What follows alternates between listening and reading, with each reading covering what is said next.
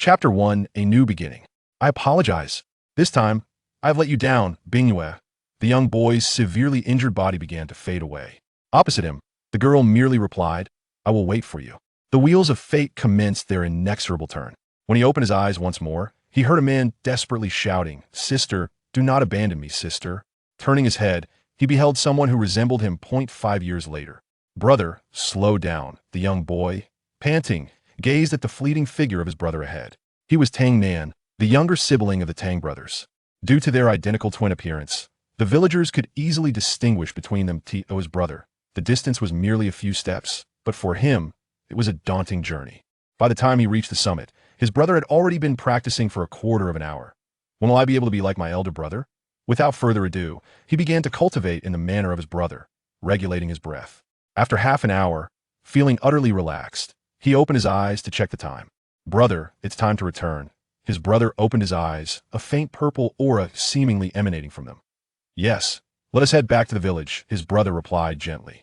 How far along are you with your Xintian skill? On their way back to the village, his brother inquired with concern, his brow furrowed, as if still deep in thought. I haven't made much progress, brother. I didn't quite understand what you explained at It's all right. You have just begun your cultivation, take your time.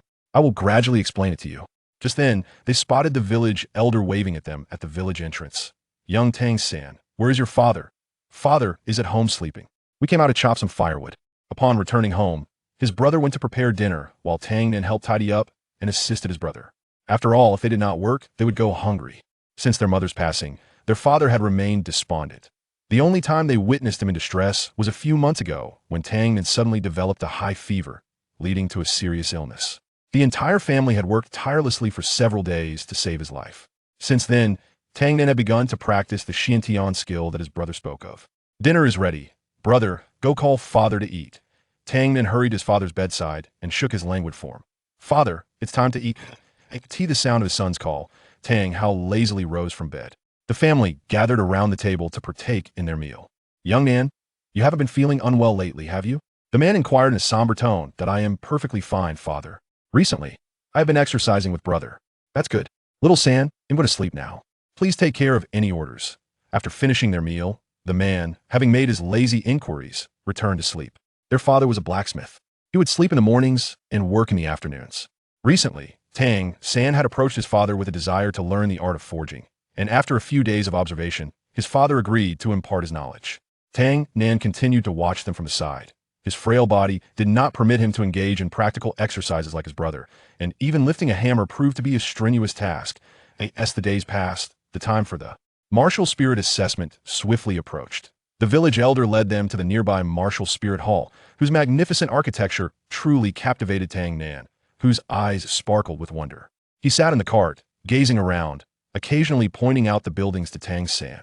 Before long, they arrived at the entrance of the martial spirit hall, where the captain welcomed them. To elucidate the principles of martial spirits, the captain transformed and provided them with a thorough lesson.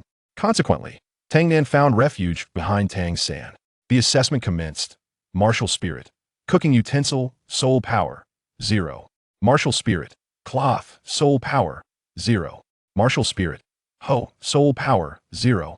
By the time it was the Tang brothers' turn, the captain's expression had soured considerably. He was eager to conclude the proceedings at that moment. Tang San stepped forward to begin his assessment. Go, brother! Tang Nan excitedly cheered from the sidelines. The results were revealed. Martial spirit. Blue silver grass. Upon seeing this outcome, the captain nearly wished to bypass the soul power evaluation altogether, but the assessment device glimmered with radiant light. What is happening? The village elder was at a loss. Innate full soul power? The captain exclaimed, his voice trembling with astonishment. This child has a promising future ahead. Soon after, they began to harbor some expectations for Tang Nan as well. Thus, he nervously ascended the platform and placed his hand upon the device. What's this? Martial spirit assessment. Blue silver grass. Soul power. Level 4. The captain appeared somewhat disappointed. With a heavy heart, he closed the record book and patted the shoulder of Elder Jack beside him. You had decent luck this time. Thank you, sir. Thank you. Elder Jack joyfully bowed to the captain, who waved his hand, signaling them to depart. Upon returning home, Elder Jack eagerly shared the good news with Tang Hao. The Tang family has flourished. Both children can become soul masters. However, Tang Hao's retort quickly soured the mood. What use is becoming a soul master? It's better to be a blacksmith besides. Our family has no money. As he spoke, he took another swig of liquor. You need not worry, they can use the village's student work-study program without costing you a dime. Enough of this, hurry and pack for our departure tomorrow morning. After Elder Jack, hands on hips and visibly annoyed, rebuffed Tang Hao, he merrily dashed home to prepare supplies for Tang San and Tang Nan. Meanwhile, Tang Nan leaned against a grand tree, contemplating all that he had witnessed. Not only had he seen the blue-silver grass, but also a colossal dragon and a mysterious figure. The dragon's gaze was imbued with an aura of death as it slowly intoned. One day, you shall be stained with the blood of your kin. You will face betrayal and solitude until the end of your days. This is your destiny, Yin Nan. Another figure emerged, shorter in stature, yet strikingly similar in appearance to himself. He spoke, "Should you seek power, simply call upon me. My name is Shimo." Upon awakening to the twilight of day, he hastily rushed home, bewildered by the world around him.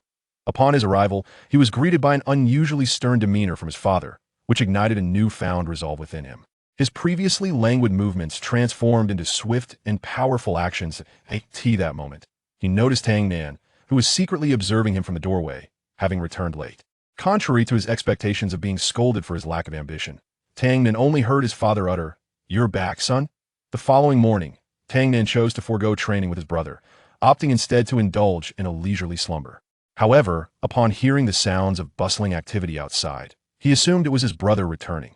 When he opened the door, he was surprised to find his father diligently engaged in chores and a home that appeared revitalized. "Tang Nan, I tidied up the house. The meal is prepared. After you and Xiao San finish eating, you should set off." "I must." "Father, don't go. I promise to behave. Please don't leave." Tang Nan sobbed, clinging to his father's leg, as if sensing the gravity of the situation. His tear-streaked face pleaded for reassurance. Upon hearing this, Tang Hao simply knelt down to wipe his son's tears and said, "It's all right, don't cry.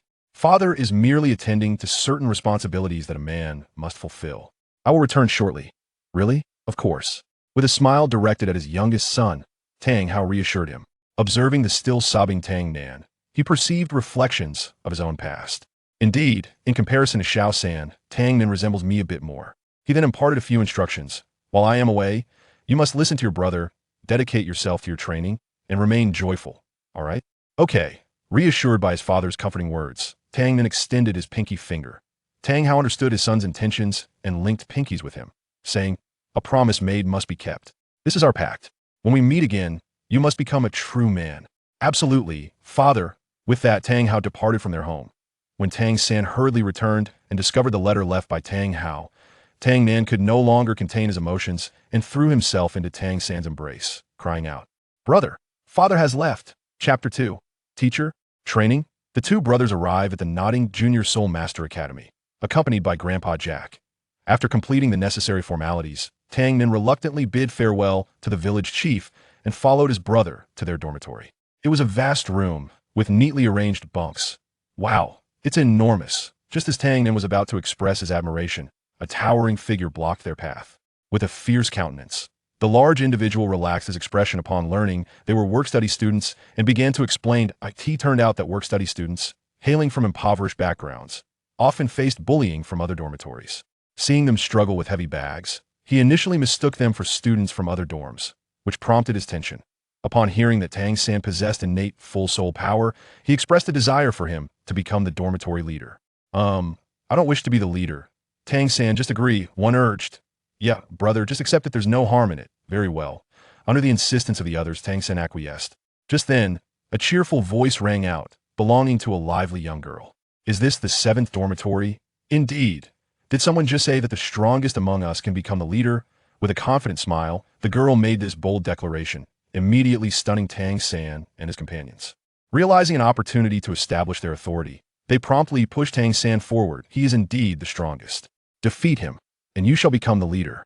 Initially, they anticipated a one-sided confrontation. However, what transpired next left them utterly astonished. The young girl matched Tang San's strength, leading to an intense battle that was intricately balanced. In the end, she employed a unique maneuver that sent Tang San sprawling.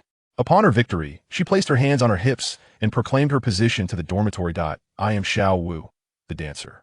From this day forth, I shall be the leader of this dormitory." That night, Tang Nan slept soundly, as did Xiao Wu, while Tang San found himself in a state of unrest, trapped in the middle.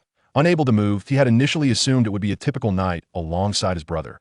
But Xiao had taken a liking to their soft blankets and had combined 3 beds into one.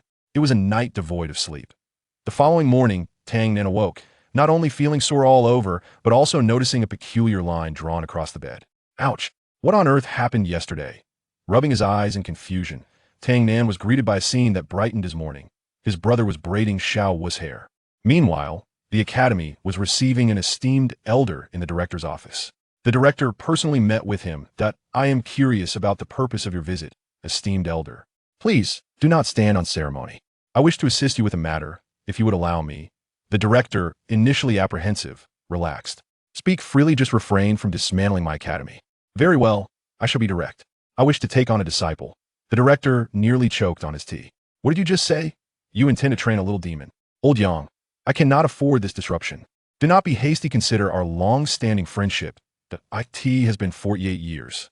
Indeed, after all these years, you must aid me. With that, the elder presented a piece of paper to the director. The director, initially inclined to refuse, fell silent upon reading its contents. After a lengthy contemplation, he replied, That is acceptable, but your choice of disciple must receive my approval. Agreed. Thus, the two reached a consensus to prepare for a unique recruitment event. Wow, there are suddenly so many people here. After class, Tang San and Tang Nan noticed a crowd gathered, seemingly engaged in discussion. Eager to join the excitement, Tang Nan squeezed his way in, discovering a prize-based guessing game. What is it that can be seen yet unseen? What is it that eludes your grasp? What is the most precious of all? To know the answer, please verify at the director's office. A mysterious grand prize awaits. A grand prize? Really? Tang Nan felt a surge of excitement upon hearing about the prize and hurried back to inform his brother. Brother, help me. Gazing into his younger brother's sparkling eyes, Tang San found himself devoid of any reason to refuse. Thus, he imparted the answer, albeit withholding the final piece of information, encouraging his brother to ponder it on his own. He recognized that only the last clue held the utmost significance. What is the most precious thing? Tang Nan muttered, glancing at his brother, and in a moment of clarity, he discerned the answer. He then turned to inquire about the location of the dean's office before hastily making his way there. Observing his brother's exuberance, Tang San felt a wave of relief wash over him. I thought he might not have ventured out yet. Father, I will take good care of him. Inside the dean's office, both the dean and the elderly gentleman had evaluated all the candidates, but found none satisfactory to both parties. As they contemplated enjoying a cup of tea, a breathless Tang Nan rushed in, having tripped in his haste. Oh, how amusing. Little one, what brings you here? Report, Dean. My name is Tang Nan, and I am here to provide the answer. The elderly man was amused by the boy's earnestness, and upon learning he was there to claim a prize, he prompted him to reveal his answer. The first is wind, the second is the human heart. The third, most importantly, is family. Upon hearing this response, the dean and the elderly man exchanged knowing glances. Indeed, years of tacit understanding crystallized in that moment. Tang Nan looked at them, seeking affirmation. Did I answer correctly? Absolutely, my child. What is the prize? Eager for a response, Tang Nan inquired, wishing to share the prize with his brother. The prize is to become my direct disciple. What do you think? An abrupt silence enveloped the room, filled with the excitement of old Yang, the bewilderment of Tang Nan, and the amused observation of the dean. What does it mean to be a direct disciple? The elderly gentleman found himself momentarily speechless, contrasting sharply with the dean's hearty laughter. After a brief pause, he rephrased his inquiry. Do you wish to grow stronger? Yes. Do you desire to impress your family? Yes. Then follow me, and I shall guide you to become the mightiest soul master. Is that true? Of course it is. Do you think I would deceive you? As Tang Nan beheld the elder's countenance, filled with fervor and wisdom, coupled with his thick beard, he nodded in agreement. Recognizing there was no reason to decline further, the dean commenced the arrangements concerning Tang Nan's transition. Tang Nan, from this day forth, you shall attend your morning classes as usual, and in the afternoon, you will study diligently under his guidance. All expenses will be borne by him. Do you understand? Yes, Dean. Following this, Tang Nan accompanied the elder to his quarters, where the elder began to speak slowly. Now that you are my disciple, allow me to introduce myself. I am Yang Hong. You may call me Teacher Yang or Grandpa Yang. What we are about to study has the potential to alter the future of the continent. Yang Hong is a renowned explorer across the continent, as well as an exceptional physician. It is rumored that he once unraveled the poison under the hand of the poison Douluo. Furthermore, He is also a researcher of soul master theory and a genius in alchemy. No one knows the source of his diverse talents. They only know that he has never ceased his journey, for he is the man destined to transform the continent. Is there more? Xiao Wu inquired anxiously, shaking Tang Nan's body for further details. I seem to have forgotten. My master spoke so extensively that I couldn't retain it all. What? Tang San, intrigued, observed them while reviewing the knowledge imparted by their teacher in class. The following afternoon marked the beginning of Tang Nan's first lesson. This time, Teacher Yang presented a selection of herbs before Tang Nan, instructing him to categorize them while offering a suggestion. Experiencing it firsthand will yield a more profound understanding. Skeptical, Tang Nan selected a herb resembling a lightning bolt depicted in a book. Upon tasting the first bite, an intense pain surged through him, followed by a gradual loss of sensation in his limbs, ultimately causing him to collapse onto the ground. Remember, this is called the anesthetic herb. When juiced, it can serve as an anesthetic, and consuming it in large doses may lead to cardiac arrest and death. To counteract its effects, one can either wait for the effect to wear off or consume this small blood-red flower. S. Yang explained. He retrieved the flower and placed it into his own mouth, kindly assisting Tang Nan in chewing and consuming it. As soon as it was ingested, he experienced an exhilarating rush akin to blissful ecstasy. The once numbed nerves were reawakened with overwhelming vigor, but it seemed to be excessively heightened. Now, his senses were exceedingly acute, where even the slightest stimulus would be magnified infinitely. Yang also thoughtfully introduced mint leaves into the mix, and the outcome was, how refreshing the ice is. Come, let us drink some water. Gulp, gulp, cough. Master, what is that flower? It is called the fire hibiscus, possessing exhilarating properties that primarily stimulate your neural network to enhance vitality. When taken in moderation, it can serve as a stimulant. Furthermore, it is imbued with the essence of fire element soul power, making it an excellent remedy for frostbite. Elements? What does that mean at first glance? As the opportune moment arose, Master Yang clapped his hands. Do not rush. I shall teach you now. First, take a deep breath and relax, guiding your soul power outward. Then, akin to inhaling, absorb the soul power released from your surroundings. This repetitive action constitutes the method of cultivating soul power. Whoosh, whoosh, whoosh, bang, ouch. Noticing his disciple had fallen asleep, Master Yang unceremoniously delivered a sharp rap to Tang Nan's head. I instructed you to relax, not to fall asleep, you rascal. Now, follow my instructions. Tang Nan commenced his cultivation under the guidance of his master. Indeed, this young lad, despite lacking a solid foundation, possesses commendable insight. His absorption, albeit gradual, is sufficiently stable, and his progress continues to accelerate. Elder Yang observed his disciple's every move, relishing the warmth of the sun. Before long, evening descended, and Elder Yang leisurely beckoned his apprentice. All right, let us begin today's most crucial lesson. Delightful aroma. A sprinkle of salt, a dash of soy sauce, very good. This lad shows promise. Half an hour prior, the master had been questioned by his disciple. What are you doing, master? Cooking. In response to his apprentice's hesitation, the master provided a clear answer. Why only carrots? No questions, let's get to work. As Tang Nan was about to pose a question, his master interrupted him with a swift chop to the head.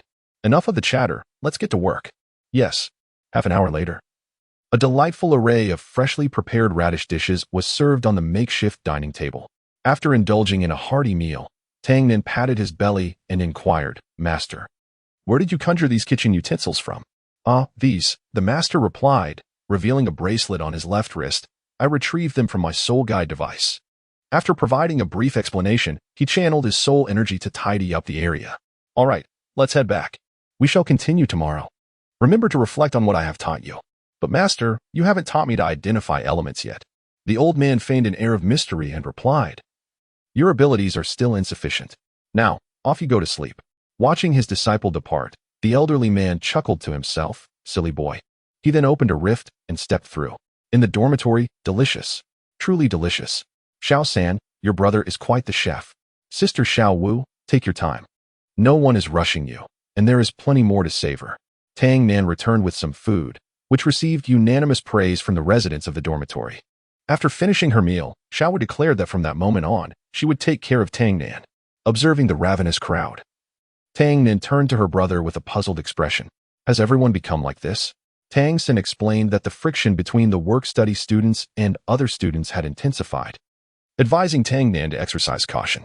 He finally reminded him that he would be going out in a few days and asked him to keep an eye on Sister Xiao Wu to prevent any mishaps. In the stillness of the night, the slumbering Tang Nan once again dreamt of the colossal dragon. This time, he could clearly discern its appearance. It was a pitch-black dragon, resting on the ground.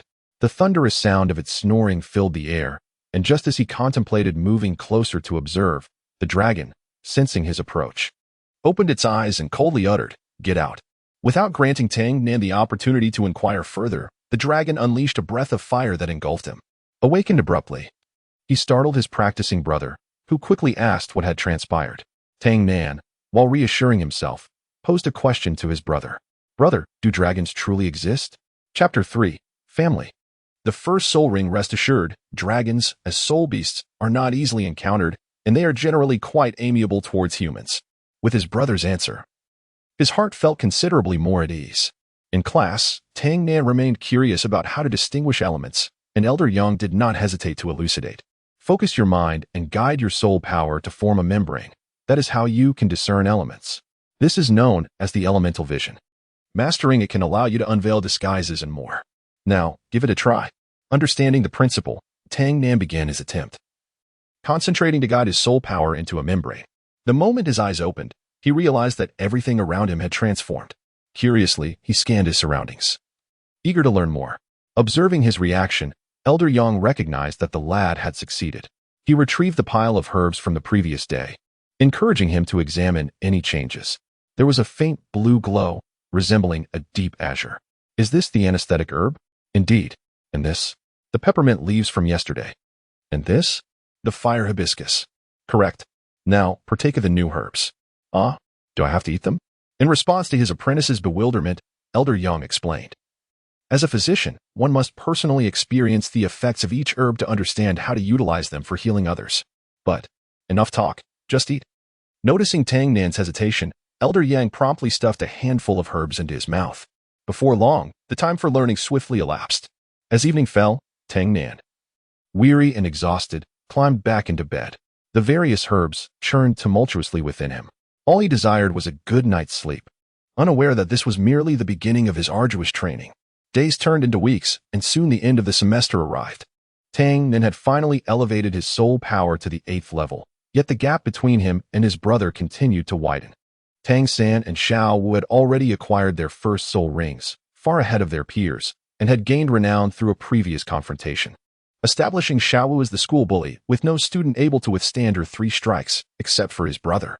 When the holiday approached, Elder Yang's sole instruction for him was simple: rest well and practice his vision whenever possible.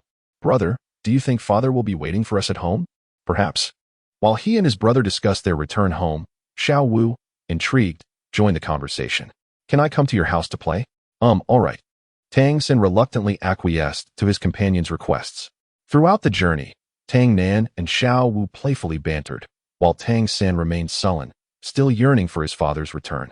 Upon arriving home, he was the first to rush inside upon hearing sounds emanating from within. How he wished that the occupant was his father.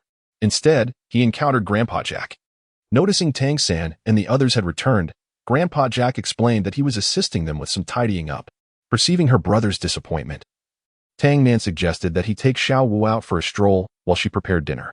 In an effort to lift her brother's spirits, Tang Nan employed the culinary skills she had acquired over the semester and procured ingredients from Grandpa Jack to prepare a sumptuous feast.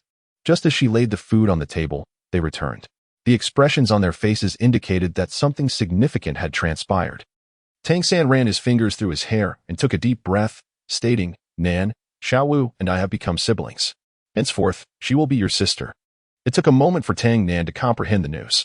"You could have told me sooner, brother. From now on, I will look after you, Nan." "All right, sister," Tang Nan replied, inhaling deeply and joyfully exclaiming, "Welcome back, brother, sister." Suddenly, the home was infused with newfound vitality, laughter echoing throughout the dwelling. Thus, the trio enjoyed a delightful holiday together. As the new semester commenced, under the nearly indifferent guidance of Elder Yang, Tang Nan began to grasp the effects of various herbs, and his physique improved, granting him a degree of resistance to basic toxins. Perhaps due to his blue silvergrass, he developed an extraordinary sensitivity to wild herbs. His culinary skills saw a significant advancement in the preparation of carrots, while other dishes also flourished, to the point that Elder Yang desired to eat only his apprentice's creations, dismissing all others. Although his progress in cultivation was slow, his perception of soul power and elemental forces had greatly enhanced, enabling him to sense objects imbued with soul power within a 5-meter radius. Witnessing his apprentice's progress brought immense satisfaction to Elder Yang. Yet the sluggish advancement of soul power weighed heavily on his mind. Although Tang Nan's cultivation of the Xiantian skill under Tang San's tutelage had accelerated his learning, the pace remained far too languid. In Elder Yang's eyes, this child absorbed soul power with a ferocious appetite, akin to a glutton, relentlessly seeking more.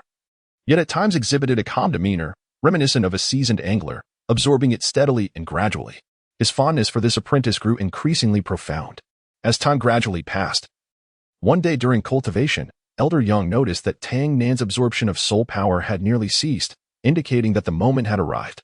At that very moment, Tang Nan realized his own stagnation in soul power absorption.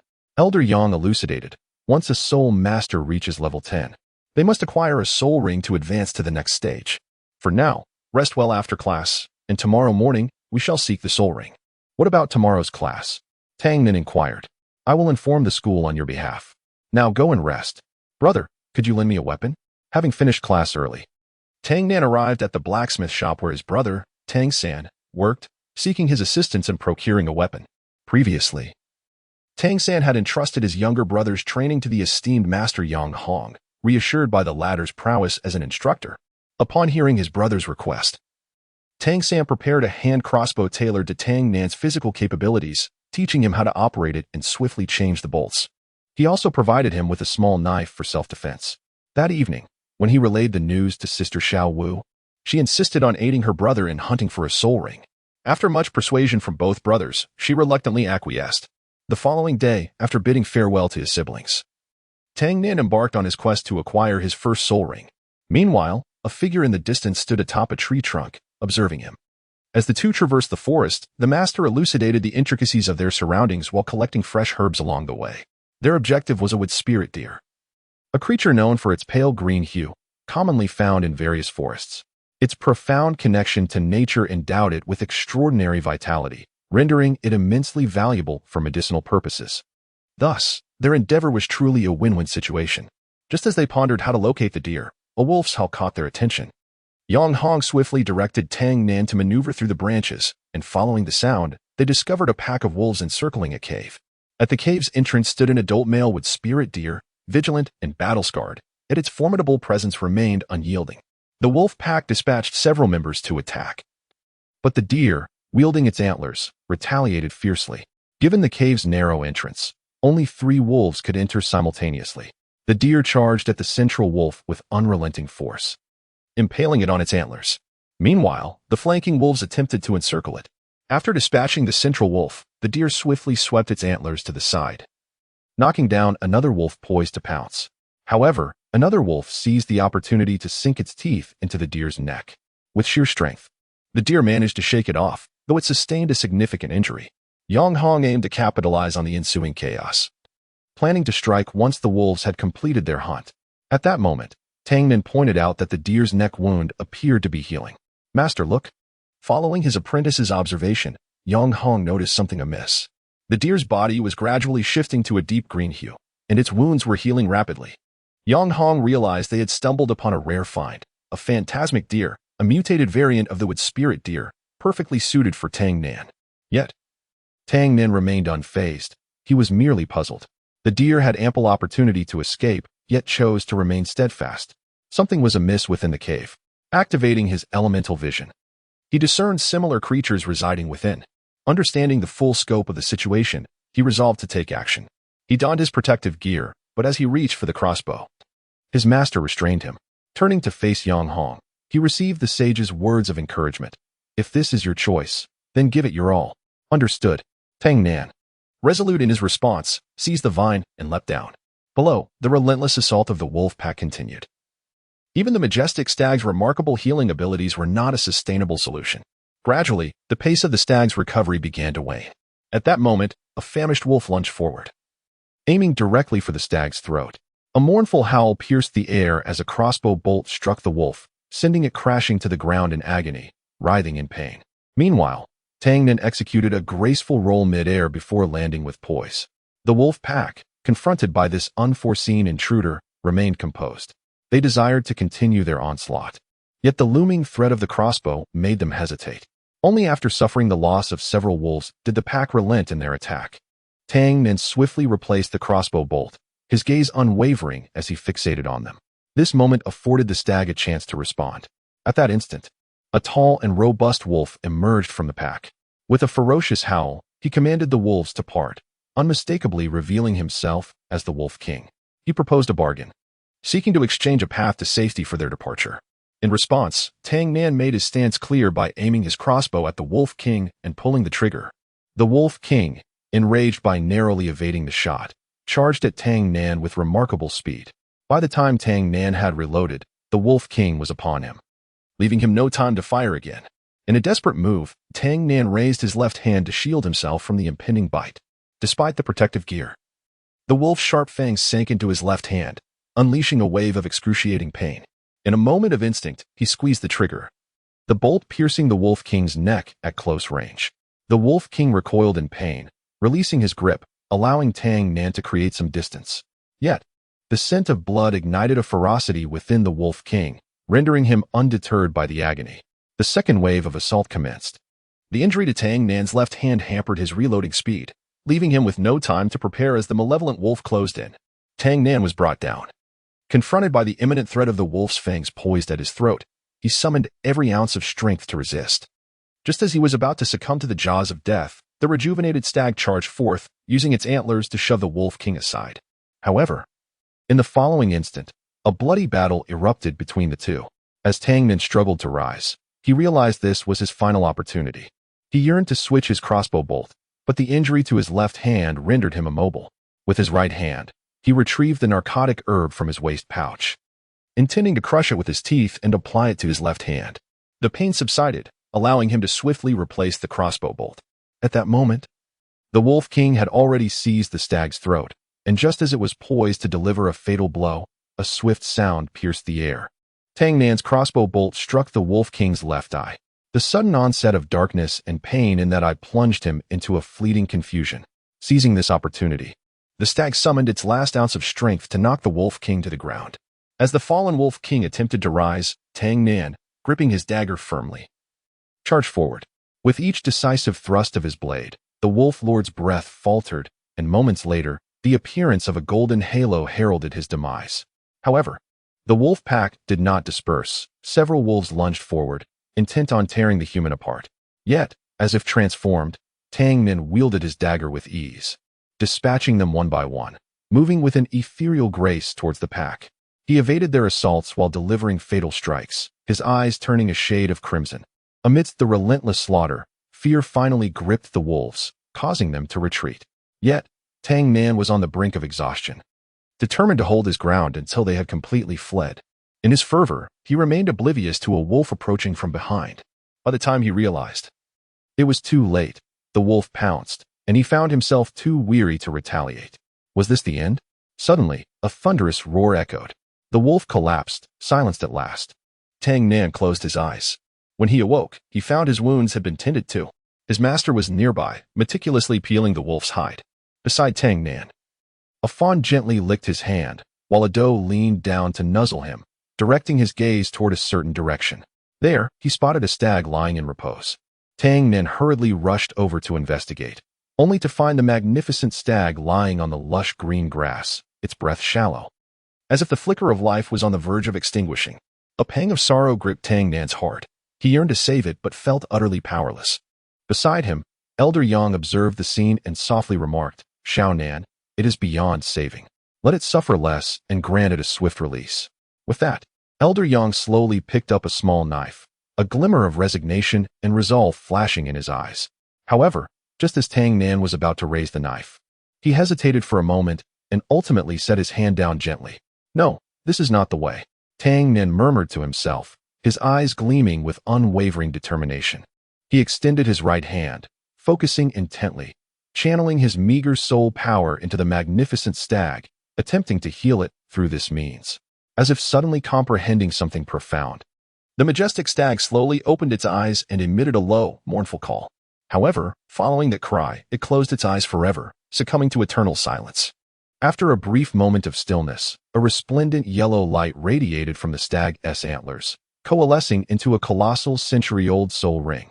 This soul ring shimmered with a mysterious and potent energy, as if bearing witness to the stag's life of bravery and resilience. The doe stood quietly nearby, silently observing the unfolding events. Upon witnessing the stag's serene departure, she turned and led her fawn away from the scene.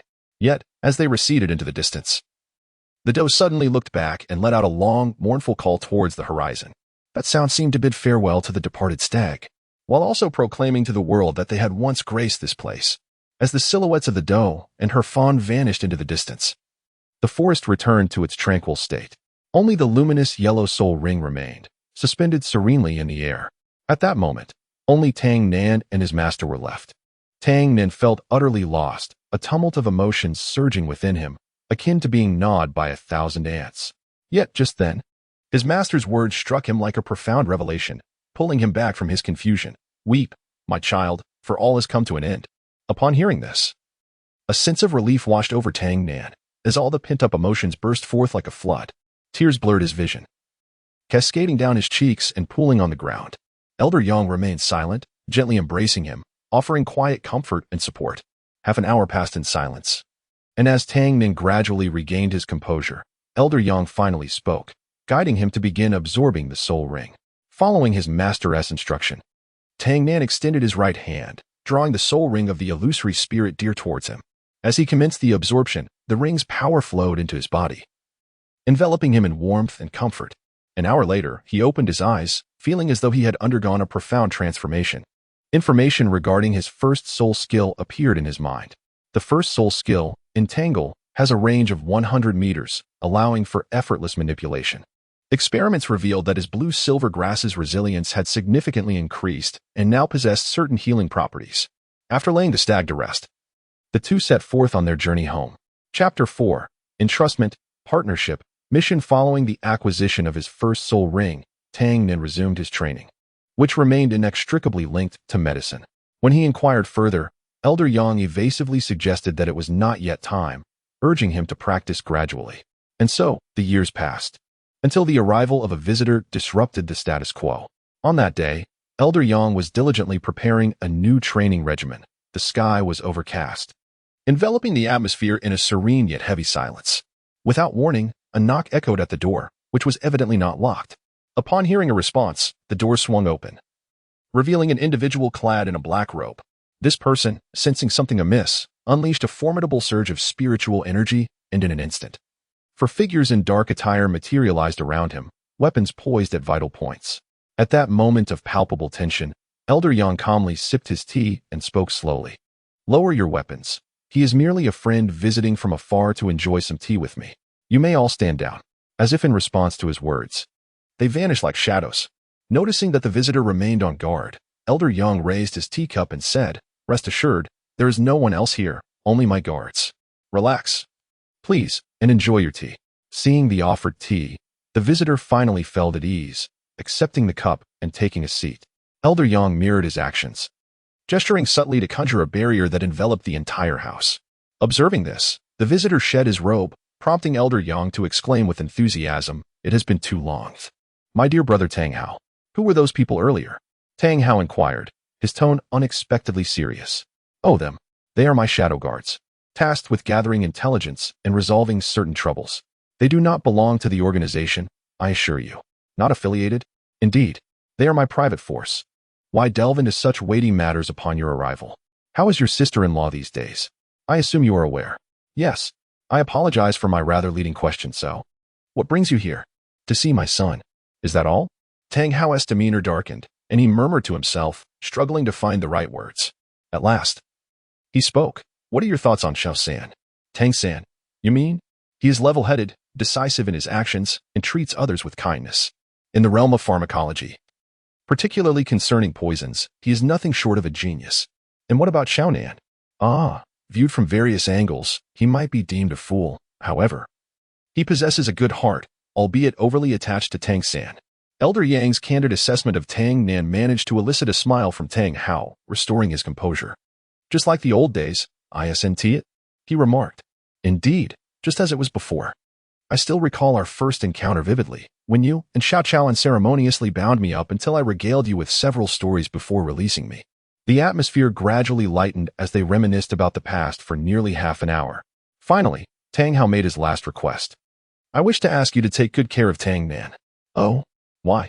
Elder Yang furrowed his brow, puzzled by the request. I have resolved to declare war against the Spirit Hall. Consequently, they will inevitably become embroiled in this conflict. That child resembles me in appearance, but possesses his mother's gentle nature. He is far too kind-hearted. Fortunately, he has not inherited my martial spirit, which should keep him from being suspected of any connection to me. As long as he can live a peaceful life, I will be content, even if the person you entrust him to hails from the Spirit Hall.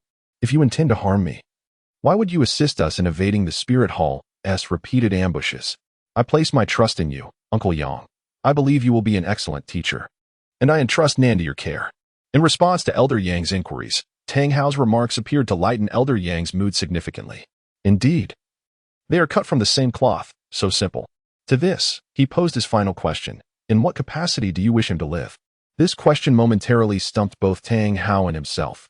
After a brief pause, Tang Hao confidently replied, As for his identity, I have no authority to define it. That must be his own decision. Having received the desired answer, Elder Yang rose, retrieved some superior healing salves from his medicine pouch, and handed them to the departing Tang Hao, saying, Take these. They may save your life in critical moments. I am quite pleased with your response, and I promise to exert all my efforts to help him forge his own path. Hearing this, Tang Hao excitedly grasped Elder Yang's hand, expressing his heartfelt gratitude. After bidding farewell to Tang Hao, Elder Yang exhaled a sigh of relief, pleasantly surprised by Tang Hao's initiative to entrust him with Tang Nan. Following this permission, Elder Yang revised his training regimen, which now encompassed various new components, including agility, combat techniques, weapon forging and modification, the intricate use of soul skills, and a novel subject, firearms. At the outset of his introduction to firearms, Elder Yang aimed a metallic tube at a large tree and pulled the trigger, producing a deafening blast that left a sizable hole in the trunk. Witnessing its power, he continued to elucidate its mechanics. This is a flintlock pistol, a type of firearm. Observe, pulling the trigger causes the flint to strike, igniting the gunpowder inside, which generates the force to propel the projectile. He added, I will let you witness this for now. When you are older, I shall teach you more. Anticipating his disciple's thoughts, Elder Yang preemptively silenced him, urging him to refrain from further inquiries. Among the new subjects, Tang Nan excelled most in weapon forging and modification, eagerly absorbing knowledge and employing his imagination to innovate. Truly, he was a prodigy in this domain. Elder Yang marveled at having discovered such a treasure. Thus, a year passed. After Tang Nan reached level 20, accompanied by his siblings, he obtained his second soul ring. As graduation approached, Elder Yang recognized that it was time for his apprentice to embark on some practical training. On this day, a letter delivered by the Shadow Guard presented him with an opportunity. Not long into the training session, Elder Yang instructed Tang Nan to return for a rest. Confused, Tang Nan inquired of his master. Elder Yang, stroking his beard with an air of mystery, replied, Rest well. Tomorrow we shall venture out for a few days. When you arrive tomorrow, we will inspect our weapons and gear. Where are we going? Tang Nan asked. You will find out when you arrive tomorrow. That night, as he drifted into slumber, Tang Nan beheld the black dragon once more. This time, it did not exhale its breath of fire but simply uttered, They have come, before vanishing. The following morning, once assembled, Elder Yang recited a passage, then struck his staff upon the ground, causing a portal to materialize. Tang Nan, caught off guard, stumbled into it in a state of panic. Meanwhile, in a distant expanse of a vast forest, a figure awaited the emergence of something significant. At that moment, a rift in space appeared before him. As the rift opened, the elder landed gracefully, while the young apprentice, unprepared, fell to the ground, gasping for breath. You are late, Uncle Yang, the individual remarked with a hint of complaint. You didn't inform grandfather, did you? Rest assured, dear disciple, Uncle Yang shall uphold his promise to you without fail. Allow me to introduce my apprentice, Tang Nan. Tang Nan, I am Xueqinghe. There is no need for excessive formalities. With that, Xueqinghe stepped into the teleportation array. Elder Yang waved his hand, reciting an incantation, and a new rift opened. Wait, I haven't yet recovered. In the city of Glor, located at the border of the Tindo Empire, the Shadow Guards awaited their leader. To their astonishment, he arrived accompanied by 2 children. Before they could react, Elder Yang instructed them to join Lei Hao's team for a mission to apprehend fugitives, leaving no room for refusal. No need for further discussion. We depart in half an hour. Understood, Captain Lei? Yes. Just as he spoke, Elder Yang opened a rift and departed, leaving Lei Hao in a state of bewilderment. The black-haired youth only then realized what had transpired and, upon attempting to inquire, found everyone had left. 15 minutes later, while Lei Hao was sipping on some liquor, a tall woman with long hair down to her waist approached him, handing him a cup of detoxifying tea. I'm not drunk yet, he replied impatiently. There's no need to meddle, Vice Captain Yi. Oh, indeed, Captain Lei. Just don't get too intoxicated. Our operational funds for this month depend on it. I'm aware of that. Sigh. I don't understand why they suddenly thrust those kids upon me. What use are those little rascals? Ouch. Hearing this, Yi Qing promptly pinched Lei Hao's ear as a reprimand. Before you speak, take a look at yourself. You're merely a young lad in your early 20s. Lei Hao, feeling the pinch, retorted, Aren't you just a few years older than me? You're ancient. Huh? Say that again? Yi Qing tightened her grip considerably. I'm sorry. Please spare me, Sister Yi. The intensifying pain made Lei Hao plead for mercy. Once she sensed he was somewhat sober, Yi Qing released her grip. As she did, Lei Hao's ear was nearly crimson. Gather at the camp entrance in 10 minutes, she instructed before departing, leaving Lei Hao to rub his ear in Tang Nan, who had witnessed the entire scene. What are you doing here? Upon noticing the young boy, his demeanor instantly shifted to seriousness. I came to see how effective my detox tea was. What did you see just now? Sister Yi just. He was about to elaborate when Lei Hao's gaze suddenly turned sharp. Tang Nan quickly corrected himself. I report that I saw nothing. That's good. Lei Hao's expression softened. Observing this, Tang Nan cautiously shifted his position. Then, with a smile, Lei Hao said, That's good. However, his tone abruptly shifted. If you dare speak of this, you're finished. Yes. Faced with the murderous glint in his eyes, Tang Nan hurriedly replied and ran off. Perhaps this would be a secret he would never dare to reveal. 10 minutes later, Lei Hao arrived at the assembly point, where Yi Qing was introducing the mission objectives to Tang Nan and Xue Qingha. Their target this time was the local gang leader, Zeroti, whose Skull Gang had recently surged in power, causing significant disturbances to local law and order. The authorities had consequently offered a substantial bounty for his capture, making him their primary objective. Do you understand? Upon hearing this, the two nodded in agreement. At that moment, Lei Hao and Tang Nan exchanged glances before realizing the implications. The atmosphere became awkward, and Tang Nan even sensed Lei Hao's menacing aura, slowly retreating behind Xue Qingha. Observing Yi Qing's discomfort, Lei Hao refrained from further comments, glancing threateningly at Tang Nan before leading them to the target location. Half an hour later, they arrived at the black market area. Yi Qing provided a brief explanation to Tang Nan and the others. This was the black market of the city, due to its proximity to the border. Smuggling and other illicit activities were rampant, making it an ideal location for the disposal of stolen goods. Here, one could acquire items rarely seen elsewhere. As Yi Qing elaborated, Xue Qingha interjected with a question. Why are we here? He asked, his vigilance evident as he scanned the surroundings. The reason for their presence was based on intelligence from the information team, which indicated that a recent batch of human traffickers would be conducting a transaction here. Human trafficking? Their operations had reportedly commenced about a year ago, with the specific purposes remaining unknown, but undoubtedly sinister. Here we are. They arrived before a grand assembly hall. Tang Nan was captivated by the opulence, while the others appeared unfazed. After presenting forged passes to the guards at the entrance, they were granted access to the hall, which was resplendent with gold and glitter, filled with the sounds of haggling and shouting. Lei Hao began assigning tasks. I will pair with Yi Qing, and you two will team up, proceeding separately. Understood? Understood. Wait, me with him? The two exclaimed in unison, surprised by the captain's decision, clearly not expecting this arrangement. Just as Yi Qing was about to speak, she was pulled away by Lei Hao. With no opportunity to contest, the two could only accept the situation. Xue Qingha pondered the implications of teaming up with this individual, who was notably shorter than himself. For now, I must proceed with him, hopefully. Uncle Yang's judgment is sound. Tang Nan, don't hold me back. Who's holding whom back remains to be seen. By the way, what should we do? Let me think. Human trafficking.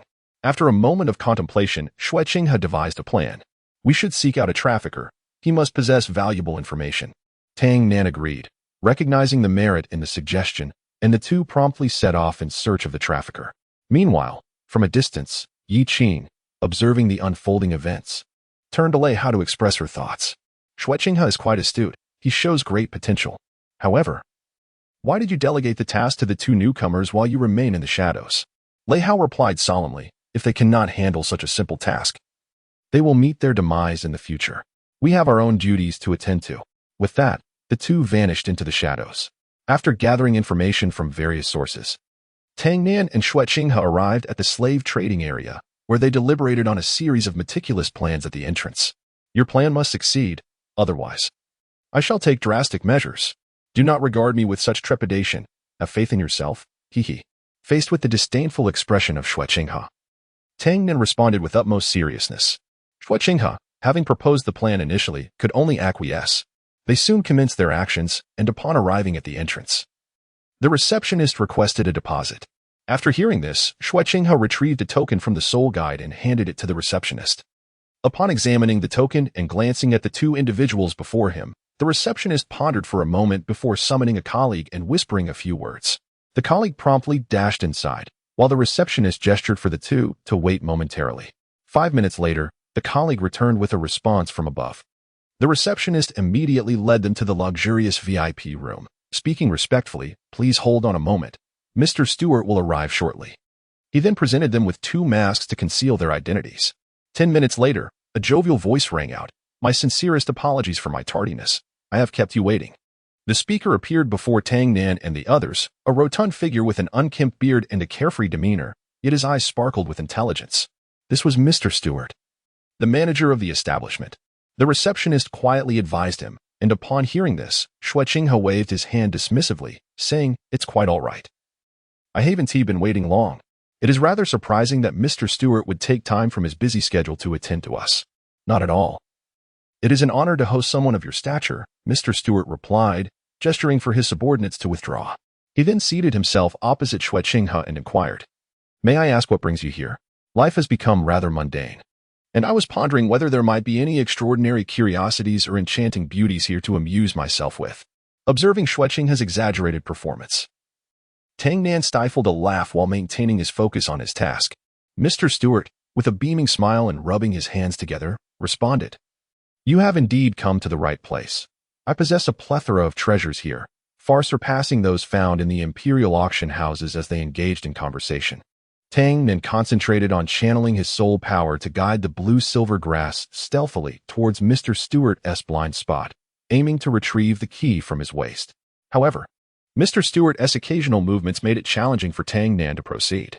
Noticing this, Xueqing feigned seriousness and asked, Might you possess any information regarding the skeleton gang? Upon hearing this, Mr. Stewart's expression shifted to one of grave seriousness, devoid of any trace of a smile. He stroked his beard in contemplation before replying, My dear sir, this is not knowledge you ought to possess. Forgive my impertinence, but for your safety, I cannot provide such information. As a token of goodwill, I offer you this. He glanced at his watch, retrieved a red pass from his waist, and placed it on the table. This will grant you access to any trading area with priority service. I have pressing matters to attend to, so I shall take my leave. I wish you an enjoyable experience. With that, he departed. Once assured of his absence, Xueqing's face flushed crimson as he recalled their initial conversation and quickly turned to gaze at Tang Nan. Tang Nan, perceiving the murderous glint in Xueqing's eyes reminiscent of Lei Hao in the camp, hastily declared, I saw nothing. Yet, for reasons unknown, as he gazed upon Xueqing's visage, he felt his heart racing uncontrollably. In an effort to divert the conversation, he produced the key he had just acquired and declared, We have what we need. Let us proceed. Armed with their pass, they encountered no hindrance, moving freely until they reached Mr. Weir's office, where they were suddenly beset with anxiety. Goodness, how shall we get through so many people? Xueqing exclaimed.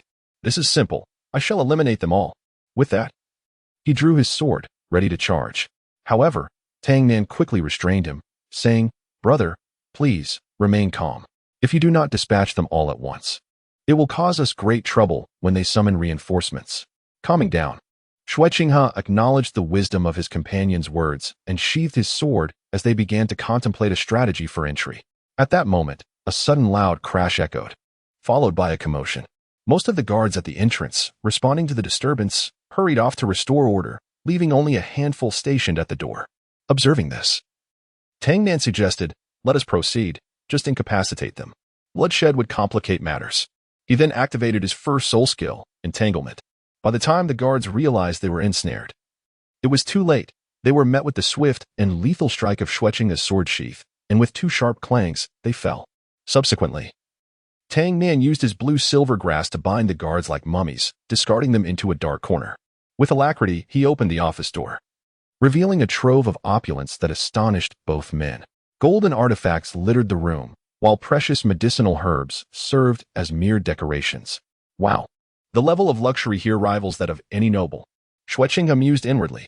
As they searched for useful information, the sound of hurried footsteps, accompanied by curses, grew increasingly audible. It was Mr. Weir, who, after resolving the chaos, had returned in a frenzy upon discovering his key was missing. He vowed to catch the thief and exact vengeance. Hearing the approaching footsteps, the two men dared not linger and quickly concealed themselves. Upon discovering the door ajar, Mr. Weir burst into the room, only to find it empty. To be prudent, he immediately checked his safe. After confirming that nothing was amiss, he reset the combination. Hidden within the wardrobe, the two men witnessed everything unfold, and through a slight crack, they discerned their target's intentions. Suddenly, Mr. Weir became wary, suspecting that someone might still be present, and began to search the vicinity. Seeing this, Shui Qinghe readied his sword to eliminate him, but Tang Nan quickly held him back, urging him to remain composed. Just as Mr. Weir prepared to open the wardrobe, one of his subordinates rushed in, breathlessly reporting that someone had freed all the slaves imprisoned below. Upon hearing this, Mr. Weir abandoned his search and rushed outside, allowing the two men within to exhale in relief. Shui Qinghe sheathed his sword, and Tang Nan released his grip. The pair promptly emerged from the cramped confines of the wardrobe.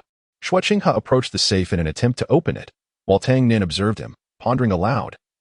Could he truly be some noble scion? He is so meticulously groomed and exudes such fragrance.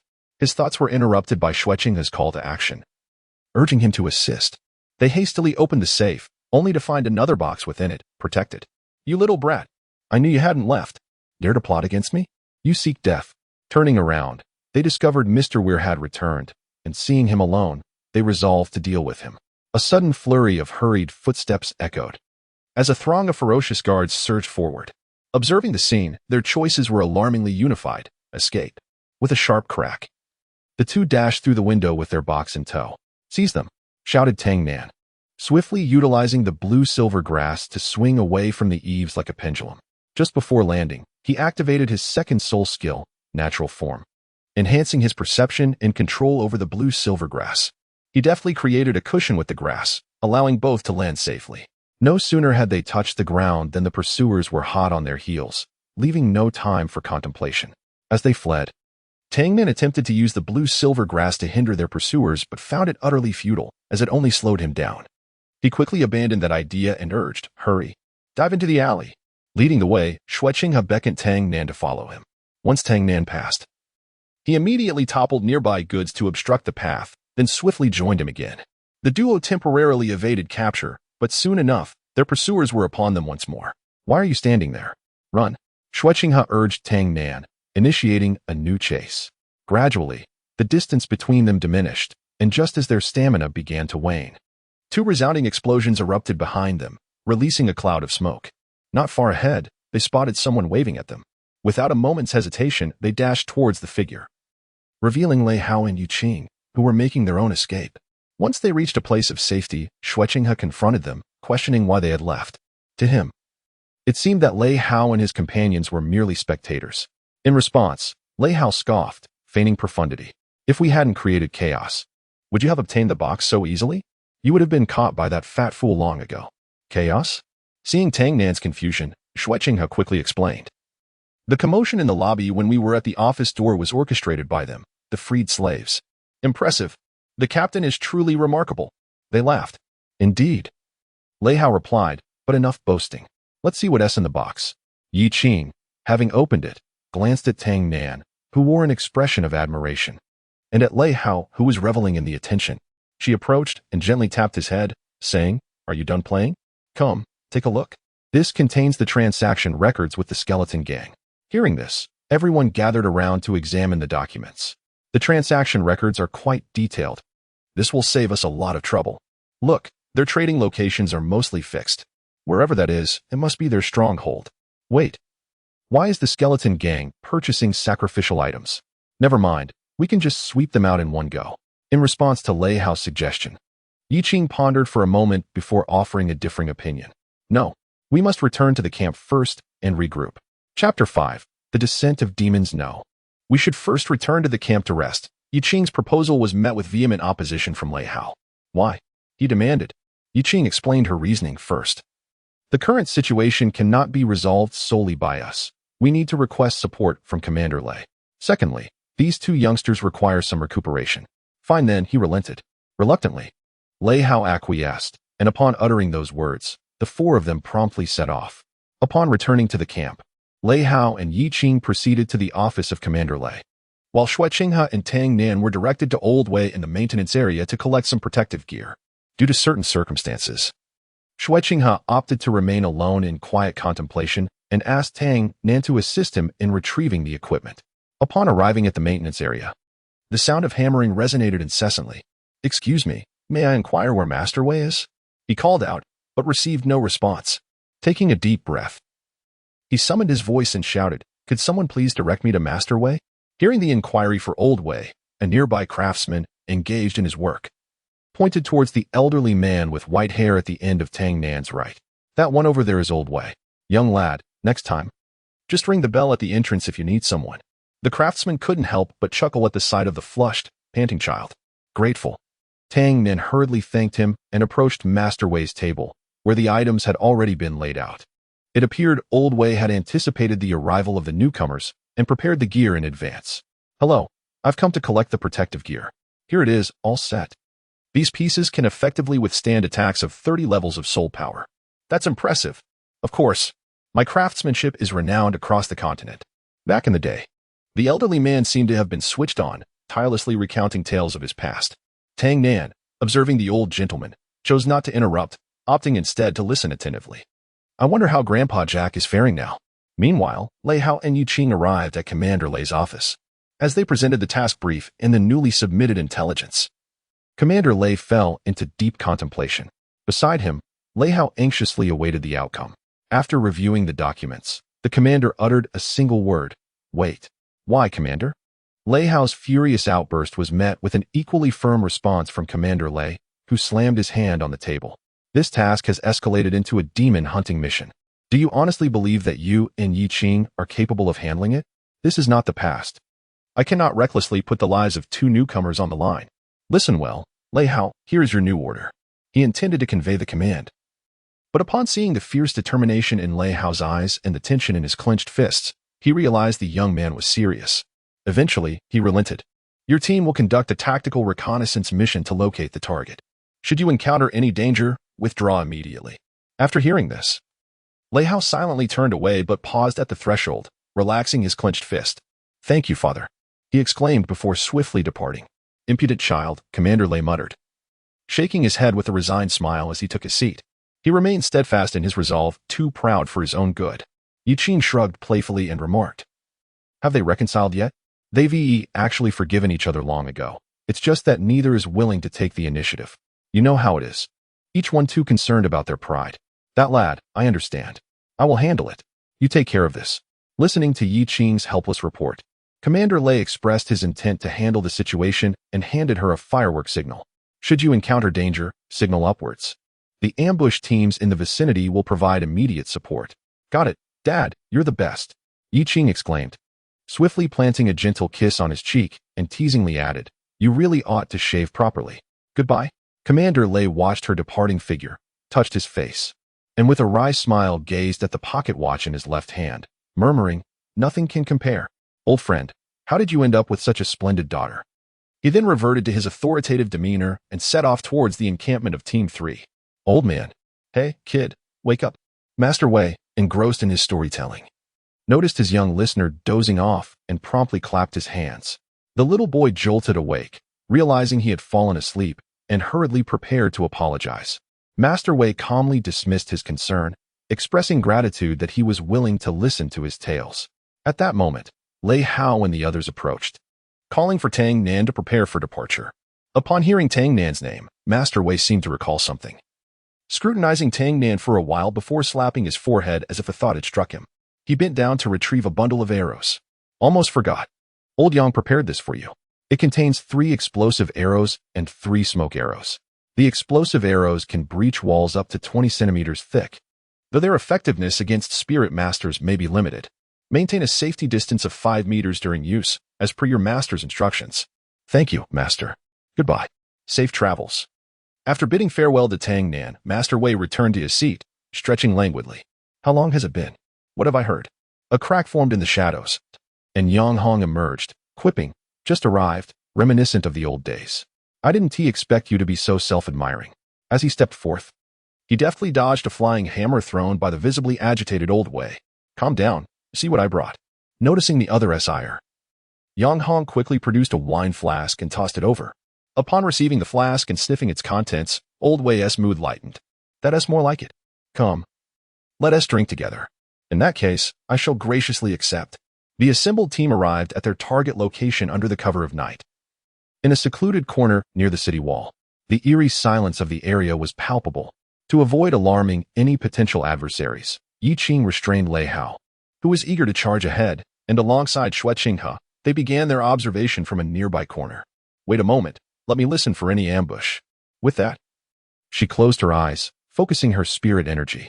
After a brief moment, Yi Qing opened her eyes, having gleaned the necessary information. Only 2 individuals were inside the building, while 2 others lay concealed in grass piles outside. Lei Hao, Xue Qinghe, you'll handle the grass piles. The rest is up to me. Tang Nan, remain on standby and remember to leave one alive. Living captives are far more valuable than the deceased. Understood. Xue Qinghe, let us move. The 2 swiftly ascended to the rooftop, traversing the eaves as they reached their target's rooftop, now awaiting the signal to commence their operation.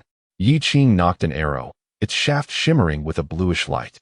The wind rose, whistling through the air, and in an instant, 3 swift arrows were loosed, followed closely by 2 figures descending from above. Their aim was precise and deadly. After binding the bodies of the 5, they began their inspection. One empty room captured their attention. Yi Qing, is there something amiss? There is wind. This place should conceal a secret chamber. Let's search for a switch. How do you know that, Sister Yi? My martial spirit enables me to sense the information carried by the wind.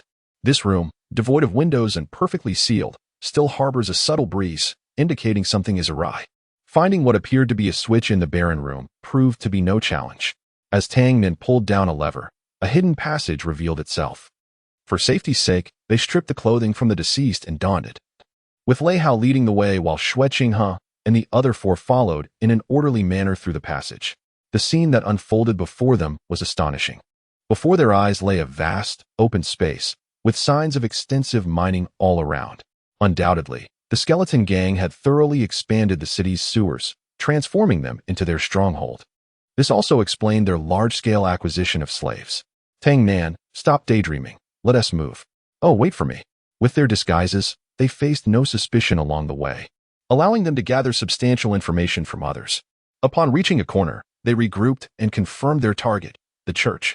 I must say, these fellows have really constructed something quite impressive. If someone from above were to descend and take a look, they might not believe their eyes.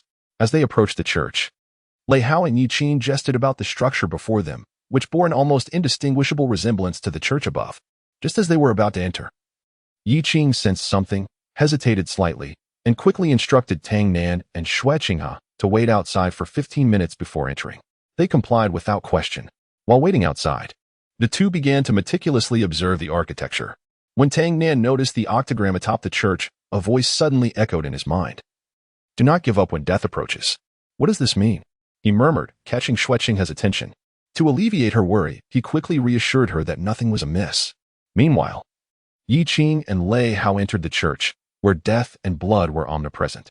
Unfazed, they traversed the screen before them, arriving at the central hall where a sacrificial ritual was underway. A gaunt man was bound to a wooden table, incessantly pleading for forgiveness. While the priest before him seemed to revel in the moment, reciting incantations with the dagger raised high. Just as the blade was poised to descend, a swift arrow pierced through the air, striking the priest and pinning him to the wall. The sound of a dagger clattering to the ground jolted everyone present from their stupor. They turned to face the approaching figures. Yi Qing and his companions emerged from the shadows. With a swift series of arrows, they disarmed their adversaries, who, frightened, turned on their heels to flee. Yi Qing and his group chose not to pursue. Instead, they freed the man who had been bound. "You are safe now. Do you remember your name?" "Toluca," he replied, his voice strained. Observing his plight, Yi Qing offered him some water and provisions. Upon seeing the food, Toluca devoured it ravenously. Thump, thump, thump, they're coming. How many do we have to deal with? About 30, exercise caution. Lightning flickered around Lei Hao as he unsheathed his Tang Dao and plunged into the throng. Time's up. Upon reaching the appointed moment, Xue Qinghe swiftly stowed his pocket watch and prepared to depart. He turned to glance at Tang Nan, who appeared dazed. A sense of unease washed over Xue Qinghe as he approached him. Upon touch, a vision flooded Tang Nan's mind, a golden-haired girl, battered and bloodied. Standing atop a pile of rubble, her sword was cracked, and before her loomed a crimson beast. "Hey, are you all right?"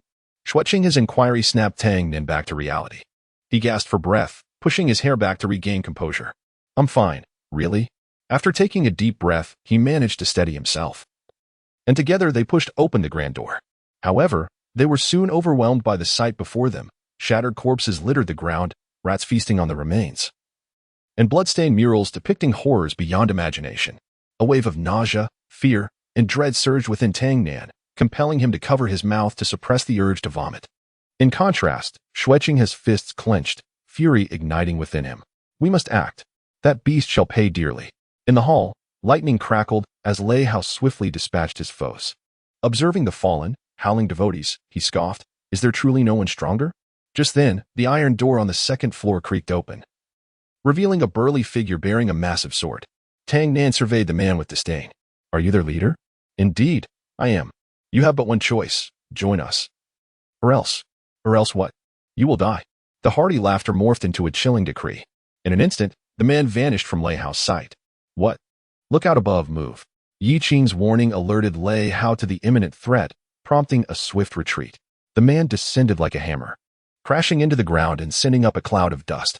As the haze settled, his form was revealed, clad in formidable armor. "Remember this well. Claiming your lives is my purpose. I am Zeroth."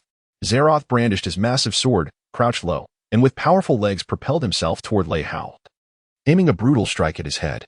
With a clang, Lei Hao raised his weapon in defense, but the force was so great it brought him to one knee. Cursed be this foe. His strength is unparalleled. As Lei Hao contemplated the dire situation, he swiftly distanced himself before the next strike could land. Zaroti attempted to pursue him, but was restrained by Yi Qing's precise arrows. Lei Hao remained vigilant, cautious not to underestimate the adversary. Yi Qing, while keeping Zaroti at bay, assessed Lei Hao's condition. "No injuries. Just a bit surprising," he mused. "What is this guy's martial soul? You haven't read the briefing, have you? His soul power is approximately level 56, and his martial soul is the Iron Armored Bear, with a soul ring configuration of 1 white, 2 yellow, and 2 purple. During their exchange, Zaroti charged through a rain of arrows, sweeping his weapon horizontally. The two promptly evaded the attack, but seeing them merely dodging fueled Zaroti's arrogance. "Is that all you've got? Prepare to meet your doom." He had likely activated his 4th soul skill, enhancing his strength and speed. Hearing Yi Qing's analysis, Lei Hao began to feel more at ease, sheathing his Tang Dao. "I see now. That's why he was so swift at the beginning." With a taunting remark, he provoked Zaroti. "Is this your only ability, you foolish bear?" Zaroti, incensed by the insult, attempted to swing his sword, but Lei Hao had already seized his hand. "Too slow," he declared, delivering a punch to Zaroti's face followed by a series of strikes to his abdomen. While these blows inflicted minimal physical damage, they were deeply humiliating. Furious, Zaroti unleashed his 2nd soul skill, Giant Bear Crush, aiming to smash Lei Hao, but the attack missed. "Too slow," a voice resounded from behind. Zaroti turned, only to hear, "Too slow. Is this the extent of your prowess? How dare you call yourself a leader?" As Lei Hao continued to mock him, he deftly evaded Zaroti's strikes, gradually wearing down the latter's patience. In a moment of desperation, Zaroti dispelled his true form armor. Just as the armor vanished, Lei Hao swiftly drew his sword, invoking his first soul skill. The power of thunder surged through the blade as he targeted Zeroti's abdomen. In an instant, blood sprayed forth as Zeroti's midsection was violently torn open, crimson gushing from the wound. Yet, the assault did not cease. Lei Hao relentlessly continued his onslaught. Zeroti, exerting every ounce of strength, barely managed to defend against the lethal strikes aimed at his vital points. The situation appeared grim for him. Suddenly, Lei Hao's attack fell short. Seizing the opportunity, Zeroti prepared to counterattack, but he coughed blood as a searing pain shot through his abdomen. He had been stabbed in the back by Xue Qinghe. While Lei Hao pressed his relentless assault, Tang Nan and Xue Qinghe arrived on the scene. As Tang Nan tended to Taluka's injuries, Xue Qinghe charged forth with his sword drawn.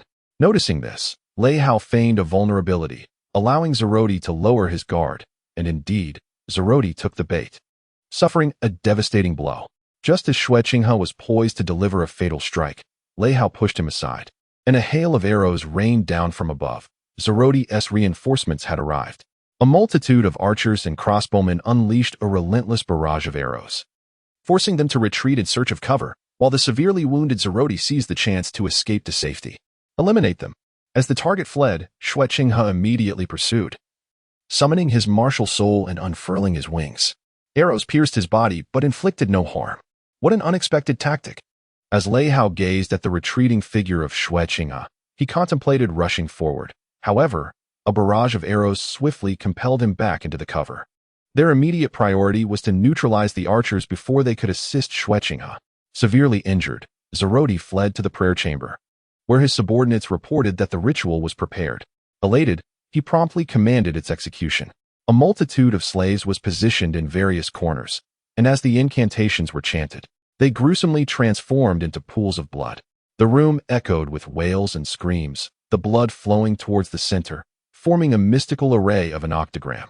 Upon arrival, Xue Qinghe charged forward to interrupt the ritual but was obstructed by a barrier. By the time Lei Hao and the others arrived, the ritual was complete, and Zeroti's injuries had fully healed. He slowly turned to face them, proclaiming, "Behold, this is the power bestowed upon me by the divine, and your head shall be my first offering to the Lord of the Bronze Throne." Zeroti ominously announced their impending doom. Chapter 6.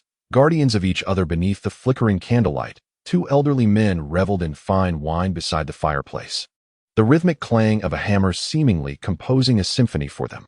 "By the way, are you truly at ease with your precious apprentice participating in this mission?" "Oh, what troubles you?" Yang Hong, calm and composed, swirled the wine in his glass, tranquility and leisure etched across his visage. "I have reviewed their mission briefing. This target should pose no challenge for them." Master Wei sighed, expressing his concerns. Based on past assessments, demon hunting missions typically require either 2 Shadow Guard teams or a seasoned hunting squad. This time, to use paired with 2 novices, I'm apprehensive. He took another sip of wine. Swish, swish, swish. Damn, do these rascals have an endless supply of arrows? At that moment, Lei Hao and his companions remained pinned down behind their cover by the relentless barrage. "We must eliminate them. Lei Hao, wait for my signal." As Yi Qing drew her bow, she was once again forced back by the arrows. The situation seemed to have reached an impasse. Then, Tang Nan recalled the equipment Master Wei had provided him and swiftly drew a smoke arrow, launching it towards their adversaries. With a loud bang, a thick cloud of smoke enveloped the area. Immediately, Tang Nan tossed the remaining 2 smoke arrows and his crossbow to Yi Qing. "Sister, use these." Understanding his intent, Yi Qing utilized her wind whisper ability to instantly discern the positions of all foes. With a swift motion, 2 crossbow bolts soared from the smoke, aimed directly at the archers overhead, causing chaos on the 2nd floor as the archers faltered. Lei Hao, understood. Thunderstrike. Lei Hao unleashed his 3rd soul technique and dashed into the smoke, efficiently dispatching all enemies. As the haze dissipated, only Lei Hao remained. All done. He wiped the blood from his blade and leaped down from the 2nd floor. The trio regrouped for a brief respite. Tang Nan noticed the wound on Lei Hao's arm and immediately prepared to bandage it. "It's nothing. I don't need a bandage." Lei Hao attempted to protest, but a sharp glare from Yi Qing silenced him. Acknowledging this, he began to treat the wound, skillfully disinfecting, applying medicine, and finally using his blue-silver grass for wrapping. "I didn't expect you to be so adept," he exclaimed, coughing lightly. Upon witnessing the blood, he coughed up. Tang Nan placed a reassuring hand on his back and activated his natural form. His brow furrowed as he assessed the situation. Your body has suffered significant internal injuries, particularly in your arms and knees, which are already showing signs of fractures. Captain, you must speak, Nan. My counsel is to refrain from enduring any more intense attacks. I thought it was merely a trivial matter. Thank you, Doctor. Observing the unwavering determination in his eyes, Lei Hao spoke to him in a calm tone of gratitude. A sense of guilt washed over him as he turned his gaze toward Yi Qing. I should find an opportunity to talk to them properly. Yi Qing offered a knowing smile, and after a brief pause for rest, they hastily resumed their pursuit. As the three of them increased their pace through the corridor, Yi Qing silently prayed for Xueqing's safety. Suddenly, the ground began to tremble, followed by anguished cries echoing from ahead, screams that rose and fell like a chilling tide. Realizing the impending danger, the two quickened their pace. Hey, wait for me. By the time Lei Hao and the others arrived, the ritual had already concluded. The demon had descended. Empowered, Xerath pronounced the death sentence upon the three before him as if he were an executioner, taking this opportunity to scrutinize the prayer room, which, despite its name, were a striking resemblance to an arena. They noted the bone-crafted totems adorning the walls. On the second-floor viewing platform, a familiar silhouette caught their eye. But there was no time to discern it, for Xerath charged at them. The trio swiftly scattered as he collided with the wall, shattering it with a single blow. Damn it, Lei Hao thought, recognizing the dire implications of such destructive power. At that moment, Xerath's body began to decay, his right arm swelling with unnatural strength. He seized stones from the wall and hurled them towards them. Boom, boom. Two arrows erupted, shattering the projectiles into fragments. Create some distance, Lei Hao. With that, he unleashed his martial soul, the first soul skill, Wind Control, Wind Vortex Arrow. An arrow imbued with wind elements shot towards Xerath. Huh, pathetic. Xerath intercepted it with his right hand, only to find himself ensnared. What? The wind element embedded in the arrow detonated, reducing his hand to a pulp. Yet his arm began to mend slowly. The onslaught continued with Light Blade, Thunder Slash, and Wind Vortex Arrow. They would not grant him the luxury of recovery. As the relentless barrage persisted, Xerath's confidence crumbled. Fear and despair took hold of him. He attempted to flee, but stumbled, ensnared by the blue-silver grass that clung tightly to his legs. Die! Xueqing descended from above, piercing his heart with the light blade. His form akin to an avenging angel. In his final moments, a voice echoed in Xerath's mind, a reminder of the one who had once emboldened him, now bringing despair. Foolish creature, you are unworthy of this power. Cassier entrusted it to you. Do not let me down. Yes, my lord, he roared in his last defiant cry. Xueqing immediately distanced himself from him. What followed was a grotesque transformation. His body began to reconstruct as a blood-red magic circle appeared beneath him. As the circle faded, a demon, strikingly similar to Xerath, materialized before them. Allow me to introduce myself. My name is Cassier. As the demon presented himself, he conjured a pitch-black longsword. Now, you may meet your demise, he declared with a smile that exuded an astonishing aura of intimidation. At that moment, the scent of death enveloped them. The first to regain their senses were Yi Qing and Lei Hao, who immediately charged forward to engage him in combat. Meanwhile, Xueqing found himself in a state of paralysis, overwhelmed by the surreal circumstances before him. Hey, Xueqing, wake up! Tang Nan noticed Xueqing's unusual demeanor and hurriedly moved him to a safe corner. In that instant, echoes resonated in his mind. What choice will you make in the face of death? There was no time left for contemplation. He retrieved an explosive crossbow bolt. Glancing at the arrow and then at his captain, realizing they could no longer afford to hesitate. Captain, move aside. Once he had replaced the bolt, Tang Nan pulled the trigger, sending the arrow soaring. The two swiftly retreated, yet the projectile ascended, ultimately causing cracks to form in the ceiling. He continued to reload. Get back, Tang Nan. Raising his gaze, he spotted a wave of sword energy approaching. He attempted to flee, but his legs felt immobilized. Am I to perish? Suddenly, Xueqing regained his composure and instinctively seized Tang Nan, executing an emergency lift. Now we are even. He hurled Tang Nan to safety before re-entering the fray, requesting to join the battle. His expression transformed into one of unwavering determination as his soul power enveloped him in a golden glow. Oh, I hope you won't bore me. The tide of battle did not shift with Xueqing's arrival. The situation remained overwhelmingly dire, and the stamina of Lei Hao and the others was nearly depleted. In a final act, Yi Qing unleashed a swirling wind arrow, but it veered off course, piercing through the crack in the ceiling instead. Such futile struggles. I have grown weary of this. Cassier's countenance reflected disappointment, and with a swift motion, he appeared before Yu Qing, striking her with such force that she was sent flying. Struck directly, she coughed up blood, attempting to rise only to discover her ankle was twisted. Witnessing Yu Qing's plight, Lei Hao rushed forward in a fury, but Cassier paid him no heed. With a twist of his body, he evaded the attack and retaliated, driving his sword into Lei Hao's flesh. Yet, undeterred, Lei Hao grasped the blade firmly. Xue Qinghe darted from the right, inflicting a grievous wound upon Cassier, who was taken aback. A mere human had managed to injure him. Meanwhile, Lei Hao transformed into a bolt of lightning, vanishing from sight. Shadow of Thunder. Create a lightning clone. The clone can absorb a certain amount of damage without dissipating. Cassier touched the blood flowing from his wound, a gleeful smile spreading across his face. How intriguing. Delightful. Come, let me savor more. The two charged at one another, and instantly, a flurry of blades illuminated the air. Their movements became a blur, the only sounds being the clashing of swords and the incessant markings left upon the surroundings. As their speed escalated, so did their fighting spirit. In the midst of battle, Lei Hao seized an opportunity, launching a strike aimed at Cassier's heart, only to have it firmly captured by Cassier's right hand. Demonic energy explosion. With a surge of power concentrated in his left hand, he struck at Lei Hao, who was forcefully embedded into the wall from the impact. He succumbed to a brief unconsciousness. In an instant, Cassier appeared before Xue Qinghe, launching a direct assault aimed at his face, knocking him down and rendering him unconscious.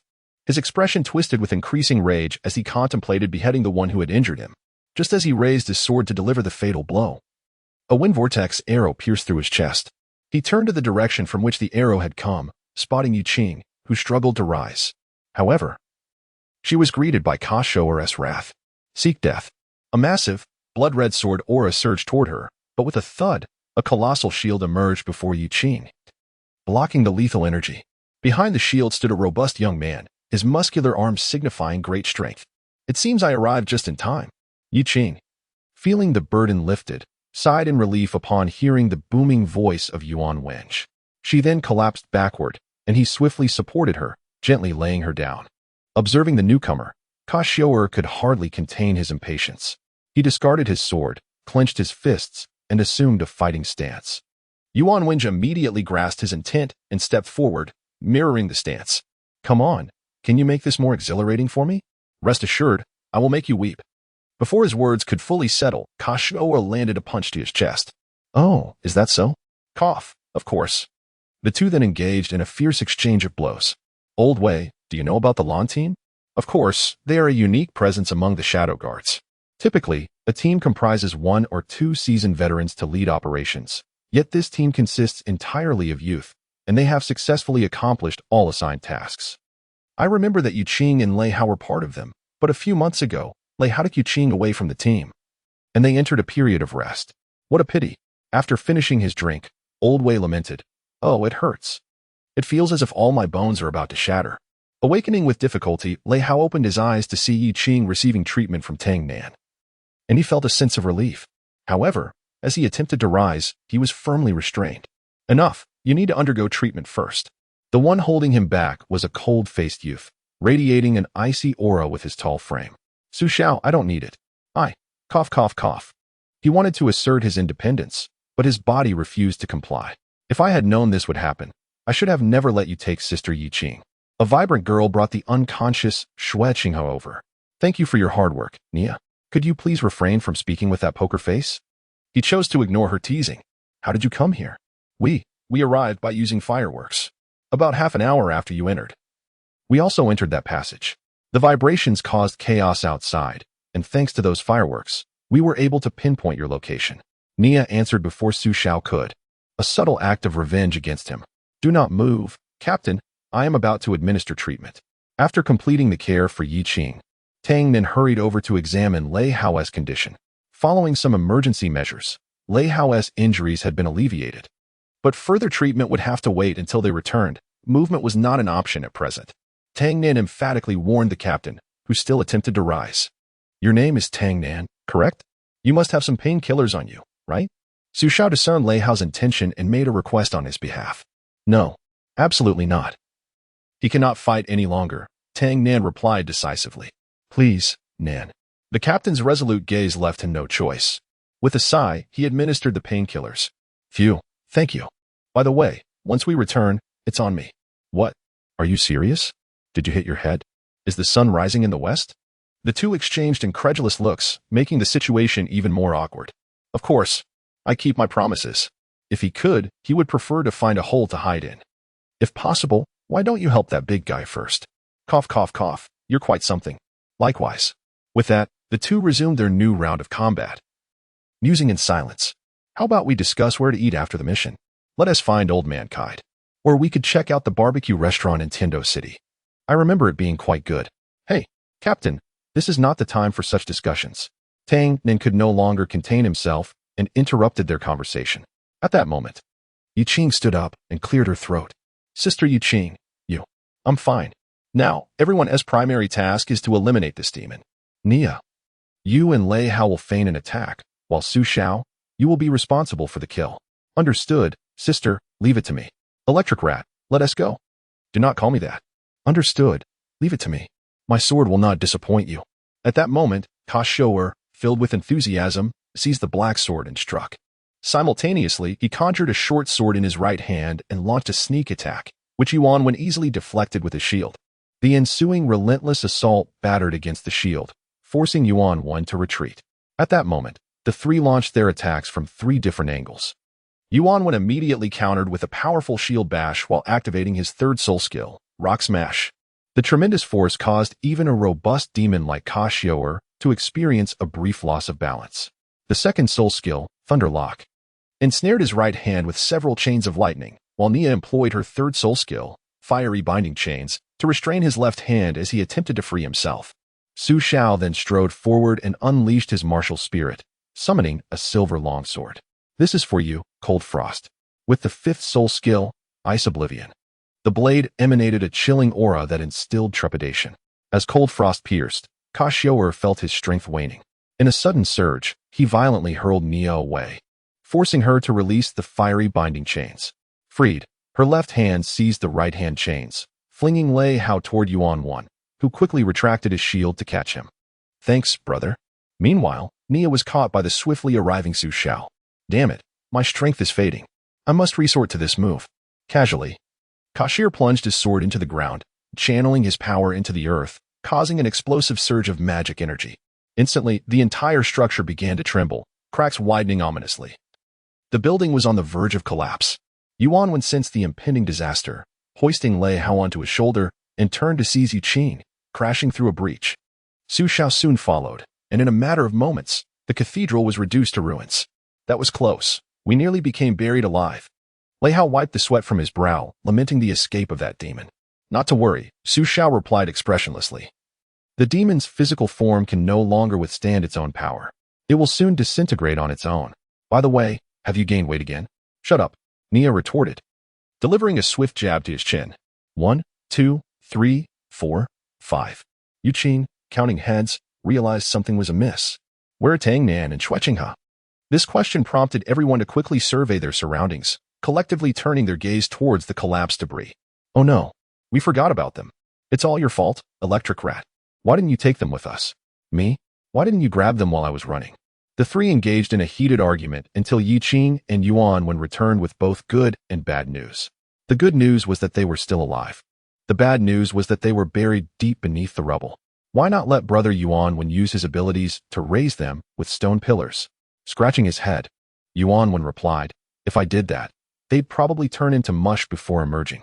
Thus, they were left with only one option, to dig. However, the sound of approaching footsteps grew ever closer. The minions of the skeleton gang were streaming in relentlessly. It seemed they couldn't commence their rescue until the threat was dealt with. As per usual, the one with the most heads takes charge of the orders. Charge. Nia boldly surged into the fray, declaring, I won't be outdone by you. Lei Hao activated his thunderous power and plunged into the chaos. Su Xiao soon joined the melee, while Yuan Wen protected Yi Qing as they engaged in battle. Perhaps this would become one of the skeleton gang's most painful memories. Wake up, Xue Qinghe. Please, wake up. With Tang Nan's persistent calls, Xue Qinghe finally opened his eyes. Seeing him awake, Tang Nan let out a sigh of relief. Where are we? Ah, it hurts. Xue Qinghe glanced around, noting the surrounding blue-silver grass. To be precise, we are currently beneath the ruins of the cathedral. 10 minutes earlier, Yuanwen had shouted, "The building is collapsing. We must flee." Leading Lei Hao and the others outside, Tang Nan, supporting Xue Qinghe, was unable to move swiftly as the ground continued to cave in, causing them to fall. As they plummeted, witnessing the ground approaching rapidly below, Tang Nan immediately activated his natural form, channeling all of his soul energy to guide the blue-silver grass into a cushioning formation, which greatly mitigated the impact. However, upon landing, Tang Nan still endured considerable pain. Ouch! I really pushed myself too hard. Wait, where's Xue Qinghe?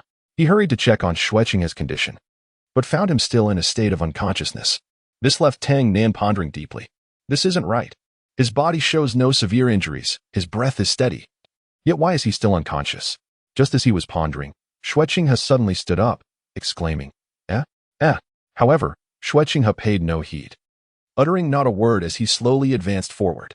Tang Nan swiftly sensed that something was amiss and hurried to his side, only to discover the emptiness in his gaze. It turned out that during the attack from Kashur, he had simultaneously been cursed. This curse would ensnare him in the most unwelcome of memories, ultimately leading him to choose self-destruction. Faced with such a predicament, Tang Nan felt utterly helpless. For the moment, he could only follow him in search of an escape. They found themselves in the basement of the church, where Kashur's power was not sufficient to bring the massive structure crashing down entirely. As they sought a way out, Xue Qinghe suddenly clasped his head in both hands, a grimace of anguish etched upon his face, ensnared in painful recollections. At that moment, the ground began to tremble once more, and the collapse resumed. Tang Nan, witnessing this, attempted to pull Xue Qinghe along, but he was lost in his memories. Resisting Tang Nan's efforts, with no other option, Tang Nan drew upon the last remnants of his soul energy to envelop both himself and Xue Qinghe in the blue-silver grass. Rocks tumbled incessantly upon the grass, and Tang Nan gritted his teeth to endure. Finally, after 2 minutes, he sensed the tremors cease, allowing him to divert his attention to Xue Qinghe's plight. "No, grandfather. I don't want to," Xue Qinghe declared, his expression one of profound suffering. All Tang Nan could do was care for him, fulfilling his duty as a doctor. In that moment, he recalled what Grandpa Jack had once said in the village. If one felt unwell, singing a song might ease the pain. Therefore, he gently laid Xue Qinghe down, resting his head upon his knee, and began to sing. Admittedly, Tang Nan had little repertoire of songs and remembered even less. He recalled a time when he had fallen gravely ill, plagued by a relentless fever that put his life at risk. One night, he heard a soothing melody, and gradually, his discomfort faded, allowing him to finally sleep soundly. His condition then unexpectedly improved. Thus, he hummed the melody from that time. "Sleep, sleep, my dear little one. Do not fear, do not be sad. Listen, listen, the spirits are playing." Gradually, Xue Qinghe's face lost its torment, and his expression began to relax. Everything seemed to be turning for the better. After a while, Xue Qinghe slowly opened his eyes. "So we are still trapped underground, are we? How are you feeling?" "I am much better, thank you for your help, and for the song, even if your singing is rather off-key. Well, as long as you are all right." Subsequently, with their combined efforts, they cleared the rubble that had buried them and resumed their search for an exit. Considering Xue Qinghe's body was still in recovery, Tang Nan took the lead. "By the way, Tang Nan, why did you choose to become a doctor?" he suddenly inquired from behind. After a moment of contemplation, Tang Nan replied, "Perhaps it was when I was 5 years old. After falling gravely ill, I developed this aspiration." "And what about you? Why did you venture out?" "As for me, life at home was too monotonous, so I arranged for Uncle Yang to sneak me out for a bit." "So you are from the city? What fascinating things are there?" There was nothing particularly novel. If one were to speak of such matters, Uncle Yang certainly had more to offer. As they conversed, a sudden thought struck him, and he slowly drew his sword, inquiring, "Why do you wish to save me?" Unaware of the impending danger, Tang Nan promptly replied, "You are my patient, and as your doctor and partner, it is my duty to save you." "Partner?" he scoffed. "I never acknowledged you." With that, he sheathed his sword and hastened ahead. "I will scout the way. You should rest." "No, that's unacceptable. You must take care of yourself," Tang Nan insisted. Suddenly, Xue Qinghe came to an abrupt halt, drawing his sword. "What is happening?" As Tang Nan stepped forward, Xue Qinghe immediately pushed him aside. "Get back." In an instant, a crimson sword aura surged toward them, and a figure emerged, one they knew all too well, Kashir. The two swiftly drew their weapons, ready for confrontation. At that moment, Kashir's strength was waning, his body on the verge of collapse. He had set his sights on Xue Qinghe, having prepared the earlier curse for this very purpose. His original plan had been to annihilate his soul with the curse, allowing him to seize control.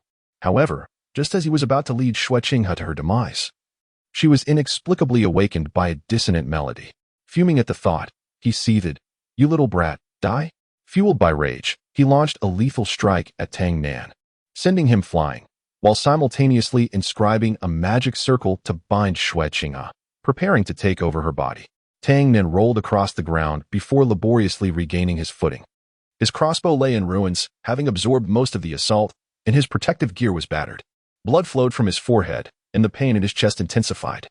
After urgently administering a painkiller, he retrieved the hand crossbow his father had crafted for him, swapping in explosive bolts, and took aim. "I made a promise to my father to be a man, so I will not allow you to harm him, demon." He fired without fear, pulling the trigger resolutely. Kashir, preoccupied with his ritual, remained oblivious to Tang Nan's actions until a thunderous bang echoed through the air. The bolt struck him in the back, interrupting the incantation. He turned furiously to face Tang Nan, the persistent nuisance who had disturbed him time and again. Determined to exact a brutal revenge, he advanced slowly, while Tang Nan's bolts continuously flew toward him, all missing their mark. Upon reaching Tang Nan, he seized him by the throat, tightening his grip, causing Tang Nan to struggle for breath. "You little brat, I swear, after I kill you, I will find your family and toy with your head before slaughtering them all." Hearing this, Tang Nan slowly raised his right hand, the hand crossbow aimed with its final explosive bolt. With a mocking tone, he challenged, "Let us see if the arrow can still deviate from this distance. Do you dare?" Before he could finish, Tang Nan pulled the trigger once more. Bang! "Ah, bastard!" Kashir roared in pain as he hurled Tang Nan away, clutching his face. Half of his face was a gruesome mess, and Tang Nan was not faring any better. His right hand was severely injured from the explosion, the protective armor shattered, his face smeared with blood and marred by severe burns. Kashir harbored an intense hatred for Tang Nan. Just as he contemplated tearing him apart, he suddenly coughed up blood, realizing that this body could no longer endure. He promptly returned to Xue Qinghe's side to continue the ritual. Tang Nan, witnessing this, attempted to rise but found himself utterly drained of strength. A chilling fatigue and overwhelming drowsiness enveloped him. "Father, have I succeeded?" He slowly closed his eyes. As he did so, a voice echoed in his mind. "You've worked hard. Now leave the rest to me." Luas began healing his wounds. "On what grounds?" Very well. I shall grant you a favor and perform basic repairs." With great effort.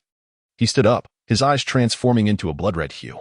At that moment, Kashir's ritual was on the verge of completion, but suddenly Tang Nan reappeared, interrupting the process once more. A powerful strike sent Kashir stumbling back several meters. "Who on earth are you?" Kashir demanded, but Tang Nan paid him no heed, reciting incantations. "Break." At his utterance, the binding array restraining Xue Qinghe was instantly dismantled. Freed from his bonds, Xue Qinghe prepared to charge forward but was halted by Tang Nan. "Xue Qinghe, do you have the confidence to defeat him in one blow?" "I do, but..." Noticing Xue Qinghe's hesitation, Tang Nan inquired what he needed to do. 3 minutes. Buy me 3 minutes. With determination, Xue Qinghe articulated his request. "Understood. Now, watch me. Can you hold on?" Tang Nan smiled confidently, displaying his hammer. "Trust me." "Partner. Understood. I believe in you." He began to gather strength for a decisive strike. As Tang Nan turned, he faced the onslaught of Kashir. Too slow. He calmly swung his hammer, repelling Kashir, then swiftly followed up with a strike to his left cheek, immediately followed by a knee to the face.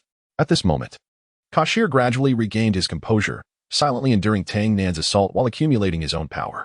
Suddenly, a massive blood-red sword materialized. Tang Nan quickly raised his hammer to block, crashing into the wall. "Look at you, aren't you quite the show-off? Go on, shout." "Ha ha." Tang Nan joined in the raucous laughter. "No worries, after all.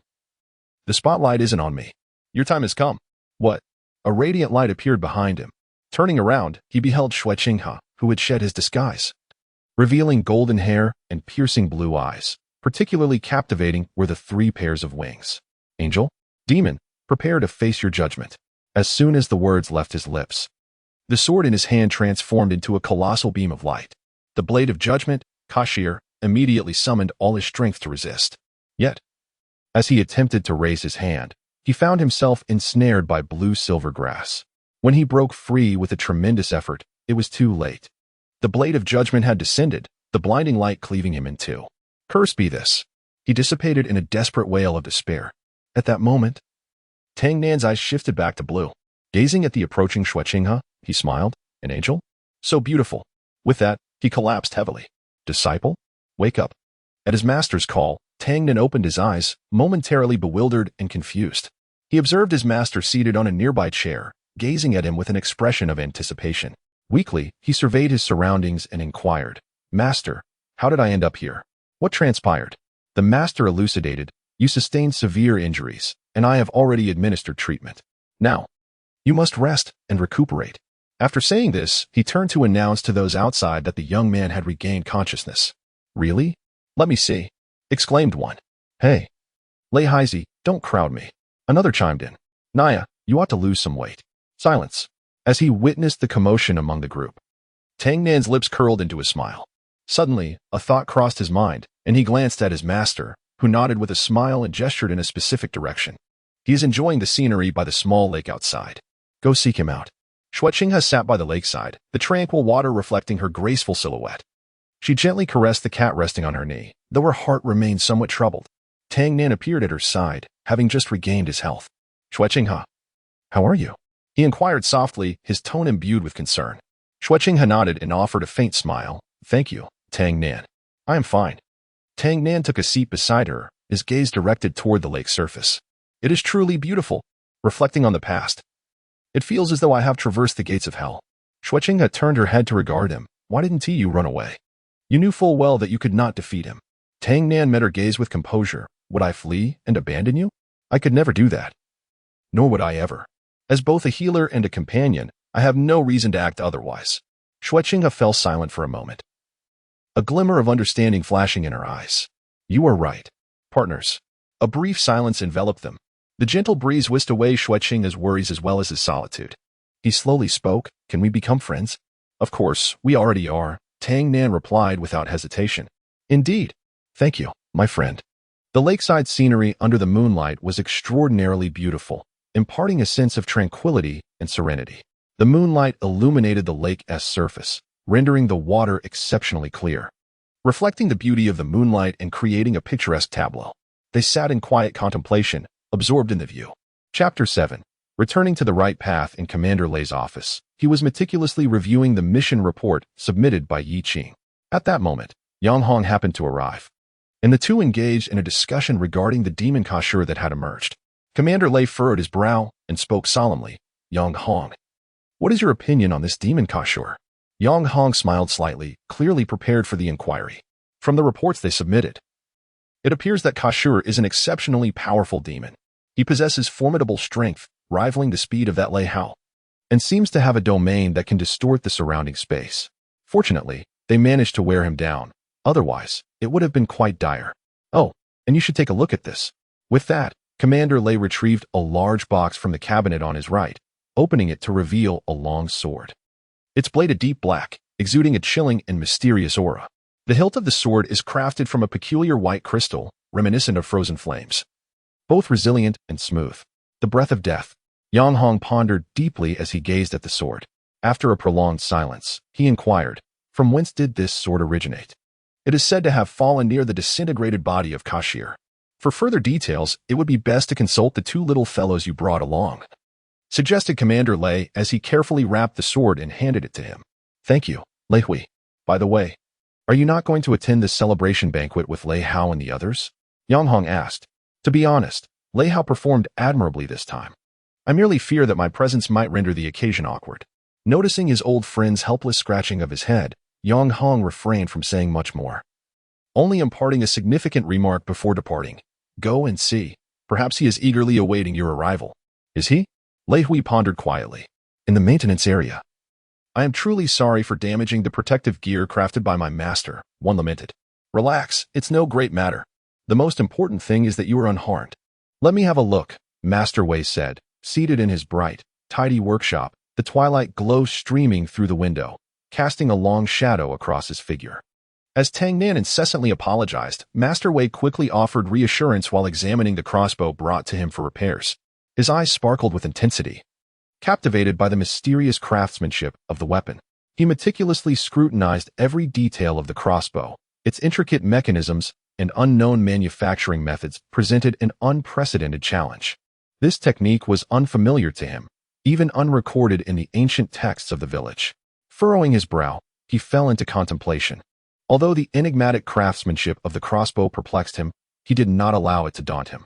On the contrary, determination and confidence flickered in his eyes, a testament to his faith in his repair skills and his curiosity for the unknown. Tang Nan, this is the first time I have encountered such craftsmanship with a crossbow.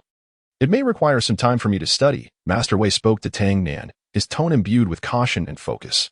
Upon hearing this, Tang Nan's expression revealed a tinge of concern. Noticing this, Master Wei continued, do not lose heart. Rest assured, with your Grandpa Wei around, nothing is beyond repair. However, I shall need a few days to study it. Can I deliver it to you in a week's time? Of course, Tang Nan replied, but why a week? Relieved. A grateful smile graced his face. That sounds fine. I will first head to the intelligence hall to post a commission. Once the materials arrive, I shall commence work. Master Wei said with a hearty laugh. A commission? What is that? Tang Nan inquired. Oh, just a bit of star silver or needed for the repair of your protective gear. Observing the young man's puzzled demeanor, Master Wei took the opportunity to explain further. To address the operational funding required by the organization and ensure suitable teams are dispatched, the Shadow Guard Intelligence Hall gathers requests from friendly villages in the city and its surroundings. The hall then adjusts and formulates commissions based on specific circumstances, which are made available for the Shadow Guard to accept. As long as the price is reasonable, the Shadow Guard will fulfill the request. And internal demands within the organization can also be addressed. However, if a commission is too ostentatious, the Intelligence Hall is unlikely to accept it, so you need not worry. Oh, Tang Nan responded, gaining a new understanding of the situation. Suddenly, he glanced at the time and hurriedly remembered the celebration banquet was imminent. After bidding farewell to Master Wei, he rushed to the cafeteria. Just as he exited, Yang Hong approached. Upon seeing him, Yang Hong eagerly beckoned him over. Look at the craftsmanship of this crossbow. It differs significantly from our standard model. Its lethality, I estimate, can penetrate the protective soul power of a level 30 soul master within a distance of 20 meters. If I am not mistaken, its prototype should be a repeating crossbow, albeit modified into a single-shot version, which has effectively doubled its range. Remarkable. Yang Hong nodded in affirmation. He then proposed, Old Yang, you should recruit him. If this weapon can be adopted for use, our operational efficiency will experience a tremendous boost. Moreover, with modifications, it could be directly deployed within the military. This individual is a genius. A splendid idea, but unfortunately, I am powerless in this regard. That person is unlikely to choose to join. You might as well give up hope, Yang Hong replied, spreading his hands in resignation as he praised the crossbow. However, you have already met its modifier. Tang Nan. Master Wei asked with a significant frown. Receiving an affirmative nod from Yang Hong, Master Wei praised him for discovering a treasure, suddenly recalling the pressing matter. Yang Hong hurriedly produced the breath of death. Is this the breath of death? Upon recognizing it, Master Wei's brow furrowed tightly, disbelief washing over him. He looked up at Yang Hong, and upon seeing his serious demeanor, he understood the gravity of the situation. He reached out, attempting to grasp the sword. But as he drew closer, he felt a repelling force. When he tried to approach further, ethereal blue flames erupted from his hand, the burning sensation causing him to retract his hand swiftly. Hiss. Damn, this sword should harbor his remnants. Go seek Fanis. She ought to be in the infirmary providing medical guidance. Understood. Then should I fetch some burn ointment while I look for her? No need. Just hurry along. After Master Wei dismissed Yang Hong, he gazed at his scorched hand and inquired with confusion, is there really such hatred for me, lovers? In the bustling cafeteria, Lei Hao and his companions were engaged in a lively celebration. The table was adorned with an array of delectable dishes and fine wines, as laughter and conversation filled the air, creating a vibrant atmosphere. Hey Lei Hao, let's raise a toast. Lei Hao glared at Nia, a spark of challenge in his eyes, and declared, Nia, do you dare to compete with me in drinking? Nia, undeterred, retorted, electric rat, of course I dare. Let us not forget who last fell at my feet. TCH, that was merely a misstep. Let us try again. Very well. The old rules apply. The old rules. Whoever falls first pays the bill. Lei Hao chuckled with pride, then turned to Su Xiao and invited, Su Xiao, you should join us too. Su Xiao smiled wryly, waving his hand. Lei Hao, what is the necessity? He then raised his cup to partake. Observing this scene, Yuan Wen was eager to join in the revelry. Amidst the commotion of the four, Yiqing chose not to partake in the drinking contest. She sat quietly beside Tang Nan, engaging in conversation. Her tone was calm and gentle, with a faint smile gracing her lips. Yiqing inquired, Tang Nan, who do you think will emerge victorious in this drinking contest? Tang Nan shrugged helplessly and replied, it's hard to say. They all seem like quite the drinkers. Yiqing nodded in agreement. By the way, Sister Yiqing, is your work primarily focused on exterminating demons? Tang Nan inquired while sipping his beverage. Yiqing pondered for a moment before responding, in truth, that's not entirely the case. Such occurrences are merely incidental throughout the year. We might handle a maximum of a dozen demon extermination missions requiring the Shadow Guard's intervention. Most of the time, our duties involve fulfilling commissions to earn funds. Tang Nan silently nodded in response as they continued their conversation, savoring this rare moment of tranquility. Just as Lei Hao was about to raise a toast, a figure suddenly appeared at the door. It was none other than Lei Hao's father, Lei Wen, a tall and resolute man who also served as their commander. His presence instantly hushed the bustling cafeteria, drawing all eyes upon him. Dressed in a dark coat, with slightly disheveled hair, Lei Wen's eyes sparkled with a mix of fatigue and determination. He gazed at his son with warmth and pride. Raising his glass, he began to speak. I believe it is time to toast my son, Lei Hao. His voice trembled, revealing his rare inclination to speak publicly. The entire gathering fell silent, awaiting his words. Lei Hao, you are my pride, Lei Wen declared, his voice choked with emotion. I acknowledge that there have been misunderstandings and that I have not handled certain matters well. I hope you can forgive me. His eyes glistened with unshed tears as he looked at his son, anticipating his response.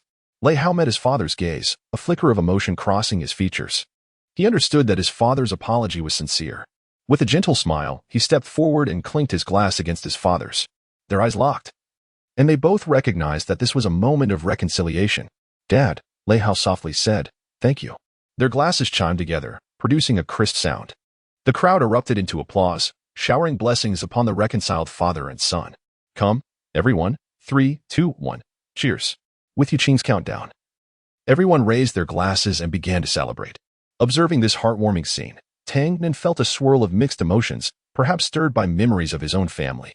Shui Qinghe, sensing his discontent, approached him with 2 cups of drink in hand, offering one to him as they began to chat. Shui Qinghe, I miss my family, Tang Nan lamented. I want to go back and find my brother. Oh, come now, don't cry. Here, have some drink, Shui Qinghe quickly comforted him. However, after taking a sip from his own cup, he realized something was amiss and tried to intervene. Wait, don't drink that. Huh, what did you say? By then, Tang Nan had already taken a sip, his cheeks flushing. You know, Shui Qinghe, when we were fighting the demon, I think I saw. Hick? A golden-haired big sister. Hick, she looked like an angel. He began to ramble incoherently. I like her. Those were the last words he uttered before succumbing to intoxication, leaving Shui Qinghe's face inexplicably flushed as well. In stark contrast to the raucous atmosphere of the cafeteria, the medical room exuded an eerie silence as Yang Hong, embodying the essence of death, quietly entered. His arrival was like a shadow in the darkness, sending shivers down spines. Meanwhile, Fanaz was in the medical room, guiding students through medical procedures. Her bright eyes sparkled with the light of wisdom, akin to a profound starry sky, brimming with endless mysteries. Her hands, akin to the healing spring breeze, were gentle yet powerful, imbued with reverence and respect for life. When Fanaz beheld the sword in Yang Hong's grasp, a flicker of astonishment crossed her gaze. She set aside her tasks, donning a serious expression, and followed Yang Hong to the rear room of the infirmary. Was this the breath of death? Fanaz approached the sword slowly, her eyes brimming with uncertainty and fear. As she delicately grasped the hilt, a chill coursed through her at the touch of its surface. She stared intently at the blade, observing the unique engravings that exuded a chilling aura. Her heart raced in response. Her hands began to tremble, the subtle quaking transmitting through her fingers to the sword, causing it to resonate slightly. Her gaze remained fixed on the blade, as if attempting to peer through the cold metal to glimpse its past. Furrowing her brow, a glimmer of anguish flickered in her eyes. Fanaz inhaled deeply, striving to calm her tumultuous emotions. She began to tenderly caress the blade, feeling every intricate line, which resembled scars, chronicling its trials and growth. Her fingers glided over the sword as if deciphering an ancient language known only to her. Tears welled in her eyes. Yet she fought to prevent them from spilling over. Raising her head, she spoke with a composed tone. This sword harbors fragments of his essence. Yang Hong, he is still alive. Can you be certain? Where is he now? Yang Hong inquired urgently upon hearing this news. I do not know. I can only sense that his soul ought to be here, yet I cannot perceive him. She embraced the breath of death, her body radiating a powerful vitality. Stay calm. Phanes, did you not just affirm that he is alive? Yes, he is alive, but why did I not appear by his side then? In that moment, her emotions surged forth from her heart, and she clutched Yang Hong's clothing tightly, weeping like a child. Her tears streamed down her face, tracing the deep scar. As if narrating her own pain and struggles, the sound of Phanes' weeping reverberated in the air, a melody of endless sorrow intertwined with boundless hope. With Yang Hong's comfort, Phanes gradually regained her composure. She returned to her usual demeanor, urging, You must go. Take good care of this sword. Very well. I shall take my leave. Watching Yang Hong depart with the sword, Phanes gazed out the window. Luas, I will surely find you. I promise. The following day marked the time for departure. The group prepared farewell gifts for Tang Nan, expressing that they would ensure to take them on a delightful tour upon their next visit. Upon receiving the gifts, Tang Nan joyfully accepted. It is time for you to leave, Snow Qinghe reminded Tang Nan, acknowledging that the moment had arrived. Tang Nan followed him to their master. As the teleportation array activated, the two waved their hands. Farewell, everyone. A beam of light descended upon Nodding Academy, and the three landed safely. Tang Nan, see you soon. I shall accompany you for a bit. The master, while speaking, glanced at Shui Qinghe, who remained silent. Understood, master. He suddenly recalled something, and turned back to shout at Shui Qinghe. Hey, Shui Qinghe, let us team up next time, shall we? Partner. Yes, certainly. A hint of warmth flickered in Shui Qinghe's eyes. The magical array resumed its operation. On the journey, Yang Hong observed Shui Qinghe, his gaze revealing deep concern. How do you feel? Did you gain anything this time? He asked, his brow slightly furrowed, seemingly awaiting Shui Qinghe's response. Shui Qinghe smiled faintly, his tone calm as he replied, I feel quite good. He lifted his chin slightly, his eyes reflecting a blend of stubbornness and determination. Upon hearing Shui Qinghe's answer, Yang Hong's brow relaxed, and his expression softened. He nodded, indicating his satisfaction with Shui Qinghe's reply. Shui Qinghe's fingers gently traced the crescent pendant that Tang Nan had given him at the camp, a warm current surging within him. Gratitude and cherishment sparkled in his gaze. As the two arrived at the imperial garden of the Tiando Empire, a figure strikingly similar to Shui Qinghe hurried over, exclaiming, What a stroke of luck. You must go now. With that, he pushed the bewildered Shui Qinghe forward and swiftly dashed into the magical array to make his escape. This is truly. Shui Qinghe turned, his eyes sharp as he regarded the approaching guards. He contemplated the pendant Tang Nan had given him, a surge of indescribable emotions welling up within. Taking a deep breath to steady himself, he slowly spoke, Let us return. The guards replied in unison, Yes, Your Highness, their expressions grave as they escorted him back. Tang Nan excitedly pushed open the door of the school building and leaped into his brother's embrace. Tang San held him tightly, his eyes shimmering with affection and concern. Brother, I have missed you so much. Tang Nan buried his head in Tang San's chest, his voice slightly hoarse as he spoke. Tang San gently stroked Tang Nan's head and said, I miss you dearly, so please do not cry. His tone was imbued with warmth and affection. I haven't been crying. Tang Nan quickly replied, wiping his face and lifting his head, his eyes sparkling with excitement. He eagerly began to share his experiences from the past 2 days, recounting the adventures he had outside and the new friends he had made. As Tang San listened to Tang Nan's narrative, a smile and an expression of concern graced his face. He occasionally nodded in acknowledgement and support of Tang Nan's words. Brother, I believe I have discovered my true path. Tang Nan exclaimed with fervor. Tang San's gaze softened as he tightly grasped Tang Nan's hand, gently proclaiming, Very well, Nan. I am confident you will become an extraordinary individual. Their conversation delved deep and resonated with sincerity as they shared their experiences and emotions. The bond between them grew stronger through their exchange, providing mutual support, encouragement, and inspiration. As they conversed, the sun gradually descended, casting golden rays through the windows of the school building. Their silhouettes appeared particularly warm and harmonious in the afterglow. In a side story, Star Silver, or Lei Hao, utterly exhausted, slumped onto the ground in protest, exclaiming, How much longer do we need to search? All right. Just a bit more effort. We are at the last marked point, Yuqing reassured him, glancing at the map filled with red crosses. Nia interjected sarcastically. If it weren't for a certain fool who, I heard, took on the task for the sake of a little brother, we wouldn't be racing against time here. She cast a disdainful glance at Lei Hao. Sensing the escalating tension, Su Xiao promptly stepped between the two to defuse the situation, averting a potential conflict. At that moment, their group had ventured deep into the Stardow forest, their mission focused on locating the elusive Star Silver ore. However, the arduous search through numerous caves had yielded no results, until they arrived at the last mine marked on the latest map. Upon entering the cave, they were immediately struck by its cold and damp atmosphere. Yi Qing signaled for everyone to remain vigilant. Their footsteps echoed ominously within the cavern, creating an eerie and tense ambience. As they approached a fork in the path, to enhance efficiency, Lei Hao and Nia paired with Su Xiao, while Yi Qing teamed up with Yuan. The trio continued forward amidst their banter, navigating through the labyrinthine passages until they reached a rocky area strewn with stones. They quickly dispersed, with Lei Hao identifying what he believed to be the most promising spot for mining and commencing his excavation. Not far behind him, a pair of jade green eyes watched intently. As he struck a stone with his pickaxe, preparing to break it apart, he suddenly felt the sensation of being observed. Glancing around, he noticed that the others were too preoccupied with their own digging to pay him any mind. Turning back, he chiseled at the stone. And at the moment it cracked open, a faint starlight emanated from within. "Wow, I found it," he exclaimed, exhilarated. "Hey, Nia, Su Xiao, come over here." He raised the ore triumphantly, beckoning the two.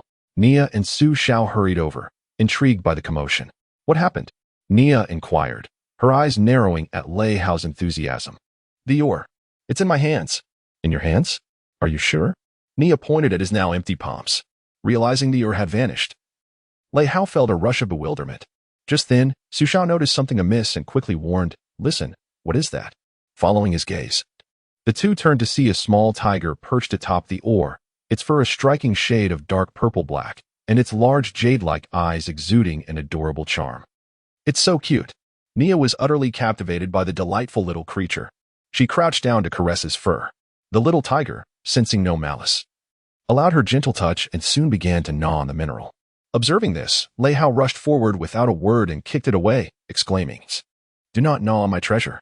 Nia hurriedly caught the little creature, soothing it softly while admonishing, "What are you doing? Don't frighten him." "Oh, it's all right. Little one, don't be afraid." Puzzled, Lei Hao picked up the mineral to examine it further alongside Su Xiao, and once they confirmed its integrity, the three of them commenced their work, unwittingly unaware of the imminent danger. While Nia was amusing the little tiger, perhaps a bit too roughly, it let out a cry that, though seemingly innocuous, took all three by surprise. A colossal figure then loomed before them. As the little tiger sensed something and began to howl, Nia noticed as well, and upon realizing the creature before her, she froze in fear. Su Xiao too turned to see what was amiss and stood still, paralyzed. Only Lei Hao, oblivious to the unfolding situation, continued to labor diligently. "Su Xiao, hand me the hammer." Lei Hao gestured, and after a considerable pause, Su Xiao slowly passed it to him. Upon receiving the hammer, Lei Hao remained oblivious to the impending threat and resumed his excavation. When he gestured for Su Xiao to catch the hammer, noticing his lack of response, he turned around to investigate the cause. The sight that met his eyes left him stunned. A fully grown blade tiger was glaring at them menacingly. This cannot end well. Lei Hao's mind raced with this thought as he slowly turned to face the two, questioning them with his gaze as to why they hadn't informed him. They, bewildered, responded, "Didn't you notice all this commotion?" Exasperated, Lei Hao attempted to maintain his composure, casting a friendly glance toward the great beast and offering a smile, hoping to communicate through his eyes. Suddenly, an idea struck him. He gently lifted the little tiger from Nia's arms and, while stroking it, approached her, aiming to convey friendliness. However, the little tiger was not inclined to reciprocate. It bit him and swiftly scurried beneath its mother, relieved that her cub was unharmed. The blade tiger pointed at the mineral with her paw and let out a low growl, indicating they should drop their belongings and depart. Understanding the message, Lei Hao refused to comply, immediately adopting a stance and drawing his weapon, prepared for a confrontation. The blade tiger seemed to sense the danger and lowered herself, preparing to pounce. Nia, Su Xiao, led as he began, but was met with silence. A glance to the side revealed that they had vanished without a trace. "You ungrateful fellows," he thought, and seeing them both flee, he swiftly sheathed his weapon, again smiling to express goodwill, which left the blade tiger perplexed. The blade tiger regarded the oddly behaving human with a tilted head of confusion. Seizing this opportunity, Lei Hao, while babbling nonsensically, began to inch away towards safety. Just as he created enough distance, the little one scampered to its mother's ear, chattering and gesturing with its paws. As the blade tiger listened, her brow furrowed as she turned her gaze back to Lei Hao. This creature holds a grudge, he mused, a flurry of thoughts racing through his mind. After a brief moment of contemplation, he devised a plan. Higi, do not be angry. Look over there. Lei Hao executed a diversionary tactic. Taking advantage of her momentary distraction, he swiftly turned and fled, only to hear the enraged roar of the tiger echoing like thunder. In a panic, he dashed into the rocky crevice to evade her relentless pursuit. After witnessing the tiger leave in search of her cub, he finally exhaled in relief. Suddenly, a hand clapped on his shoulder from behind, startling him into a yelp. Nia and Su Xiao jumped in fright as well, while Lei Hao instinctively stepped back, his hand resting on the hilt of his sword. Don't come any closer. I'm not afraid of you, he declared, though his trembling hands betrayed his bravado. Recognizing it was Su Xiao and the others, he finally relaxed, slumping to the ground. The blade tiger returned to the excavation site, lying down to rest, while the three of them observed the serene sight of the two tigers from behind a nearby rock. It seems we've inadvertently encroached upon their lair, Su Xiao calmly assessed. Indeed, should we relocate our digging efforts? Nia suggested. I don't think so. Finding a new site would consume too much time. Su Xiao promptly dismissed her proposal. You two are such ungrateful companions, Lei Hao lamented, casting a disappointed glance at them. Instantly, both felt a ghostly aura of reproach and turned their heads away. Nia even began to whistle, while Lei Hao continued to grumble beside them. The guilt-ridden pair could no longer bear it and apologized, promising to treat him to a meal upon their return. Seeing their sincere contrition, Lei Hao accepted their apology. The three of them peered out from behind the rock towards the tigers. As they gazed at the imposing creatures in the distance, they retreated back behind the stone to strategize. What if we launch a surprise attack?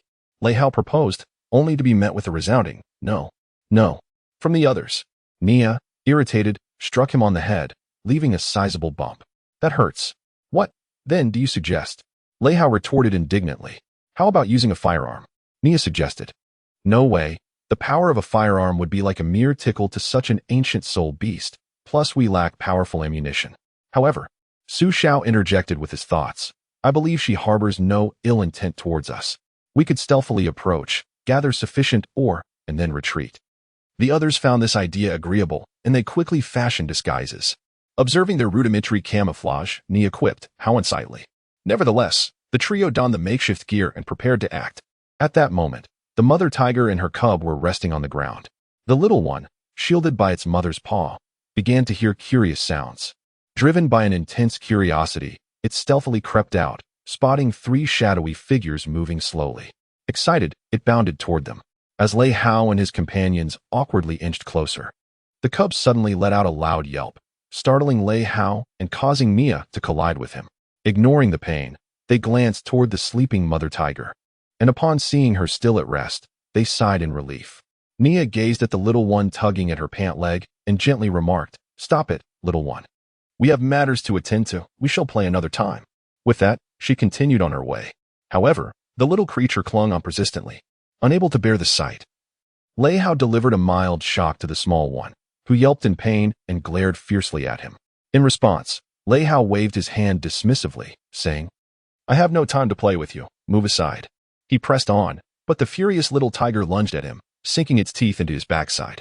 Startled, Lei Hao leaped up, only to be met by the tiny tiger pouncing onto his face, scratching wildly.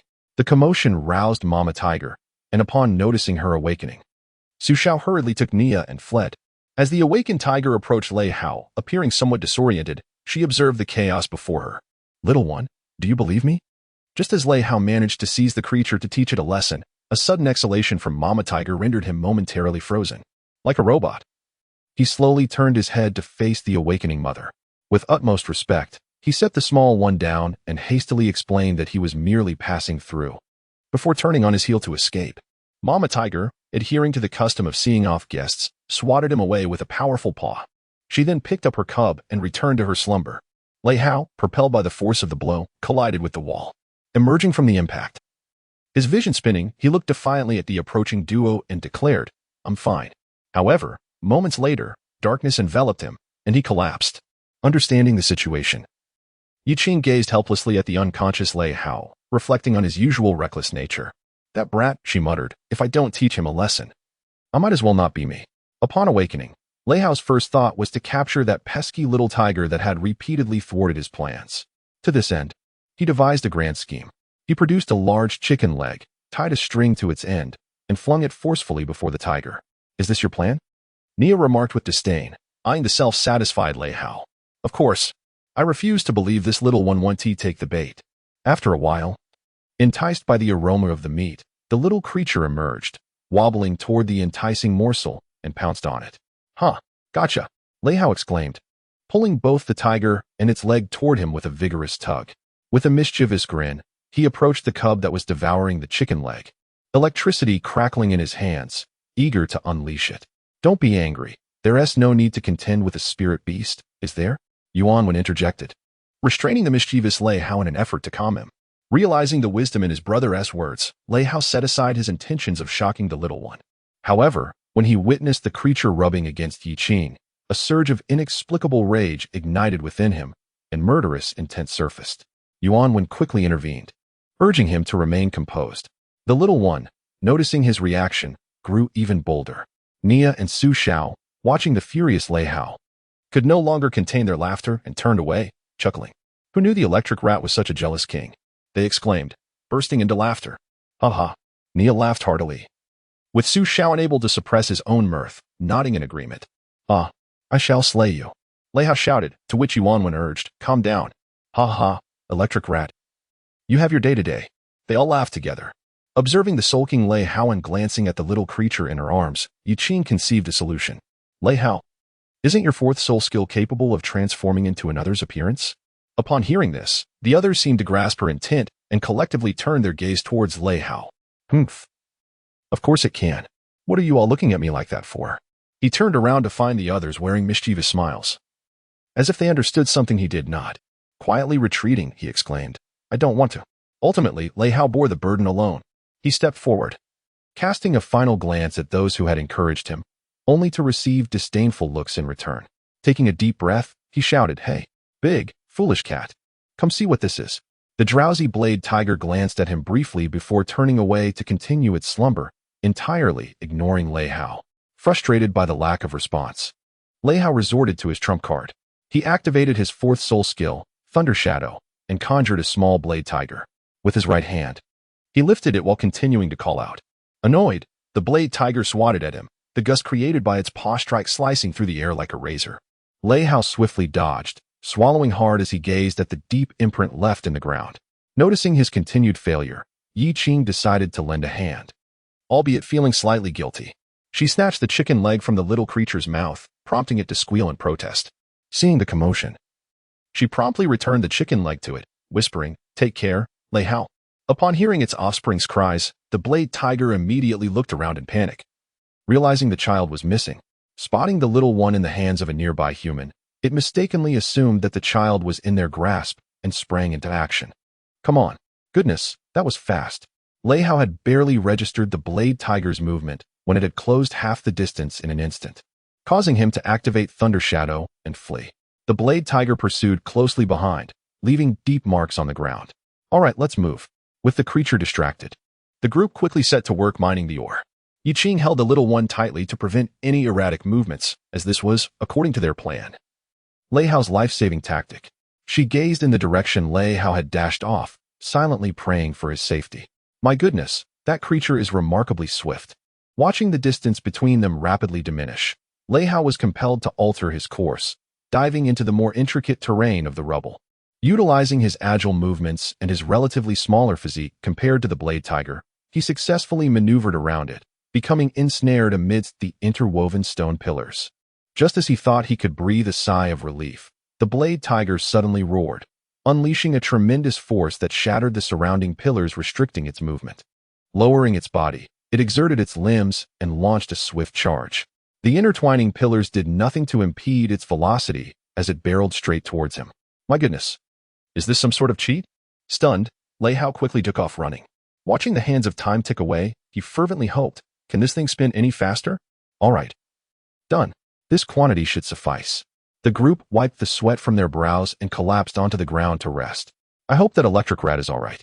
In response to Nia's anxious inquiry, Su Shao offered a comforting reply, it should be fine. Just then, Lei Hao dashed past them, closely pursued by the enraged mother of the Blade Tiger. Sensing the urgency, the group hurriedly packed the ore and followed. Haha, I can't run anymore. I need to find a place to hide. Exhausted, Lei Hao surveyed his surroundings and discovered a cavernous opening, spacious within. Fantastic. As the Blade Tiger charged forward, Lei Hao quickly slipped inside.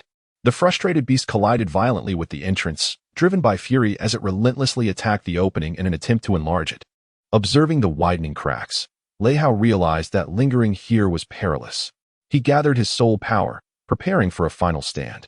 With the tiger's last strike, the entrance was breached, and in that fleeting moment, Lei Hao activated his last lightning shadow, darting out from beneath the creature. However, his haste resulted in being swept to the ground by the creature's tail, which then pinned him down with a single paw. Seeing the motionless cub nearby, the Blade Tiger intended to check on its condition. As its claws approached, the cub transformed into a flash of lightning and vanished. Roar! Realizing it had been outsmarted, the Blade Tiger turned its gaze toward Lei Hao, who was about to offer an explanation when the creature's gaping maw loomed close. Help! Stop, you big beast! Look at this! Just as the Blade Tiger was poised to devour Lei Hao, Yu Qing and her companions arrived just in time. She raised the cub high, hoping to capture the creature's attention. Hearing the cub's cries, the Blade Tiger indeed paused, turning its head to let out a fierce roar.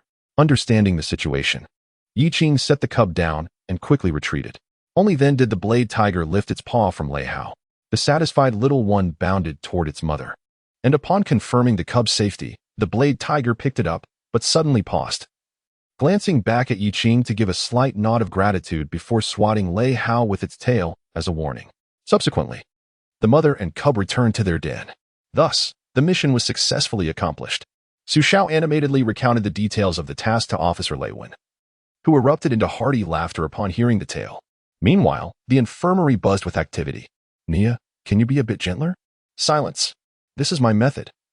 If you can do better, go find someone else. TCH, if it weren't for the little bro not being here, I wouldn't need you. Ouch, easy now. Apologies, Captain. Nia, don't be too rough. I know, Sister Yi, I have my own measure. Hee hee. Yu Qing, help me. Ouch. Dr. Fanas chuckled at the lively scene before him. Such vitality. Chapter 8. Parting time flew by, and a year swiftly elapsed. Graduation loomed near, and at this moment, Tang Nan's soul power stood at level 22, while his siblings approached level 30. The realization that he had only advanced a single level in a year left Tang Nan feeling fraught with anxiety. He scoured records of ailments throughout history, yet scarcely any aligned with his current plight. Why? Observing his disciple's unwavering dedication, Master Yang Hong felt compelled to take action. He approached his apprentice and gently tapped his head with his cane. Unnecessary, he remarked. Master, Tang Nan exclaimed, rubbing his head as he turned to face his mentor, his eyes glistening with unshed tears. I merely seek an answer. Ah, foolish disciple, what answer could there be? In my view, the pace of a soul master's cultivation does not determine anything. You have already surpassed the majority. With that, he tapped his cane once more. How long do you intend to procrastinate on the assignments I have given you? Ah, I had forgotten. I will attend to it immediately. At his master's urging, the sorrowful tears vanished in an instant, replaced by a flurry of anxiousness. He hurriedly returned all the books to their places, but in his haste, he stumbled and fell. Witnessing his apprentice revert to his usual self, Elder Yang resumed his seat, leisurely sipping tea while observing the commotion with keen interest. Ouch! Tang Nan exclaimed. Master, what is that? Upon falling, Tang Nan glanced up at the ominously displayed sword, Death's Breath, and inquired with confusion. Oh, that is merely a sword intended to instill fear. Yang Hong replied. Fearful? Really? Master, may I touch it? Well, all right. Yang Hong hesitated for a moment, but soon acquiesced. With permission granted, Tang Nan approached Death's Breath. As he extended his hand, he felt it trembling uncontrollably. He gazed at the sword in disbelief, contemplating retreat, when a sudden voice echoed in his mind, take it. At that moment, a colossal black dragon materialized behind him, growling and urging him to draw closer. As Tang Nan grasped the sword, he whispered, thank you. The black dragon's tone softened from its previous harshness, expressing gratitude. Thank you. What? He snapped back to reality, realizing he had indeed lifted the sword. So beautiful, he murmured, captivated as he examined it closely. When he gently stroked the blade, it seemed to respond, emanating a faint azure glow. He noticed what appeared to be inscriptions on the sword, and he murmured, "Listen to the voice of the soul. Thus, life is born." Meanwhile, Elder Yang furrowed his brow, calmly observing Tang Nan. When his hand neared the sword, he felt no anticipated backlash. This outcome stirred profound ripples within Yang Hong's heart, akin to waves disturbing the stillness of a lake. He pondered, is this real? Why did death's breath not reject him? Yang Hong's gaze remained fixed on the sword in Tang Nan's hand, his heart racing like a drumbeat, echoing in his chest, as he overheard his disciples' whispers. Astonishment filled his heart, mingled with a hint of disbelief. How can this be? A revelation began to dawn within him. Tang Nan, he called out calmly. Master? What is it? Tang Nan turned, meeting his mentor's gaze, his one turquoise eye particularly striking in the moment. However, the verdant hue of his eyes swiftly faded back to blue. Observing his disciple's peculiar condition, Elder Yang was convinced that he was not mistaken. He promptly instructed Tang Nan to return the sword to its rightful place and arranged for him to continue his studies, while he himself slipped into a fissure that he had opened. Following this incident, life seemed to return to normal, and after several months, Tang Nan finally celebrated his graduation ceremony. They had successfully graduated from Nodding Academy. The three of them returned to Holy Soul Village, filled with laughter and camaraderie, where Grandpa Jack had prepared a sumptuous dinner for them. The home was rarely filled with such joyous sounds. After dinner, Tang San and Tang Nan stepped outside to relish the evening breeze. Together, they made their way to the grassy expanse, where the gentle night wind caressed their faces, bringing with it a refreshing and delightful aroma. They settled on the grass, leaning against the ancient phoenix tree, savoring the beauty of this splendid evening. Tang San turned to Tang Nan, smiling as he said, "Do you know? I have never beheld the world beyond. Yet, I harbor no regrets, for here lies our home, surrounded by our loved ones." Tang Nan gazed at his elder brother, his heart brimming with admiration. He comprehended his brother's sentiment. The two of them had traversed countless joyous moments and faced numerous challenges together, forging a profound bond between them. Indeed, I hold a deep affection for this place as well, Tang Nan murmured softly. Though the world beyond is captivating, it is here that our roots lie. The two brothers sat in tranquil silence, savoring the simplicity and beauty of the moment. In the evening breeze, they seemed to hear the chorus of frogs in the fields and the distant chiming of cowbells, these familiar sounds evoking a profound sense of contentment within them. Tang San gently closed his eyes, allowing the evening breeze to caress his cheeks, and his spirits seemed to lift. He felt as if he could sense the essence of nature, the tranquility and serenity enveloping him in an unparalleled comfort. Tang Nan, do you know? Tang San spoke softly. My greatest desire is to protect this home and safeguard our loved ones. Tang Nan quietly listened to his brother's heartfelt sentiments, aware that this represented the most genuine emotional exchange between them. The two gazed silently into the distance. After a long while, Tang Nan suddenly spoke, his tone resolute and sincere. Brother, I have made my decision. Tang San lifted his head, gazing at Tang Nan, his eyes revealing a mixture of confusion and concern. What have you decided? He inquired. I wish to continue my studies under Elder Yang. I aspire to become a great physician. Tang Nan's tone was imbued with determination and hope.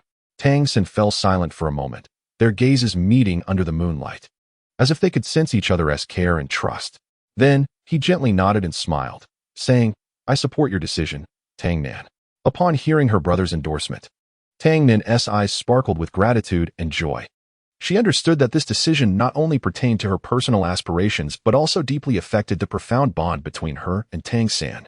His support served as a formidable pillar for her to realize her dreams and stood as a testament to the tacit understanding shared between them as siblings. Thank you, brother. Tang Nan's voice trembled slightly, yet resonated with determination. I will strive to fulfill my dreams and live up to your expectations. Tang San firmly grasped Tang Nan's hand, his gaze brimming with unwavering encouragement. I believe in you, Tang Nan. You will undoubtedly become a remarkable physician. On that night, the brothers' hearts were intricately intertwined, their aspirations and convictions shimmering under the moonlight. They understood that, regardless of how treacherous the path ahead might be, as long as they trusted and supported one another, they could surmount any challenges together. A few days later, the morning light gently filtered through the cracks in the window, softly illuminating Tang Nan's sleeping visage. Still lost in dreams, he drowsily listened to the sounds around him. Suddenly, a polite yet urgent knock shattered the tranquility of the morning. Tang Nan frowned, laboriously rising from his bed, his heavy footsteps leading him to the door. Upon opening it, a beam of morning sunlight cascaded upon his face, forcing him to squint. Against the backdrop of this brilliance stood a vague figure at the threshold.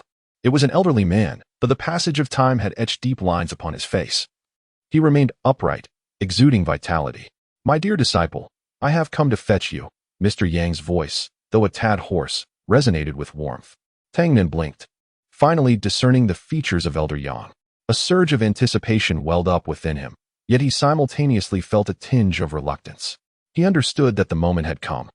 Turning his gaze back towards the interior of the room, he saw his family, his brother Tang San and his sister Xiaowu. They were his dearest kin, the ones to whom he felt an unbreakable bond. "I must depart." Tang Nan's voice quivered, betraying his uncertainty about the future and his reluctance to leave home. Inside, Tang San and Xiaowu rushed over upon hearing his words, their hearts heavy with sorrow. Xiaowu's eyes glistened with unshed tears as she bit her lip, striving to suppress her emotions. With a forced smile, she tenderly patted her brother's head, urging him, "Do remember to write to us and let us know you are safe. And if you ever face any bullying, make sure to tell us. Xiao San and I will avenge you." Tang San tightly grasped Tang Nan's hand, his gaze resolute and warm. "You must be brave." Tang San's voice trembled slightly. Tang Nan took a deep breath, aware that the time had come for him to depart. He could no longer linger in the past. It was imperative that he pursue his dreams and carve out his own path. He bowed deeply to his brother and sister, then straightened up, his gaze resolutely fixed ahead. He understood that Elder Yang would guide him towards uncharted territories, and he would bravely embrace the challenges that lay in wait for him. Tang San and Xiaowu stood at the entrance, watching as Tang Nan gradually followed Elder Yang into the distance, their hearts heavy with reluctance. Xiaowu's tears flowed uncontrollably, while Tang San furrowed his brow, clenching his fists tightly. Once Tang Nan's figure vanished from sight, the two slowly turned to return. At that moment, a final shout from afar reached them. "Goodbye, brother and sister, I will write to you." The voice resonated with sincere emotion and longing. Upon hearing the shout, both smiled and responded in unison, "Safe travels." Observing his disciple's frantic cry, Elder Yang spoke softly, "Tang Nan, it is time to depart." He then recited a spell to initiate the teleportation. Coming to his senses, Tang Nan promptly shouldered his pack and quickened his pace. "Master, where is our next destination?" "Humph, you will know after a while." The enigmatic demeanor of his master filled Tang Nan with anticipation. The next stop is Shrek Academy. Chapter 9. The Entrance Examination. I am Tang Nan, a young man determined to become an outstanding doctor. Not long ago, I bid farewell to my brother and sister, setting forth on my journey with my master to a place called Shrek Academy. Before me stood a tall, handsome young man with golden hair, named Dai Mubai, who was now rushing towards me. What should I do? I am anxiously awaiting guidance. However, upon closer inspection, he truly is quite handsome. "Disciple, stay strong. Hold on for just a moment." But why must I engage in a fight? An hour ago, alas, a successful landing. Is that Shrek, master? The youth gazed toward the village ahead, filled with eager anticipation for his master's reply. "No, that is not it. We must venture further in," Elder Yang shrugged. Descending the slope, the two walked through the village, arriving at the entrance of Shrek Academy. However, the initial impression left Tang Nan somewhat incredulous that this was the esteemed institution his master had described. "Master, is this truly our destination?" Tang Nan asked incredulously, pointing at the dilapidated school gate, the precarious sign, and the leisurely old man basking in the sun at the entrance. Elder Yang stroked his beard, examining the scene with utmost seriousness. It seems we shall need to assist them in repairing the sign." "This is not the point, master." Their commotion roused the sunbathing elder, who slightly opened his eyes and, with indifference, remarked, "Apologies, but you two must leave. Enrollment occurs in a few months, and you have arrived too early." He then resumed his comfortable position, soaking up the sun. "Forgive us. We are here to see Dean Flander. Here is a letter." Elder Yang politely stated their purpose and produced the letter. Upon hearing they sought the dean, the elder nearly tumbled over. After carefully inspecting the letter and confirming it bore the dean's handwriting, he pointed toward a large building behind him. "The dean is over there." "Thank you, young man." "Thank you, old sir." The scattered buildings, though worn, were kept tidy. This place did not seem so bad after all. Tang Nan admired the scenery along the way, and his impression of the academy underwent a significant transformation. Upon arriving at the door, Elder Yang knocked and, upon receiving permission from within, pushed the door open. A man, appearing to be around 50 and clad in a dark robe, was leisurely reclining in a chair. Even with his eyes closed, his visage exuded an air of cunning. Upon noticing Elder Yang's arrival, he promptly rose with a smile, inviting Yang to take a seat. "You've arrived so soon, Uncle Yang. You remain as decisive as ever. Now, about the items I requested?" The man displayed an unusual excitement, his hands fidgeting restlessly. Observing his reaction, Tang Nan timidly hid behind his master, trembling slightly. For some reason, he found this man somewhat intimidating. Noticing this, Elder Yang quickly retrieved a bag of money from his storage device and handed it over. "Flander, mind your manners. Don't frighten my disciple." Flander cleared his throat, attempting to restore some semblance of decorum, and swiftly accepted the money bag. "Ahem, welcome to Shrek Academy. I am the principal, Flander." "Hello, principal." Tang Nan greeted Flander politely, his well-mannered demeanor leaving a favorable first impression on the principal. "Oh, allow me to introduce my disciple." Tang Nan, Elder Yang calmly presented his apprentice. "Ah, excellent, Tang Nan. A fine name indeed. I presume this is the reason for your visit, Uncle Yang?" Flander keenly perceived something, a mischievous grin spreading across his face as he regarded Elder Yang. Elder Yang remained silent, calmly sipping his tea, seemingly acquiescing to Flander's implications. "Very well. Uncle Yang, you are aware of my rules, I trust?" Principal Flander resumed his seat, adopting a serious demeanor as he gazed at them. "I remember, Shrek Academy nurtures only monsters, admitting only those who are 12 years old with soul power exceeding level 20.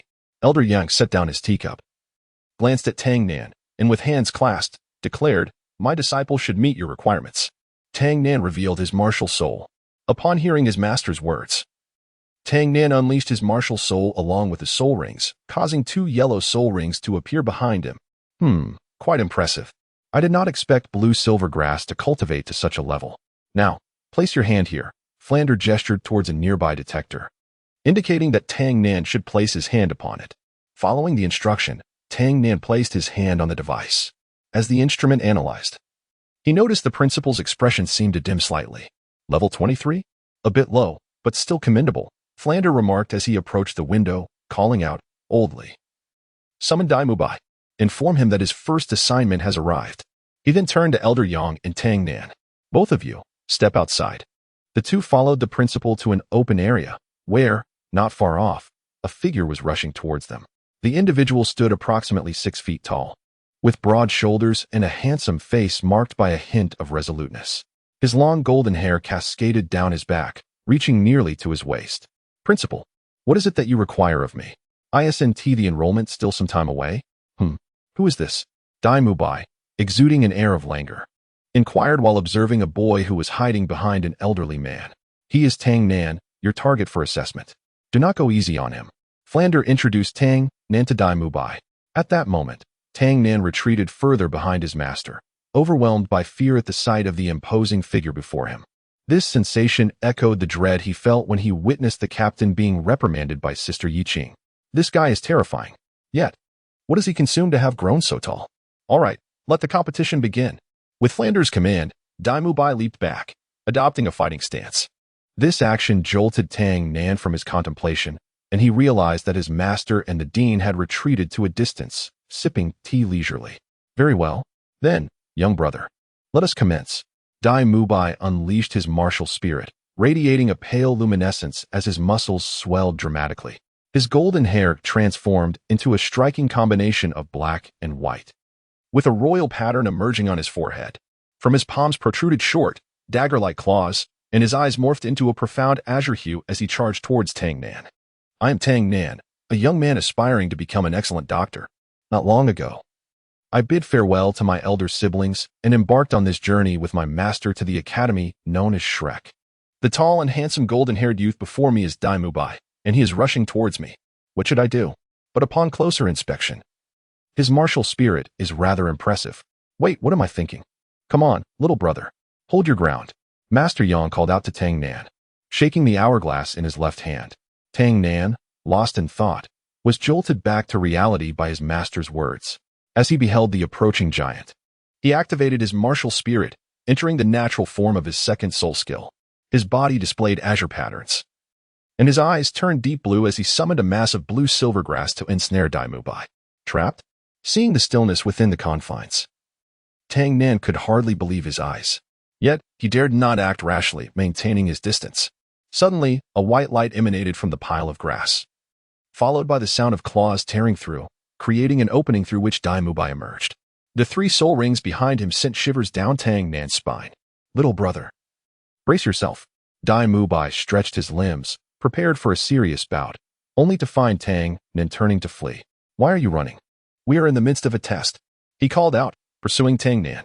And the rules do not state that we must fight, Tang Nan retorted, unable to refute the logic, as indeed, no such mandate existed. Uncle Yang, your disciple is breaking new ground, Flander remarked with a smile, savoring his tea while observing the chase unfold. At this moment, only a third of the time had elapsed. Utilizing his agile movements, Tang Nan managed to maintain a reactionary distance from Dai Mubai.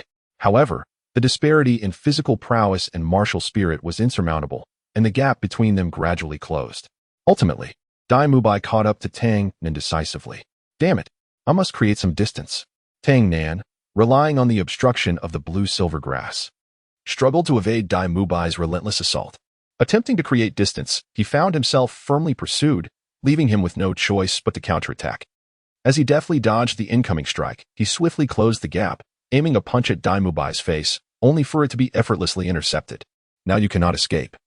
Dai Mubai sneered derisively at the diminutive figure before him. It is over. Realizing too late that he had fallen into a trap, Tang Nan sought to withdraw his hand. But the attack had already commenced. Dai Mubai's powerful blow struck him squarely in the chest, sending him hurtling several meters away. Elder Yang, witnessing the strike, praised, indeed. The timing and angle of the attack were impeccable. Flinder, you have taught him well. Flinder chuckled heartily in response. Oh, you flatter me. This lad still has a long way to go. He then turned his gaze towards Tang Nan. Aren't you going to check on your disciple? Unfazed, Flinder calmly sipped his tea, replying confidently, rest assured, it is not over yet. Is this all you've got? Dai Mubai, feeling disillusioned, withdrew his martial soul and turned to leave, only to discover that his legs were ensnared by the blue-silver grass that had appeared unbeknownst to him. What? Dai Mubai exclaimed in disbelief as he attempted to tear away the bindings, only to find his hands ensnared as well. Cough, cough, cough. Where do you think you're going? Do not underestimate me, I have yet to concede. Tang Nan managed to rise with great effort, his right hand controlling the blue-silver grass that restrained Dai Mubai, while his left hand pressed against his chest, trembling from the pain, sweat dripping incessantly. It hurts so much. Had I not fashioned a cushioning garment from the blue-silver grass within my clothing prior to the fight, even relaxing my muscles would have left me unable to rise. He grimaced, the persistent pain in his chest indicating a probable fracture of 2 ribs. Indeed, I cannot endure another strike. Tang Nan fixed his gaze intently on Dai Mubai, knowing he could not withstand another attack. I must devise a strategy. As he tended to his injuries, his mind raced, contemplating potential solutions. A glance at the hourglass revealed nearly half the time remaining. Dai Mubai, struggling against his restraints, attempted to break free using his first soul skill, but Tang Nan was determined to deny him that opportunity. With all his might, he unleashed the full power of his second soul skill, the natural form, as newly sprouted blue-silver grass rapidly filled the gaps, maintaining a firm grip on Dai Mubai. Hold on, Tang Nan thought. It seems I must resort to this technique. Dai Mubai's 1,000-year spirit ring radiated a purple glow as he transformed into the white tiger, his muscles swelling rapidly, black stripes appearing on his skin. No way. He can still transform. Tang Nan urgently summoned more blue-silver grass to ensnare him. Dai Mubai, with a fierce roar, unleashed his strength, tearing apart the binding blue-silver grass and charging fiercely towards Tang Nan. Tang Nan observed Dai Mubai charging towards him and swiftly commanded his blue-silver grass in an attempt to obstruct the advance. However, it was evident that the formidable Dai Mubai, having transformed into his diamond form, was beyond the hindrance of the current blue-silver grass. As the attack loomed closer, Tang Nan steeled himself, deciding to take a gamble. He directed his hands towards the ground, unleashing his soul power. In the fleeting moment before the assault struck, the plants beneath him surged upward, lifting him to safety. A sigh of relief escaped Tang Nan's lips, but the vibrations that followed compelled him to glance downward. He beheld Dai Mubai relentlessly assaulting the plants with alarming speed, causing them to sway perilously. Panic began to grip Tang Nan. What to do? Think. Oh, right. I seem to recall that there was no rule against using weapons. He retrieved a crossbow, But upon observing Dai Mu Bai's bulging muscles, he promptly abandoned the thought. He rummaged through his storage, desperately seeking a solution to his predicament. From a distance, two onlookers erupted into laughter at his frantic demeanor. Such improvisational skills were astonishing. This boy is indeed competent. I believe it's time to call an end to this. Flender reached out to halt the match, but was restrained by Elder Yang beside him. Patience, let us observe a bit longer. I sense the real spectacle is yet to unfold. As Dai Mu Bai's attacks intensified, the plants began to falter. Hurry, hurry. Tang Nan continued his frantic search when, at that moment, he spotted a vial of anesthetic and a smoke bomb set aside. An idea sparked in his mind. My apologies, Senior. He gathered all the anesthetic and infused it into the smoke bomb, shaking it vigorously for a uniform mixture before hurling it towards Dai Mu Bai's head. Upon witnessing Tang Nan toss the small sphere, Dai Mu Bai, ever vigilant, unleashed his second soul skill, the White Tiger's Light Wave, shattering the projectile and releasing a dense cloud of smoke. Simultaneously, he interrupted the plants with a forceful strike, causing Tang Nan to lose his balance and tumble to the ground. At that moment, Dai Mu Bai inhaled a substantial amount of smoke. However, due to the effects of his diamond transformation, his resistance to adverse states was significantly heightened, resulting in a delayed response to the anesthetic. As Tang Nan regained his footing, Dai Mu Bai stood before him, extending his right hand with a gaze imbued with respect, uttering, "It's over." Tang Nan, feeling an acute sense of anxiety, instinctively shut his eyes while extending his left hand to shield himself. In that fleeting moment, a resounding clang echoed as his left hand manifested a sword that deflected Dai Mu Bai's assault. This sword was none other than the Breath of Death. Its tremendous power surged forth, effortlessly dismantling Dai Mu Bai's diamond transformation and forcing him backward. Stunned, Dai Mu Bai gazed at Tang Nan. Yet the sword vanished as swiftly as it had appeared, leaving only Tang Nan, who had just opened his eyes, looking bewildered. The two locked eyes, both perplexed by the turn of events. Frand, observing this spectacle, pointed at Tang Nan with astonishment and turned to Elder Yang. "Did you teach him this?" he inquired. Elder Yang merely shrugged, spreading his hands with an expression of innocence, replying, "What do you think?" At that moment, the numbing effects of the diamond transformation began to wane for Dai Mu Bai, who immediately rose, intent on concluding the battle. Tang Nan sensed the unusual shift in his opponent's condition, realizing this was his final opportunity. He extended his right hand, attempting to manipulate the blue-silver grass, only to discover that his soul power had been nearly depleted. Dai Mu Bai approached slowly, preparing to deliver a decisive blow, while Tang Nan bowed his head in resignation, ready to accept defeat. However, after a brief moment, he heard Dai Mu Bai's voice offering praise. "Well done, Tang Nan. Welcome to Shrek. My name is Dai Mu Bai, and I shall look after you from now on." He lifted his gaze to meet the outstretched hand of Dai Mu Bai, eagerly clasping it. "Thank you. I appreciate your guidance, Big Brother Dai." As Tang Nan attempted to rise, he was unexpectedly overpowered by the re-emerging effects of Dai Mu Bai's anesthetic, causing him to collapse beneath him. "Help! Master!" Tang Nan cried out for assistance. The two onlookers could hardly contain their laughter at the scene before them, too engrossed in their amusement to intervene.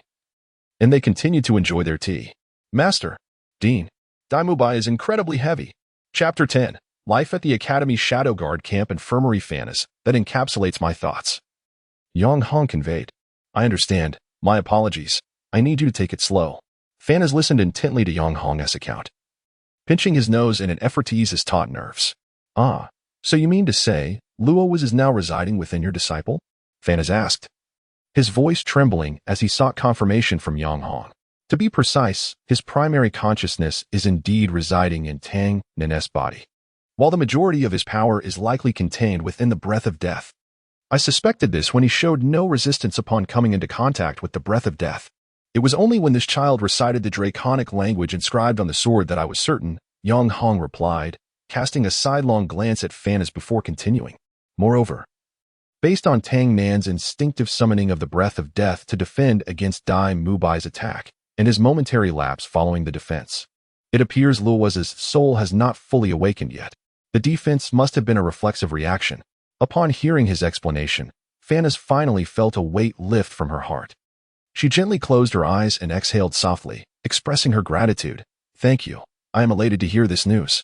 However, in an instant, her tone shifted to one of seriousness, her gaze sharpening. "What are your thoughts regarding him?" "Well, my intention is to observe gradually. To be honest, I personally prefer not to intervene directly. Yang Hong sensed the implication in Fanaz's words and expressed his thoughts.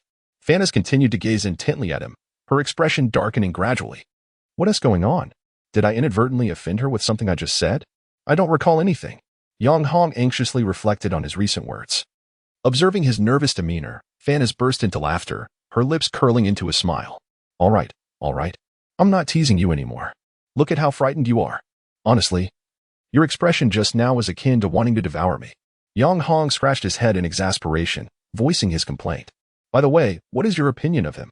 As for me, perhaps if the opportunity arises, I would engage him in a proper conversation, or perhaps I'd first give him a good thrashing upon meeting.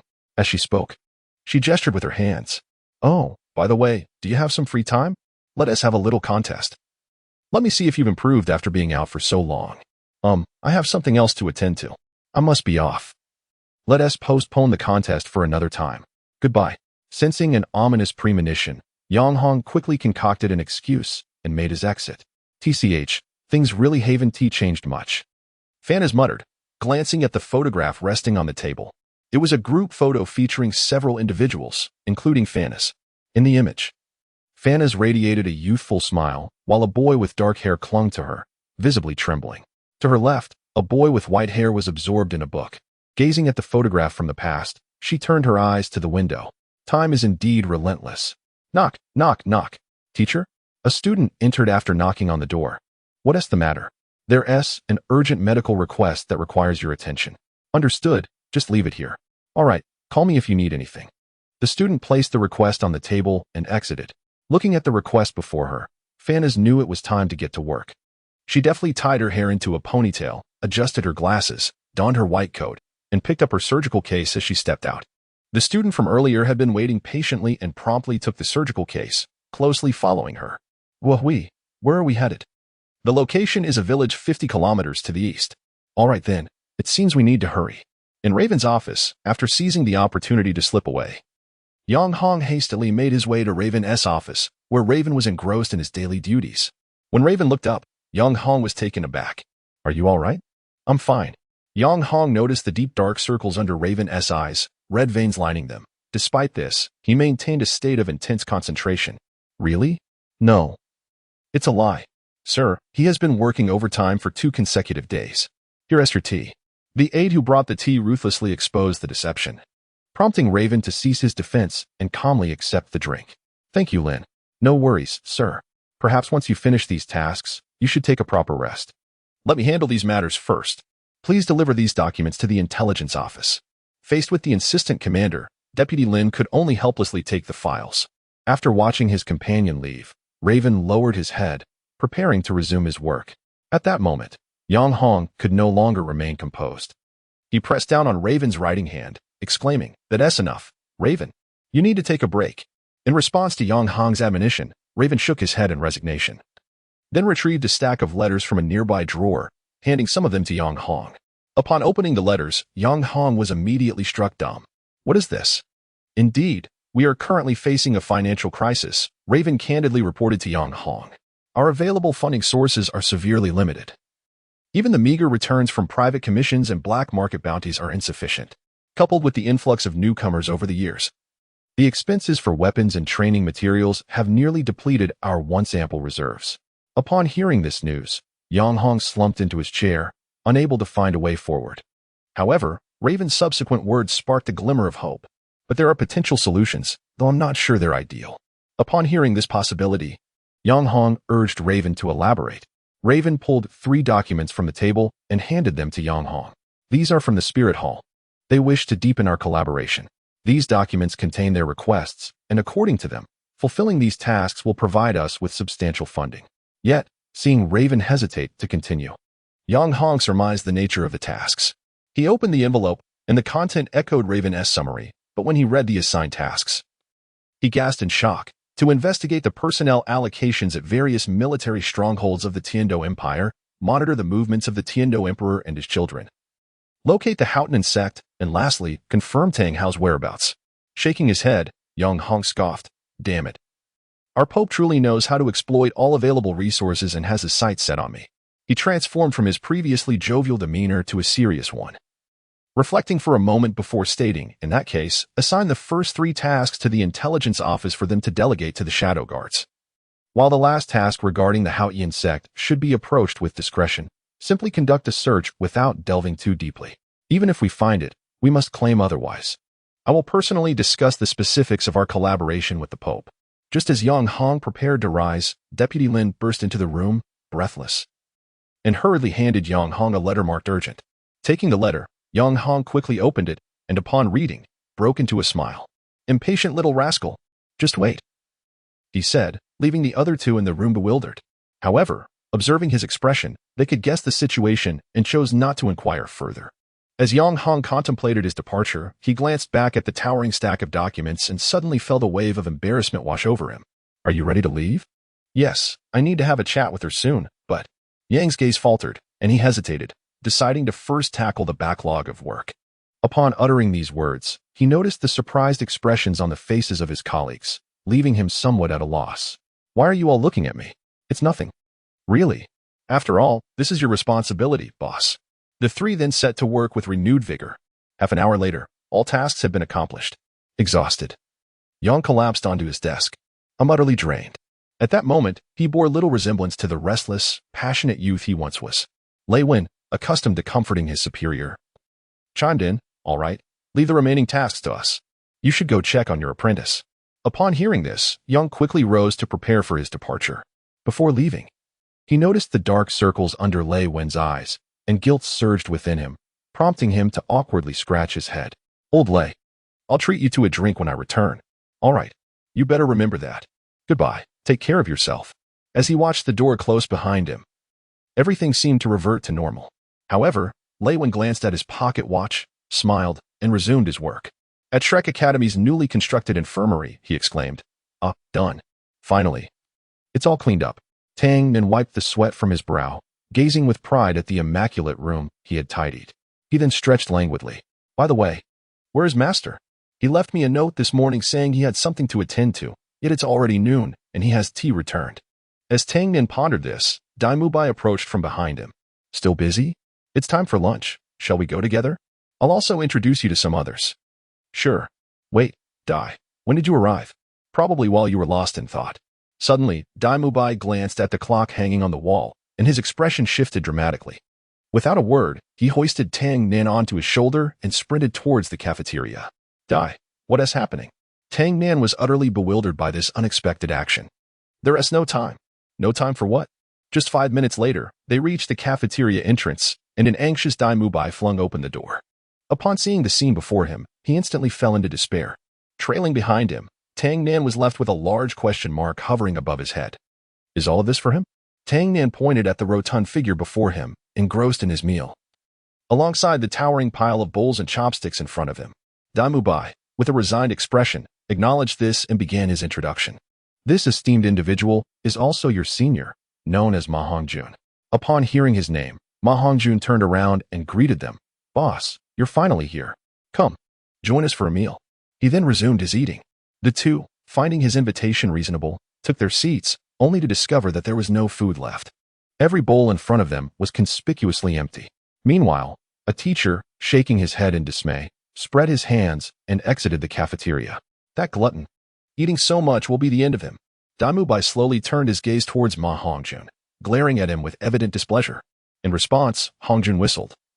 Avoiding Dai Mubai's piercing stare, which only served to further provoke him, gripping Hongjun's collar with his right hand, his left hand readied for action. While red flames flickered ominously around Hongjun, tensions escalated on both sides. Seeing the situation spiral, Tang Nin rushed in to mediate. "Gentlemen, let us remain calm." Keeping his distance, Tang Nin added, "Today, I intend to teach him a lesson. Little brother, step back. I wouldn't want to accidentally harm you." Just as the confrontation seemed imminent, a rather cheeky voice broke through from the entrance. A man, modestly dressed yet sporting a bushy beard and graying hair, pushed the door open. "Wonderful, over here, wait." Tang Nan, initially hopeful that this man was a savior, quickly blurted out upon seeing him. "Who are you, sir?" "Sir?" the man exclaimed, jumping up in excitement. "What do you mean, sir? I'm only 14. 14. Tang Nan exclaimed, disbelief washing over him as he turned to look at the man. Suddenly recalling his role in diffusing the situation, He hurriedly pulled him aside. My apologies, senior, but could you please think of a way to calm them down? It seems I might also be of little help here, he said, shrugging his shoulders in resignation as he observed the two heated individuals. The atmosphere shifted rapidly as the two were on the verge of unleashing their martial spirits. In a moment of inspiration, Tang Nen shouted, I'll check the kitchen for any leftovers.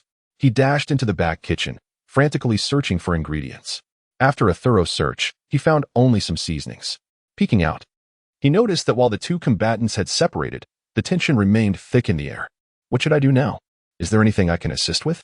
Suddenly, the bearded man appeared behind Tang Nan, startling him so much that he nearly retaliated instinctively. Realizing it was his senior, Tang Nan quickly apologized and explained the situation. Oh, I see. In that case, little brother, you wouldn't mind if I used my skills, would you? The sudden shift in his tone left Tang Nan perplexed. Senior, if you have a solution, please employ it. No worries. Very well then. Taking a deep breath, he recited the spirit incantation. Delightful, fragrant, tender tofu. As soon as the words left his lips, a piece of tofu materialized at his fingertips. Wow! Gazing at the tofu that had appeared out of thin air, Tang Nan's face beamed with joy. However, as he drew closer, the foul odor emanating from the tofu made him a bit uneasy.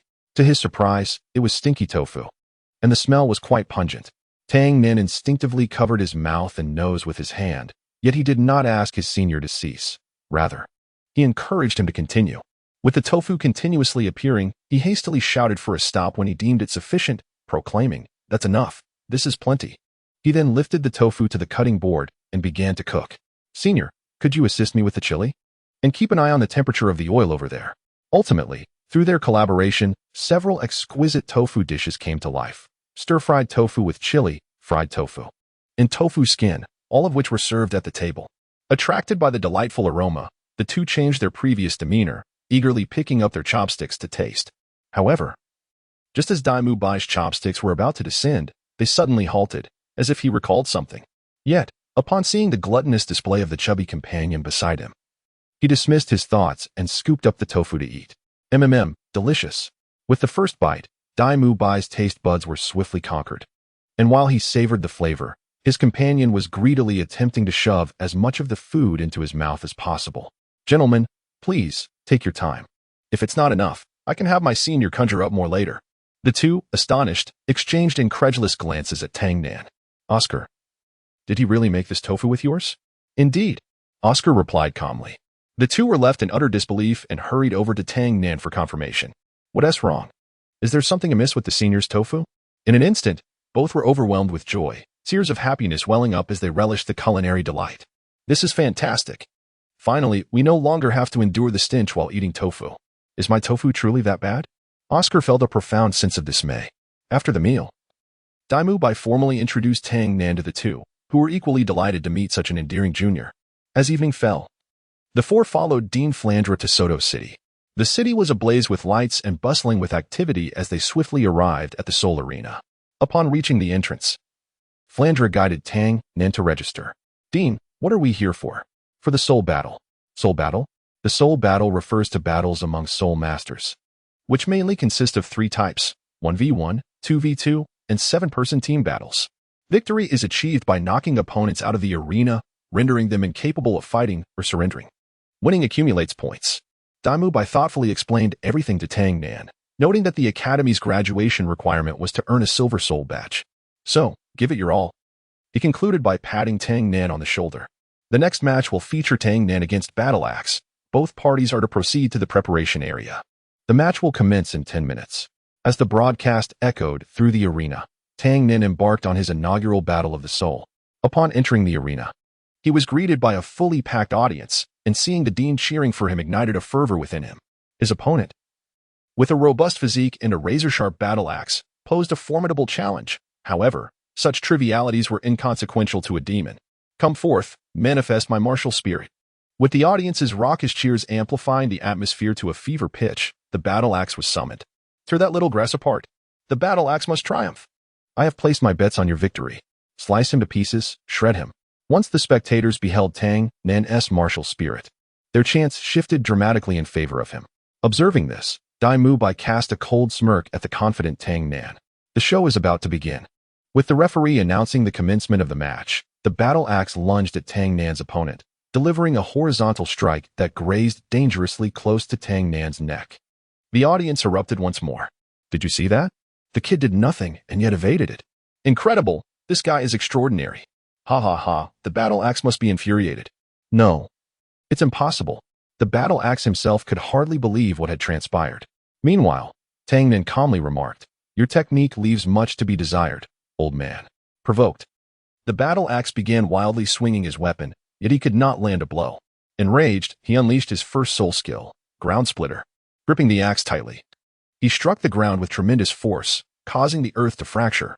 Tang Nan quickly leaped aside, and as he gazed at the devastated ground, he began to take the situation more seriously. Natural form, activate. Instantly, intricate greenish patterns adorned Tang Nan's face, heightening his perception. With a flick of his fingers, the blue-silver grass swiftly ensnared the battle axe. Roar! The battle axe bellowed, his muscles surging with power as he abruptly broke free from the grasp of the blue-silver grass. Little grass, meet your end. The battle reached a stalemate, leaving spectators like Hong Jun and Oscar in a state of anxious anticipation. This is bad. Tang Nan's blue-silver grass lacks resilience. It's over if this continues. Our little brother will lose. Calm down, Damubai interjected, delivering a sharp rap to Ma Hongjun's head. Don't worry, his capabilities exceed what you see. As the battle axe struggled to land a hit, he abruptly shifted tactics, relentlessly pushing Tang Nan into a corner of the arena. Realizing he had no escape as he stepped back and missed his footing, Tang Nan exclaimed, "This is troublesome." Yet, glancing at the panting battle axe, a plan began to form.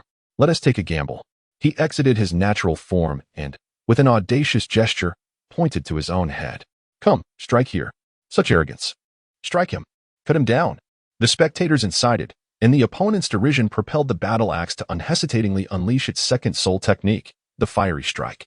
In an instant, the blade was enveloped in flames. Ready now, you insignificant wretch, it declared, exerting its full strength to deliver a devastating blow. At that moment, Tang Nan seized the opportunity, dashing forward with a sudden slide beneath the battle axe. This is not good. Concurrently, the battle axe comprehended his intention, but it was too late. The strike had already descended. The arena was shattered, collapsing under the force, leaving the battle axe in a precarious stance. Just as it attempted to regain its balance, Tang Nan offered his apologies from behind. My apologies. No sooner had the words escaped his lips than a rapidly growing blue-silver grass surged forth, propelling the battle axe away. As the axe fell from the arena, an immediate hush enveloped the audience, only to be shattered moments later by a cacophony akin to a volcanic eruption. That was beautifully executed. Who would have thought victory could be achieved in such a manner? This child fought splendidly. My money, gone, all of it. Upon exiting the arena, Tang Nan made his way to the preparation area, where the dean and his companions had been waiting. Well fought, Tang Nan, the dean commended, expressing approval of Tang Nan's tactics. Damubai patted him on the shoulder with a smile. However, what astonished him more was the battle axe leaning against the wall, awaiting him. Mr. Battle Axe? Yes, it is I. The axe approached Tang Nan, tranquility etched upon its visage, extending a hand. You performed admirably. Such bold ideas from a young lad. Hee. It was just a spur-of-the-moment inspiration. Tang Nan felt a tinge of embarrassment at the praise. However, remember this. Soul battles are no trifling matter. Carelessness can lead to dire consequences. Little one, it cautioned, tapping its fist against Tang Nan's chest. Having imparted this wisdom, it turned to depart. Until we meet again. I am utterly exhausted. After a long day, Tang Nan leaped onto his bed, relishing the warmth of the soft quilt. Perhaps due to sheer fatigue, he quickly succumbed to slumber. A while later, Yang Hong, having completed his tasks in the shadow guard, emerged from the shadows, only to find his disciple fast asleep. Just as he was about to call out, he instinctively held back his voice, observing the tidy room before him. Yang Hong had long since cast aside thoughts of the Lu Hua's martial soul hall. He tenderly covered Tang Nan with the quilt and extinguished the candle. Good night, Tang Nan. Chapter 11. An unexpected reunion. Let me take a look here. There are so many ingredients to purchase. Tang Nan marveled at the extraordinarily lengthy list provided by his teacher. Why must I be the one to go? Perhaps it was because the individual with the best rapport with the surrounding villages was none other than the esteemed healer who made daily rounds, accompanied by his young apprentice. Through these medical rounds, Tang Nan had the opportunity to put his theoretical knowledge into practice. earning a portion of the commission while also fostering goodwill among others, a fortuitous arrangement desired by both his master and the dean. The canteen's dishes had run out, and in an effort to conserve funds, Dean Flandre contemplated enlisting Tang Nan's help, subsequently assigning him the task of procuring ingredients from the neighboring villages. "Ah, young doctor, what brings you here today?" greeted the village head, basking in the sunlight at the entrance. "I am here to purchase some food," replied Tang Nan. "How is Annie's health?" "I must extend my gratitude to you all. My wife is nearly recovered. Come, sample my freshly harvested radishes. They are delightful." The affable elder turned and retrieved a basket of radishes from his home. Sensing the abundance, Tang Nan quickly interjected, "Oh no, that's far too many. I don't have enough money." "Nonsense. Consider these as payment for your medical services. If you refuse, I shall be quite upset," he exclaimed, adopting a mock frown. Unable to decline the elder's kindness, Tang Nan graciously accepted the radishes, just as he placed them into his soul guide storage device. The sound of approaching footsteps grew louder from the depths of the village. He turned to see the villagers, having learned of the esteemed doctor's presence, voluntarily presenting a portion of their own produce as tokens of gratitude. Thus, without much effort, Tang Nan gathered an ample supply of food. Upon returning to the academy, the onlookers were astounded to witness Tang Nan unloading a mountain of food, towering even higher than Dai Mubai. When they learned that he had spent not a single coin, Dean Flandre could hardly contain his excitement, joyously patting Tang Nan on the shoulder and cheering for him. After all, who does not adore a charming and courteous young lad? In the Spirit City, the tranquil lake mirrored the serene sky, filled with the melodies of birds and the fragrance of blooming tulips. Within a lakeside pavilion, an elderly man with white hair was enjoying the afternoon, his brows raised in contemplation, dressed simply, while a sword beside him occasionally glimmered with golden light. At that moment, a fisher appeared outside the pavilion, revealing Yang Hong, who stepped through with an air of tranquility. "You seem rather unoccupied," he remarked. "What brings you here to disturb my peace?" The elder replied, opening one eye to glance at him with a chuckle. "You ought to blame your lovely wife for this," Yang Hong retorted, his agitation evident as he animatedly waved his arms. "Look here, she has been thinking of me," he said, handing over a letter. The elder took the letter, quickly scanned it, and then reclined once more, savoring the gentle breeze, even whistling softly. "Ah, what splendid weather," he mused. The abrupt shift in topic irked Yang Hong. "Qian Douluo, you insufferable martial enthusiast, speak plainly. Why do you torment me so?" Noticing Yang Hong's irritation, Qian Douluo stretched lazily and yawned, responding nonchalantly, "Young man, having aspirations is commendable. There is no need for me to hinder you." He rubbed his sleepy eyes. "Besides, what business do I have meddling in the affairs of the Pope of the Spirit Hall? What say you, Brother Yang?" Fuming, Yang Hong clenched his fists, suppressing the urge to strike him, and with a mischievous grin, retorted, "Do you believe I wouldn't whisk your precious granddaughter away? You wouldn't dare." In mere moments, two simple words stirred a tempest as a flurry of swift strikes halted just 5 centimeters from Yang Hong's face, exuding an intense aura of menace. Yang Hong firmly grasped that hand, then, with a playful flick of his tongue, donned a cheeky grin. "Why stop pretending, you martial fanatic? Ha ha ha. Ouch, that hurts." Realizing that this impudent youth was deliberately provoking him, Qian Douluo swiftly transformed his hand strike into a fist, delivering a sharp blow to Yang Hong's face. He then shook his hand and returned to his position, reiterating his stance. "My old friend, if you wish for me to exert pressure on her, I must regretfully inform you of my inability. Our relationship is, well, you know. After all these years, has the young lady yet to forgive you? She is, after all, your son's daughter. Let us not dwell on it. It's been over a decade, time to turn the page. She is a capable and ambitious individual. Perhaps only she can unite the Spirit Hall and this continent. Yang, you ought to assist her. So, this is your suggestion? Indeed. Very well." Upon hearing this, Yang Hong found himself compelled to acquiesce, conceding as a gesture of goodwill. "I shall instruct the shadow guards to gather intelligence for the Spirit Hall, but only intelligence. I have no desire to see my young men perish for naught." After their discussion, a brief silence enveloped them until the call of a wild goose broke it. Qian Douluo slowly inquired, "How has Xiaoxua been lately?" "She is well, actively pursuing her plans. I mean her training. Oh, she hasn't fallen behind, rest assured. That old man's granddaughter deserves some affection, don't you think?" With that, Yang Hong reached out to caress the sword resting nearby. "Humph. Isn't it your duty to care for her? Very well, very well. Am I to become your family's caretaker?" With no retort left, Yang Hong turned his gaze towards the sword, but Qian Daolu firmly pressed his hand back down. Do not move, my friend. Her brilliance is too radiant. Ugh, truly. You help not at all yet demand this and that. How unfortunate. Yang Hong pouted, rising to leave. Just as he was about to depart, Qian Daolu called after him, tossing a wine flask his way, which Yang Hong deftly caught. Weighing it in his hand, he felt a surge of joy. It was full. He raised an eyebrow, smirking. Thanks. As he took the final step into the rift, Yang Hong heard the old man's heartfelt request. Please take her out for a stroll. And remind her not to harbor hatred for her mother. Understood. He raised the wine flask, shaking it as he called back. Remember for next time. With that, he vanished into the rift. Upon returning to the academy, Yang Hong gazed at the wine flask, sighing with a wry smile. Old friend. These matters should rightly be yours to handle. Hey, teacher Yang, come lend a hand. The distant instructors waved him over. Oh, I'm coming, Yang Hong replied, casting another glance at the wine flask before dismissing it from his mind. He tucked away the flask and approached his colleagues. Thus, time passed, and over a month slipped by. The college's enrollment had commenced, yet the reality fell starkly short of Tang Nan's expectations. How dreadfully dull. Why has a single injured person arrived? In the medical office, aboard Tang Nan stifled a yawn. 3 days had elapsed since the enrollment began. Yet not a single applicant qualified. Either their soul power was insufficient, or they fell victim to a swift defeat by Chief Dai. I wonder what Master is up to. Meanwhile, in the office of Shadow Guard Raven, the frenetic Yang Hong was grappling with paperwork in a state of near madness. While Assistant Yi enjoyed a pleasant cup of tea alongside Dr. Fanas. Is it wise for Officer Yang to be handling things this way? Assistant Yi uneasily queried Dr. Fanas. Fear not. This fellow has sown his own chaos, and now it is time for him to reap the consequences. Dr. Fanas stifled laughter behind his hand, observing Yang Hong's frenzied effort.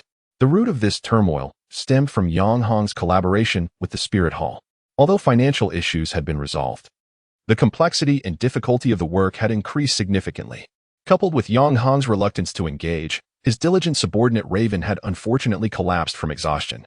To ensure Raven could rest properly, Yang Hong had, in front of him, patted his chest and vowed to complete the work, though not out of genuine willingness. Thus, this was the reason for Yang Hong's perspiring toil. Is everything truly all right? It is indeed. Come, let us enjoy some tea. Oh, thank you. Could you two not come to assist this poor soul? Yang Hong lamented desperately, yet the two remained unmoved. Tang Nan, you're up. Hearing someone call out. A startled Tang Nan jolted awake, lifting his head to see Dai Mubai supporting a strikingly aloof beauty clad in black, alongside a charming girl with pink hair carrying a familiar figure. Roused to action, Tang Nan swiftly rose to assess their injuries. Nothing serious. Merely a result of excessive force during the attack. Your name? Tang Nan inquired of the beauty while glancing at Chief Dai. Did you strike her? Upon seeing this, Dai Mubai hastily clarified, it was not me, it was the Vice Dean. As their dialogue unfolded, the beauty spoke. Zhu Zhuqing. Her calm response evoked a sense of caution in Tang Nan, as if he should avoid provoking her wrath. Very well, Miss Zhuqing, simply apply this ointment. Tang Nan retrieved a jar of salve from the cabinet and handed it to Zhu Zhuqing before turning to the other individual. And you? Lin Rongrong, I'm fine. You should check her first, Lin Rongrong replied, gesturing to the figure on her back. Oh, all right. Please lay her on the bed over there. As Tang Nan approached the bed, he immediately recognized the person lying there. In that instant of realization, his pupils dilated, and he trembled involuntarily. Sister? The figure before him was none other than Xiao Wu. Tang Nan did not dare to relax for even a moment. He immediately conducted an examination. After confirming that the injuries were not too severe, he let out a sigh of relief. Fortunately, it was merely a backlash from the soul technique.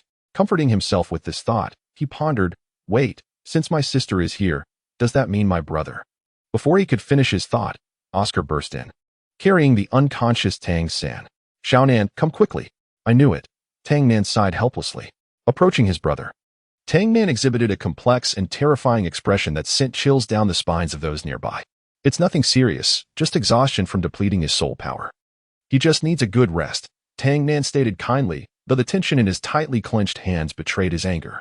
At that moment, Ning Rongrong and Zhu Qing stepped out for a stroll, leaving only 3 individuals and 2 patients in the room. Observing Tang Nan's furious demeanor, Oscar tentatively inquired, what is your relationship with Tang San, a rival? No, he is my brother, my biological brother. This revelation struck the two present like a thunderclap. Dai Mubai grasped his shoulder and asked again, "Are you certain?" Seeing Dai's intense reaction, Tang Nan affirmed while questioning what had transpired. Thus, Dai Mubai recounted the recent confrontation with teacher Zhao Wudre and Tang San's subsequent solo challenge. After grasping the circumstances, Tang Nan looked at his brother and sighed in resignation. Although I anticipated my brother would fight fiercely, I never expected him to go to such lengths. Just then, he heard his sister calling him. "Nan? Is that you?" It turned out that the previously lying Xiao Wu had been awakened by the commotion, gradually rising. The backlash from her soul technique left her still quite weak. She gazed around the unfamiliar room, and then at the unconscious Tang San, the memories of the recent events flooding back. "It hurts. Why am I here?" Xiao Wu clutched her still throbbing head, attempting to discern the figure before her. Gradually, her vision became clearer. She recognized the person in front of her. "Nan, is that you?" Responding to his sister's voice, Tang Nan turned and smiled, excitedly replying, "Yes, it's me, sister. Welcome to Shrek." Seeing her younger brother return, Xiao Wu joyfully embraced Tang Nan, leaving him feeling somewhat flustered. "Sister, you're too close," he shyly murmured. "It's all right. Let me see you. You've grown taller in the past few months," Xiao Wu said affectionately, gently stroking his cheek. Though Tang Nan protested that it was unnecessary, he did not resist her touch. He merely lowered his blushing face. Meanwhile, Dai Mubai and Oscar, who had been watching the scene unfold, were thoroughly amused to witness the transformation of the once furious brother into a bashful one. "Haha, I didn't know Tang Nan had this side to him. Hee. Perhaps he is a bit of a sister's boy," the two chuckled, only to suddenly sense a chilling aura of murder. With his head bowed, Tang Nan cast a sidelong glance at them, 3 slender needles appearing in his hand. The sight sent a chill down the spines of the two, prompting them to hastily concoct an excuse to leave. Little Nan, how's your brother?" "Oh, my elder brother," Tang Nan remarked nonchalantly, glancing at his brother lying on the hospital bed. "He's fine. He won't die. Once he wakes up, he'll be full of vigor." Meanwhile, Xiao Wu, who saw through her younger brother, gently patted his head in comfort, saying, all right, don't be angry with your brother." Tang Nan turned her head away defiantly, insisting, "I didn't tea. Who would be angry with him?" All right, I'm not angry." "Humph. Oh, by the way, sister, how did you all end up here? With your qualifications, aren't those esteemed academies supposed to be easily accessible?" "Oh, about that, your brother's teacher wrote to summon him here, and I had no choice but to accompany him." "I see." The two of them chatted about the events of the past few months, unaware that the sun was about to set. At that moment, Ning Rongrong, who shared a dorm with sister Xiao Wu, came to visit her. Upon seeing her lively demeanor, she remarked on Tang Nan's impressive skills. After bidding farewell to her sister with a smile, Oscar arrived. Tang Nan coldly gestured towards her brother, urging him to be taken away promptly. After escorting Oscar out, Tang Nan finally sighed in relief. Suddenly, a fissure appeared nearby, and Yang Lao emerged with a look of utter desolation. Having just completed his work for the day, he leaped onto the large bed, promptly becoming ensnared by it. "Master, are you all right?" "Hey, Fajia, why don't you help the commander?" "Humph, there's no need. Just look at how beautifully he has completed this." Fanas responded to Lieutenant Yi's inquiry while happily reviewing Yang Hong's work. Upon receiving the documents handed by Fanas, Lieutenant Yu merely glanced at them and was astounded. The analysis and handling of the matters were impeccable, clear, and concise. "Did the commander write this?" "Yes. Or do you think it was written by me?"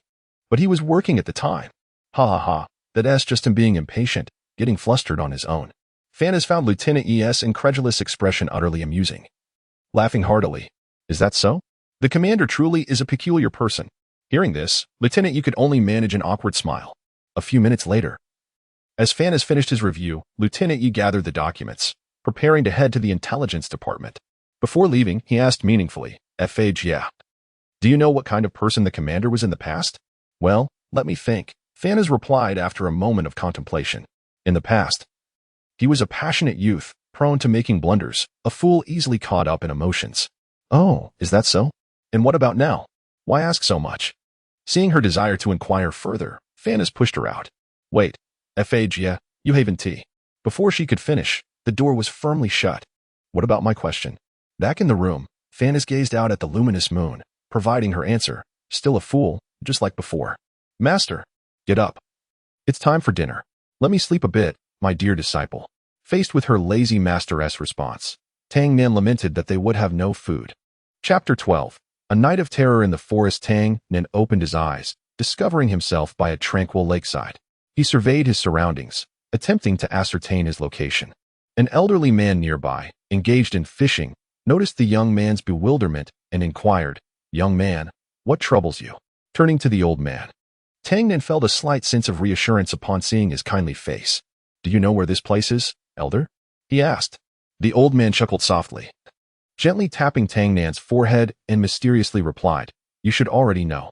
As the elder's words resonated, Tang Nan's memories began to crystallize, and he recalled everything. 10 hours prior, he had been breathlessly calling out, "Slow down, guys." Just days earlier, after a collective attempt to sample Oscar's tofu, the principal discovered that Oscar had surpassed level 30. To assist him in obtaining his third spirit ring, Tang Nan, along with Vice Principal Zhao Wujin and 7 others, set forth into the Douluo forest. Originally, Elder Yang was to accompany them, but upon their arrival at the inn, news from Lady Fan has indicated a plethora of paperwork awaited his attention. Although Elder Yang wished to find an opportunity to excuse himself, he abandoned that notion in the face of Lady Fan's warm smile. Thus, he resigned himself to the task at hand. Before departing, having pondered the potential challenges his disciples might face, Elder Yang handed Tang Nan a handgun, advising him that its effective lethality was limited to those below level 40 and within 4,000 years of age. He then hurriedly slipped into the crevice. Understanding his master's predicament, Tang Nan could only wish for his mentor to bear less burden. Carefully stowing away the handgun, he began to concoct potions that might prove useful. The following day, they finally arrived at the Douluo forest, embarking on their quest for suitable spirit beasts. Zhu Zhuqing took charge of reconnaissance, while the others closely clustered around Tang San, following him on their adventure. Tang San resembled a walking encyclopedia, enlightening the group on various spirit beasts and plants, earning their admiration. Meanwhile, Tang Nan busied himself collecting herbs to craft restorative potions, soon filling his pouch with an array of medicinal plants. Just as he reveled in his spoils, he suddenly heard his sister calling, "Hey, Nan, hurry up and catch up." Only then did he realize he had fallen behind. Promptly, he quickened his pace to rejoin the main group, arriving breathless and fatigued. "Is that little distance too much for you?" Daimubai teased. Although Tang Nan felt a tinge of embarrassment, he was too exhausted to retort. At that moment, Zhu Zhuqing, responsible for scouting, seemed to have detected an approaching spirit beast. After careful identification, they confirmed it to be a millennium-level phoenix-tailed chicken crown snake. Truly, the arduous search had yielded results effortlessly. Zhao Wujin assigned Tang San to lead the strategy, and they began planning how to hunt the phoenix-tailed chicken crown snake. Amidst the dense forest, the snake darted through the trees like a streak of lightning. Under Tang San's command, Ma Hongjin activated his second spirit ability, the Blazing Phoenix, unleashing a torrent of fire to drive the serpent into their encirclement. As it entered the ambush zone, Tang San and Tang Nan's blue-silver grass ensnared it in an instant. Tang San unleashed the barbs of the blue-silver grass in an attempt to ensnare the coiling snake. However, just as they believed they had succeeded, the cunning serpent realized it was ambushed and swiftly slipped free from its bindings. The group immediately began to pursue and corner it. But it became evident that this sly creature was far more formidable than they had anticipated. Their assaults seemed to inflict minimal damage upon the coiling snake. Observing from a distance, Oscar discerned the reason. The serpent's scales were exceedingly smooth, causing their attacks to largely miss, resulting in a significant reduction in impact. To capture it, they needed to devise a strategy. Frustrated, Tang Nan suddenly recalled the highly adhesive sap he had recently gathered. He promptly extracted it, then fashioned a lasso from the blue-silver grass, coating the inner surface of the loop with the viscous liquid. Pleased with his ingenuity, he felt a surge of pride. At that moment, Daimubai, due to Zhu Zhuqing inadvertently inhaling the coiling snake's anesthetic mist, found himself briefly paralyzed. Enraged, he activated the white tiger transformation, leaping into the air to catch Zhu Zhuqing, then turning back to deliver a powerful punch that sent her crashing to the ground once more. Seizing the opportunity, Tang Nan hurled the lasso, perfectly ensnaring the coiling snake's head and securing it tightly. However, he overestimated his own strength. Once the serpent realized it had been caught, it began to flee at an astonishing speed, and Tang Nan's strength was no match for its escape. He was flung into the air, crying out for help.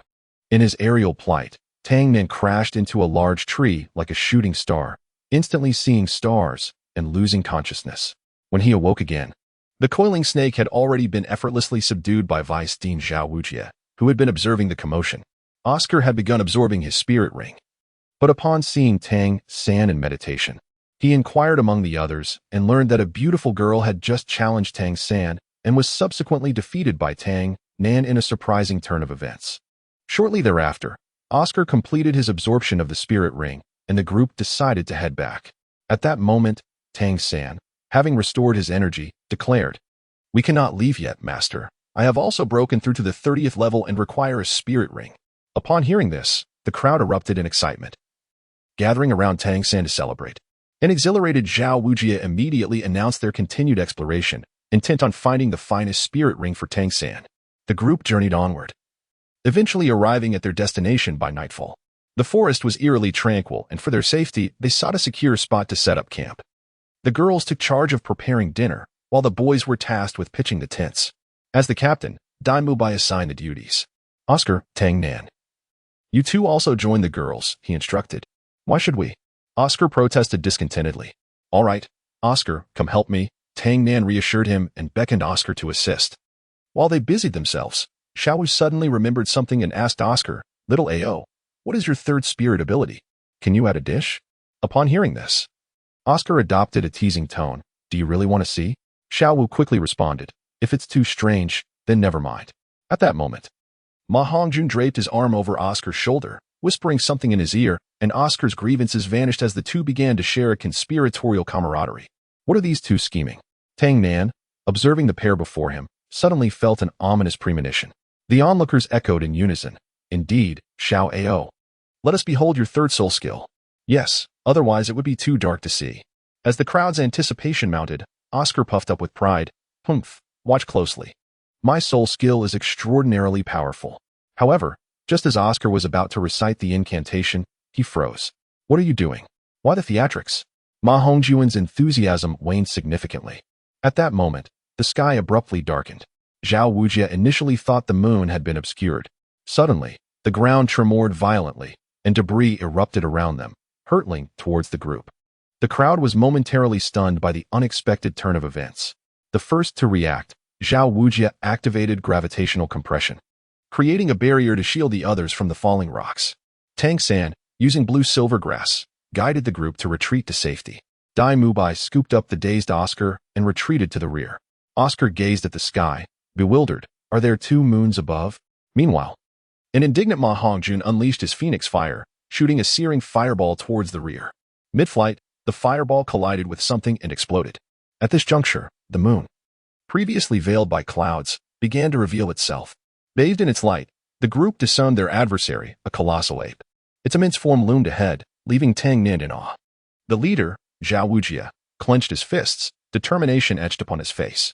He commanded Dai Mubai to lead the others to safety, expressing in a calm tone his apologies to the forest sovereign. "Forgive us, king of the forest, we mean no harm. Please allow us to..." Yet before he could finish, the giant ape swung its fist towards the humans. Zhao Wujie, enraged, retorted, "How dare you mock me?" He then activated his martial soul and true form armor, shouting to Dai Mubai and the others, "Dai Mubai, take them away." As Dai Mubai and the others prepared to join the fray, they were repelled by Zhao Wujie's gravitational compression. Harnessing the augmentation of gravity and its compression, Zhao Wujie charged at the giant ape. Simultaneously, the others who had been knocked back landed on the ground. Dai Mubai entrusted the leadership to Tang San and rushed to support. Tang San, too, had no intention of retreating, as the others stayed by his side. However, when Tang Nan and Xiao Wu attempted to join, Tang San declined their participation. He pointed at Oscar and Ning Rongrong, insisting, "You must protect them." "I'm sorry, Xiao Wu." Aware of her own limitations in battle, Xiao Wu could only silently lead her brother and Oscar to safety. The struggle between the group and the giant ape was overwhelmingly one-sided, with their attacks merely eliciting mild irritation from the beast. In a critical moment, Zhao Wujie revealed his ultimate trump card, activating his true martial soul and transforming into a massive diamond bear, plunging into the fray. In awe, Tang Nan witnessed the vice team display an epic martial soul, profoundly moved. Beside him, Xiao Wu wore a worried expression, hesitating as she gazed upon the battlefield, her hands clenched tightly, a sight that did not escape Tang Nan's notice. He approached his sister, offering words of encouragement. "Go on, sis, I've got your back." Resolute, Xiao Wu looked at her brother's beaming smile, unable to suppress her own laughter. Yet she reminded him, "You mustn't get hurt. Otherwise, brother will scold me." After assuring him, Xiao Wu set off alone toward the battlefield. Meanwhile, Zhao Wujie, transformed into a diamond bear, unleashed a formidable strike against the colossal ape, while Ning Rongrong seized the opportune moment to enhance his power, invoking the renowned seven treasures. Under her support, Zhao Wujie's strength ascended to the level of a soul Douluo, a feat that astonished even him. The augmentative prowess of the seven treasures' glazed tower proved to be genuinely formidable. However, the act of providing such a transcendent enhancement nearly drained Ning Rongrong's soul power, leaving her momentarily dizzy. At that juncture, Tang San recognized that a single blow from his teacher would not suffice to topple the giant ape, prompting him to launch an immediate flanking attack. Observing Tang San's actions, Ning Rongrong yearned to assist, yet was dissuaded by Tang Nan, who cautioned, "Sister Rongrong, you must conserve your soul power." Nevertheless, she disregarded his warning, exerting herself to bestow blessings upon Tang San with all her might, invoking the seven treasures' prowess of strength and swiftness. Exhausted, she subsequently collapsed. Why do the elderly never heed the advice of physicians? Tang Nan lamented, all the while tending to her injuries. At that moment, the diamond bear's powerful strike, disrupted by Tang San's interference, landed squarely upon the giant ape's visage. Yet, as the dust settled, the struck giant ape merely mocked the colossal bear before unleashing a thunderous roar that threatened to eradicate everyone present. The abrupt shift in the battlefield's dynamics caught Tang Nan off guard, causing the vial in his hand to fall. Just then, the giant ape unexpectedly turned and departed, leaving him no time for contemplation as he hastily returned to the battlefield alongside Oscar and the others. There, he encountered the most unwelcome news imaginable. Upon re-entering the fray, Tang Nan promptly assessed their injuries and administered treatment, while Tang San remained silent, simply requesting more tofu from Oscar. Noticing his sister's absence, Tang Nan sought clarification from his brother, inquiring, "Brother, where is sister?" Yet, his brother offered no reply, remaining engrossed in his meal. Turning to others, he found them similarly silent, heads bowed. Tang Nan surmised the gravity of the situation, his heart laden with confusion and unease. "No, I refuse to believe it." He collapsed to the ground, his eyes devoid of spirit, as guilt and regret consumed him. Nevertheless, he could not neglect his responsibilities. He rose to continue treating others, though his distracted demeanor elicited concern from those around him. As Zhao Wujie prepared to return to the academy for rest, Tang San ingested the flying mushroom produced by Oscar's third soul skill.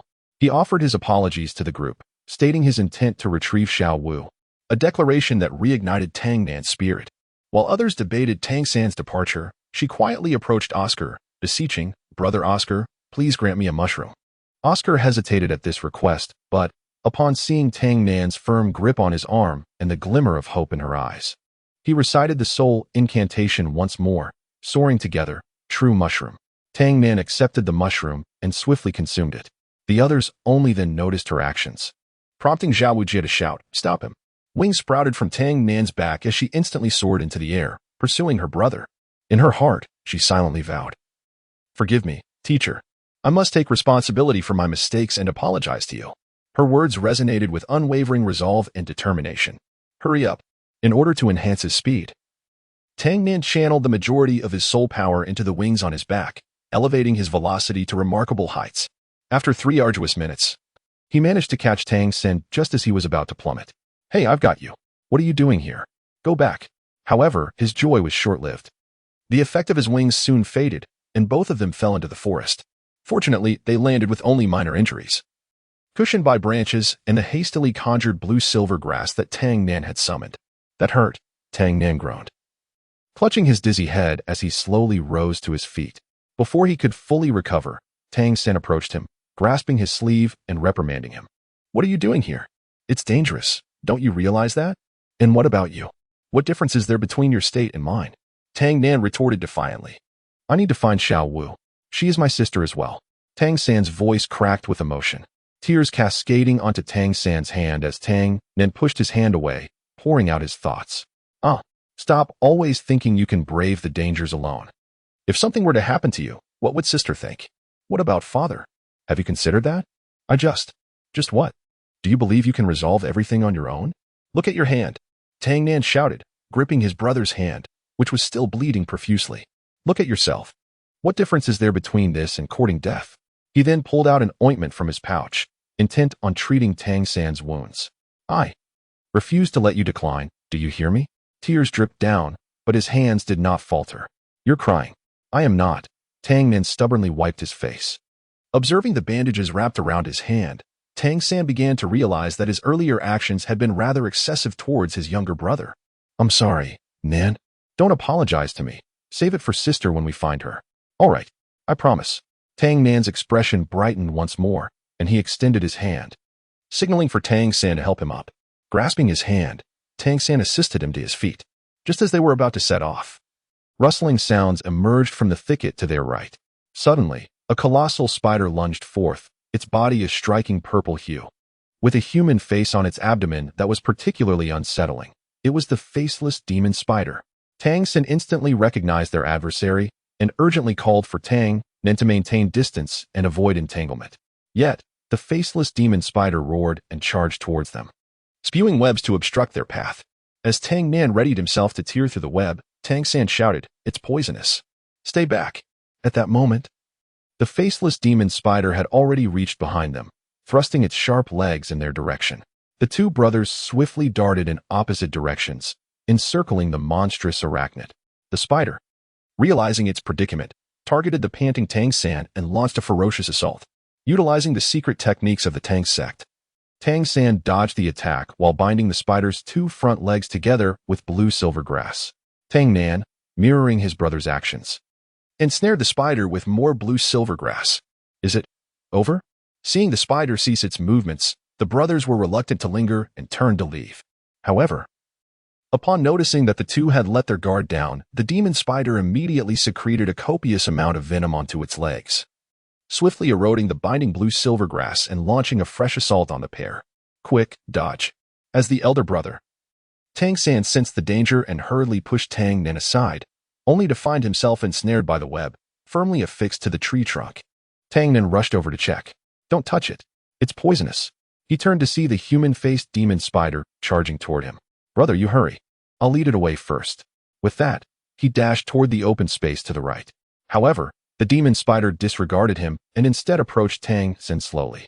Realizing that the spider was intent on devouring his elder brother, an anxious Tang Nan recalled the handgun his master had given him. He swiftly drew it from his waist and aimed it at the creature. Si. You brute, look over here. As he pulled the trigger, flames erupted from the gun, followed by the anguished cries of the spider, the bullet striking true and hitting one of its eyes.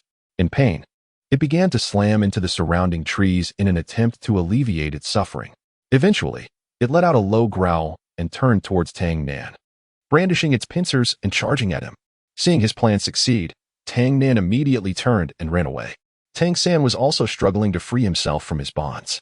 However, given that Tang Nan had already expended much of his stamina, the distance between them continued to diminish. Seizing the opportunity, the spider shot out a web that ensnared one of Tang Nan's feet. He stumbled, and by the time he regained his footing, the demon spider was upon him. With no time to sever the web, Tang Nan activated his natural form, generating a thick barrier to conceal himself within. In its fury, the spider lashed out wildly with its front legs, stabbing at the barrier. At that moment, a freed Tang San witnessed the scene before him, his heart swelling with anger as he beheld the ravaged blue-silver grass. Beast, taste this. He swung the Haoyan hammer fiercely at the demon spider. Just then, he heard his brother's voice call out from above. Brother, I'm fine, be careful. Upon hearing Tang Nan's voice, his heart jolted. You're okay? Why are you so worried about me? Tang Nan leaped down to his brother's side, his right arm visibly bandaged with blue-silver grass. Do you have any good plans?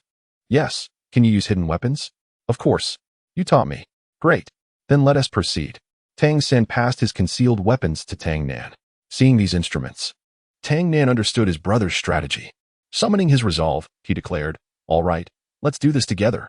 The two brothers moved in a crisscross pattern around the demon spider, stealthily affixing the hidden weapons to the joints of its legs. Once completed, they used the blue-silver grass to connect the weapons, suspending the spider in midair. They observed the spider's movements with bated breath, and once they confirmed their safety, their taut nerves began to relax. However, soon came the warning of physical overload. The brothers leaned on each other, barely able to stand. Just as they were about to leave, the demon spider launched another attack, ensnaring their legs in webbing and forcing them to the ground. Faced with the relentless onslaught of the demon spider, they knew they had to put an end to it. Tang Nan loaded double bullets into his firearm, while Tang San retrieved the Zhuge crossbow. In unison, they shouted in fury and pulled the triggers, sending arrows and bullets mercilessly flying toward the demon spider. After a brief struggle, the spider ceased its movements, revealing a purple soul ring. However, the joy of victory was overshadowed by physical exhaustion. They struggled to stand, only to collapse once more. Tang Xin gazed upon the corpse of the humanoid spider, and Tang Nan understood his intent, using the remnants of his soul power to draw Tang San towards the spider. As Tang San entered the soul ring absorption phase, Tang Nan seized this opportunity to rest. A wave of fatigue washed over him, and he realized that his right hand had turned purple, the toxin having spread throughout his body. Initially, when evading an attack, his right arm had been pierced. To enhance his reflexes, he had injected a boosting agent, increasing his heart's output in exchange for greater strength. Now, the toxin spread at a visible rate. He shifted to a more comfortable position, observing his brother absorb the soul ring while hearing the calls of Zhao Wujie and others. A sense of relief washed over him, and he smiled as he closed his eyes. So I am dead now. Reflecting on everything, Tang Nan calmly regarded the old man, who remained engrossed in fishing. Tang Nan approached the elder and sat beside him, picking up a fishing rod to join in. Old man, let us converse. Oh, what shall we discuss? Anything, really. Chapter 13. Rebirth. By a tranquil lakeside, the atmosphere was somewhat somber. An elder and a young man were leisurely fishing at the water's edge. The young man effortlessly cast his line, the fishing line tracing a graceful arc across the lake's surface. The elder remained calm and composed, his gaze revealing profound contemplation. Breaking the silence, the elder posed a question. Why have you chosen to stay? After pondering this inquiry, the young man shrugged casually and replied, I do not know where to go, so I chose to remain and chat with you. The elder chuckled softly, gazing at the lake, reflecting, life inevitably comes with regrets. How we perceive these regrets and learn to let go requires us to spend considerable time seeking answers. He turned to the young man, Tang Nan, and asked, Do you have any regrets? Tang Nan fell into deep thought, reminiscing about his past experiences while weighing the fishing rod in his hands. I do not know. Tang Nan replied with a wry smile. I feel quite satisfied with my life. However, the elder seemed to see through his heart, shaking his head in disapproval of this response. Suddenly, the elder snapped his fingers, and a door appeared behind Tang Nan. With a smile, he said, Step inside. You will find your answers within. Once you have discovered them, come out and respond to one more question. Confused, Tang Nan approached the door, from which a faint light emanated through the crack. Grandfather, Tang Nan began to inquire. But the elder's question reminded him of a voice he had heard before at the church door. What will you do before death arrives? He suddenly realized that the voice of the black dragon in his mind seemed connected to this elder. The door swung open abruptly, and Tang Nan was drawn inside. Minutes later, the door reopened, revealing a figure resembling Tang Nan but more mature and composed. He took Tang Nan's place, as if nothing had transpired. The old man remained silent, gazing intently at the fish bladder in the lake. After a brief moment, he could no longer restrain his curiosity and inquired, What is the situation outside? The young man replied, It is satisfactory. Everything has been handled flawlessly. His companions merely believe he has fallen asleep from exhaustion. The toxins in his body have been entirely neutralized. Nodding in acknowledgement, the old man remarked, That is reassuring. With a vigorous flick of his fishing rod, the young man ensnared a large fish, which arced beautifully through the air before he caught it and tossed it into the nearby basket. Then he glanced towards the door. Do you hold this young lad in such high regard? You acted on your own accord before I even asked you to intervene. The old man smiled and replied, It is nothing of great significance. I am merely returning a favor to the young one. Oh, is that so? The old man's dismissive smile in response to the young man's derision did not deter him as he continued. Among the myriad individuals I have encountered, their reactions upon learning of their impending demise, while diverse, bear a resemblance. Some writhe in agony, unable to accept the encroaching reality, desperately seeking a means to survive. Others plead with me for their lives, even resorting to threats for a greater chance at survival. Yet others face death with equanimity, embracing the cycle of their own dissolution. However, this individual accepted his fate without choosing to depart, instead remaining by my side to engage in conversation. With this, the old man trembled slightly, revealing a long-lost sense of warmth and nostalgia in his words. Do you not have me? The young man nudged the old man's shoulder playfully. Then, shifting the tone abruptly, he asked coldly, "Do you intend for him to inherit your power?" The old man, seemingly anticipating the question, snorted softly. "Let us observe his performance." Suddenly, Tang Nan, groping through the darkness, sensed the light around him intensifying and found himself amidst a battlefield. Soldiers on either side wielded swords and knives, blood and flesh flying, while anguished cries echoed through the air. In terror, Tang Nan raised his hands to shield himself, only to discover arrows piercing through his body. At that moment, a soldier dashed past him, charging towards the enemy. Tang Nan was engulfed in profound shock. Is this what war is? The space began to accelerate, the scenes of battle unfolding at lightning speed. In an instant, the battlefield was strewn with severed limbs and fallen soldiers from both sides, while vultures circled above, poised to feast. Tang Nan bore witness to the horrors of war from an observer's perspective. Fearless soldiers shouted slogans in defense of their homeland as they charged towards the enemy, while those awaiting death murmured the names of their loved ones. And defeated generals knelt in reverence to the soldiers who had perished on this battlefield. Eventually, tranquility descended upon the battlefield. Wandering through the desolation, Tang Nan suddenly heard a faint cry for help. He focused his gaze and saw a hand emerging from the mountain of corpses, waving desperately as if seeking aid. Fortunately, the plea for assistance was met with a response. A figure clad in white, crowned with a hood, emerged within the line of sight. He discerned the flailing arm and swiftly rescued the injured soldier from the heap of corpses. This man in white skillfully hoisted the wounded soldier onto his back, transporting him to his makeshift camp. Within the camp, several soldiers from various factions had already received medical attention. After gently placing the soldier down, the hooded figure promptly examined him, discovering a dislocated right arm. He offered the soldier a piece of bread, and as the soldier began to eat, the hooded figure unexpectedly executed a swift maneuver, pushing, pulling, pressing, and resetting the dislocated arm. Startled, the soldier instinctively reached for his weapon, only to be astonished to find that his right arm was now functional once more. The soldier, overwhelmed with gratitude, knelt in thanks, while the hooded figure, accustomed to such expressions, assisted him to his feet and secured his arm. He gestured towards an empty space, indicating where the soldier could rest, before once again shouldering his pack and plunging into the silent battlefield. His medical prowess was remarkable, captivating Tang Nan, who watched in awe and felt compelled to follow in his footsteps. At that moment, time seemed to accelerate as he observed the hooded figure lay another wounded soldier beneath a banyan tree. This soldier appeared to be a general, his armor battered and worn. Though unconscious, he clutched his weapon tightly. Noticing the blood streaming from the general's forehead, the hooded figure placed his right hand over the wound. As he released his healing energy, the bleeding gradually ceased. The general's eyes fluttered open, sensing another presence and demanding to know the identity of the person before him. While aiming his weapon at the figure, he was unwilling to accept aid from a stranger. Observing the soldier's sword trained upon him, the hooded man raised both hands in a gesture of peace, subsequently removing his hood to reveal his countenance.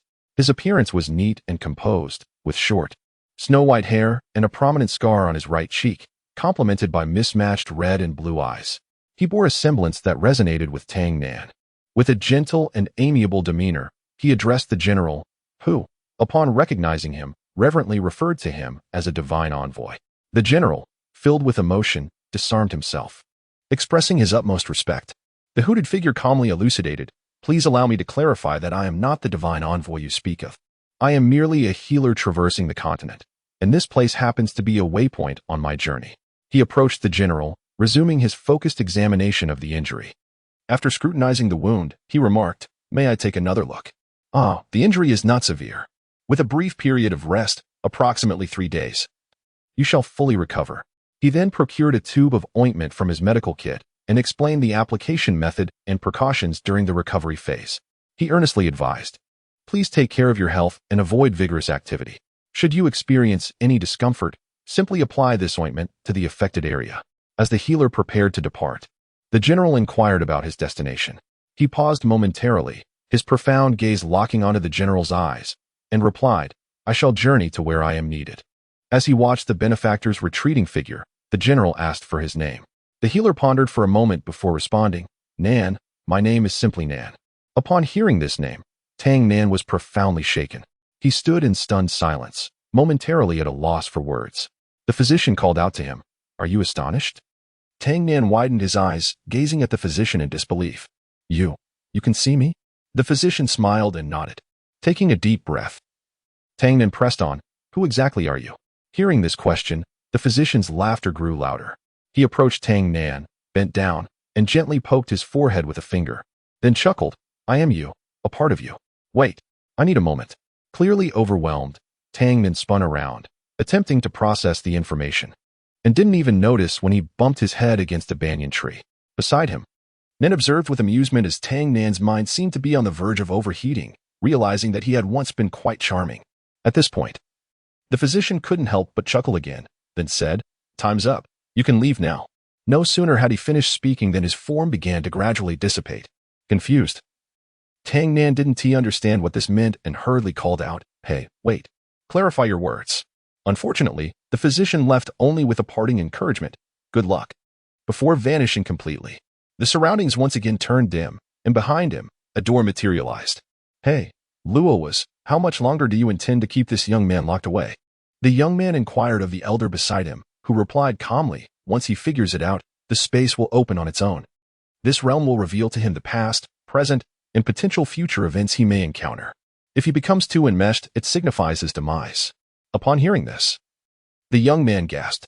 So that's why no one wishes to learn from you. Not at all. Luo appeared composed, but was actually on the verge of crushing his fishing rod in frustration. After a brief, stifled laugh, the young man quickly sought to redirect the conversation. Luo was initiated. Actually, I've never understood why they refuse to study under me. Is the threshold truly that difficult?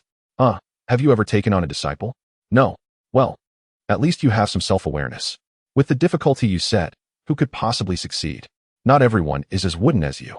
The young man's critique struck a nerve, causing Luo to turn away in irritation once more. You're acting like a child, can't you see? The moment Luo heard this, he was instantly incensed. Am I old? By your reckoning, I'm only 28. Upon uttering this, the atmosphere fell into an eerie silence, and the two resumed their fishing in solitude. What lay hidden behind that door? Tang Nan stood before it, a wave of indescribable unease washing over him. Hesitating, his hand hovered in the air, sensing that what awaited him beyond the door was something he was reluctant to confront. With a heart full of trepidation, he pushed the door open, and as he stepped through, the surrounding darkness gradually brightened once again.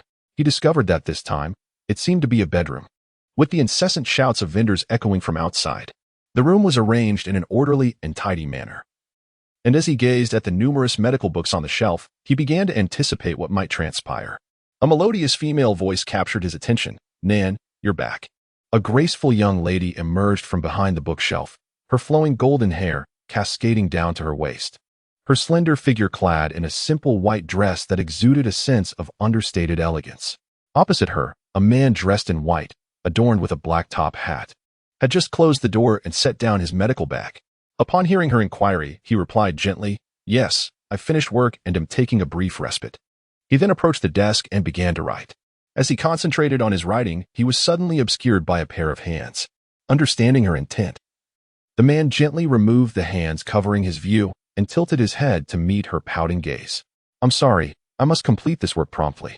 How about we go out together afterward? His apologetic words did not garner her approval, as she pinched his chubby cheek in a display of her displeasure. 2 days ago, you promised to sample my new meat pie, yet you dashed off due to an emergency. Yesterday, you said you would accompany me shopping. But the moment I turned my head, you vanished with a mention of an urgent matter. What exactly do you mean by this, Dr. Nan? Beneath her amiable smile, the man began to defend himself. Meanwhile, Tang Nan took a seat nearby, indulging in some snacks. 2 days ago, I had no choice. The patient was in a critical condition, and I had to return immediately, he explained, spreading his hands in resignation, oblivious to her shift in demeanor. As for yesterday, Yang Lao contacted me urgently, requiring my immediate attention, so I had to rush back. At this moment, he finally sensed her fury, the smile masking a profound anger. Dr. Nan, I would like to ask you something. Just then, an assistant entered, holding a document and intending to inquire how the man would resolve the issue. Upon witnessing the scene before him, he took a brief moment to absorb the situation. I'm sorry to interrupt. I'll come back another time, he quickly said, slamming the door shut. The loud bang indicated his understanding of the awkwardness of the situation. Consequently, the pressure shifted to the man, and as her grip on his face tightened, his instinct for survival surged. He swiftly retrieved 2 tickets from the desk, waving them before her to capture her attention, which allowed her to release her hold. Upon examining the tickets, she discovered they were for a concert of her favorite band, causing her to leap with joy. Did you buy these? Yes, they were a gift from the Duke. He believed I would appreciate them. Wonderful. Let us set off now. Huh? I still have. The man gestured toward his work, but before he could finish, he was met with a fierce glare from her. And in her hand appeared a short sword. What were you about to say? She delicately caressed the sword with her fingertips, smiling at the man. It's fine. It's fine. Let us depart now. Go change your clothes first. What do you think, my princess? Humph, that's more like it. With that, she sheathed her short sword and gleefully dashed to the back to change her attire, leaving behind a helpless man and Tang Nan, who was watching the scene unfold. How long are you going to keep watching? The man remarked, glancing at the boy beside him. I can see you, Tang Nan replied, feeling a bit embarrassed, scratching his head as he stood up. I didn't mean to witness this moment.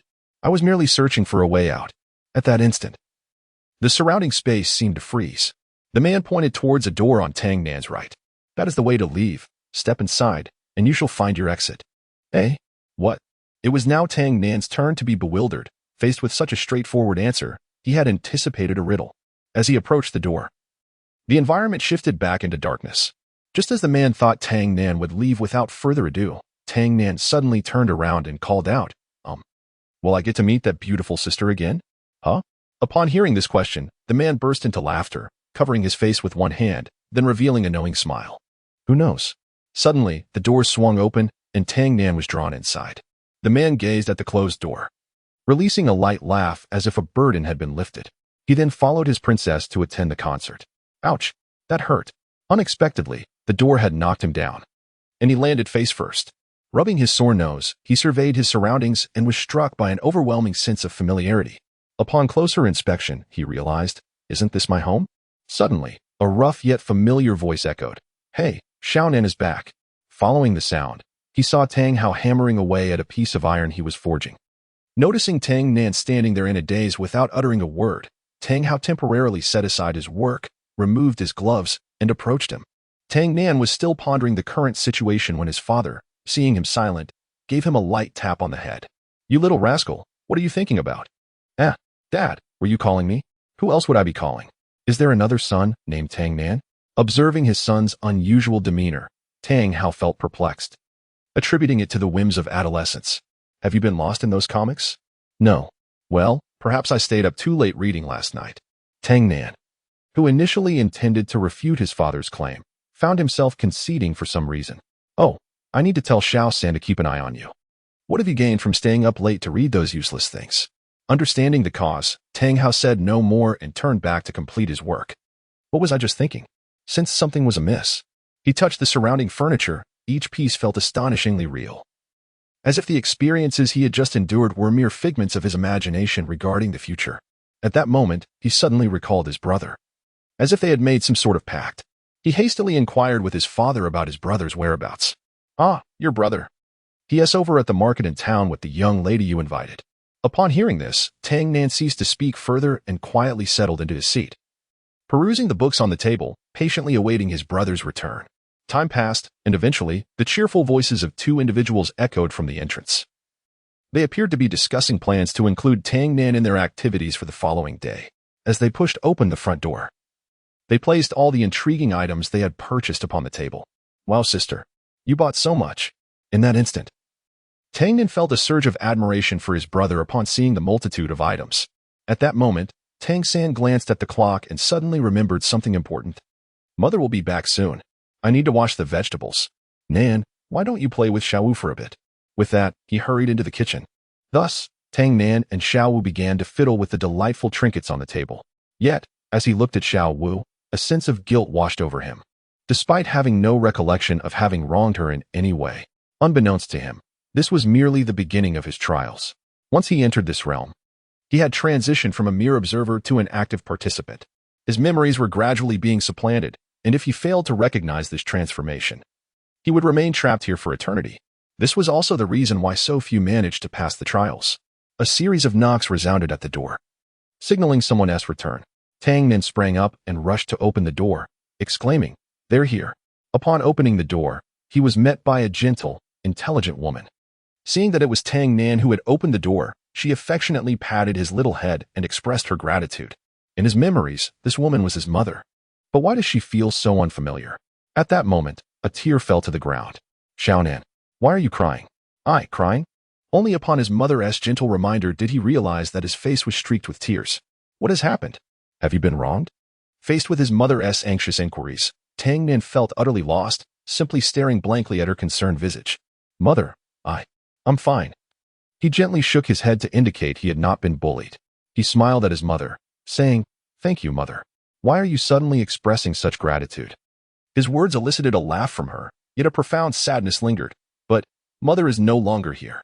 As Tang Nan tremulously uttered this phrase, the surrounding space abruptly froze, before gradually reverting to the initial darkness. He had succeeded, yet he could not fathom why the tears continued to flow uncontrollably. As tears streamed down his face for reasons unbeknownst to him, he recalled everything. The collision of memories brought him to his knees, his hands clutching his head as he wailed in anguish. Meanwhile, the two figures outside the space, Luo also sensed the peculiar disturbances. Oh, it seems your first disciple is approaching, remarked the young man with a faint smile, as if he had anticipated this outcome. Luo remained impassive. This was merely the first trial. Should you attempt to cheat again, we shall see if I choose to retaliate. As the architect of this realm, Luo understood that just before Tang Nan prepared to enter, modifications had been made to the space, explaining why Tang Nan's initial scenes unfolded from a spectator's perspective. Aware that his ruse had been uncovered, the young man felt a twinge of embarrassment. My apologies. Rest assured, there will be no next time. You wish for another? Noticing Luo's restless right hand, the young man hastily made his exit. At that moment, the portal to the space swung open, and Tang Nan emerged, weary, with traces of tears still evident on his visage, gazing vacantly at the elderly fisherman before him. Speak, what is it you desire most? Home. I long for a home. A complete home, Tang Nan proclaimed with the last of his strength. Oh, I expected you to speak of power or knowledge, Luo responded, turning to face Tang Nan. Intrigued by his answer, would you, then, consider becoming my disciple? Faced with this unexpected inquiry, Tang Nan fell silent, observing the elderly man's eager smile before finally declaring, I refuse. He then collapsed heavily. At that moment, a flickering wisp of ghostly fire caught him, preventing his fall. Humph, you insolent brat. You have no grounds to reject my power. Luo acknowledged the boy's insight and began to chant an ancient incantation. Luo hereby forged this contract.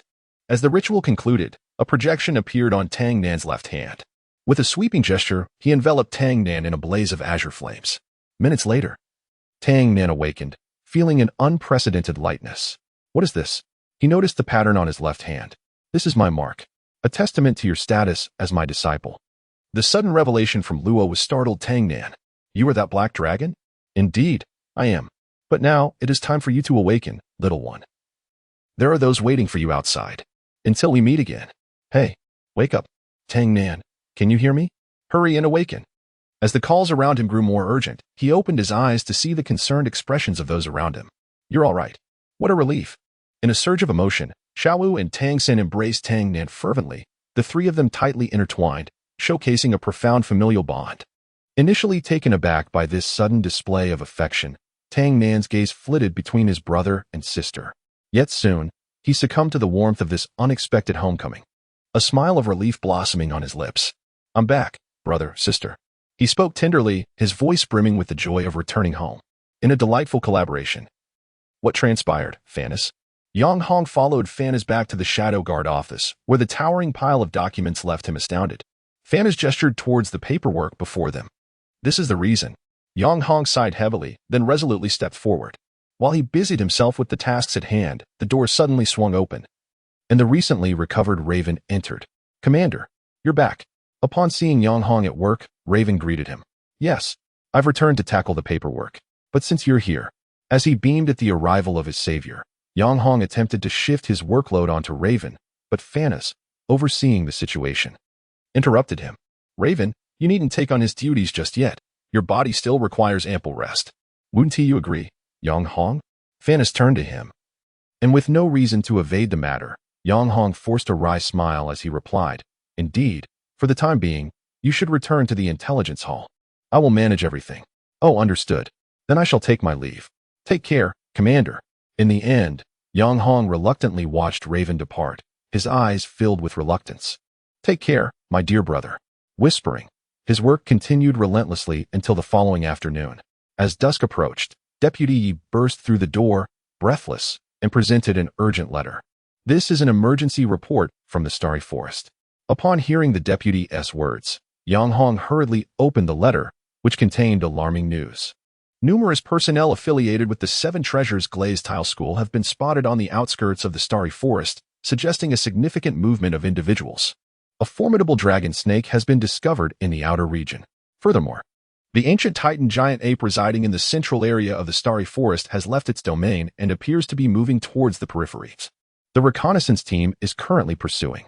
The Titan giant ape's inexplicable movement towards the outer region raises questions. What could be its intent? Yang Hong pondered the motives of the Titan giant ape, yet every thought felt amiss. At that moment, a notification arrived from the intelligence hall, indicating that the negotiation team from the Spirit Hall had been awaiting him in the assembly hall for quite some time. Understood. I shall be there shortly. Yang Hong pinched the bridge of his nose to alleviate his fatigue, then rose to head towards the assembly hall. Within the assembly hall, personnel from the intelligence hall were coordinating with representatives from the Spirit Hall. Salas, the platinum bishop representing the Spirit Hall, was currently entranced by the magnificent scenery. His gaze remained fixed on Phanis, who had arrived first. From the moment she stepped into the hall, he was captivated by her graceful presence, unable to look away. Mr. Salas, the commander has arrived. It was only upon Deputy Yi's reminder that the entranced Salas snapped back to reality, cleared his throat, adjusted his appearance, and regained his authoritative demeanor. As Mr. Yang Hong took his seat, both parties engaged in a discourse regarding their collaboration. Mr. Yang Hong, allow me to reiterate on behalf of the Spirit Hall our requirements. We wish to incorporate the Shadow Guard into the Special Operations Unit of the Spirit Hall, to gather intelligence across the continent that we require. Esteemed Bishop Salas, concerning the matter of the Shadow Guard's affiliation, I believe we have articulated our stance clearly in our previous correspondence. The relationship between the Shadow Guard and the Spirit Hall is merely one of cooperation, not of superior and subordinate. I hope you can appreciate this distinction. Your Excellency, your talents are vast and your strength formidable. Why not consider joining the Spirit Hall to contribute to the grand ambitions of the Pope? Permit me to express my apologies. I personally lean towards a conservative and cautious approach. In my view, the valuable resources I possess should not be squandered lightly. I reject any form of loss-making transactions. This is my principle and my bottom line. Detecting the veiled implications within the other's words, Salas let out a cold laugh, applauding in agreement with Yang Hong's sentiments. Mr. Yang Hong, I have noted a certain skepticism in your words. Your demeanor has left us feeling belittled. I hope you can articulate your position clearly so that we may engage in a more profound dialogue. Let me put it this way. We need to witness your sincerity. If you can demonstrate the requisite strength, perhaps I would consider your previous requests. Yang Hong responded with a disdainful smile, his gaze filled with provocation. Eager to observe Salas's reaction. Very well, Mr. Yang Hong, as you wish. Salas then displayed formidable power, unleashing an oppressive force with a mere wave of his hand, causing the entire assembly to feel the weight of this energy. In the ensuing tension, both parties gripped their weapons tightly, the air thick with unease. In stark contrast, Yang Hong remained remarkably composed, casually toying with a coin, seemingly oblivious to the charged atmosphere. Seeing this, Bishop Salas, consumed by anger, perceived Yang Hong's actions as an affront. As he summoned his soul power to retaliate, an even greater oppressive force suddenly emerged, akin to a colossal dragon surveying the insignificant humans below. The overwhelming pressure sent shivers down Salas's spine, momentarily igniting thoughts of retreat. Yet, the dignity of representing the Spirit Hall quelled any such notion, compelling him to feign calmness while he pondered a solution. Observing Salas's anxiety, Yang Hong recognized that he had achieved his objective. He promptly withdrew his oppressive aura, applauding Salas. Excellent. Bishop Salas, it is evident that you are a man of grand ideals. He then gestured for Salas to take his seat. Still reeling from the earlier shock, Salas returned to his chair only after being reminded by his subordinates. Under Yang Hong's guidance, the intelligence personnel presented a document to Salas and his entourage. Upon careful examination, Salas's pupils widened noticeably, and his hands began to tremble. What is written here? This document meticulously details the personnel allocation and material reserves of the significant military installations of the Tiando Empire. Mr. Yang Hong succinctly summarized the content of the document. Noticing the disarray of Bishop Salas, he turned to his accompanying personnel and inquired meaningfully, "Bishop Salas, what is your perspective on this?" The true Bishop Salas emerged from the crowd with a smile, slightly bowing to Mr. Yang Hong and gesturing for his substitute to depart. "Please allow me to extend my apologies. I hope my subordinate's earlier actions did not offend you," he stated respectfully. "The Shadow Guard has demonstrated its value, and I trust His Holiness would be inclined to explore further collaboration with all of you." With that, he waved his hand, signaling his subordinate to place a large sack of gold soul coins onto the table. "Consider this both the reward for this mission and a deposit for the next." Seeing such straightforwardness, Yang Hong let out a hearty laugh, retrieving a bottle of fine wine and a pair of goblets from the soul guide device. "Shall we celebrate this occasion?" "Absolutely," Bishop Salas replied, raising his glass. "To the Spirit Hall. To the Spirit Hall," they echoed, drinking heartily. "Huh, delightful, Mr. Yang Hong. I look forward to raising our glasses again in Spirit City. Here's to you." Just as Bishop Salas was about to down his drink, a subordinate hurried in, whispering urgent news. After listening to the report, the joy on Bishop Salas's face gradually transformed into seriousness. He turned to Yang Hong and explained, "I apologize, Mr. Yang. Our celebration must be postponed until next time. What has occurred? Just a minor incident that requires my personal attention. You can manage the subsequent matters, correct?" "Of course, Bishop." Bishop Salas glanced at his substitute, approached him, and patted his shoulder. "I leave it in your hands. Do not disappoint me." "As you command." With that, Bishop Salas led the majority of his entourage away from the Shadow Guard encampment, leaving only a few to continue negotiations. As the night deepened into silence, a weary Yang Hong returned to his office after concluding the collaborative affairs, closely followed by Dr. Fanas. "You appear quite fatigued," Fanas remarked with concern. "Do not interrupt, sister," Yang Hong replied weakly, slumping into a chair, his demeanor reflecting utter exhaustion. "If you truly care about me, assist me in handling the remaining tasks." "No." "Well." In light of Fanas's refusal, Yang Hong once again slumped over the desk, utterly devoid of the confidence and composure he had displayed during negotiations. "By the way, how did you ascertain that he was a substitute?" Fanas inquired as she moved towards the window. "Well, from the very beginning, when that fellow effortlessly released his soul power, I harbored some doubts. As the foremost individual beneath the Pope, the Platinum Bishop serves as the Pope's representative. His words and actions are intricately linked to the Spirit Hall. Therefore, regardless of the provocations he faces, he would not readily reveal his full capabilities. However, his demeanor is remarkably impulsive and ostentatious. Thus, I surmise that this is not the true Platinum Bishop." "Oh, I see. What, then, is your opinion of this Platinum Bishop, given his abilities?" "He is entirely qualified for the position. Nonetheless, it is worth noting that this young man appears to be quite the libertine." "What?" Fanas seems somewhat perplexed.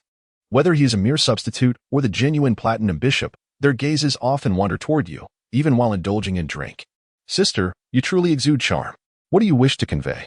Fanas' body trembles, and the windowsill he leans against suddenly fractures. "It's nothing, merely a reflection on how particularly pleasant the weather is today." Sensing the tension in the atmosphere, Yang Hong hastily shifts the topic. Fanas refrains from probing further and poses another question. "The Titan Great Ape has abruptly departed from the heart of the forest. Do you have any conjectures?" "Currently, I have no leads. According to reports, the Titan Great Ape seems to have moved outward without warning." "Wait, outward?" Yang Hong suddenly rises, recalling that his disciples are in the vicinity, and cannot help but worry that this creature might be targeting them. It should not be.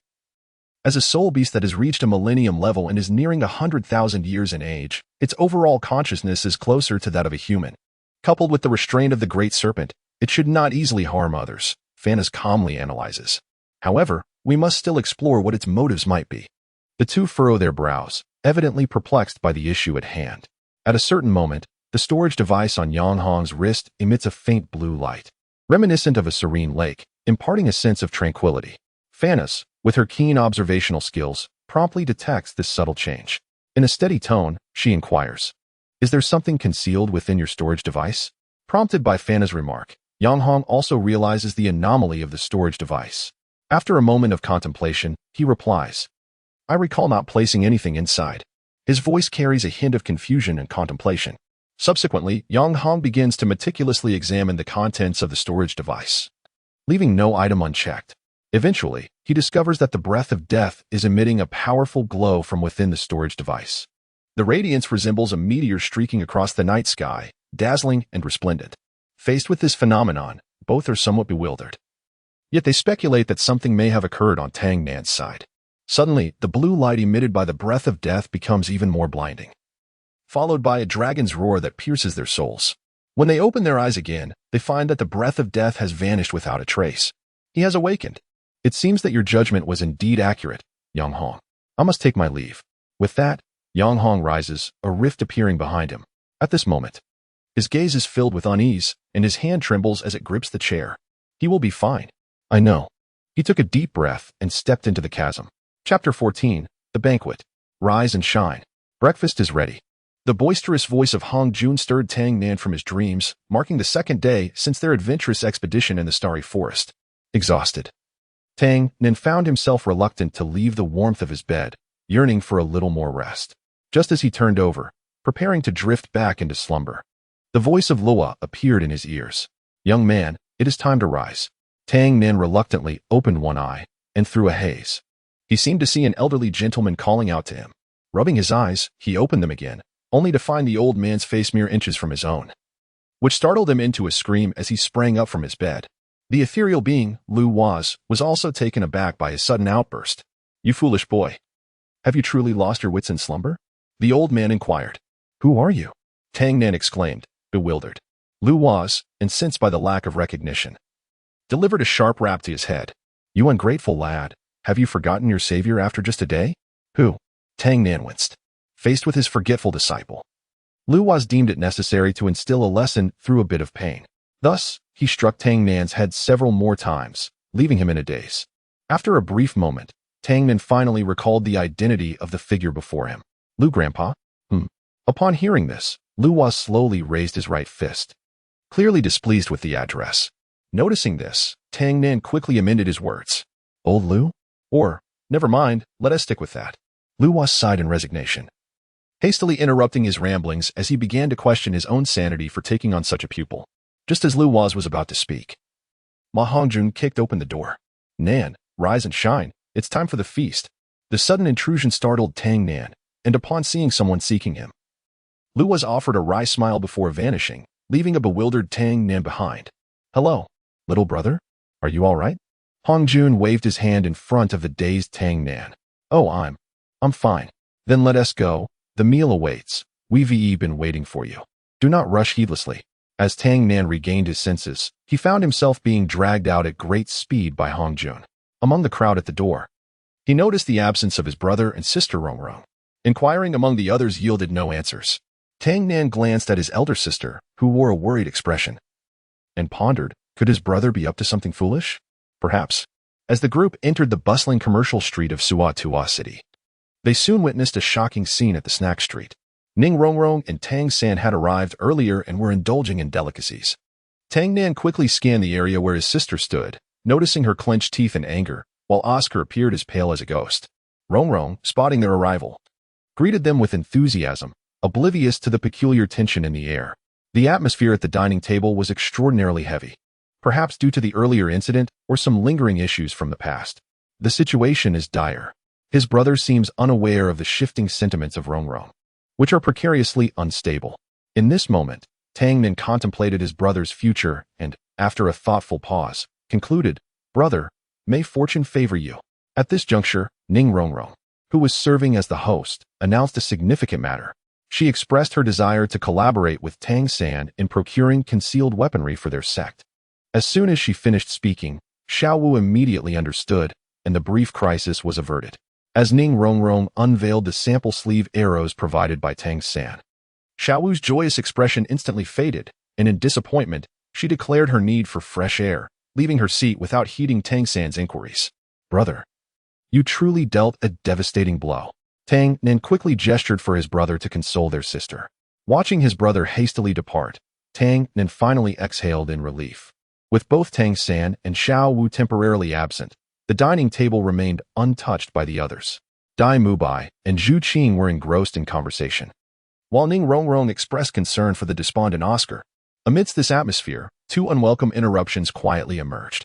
Ma Hongjun, infuriated by the vacant seat, could no longer tolerate being an unwelcome guest.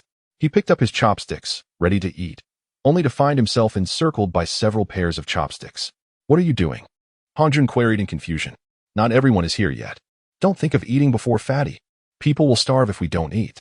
Unable to endure further delays, Hongjun angrily left his seat to summon them back. Moments later, hurried footsteps echoed as Xiao Wu rushed back, breathless, exclaiming, "This is bad. Fatty." In Dean Flinder's office, Flinder and Yang Hong were intently listening to Zhao Wujia's detailed report regarding the recent operation. Once the report concluded, Flinder's hand trembled uncontrollably as he sipped his tea. Thank heavens that such a significant event ensured the safety of everyone. "It is truly remarkable," he remarked. "Indeed." The others chimed in. "How did Xiao Wu manage to escape?" Yang Hong inquired with curiosity. At that moment, they had been preoccupied with tending to Tang San, who was absorbing his spirit ring and the unconscious Tang Nan, leaving no one to witness Xiao Wu's escape firsthand. According to her account, the giant ape had captured her but inflicted no harm.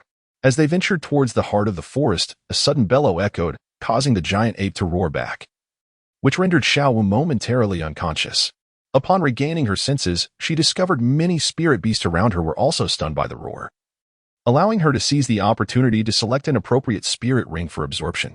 Indeed, no one anticipated that the Titan giant ape would allow her to return safely while successfully acquiring her third spirit ring. Yang Hong feigned surprise, shaking his head. He had grasped the general sequence of events and formed a preliminary judgment regarding Xiao Wu's identity, yet refrained from disclosing it for the sake of caution. In reality, he had descended into the forest through a rift just before dawn yesterday. After some searching, he located the group but chose not to approach them, instead silently observing from a tree trunk. It was only when the group had gathered and prepared to return that he quietly departed. However, the circumstances were exceedingly bizarre. How could a mere bellow scare off a millennium-old Titan giant ape? Zhao Wujia remained skeptical of Xiao Wu's explanation. Just as their debate intensified, a modestly dressed scholar pushed open the door. "I can vouch for Xiao Wu. She did not lie." As Zhao Wujia prepared to scold the seemingly nonsensical intruder, Flinder swiftly intervened. "Hold your tongue, Lao Zhao. This individual is my friend, Tang San's mentor, and the foremost scholar across the continent, Master Yu Xiaojiang." Upon hearing these words, Zhao Wujia quickly offered his apologies. The four sat in an awkward silence that lingered for several minutes, during which only Flander and Yu Xiaojiang engaged in riddles. Noticing the tension, the timid Zhao Wujia promptly inquired about the earlier discourse by the master. At this juncture, Yu Xiaojiang began to eloquently recount the fearsome beast concealed within the forest, the 10,000-year spirit beast known as the Sky Blue Bull Python. The revelation left both of them utterly astounded. Their attention was soon drawn to the commotion outside. Ma Hongjun had been poisoned. What was happening half an hour ago? Was this venom from the face-devouring spider? When Tang Nen rushed to assess Hongjun's condition, he instantly recognized that Hongjun had succumbed to the lethal poison of the face-devouring spider. Without a moment to spare, he instinctively reached for the antidote in his waist pouch, only to realize, to his dismay, that he had forgotten to bring it along for the meal. Gazing at the unconscious Ma Hongjun, Tang Nan resorted to using a small knife to make a minor incision, allowing some of the toxic blood to flow out in a bid to slow the spread of the venom. He then hoisted Hongjun onto his back and hurried toward the school, followed closely by the others. By the time they returned, the poison had already coursed through half of his body. Tang Nan hastily set him down and sprinted to the infirmary. Upon retrieving the antidote that could delay the toxin's effects, he was astonished to find Hongjun standing there as if nothing had happened. What was going on? After rubbing his eyes to confirm it was indeed Hongjun, Tang Nin found himself at a loss for words. He was utterly bewildered, as if everything had transpired in a dream. What exactly had occurred? Soon after, Dean Flander announced that they would be guided in their training by Yu Xiaojiang. "All right, little monsters, prepare yourselves for the trials of rigorous training." In Tang Nin's mind, Master Yu Xiaojiang was a scholar of unparalleled knowledge, comparable to his own mentor, who described him as a mad and lost in the sea of wisdom. He was the teacher of his older brother and possessed a unique approach to spirit master cultivation.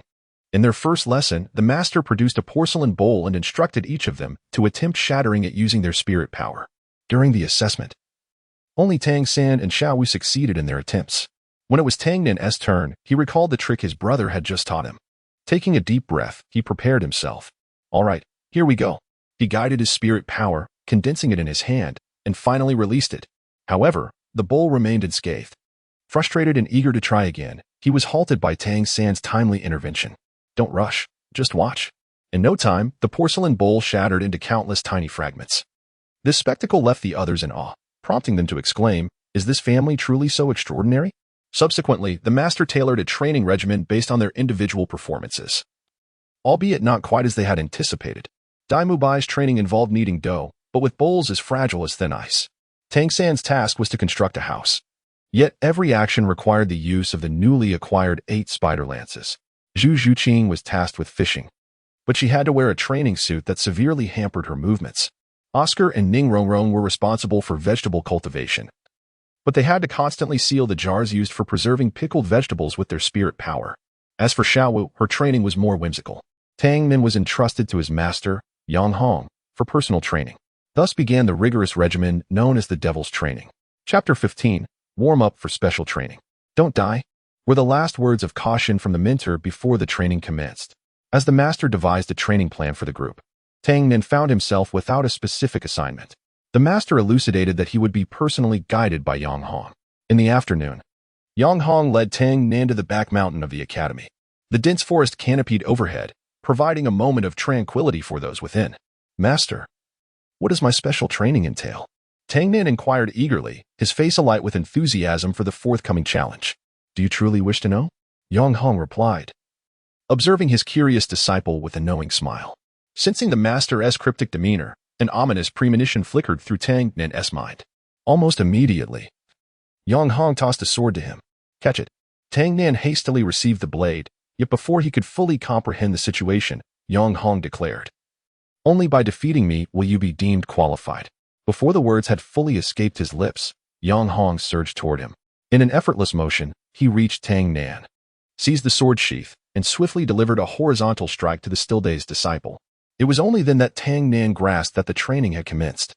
He quickly retreated a step and assumed a defensive stance, facing his master. Yang Hong chuckled lightly as he watched his disciple enter the fray. And in the blink of an eye, he vanished from sight. Where did he go?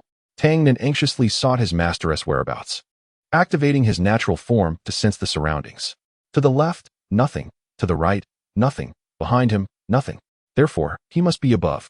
With newfound confidence, Tang Nin looked up to find Yang Hong diving down from the sky. Quite perceptive, Yang Hong remarked, realizing he had been discovered, and hurled the sword sheath toward Tang Nin. Clang. Where has he gone now? After deflecting the sheath, Tang Nin again lost track of Yang Hong. At that moment, he sensed an approaching presence from behind and swung his sword backward, striking at the figure attempting a sneak attack, Yang Hong. He hit. Just as Tang Nin believed victory was assured, Yang Hong barreled forward as if disregarding the blade's edge, the sword slicing through what seemed an illusion. A mere afterimage. At that moment, Yang Hong stood behind Tang Nin, tapping him lightly on the head with the sword sheath. Your development and usage of soul techniques are commendable, but you are overly reliant on them. With that, Yang Hong seized one of Tang Nin's hands from behind and, leveraging his waist, sent him flying, stinging from the impact. Tang Nin rolled several times before regaining his composure. Just as he prepared to rise, Yang Hong's next wave of assault followed swiftly, delivering a kick that sent Tang Nin hurtling once more. Tang Nin collided violently with a massive tree, producing a sound of splintering wood as the trunk cracked under his weight. That hurts. Master is truly serious. Rising once again, Tang Nin pressed one hand against his chest while using the other to wipe the blood from his lips. He then activated his first soul technique, entanglement, generating an abundance of blue-silver grass around his master, intent on ensnaring him. As Yang Hong gazed at the ever-emerging blue-silver grass surrounding him, he leaped forward, breaking free from its confines, and swiftly approached Tang Nin, striking a pose as if to deliver a kick. Indeed, it was a right kick. In an instant, Tang Nin anticipated his opponent's assault and quickly assumed a defensive stance. He fixed his gaze on Yang Hong, aware that he could not afford even a moment's lapse in concentration, for he understood that this adversary was formidable. Success. After successfully misleading Tang Nin, a subtle smile crept onto Yang Hong's lips as he abruptly transformed the kick into a knee strike, targeting the very spot on Tang Nin's chest that had previously endured a heavy blow. Taken by surprise, Tang Nin was struck once more. pain etching lines of discomfort across his brow. Following this, Yang Hong unleashed an elbow strike aimed directly at Tang Nan's waist. "Don't die," Yang Hong yelled, pivoting to unleash a powerful kick that sent Tang Nan soaring through the air. As he sailed, Tang Nan traced an arc before crashing heavily to the ground, rolling several times before he managed to prop himself up with his sword. At that moment, his vision was engulfed in a crimson haze. Just as he struggled to articulate his thoughts, a surge of congealed blood filled his mouth. Staring at the blood staining his hands, Tang Nan was consumed with confusion, unable to fathom the meaning behind his master's actions. Yet, he was acutely aware that if this continued, his life would inevitably reach its end. "I will die." Tang Nan gritted his teeth, managing to utter those 3 words with great difficulty. He understood that the only path to overcoming his current predicament lay in rallying his spirits. Nevertheless, the agony coursing through his body and the turmoil within his mind rendered him more weary than ever. Yet, he recognized that he had no justification for retreat. Gripping the hilt of his sword firmly, he stood upright, his gaze resolutely fixed ahead. Witnessing his disciples' refusal to yield, Yang Hong smiled knowingly. He assumed a combat stance, poised for the final strike. At that moment, Yang Hong noticed a faint mark appearing on Tang Nan's left hand, realizing that he had been attentively monitoring the situation. Thus, he resolved to take a risk.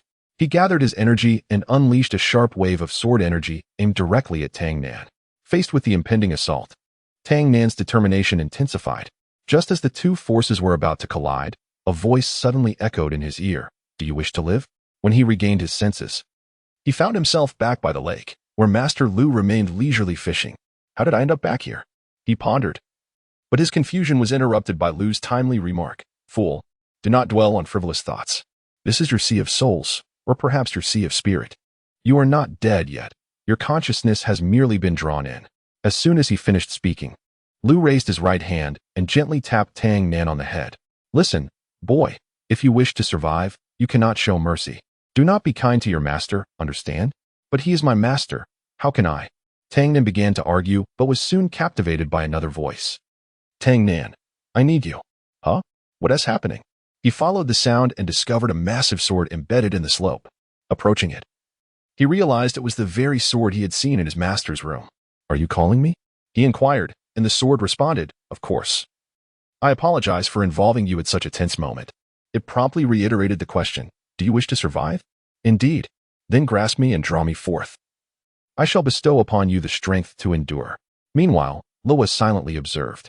Following the sword's directive, Tang Nan clasped the hilt with both hands, attempting to draw it out, when a palpable aura of despair wafted from the fisher towards him. What has transpired? In an instant, overwhelming despair surged into his mind like a tidal wave. "No. I must." He yearned to release his grip, but at that moment, his hands felt as though they were magnetically bound to the hilt. With no other recourse, he resolved to take a desperate gamble. Gritting his teeth, he bellowed, "Arise." The sword began to emerge slowly.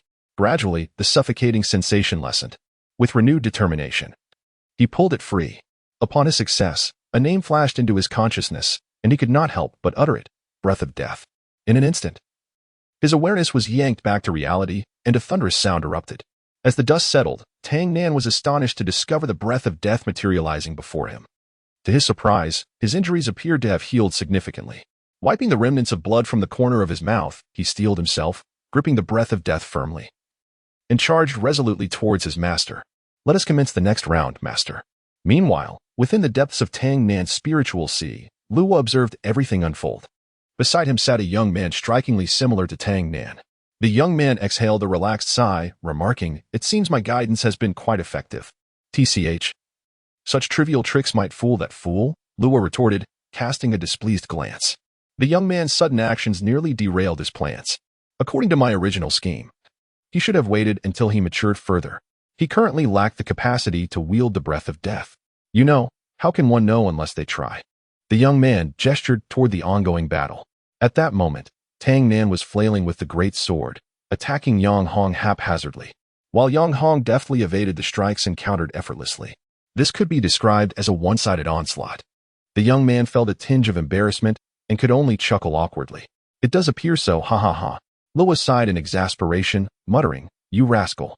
Hey, too slow. Your strikes lack power. Quick, adjust your stance." While dodging the slashes, Yang Hong seized opportunities to tap the disciple's head with the sword sheath, correcting his movements. However, Tang Nan's innate physicality rendered these adjustments quite challenging. Before long, Tang Nan was left bruised and battered. Ha, ha, ha. Tang Nan gasped for breath, the relentless beating prompting him to calm his thoughts and contemplate the key to breaking the deadlock. His master must have predicted his attack style by observing his initial movements, if that were the case. With this thought, Tang Nan summoned the blue-silver grass to create an impenetrable barrier enveloping Yang Hong.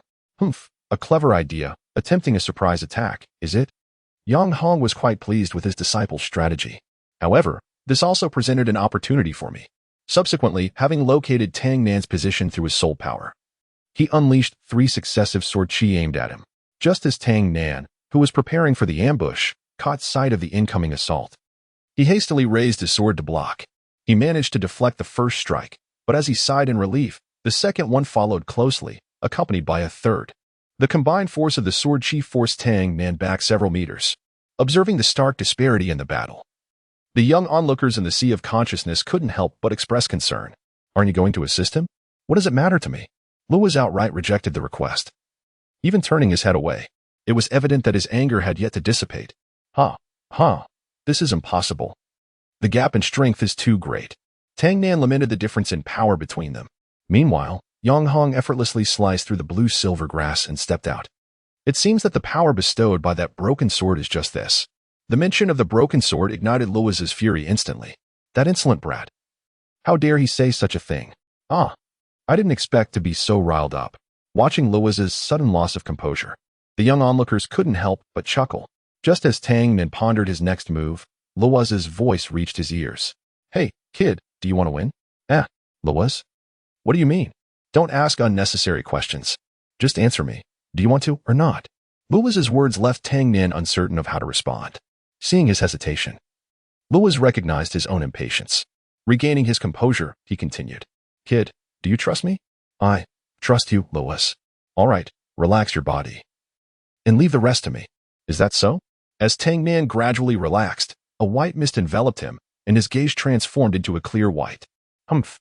This feels quite good. Taking control of the body, Luoz stretched his limbs slightly. From a distance, Yang Hong sensed the change in his disciple. Realizing that the provocation had succeeded, and he continued to taunt, shouting, Hey, are you still going to fight, or do you need a break? Hearing this, Luoz's expression darkened, a smirk emerging on his lips, filled with uncontainable rage. So, you were the one who spoke of the broken sword, huh? Who else could it be? Just as Yang Hong intended to continue his taunts, Luoz, adhering to the principle of striking rather than speaking, charged forward, arriving before Yang Hong in an instant. Enough chatter. Luoz seethed with fury, the death's breath in his grasp carving a silvery arc through the air as it struck towards Yang Hong.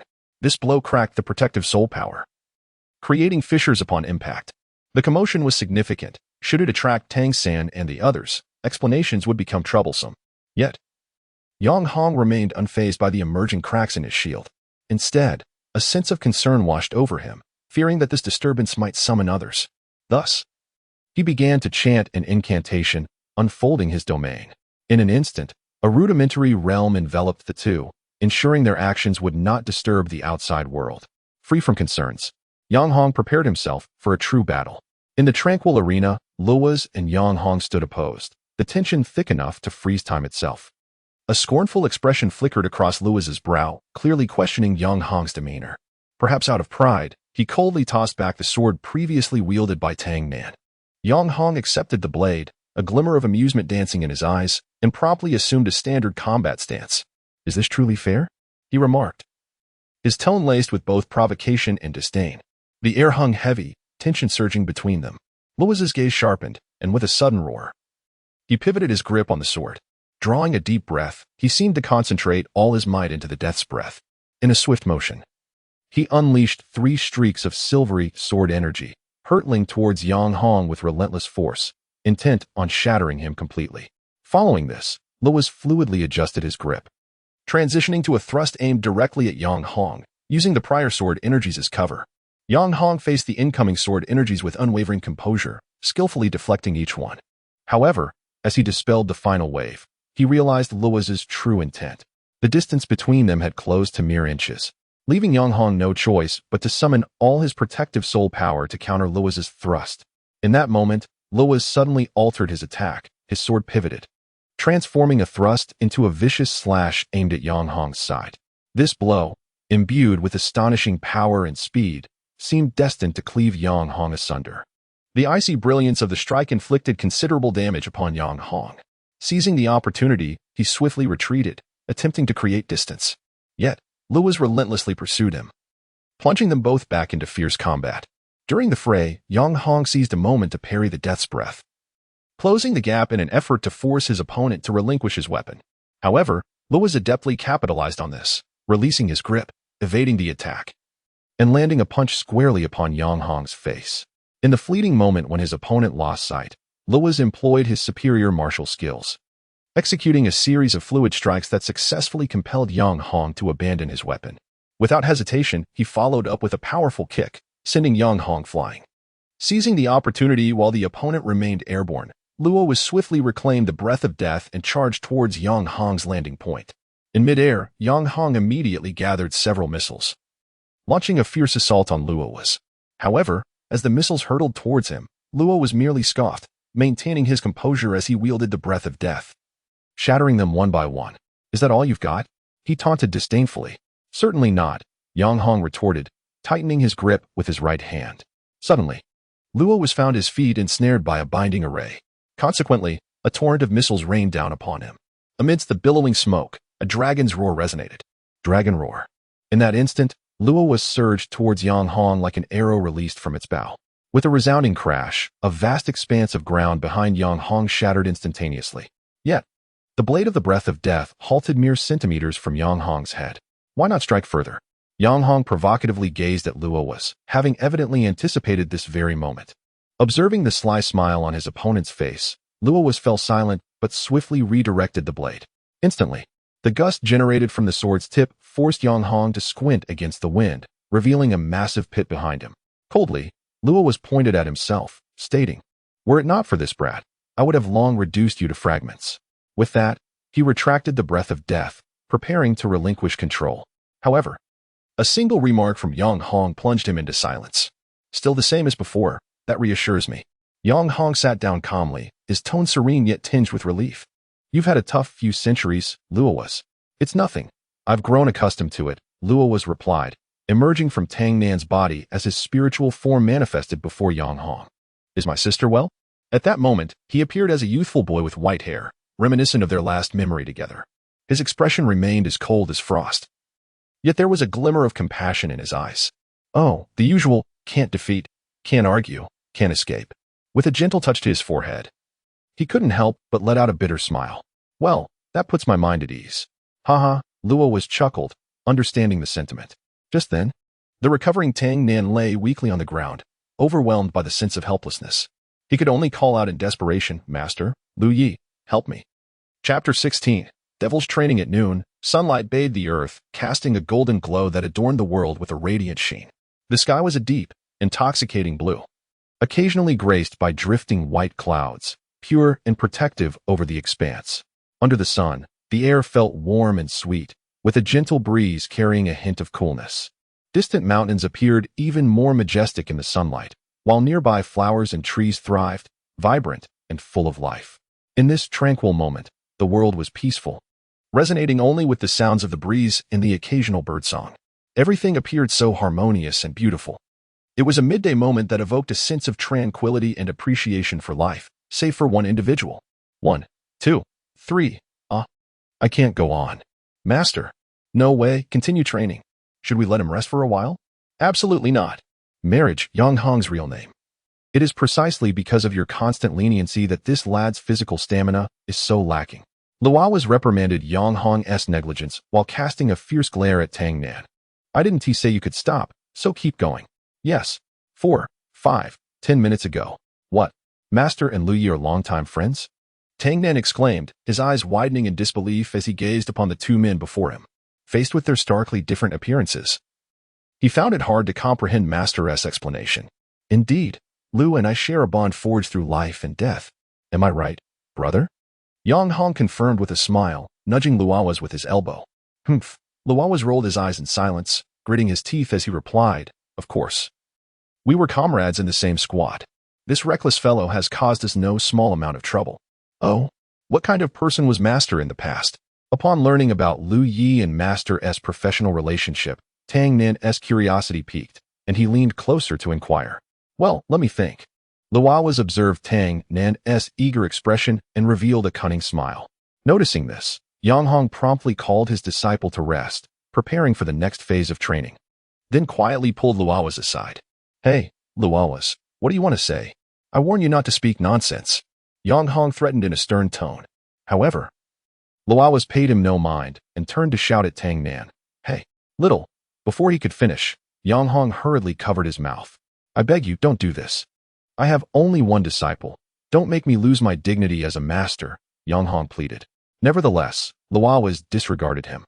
Stepping forward to propose his own condition. You can't stop me from speaking, but I have one condition. What condition? Yang Hong asked, perplexed. I want full responsibility for this lad's combat training. Is that acceptable? Luawas inquired. Of course, of course. Yang Hong reacted in astonishment. Observing Yang Hong's surprised demeanor, Luawas was at a loss for words. What's wrong? You were so intent on beating your disciple that you aimed to force my hand. And now you wear such a shocked expression? He questioned. It's nothing. I simply didn't expect you to volunteer. Yang Hong feigned calmness. Coughing lightly as he mused internally, I was merely planning to knock him down before beginning formal training. So, what you mean is? Yang Hong asked. Agreed. With a martial arts master like you, I feel reassured.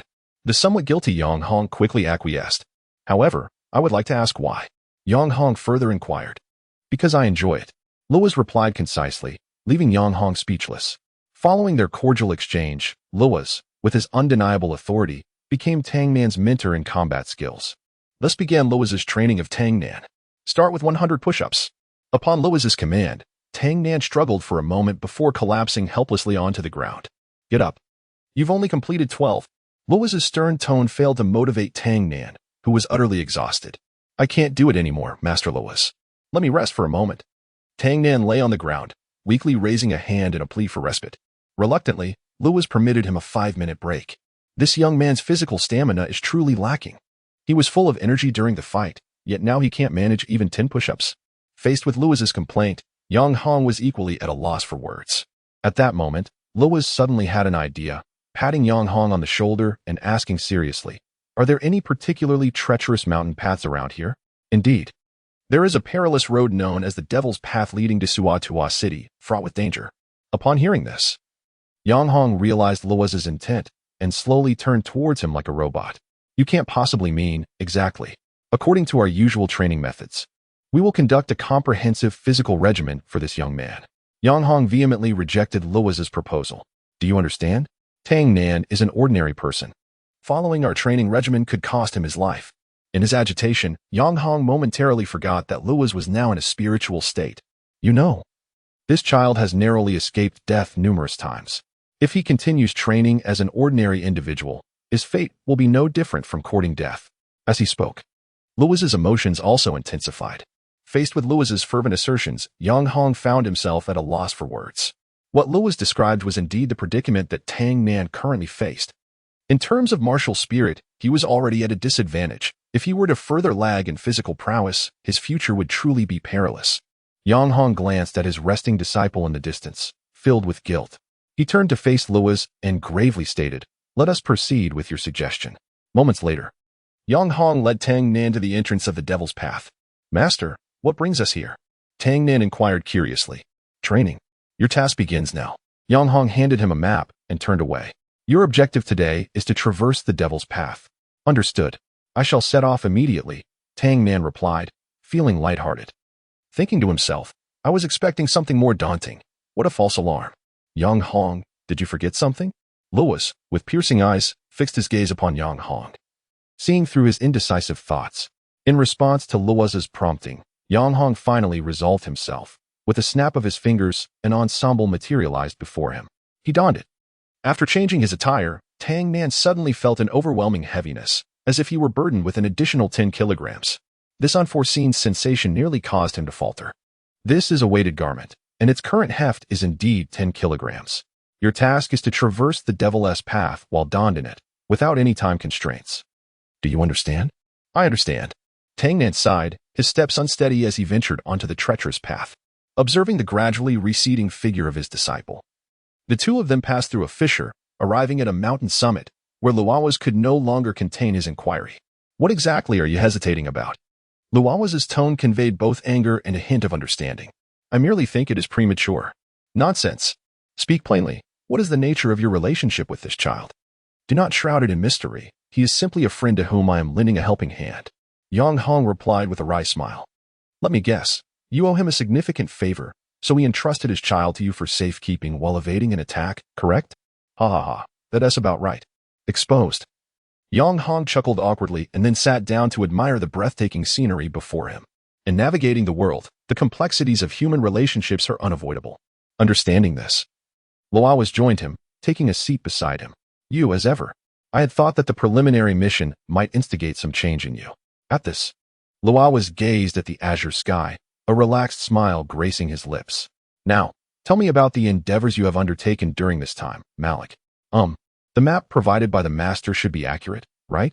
As he traversed the Devil's path, Tang Nan glanced at the map in his hand before peering at the steep cliff ahead. He fell into contemplation. Although he had previously heard villagers speak of the perils of the Devil's path, the actual level of danger surpassed his imagination. Watching stones occasionally tumble from above, Tang Nan swallowed hard, summoning the courage to begin his ascent. Initially, the steep rocks offered numerous footholds, allowing him to climb with caution, step by step.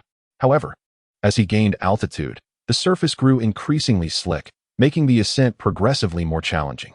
Tang Nan's strength gradually waned, his breath becoming labored. Glancing down at the distant ground, he inhaled sharply. "If I were to fall, I might be incapacitated for months. There is no alternative now. Retreat is not an option." He could only steel himself and continue upward. Tang Nan exerted every ounce of his strength, his fingers digging firmly into the crevices of the rock. While his legs pushed against the cliff in search of stable support, his body trembled slightly, beads of sweat cascading down his cheeks. In that moment, a sudden thought struck him. His master had never explicitly forbidden the use of soul power. With that realization, he swiftly fashioned a pair of gloves from blue silvergrass to enhance his grip. He chuckled to himself, thinking, "What a genius I am." However, just as he basked in his own cleverness, his right foot unexpectedly slipped, causing him to lose his balance. He attempted to steady himself, yet the spot where his other foot landed could not bear his weight, resulting in a collapse of the stone. With both feet now off the ground, Tang Nan struggled momentarily before beginning to plummet downward. "Oh no," he exclaimed, watching the ground grow increasingly distinct. In a state of panic, he immediately attempted to use the blue silver grass to save himself, clearly underestimating both his weight and the speed of his descent. The grass snapped under the force of gravity. "I'm doomed," Tang Nan thought, witnessing the scene unfold in horror as his hands flailed desperately, searching for anything to halt his fall. In that frantic moment, he summoned the breath of death, and a great sword materialized before him. Without a moment's hesitation, he grasped the hilt tightly and plunged it into the mountainside. As the blade penetrated deeper, sparks flew, mirroring his despair and struggle. At last, his descent was arrested.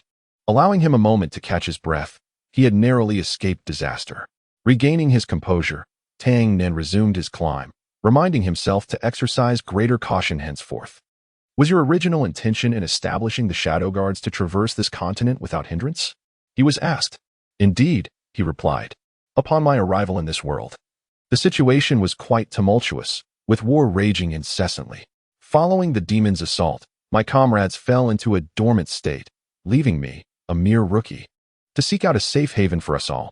Although the power transition had little impact on me, I was still alone and could not afford to draw too much attention. Thus, as I began to wander this continent, I discreetly assisted the locals in resolving their troubles. Gradually, many homeless civilians sought refuge with me." "So you took them in?" he was questioned. "Not exactly. I imparted knowledge to them and cleared a safe area for their habitation before departing. That farewell lasted for a century. When I passed through that place again, it had evolved into a burgeoning village. You know, they even erected a statue of me in the village center." At this, Yang Hong let out a hearty laugh. "Enough boasting.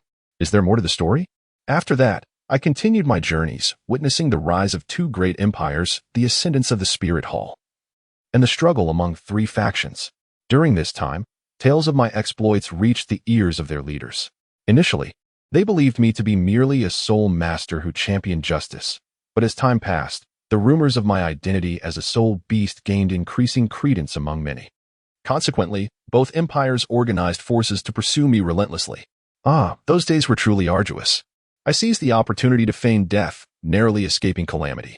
Utilizing this chance, I transformed my appearance and established a rule for myself. Whenever all my acquaintances in this life departed, I would assume an entirely new identity and embark on a fresh existence. Centuries passed, and then Fan is awakened. After another decade or so, we took in a group of individuals who had been rendered homeless by war. Initially, I intended to proceed as I had before. However, I felt it was time for a change. Thus, they became the foundational members of the Shadow Guard. Indeed, Yang Hong let out a contented laugh. Often I would say, "It is your turn now. How fares the homeland?" Meanwhile, on the other side, oh my, I finally made it.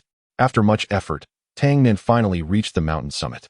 Before he could catch his breath, the setting sun signaled that time was running short. He glanced at the map in his hand. Realizing that approximately 2/3 of the journey remained, he carefully adjusted his state of mind, preparing to descend, when suddenly his foot slipped. Tang Nen exclaimed in astonishment, "Help!" Subsequently, he swiftly descended the mountain. Help?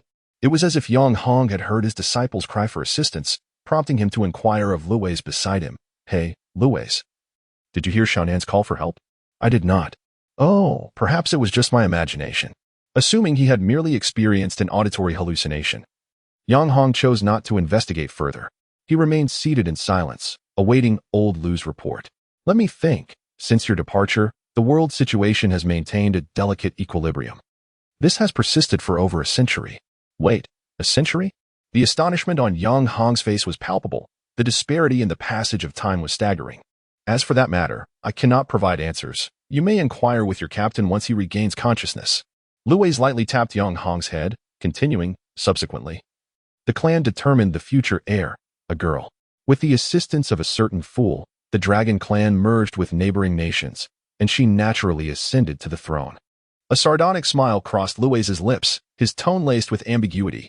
Whether it was sarcasm or acknowledgement remained intriguing. And you? How did you arrive here? Me?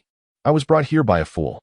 Just as Yang Hong was about to delve further, he was silenced by Lui's piercing gaze and the unsheathed death's breath. All right. No more questions. Please sheath your sword. The perceptive Yang Hong hastily appeased him, prompting Lui's to retract death's breath. Meanwhile, Tang Nen emerged from the thicket, limping slightly. Just a moment ago, he had been skillfully wielding his sword while descending the mountain, and as he neared his destination, the sword inexplicably vanished from his grasp. Consequently, he tumbled into the forest, but fortunately, the dense foliage cushioned his fall, allowing him to crawl out of the underbrush unscathed. What on earth happened to that great sword? Perplexed, he summoned the breath of death once more. Was there something amiss? Confounded. He gazed at the rising moon and continued on his journey. However, by the time he reached Soto City, it was already the early hours of the next day. As he arrived, Yang Hong and Luis emerged from a fissure. Let me check the time. It took 12 hours, which is quite commendable. Observing his exhausted disciple, Luis felt no disappointment. On the contrary, the young man's initial performance surpassed that of his own master significantly. He smiled faintly before adopting a serious demeanor. Rest well. We have more to undertake tomorrow. Oh, what? Master Lu, we have more tomorrow? Of course, that is your training regimen. By the way, I must inform you. If you take longer than this tomorrow, there will be consequences. Luis warned, accompanied by a knowing smile. Before Tang Nen could inquire further, he retreated into the sea of spirits. At that moment, Tang Nen turned his gaze toward his master, who gently waved his hand and then raised both thumbs, beaming with encouragement. Keep it up. No. Thus began Tang Nan's rigorous physical training. Chapter 17. Results Assessment 1. As the ancient adage goes, the plan for the day lies in the morning. In the dawn's early light, the sun gradually ascended, casting a warm and comforting glow into the infirmary. Tang Nan, lying on the bed, slowly awakened from his slumber, his bleary eyes revealing a hint of fatigue as he rubbed them and yawned. After a brief wash, he donned the specially prepared weighted attire and stepped out of the infirmary, embarking on the path of rigorous training. Ever since Luis tailored a devilishly challenging training regimen for Tang Nan, the rhythm of his life underwent a profound transformation. Each morning, he traversed the devil's path while burdened with weight. In the evening, he participated in intense soul battles, and late at night, he absorbed Yang Hong's theoretical teachings. This constituted Tang Nan's daily existence. As time passed, days turned into weeks, and before long, a month had gone by. On the final day of training, Tang Nan, panting heavily and clad in his weighted attire, arrived at the gates of Soto City before the sun set. With anticipation, he inquired of Luas about his performance. "Master Liu, how did I do this time?" he asked. 9 hours, barely acceptable, Luas replied. Completing the Devil's Path while carrying 40 kilograms for 9 hours. This young man's physique appears more resilient than anticipated. Luas observed the sweat-drenched Tang Nan, secretly astonished. He had expected the young man's physical condition to be quite poor, but to his surprise, he had persevered. "Master Liu, have I qualified?" Tang Nan gasped, filled with hopeful anticipation. "Well, I suppose you have qualified," Liu nodded with a smile. Exhausted, Tang Nan let out a sigh of relief upon learning he had passed the test, only to forget that he had not yet removed his weighted clothing, resulting in him tumbling over clumsily. What initially attracted me to this lad? Liu thought, watching Tang Nan's awkward reaction, covering his face in disbelief, momentarily questioning his own judgment. "All right, get up," he commanded with a snap of his fingers, releasing the gravity of the weighted attire. He patted Tang Nan's head and said earnestly, "Now, take a good rest. In a few days, it will be time for your master to assess your progress. Let your brother see you in a new light." Yes. A few days later, after a month of rigorous training, the participants had made significant progress. To evaluate their achievements, the master had prepared a special test. That morning, he gathered everyone together. "All right, everyone, after a month of training, I trust you have all gained quite a bit. Today, we will conduct a practical exercise to see what you have truly learned," the master stated solemnly. Amidst the tense atmosphere, Xiao Wu approached Tang Nan and curiously asked, "Hey, Xiao Nan, where's your master? I haven't seen him around these past few days." "Oh, my master?" Tang Nan pondered for a moment before explaining. He mentioned he had matters to attend to and would be away for a few more days. "What's up, sister?" Tang Nan inquired with concern. "It's nothing. I just wanted to hear him finish the story he started," Xiao Wu replied with a shy smile. Meanwhile, on the bustling streets of Soto City, a man dressed in peculiar attire caught the attention of passers-by. His stall was filled with various rare treasures, captivating the crowd. He called out loudly, "Come one, come all. Come and see these rare treasures at bargain prices." His resonant voice echoed like a drum through the street, instantly drawing a throng of onlookers. They gathered around, curiously examining the items on display. Among them, a lavishly dressed woman picked up a star-shaped pendant, her eyes sparkling with interest. "Excuse me, sir. How much for the shimmering star-shaped pendant?" she inquired. The man, noticing her interest, enthusiastically replied, My dear lady, you truly have an eye for beauty. This ornament is carved from the finest essence of starlight ore, possessing great collectible value. I see a connection between us. How about I let you have it for 50 gold soul coins?" Without hesitation, the woman agreed. "Done. Here's your payment."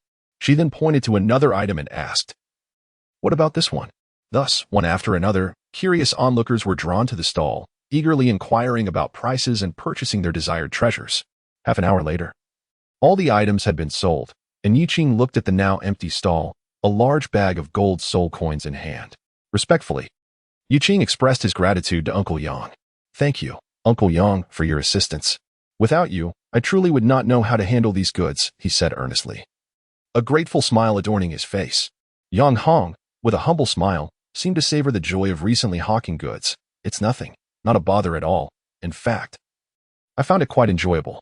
He then curiously inquired, "By the way, what brings you here to set up a stall?" Yiqing offered a wry smile, scratching his head in embarrassment. "Well, our original commission was to escort the goods here. Upon our arrival, as we prepared to collect the final payment, we were informed that the client was facing financial difficulties and could not provide the cash. In desperation, we had no choice but to select a portion of the goods as collateral." Upon hearing this, Yang Hong couldn't help but chuckle. "Unable to pay the final payment? What a rare occurrence," he remarked. Yiqing continued, "Indeed, we were also quite surprised. As for Lei Hao and the others?" "Oh, they," Yiqing replied. Lei Hao, Nia, and Su Xiao went to the Fighting Soul Arena, while Yuan Wen went to buy books and procure some items that Wei Gu entrusted us to purchase before we set off. Hearing this, Yang Hong smiled and remarked, "Young people are indeed full of energy, always restless." He glanced at the time, realizing it was nearing noon. Remembering he needed to assess his apprentice's training results, he quickly added, "If there's nothing else, I shall take my leave. Take care, Uncle Yang." Yu Qing replied. Yes, goodbye. With that, Yang Hong swiftly disappeared into the crevice. Within Shrek Academy, the first practical training match featured Tang San battling Dai Bai.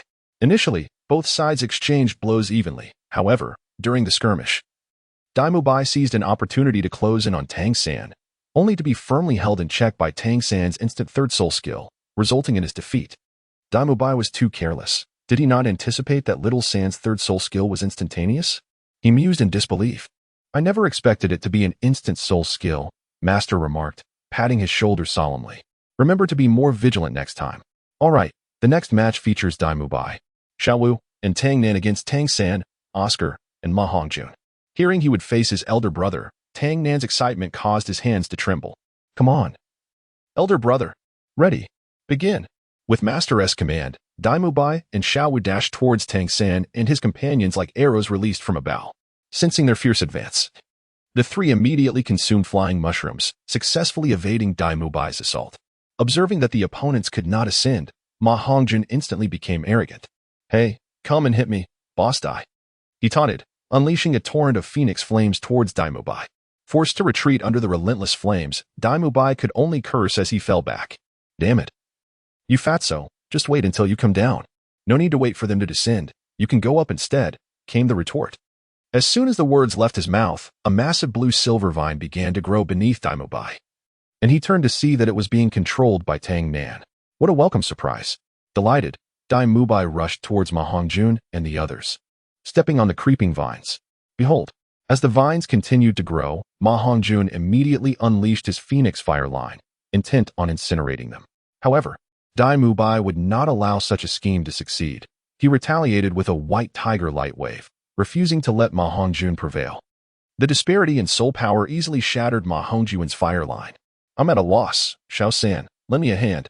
With no other option, Ma Hongjun sought assistance from Tang San, only to turn and find that Tang San had already been flung away by Xiaowu.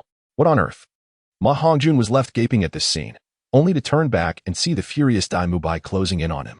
We must retreat. Ma Hongjun hastily called for Oscar to accelerate their escape, but to his dismay, Oscar pointed despondently below. Take a look at that. Following Oscar's gesture, Ma Hongjun looked down and was immediately dumbstruck. He realized that Tang San's blue silver grass had ensnared their feet without them noticing. You fat fool, perish. As Dai Bai approached them along the vines, with a smile full of wrath, the two were inevitably subjected to a thorough beating. Boss, you've gone too far this time, Ma Hongjun exclaimed, clutching his swollen cheek in agony. Beside him, Tang San applied some medicine, offering consolation. Had you not been so arrogant, perhaps the boss would have gone a little easier on you. Just as everyone prepared for the next test, the Master's furious roar made the entire gathering tremble. Enough. Is this what the pride of Shrek Academy has to offer? He questioned sternly, after delivering a scathing critique. The master solemnly declared, I announce that none of you have passed this test. He then led everyone to the school gate. Upon arriving, they found 8 backpacks with their names inscribed on them, leaving them bewildered. The master explained, listen closely. Your punishment is to carry these backpacks and traverse the Devil's Road before dusk. You are not permitted to use soul power, and those who fail to arrive by evening will be expelled. But why must Zhu Qing and I be punished? We did not participate, Ning Rongrong exclaimed, gripping her backpack in agitation. The master retorted, are you not a member of this team? This question rendered Ning Rongrong speechless. Observing Zhu Qing silently hoisting her backpack, she reluctantly followed suit, embarking on their journey. The Devil's Road was fraught with danger, its path treacherous, and every step demanded caution from the group. Yet, one among them stood apart. Tang San traversed the Devil's Road with ease. This mountainous trail was second nature to him. Moreover, his current load was only 15 kilograms, a mere trifle compared to the intensity of his previous training. Without hesitation, he distanced himself significantly from the main group, watching Tang San grow increasingly distant. The weary Ma Hongjun panted, Haha, Xiao San, did your little brother use soul power? How can he run so fast? Waved his hand in response, indicating his ignorance. Just as Tang Nan and his companions stepped onto the Devil's Path, Yang Hong hurried back to the school in a flurry. Upon learning that they were to traverse the treacherous route, his initial concern dissipated, and he intriguingly inquired of Yu Xiaojiang, what weight did you assign to Tang Nan? 15 kilograms. I believe this weight is just right for him, replied Xiaojiang. Is that so? I think it might be a bit too easy for him. Yang Hong's unexpected response left everyone perplexed. Intentionally shrouding his words in mystery, he added, "We'd best go over there early. There will be surprises in store." Chapter 18. Evaluating results 2. As several teachers arrived early at the foot of Suatua City, pulled along by Yang Hong, they waited expectantly. After about 2 hours of departure, Tang Nan, laden with a backpack, came into their view. Zhao Wujie remarked, "Wow, this kid must be cheating." Flander, unsure of how to broach the subject, asked, "Where are Tang San and the others?" "Oh, my brothers? Based on past experience, they should have descended the mountain by now. They should arrive in about an hour." "Descended? What do you mean?" "Climbing, of course. What's wrong? The Devil's Path doesn't involve climbing." What?" After comparing maps, they were astonished to discover that the route Tang Nan had taken was nearly half the distance, yet the level of peril had geometrically increased, the culprit being Luo was. Aside from Yang Hong, the other teachers regarded Tang Nan with incredulity. "Tang Nan, I believe you should clarify. Are you certain you did not utilize your soul power?" Master sternly inquired, his piercing gaze making Tang Nan extremely uncomfortable. Well," stammered Tang Nan, his hands subconsciously intertwining, his eyes averted from the master's scrutiny. At that moment, Yang Hong stepped in to provide an explanation. "Don't be too anxious. After all, this kid has only been training for a month. Achieving such results is quite reasonable, isn't it?" Yang Hong casually draped an arm over Zhao Wujie's shoulder, feigning ease. The teachers, reflecting on Yang Hong's earlier cryptic humor, found a semblance of logic in the explanation, thus refraining from further questioning. They continued to stand at the entrance, awaiting the arrival of Tang San and his group. They remained there until dusk, when Tang San and his companions, exhausted, collapsed at the gate, prompting a knowing smile from the master. The goal has been achieved. They should now comprehend the significance of unity. Indeed, there are signs that the stones in their backpacks have been rearranged. These little ones have truly persevered, he mused. "Oh, Tang Nan, please assist them in going to the bathhouse for a wash." "Understood, Teacher Zhao. Where to next?" Tang Nan inquired, shouldering Tang San's burden. "Well, let's go to." Flander began, but Yang Hong immediately interjected. "I have a splendid place in mind. Glorious Years, in the most renowned bathing center of Soto City." As the staff prepared to open for business, a sudden crash echoed through the establishment. The door was forcefully kicked open, startling everyone inside. Flandra and his companions entered, carrying several unconscious individuals, their expressions grave. The staff, taken aback by the seriousness of the situation, hesitated to approach. Yang Hong cleared his throat and called out, "Where's the owner? Come out." Upon hearing his calm tone, the manager timidly peeked out from beneath the counter, stammering, "I'm here," before hurriedly stepping forward. Unsure of the purpose of their visit. "I hope you don't mind my asking," he said, attempting to steady his trembling legs. Yang Hong pointed to the unconscious Tang San and his group, suggesting, "Arrange for them to have a medicinal bath for recovery and prepare some food and drinks. What do you think?" All right. But about the payment," the manager hesitated, clearly anxious. "You can charge it to Shrek Academy," Yang Hong interjected. "Hey." Young Flandra began, but was swiftly silenced by Yang Hong's hand over his mouth. "Does the guest have something to say?" Yang Hong asked, waving his other hand dismissively. "All right then, you over there, come help carry them to the bath," the manager instructed. Once he had taken Tang San and his companions away, Yang Hong, along with Flandra and Yu Xiaojiang, settled in the lounge to await further developments. It was only then that Yang Hong released his grip, prompting an immediate outburst from Flandra. "Do you want to kill me, Yang?" he exclaimed, exasperated. "This is the best bathing center in Soto City. Isn't your educational philosophy to provide the best for your students? Couldn't you have chosen something more affordable?" He continued, gesturing toward the exorbitant prices on the menu. "I might as well sell the academy for this." He then turned his ire toward Xiaojiang. "And you, Xiaojiang, why didn't you stop him?" Calmly sipping his tea, Yu Xiaojiang replied, "I was thinking the same." "How can you say that?" Flandra slammed his hand on the table, but the next moment, a loud crash resounded as a large hole was blasted into the wall. Wrapped in bathrobes, Zhu Qing emerged, stepping over Ma Hongjun while carrying Dai Mubai and Oscar. She explained to the bewildered teachers. They were peeping. "Ah, splendid." Yang Hong clapped in appreciation, while Yu Xiaojiang smiled, complimenting, "You've recovered quite well." Flandra, however, was momentarily stunned before exclaiming, "How much will this cost to repair?" "Don't worry, my dear Flandra, there will always be a solution," Yang Hong reassured him. "Then do share some ideas," Flandra pressed, to which Yang Hong pointed out the window. "What about that?"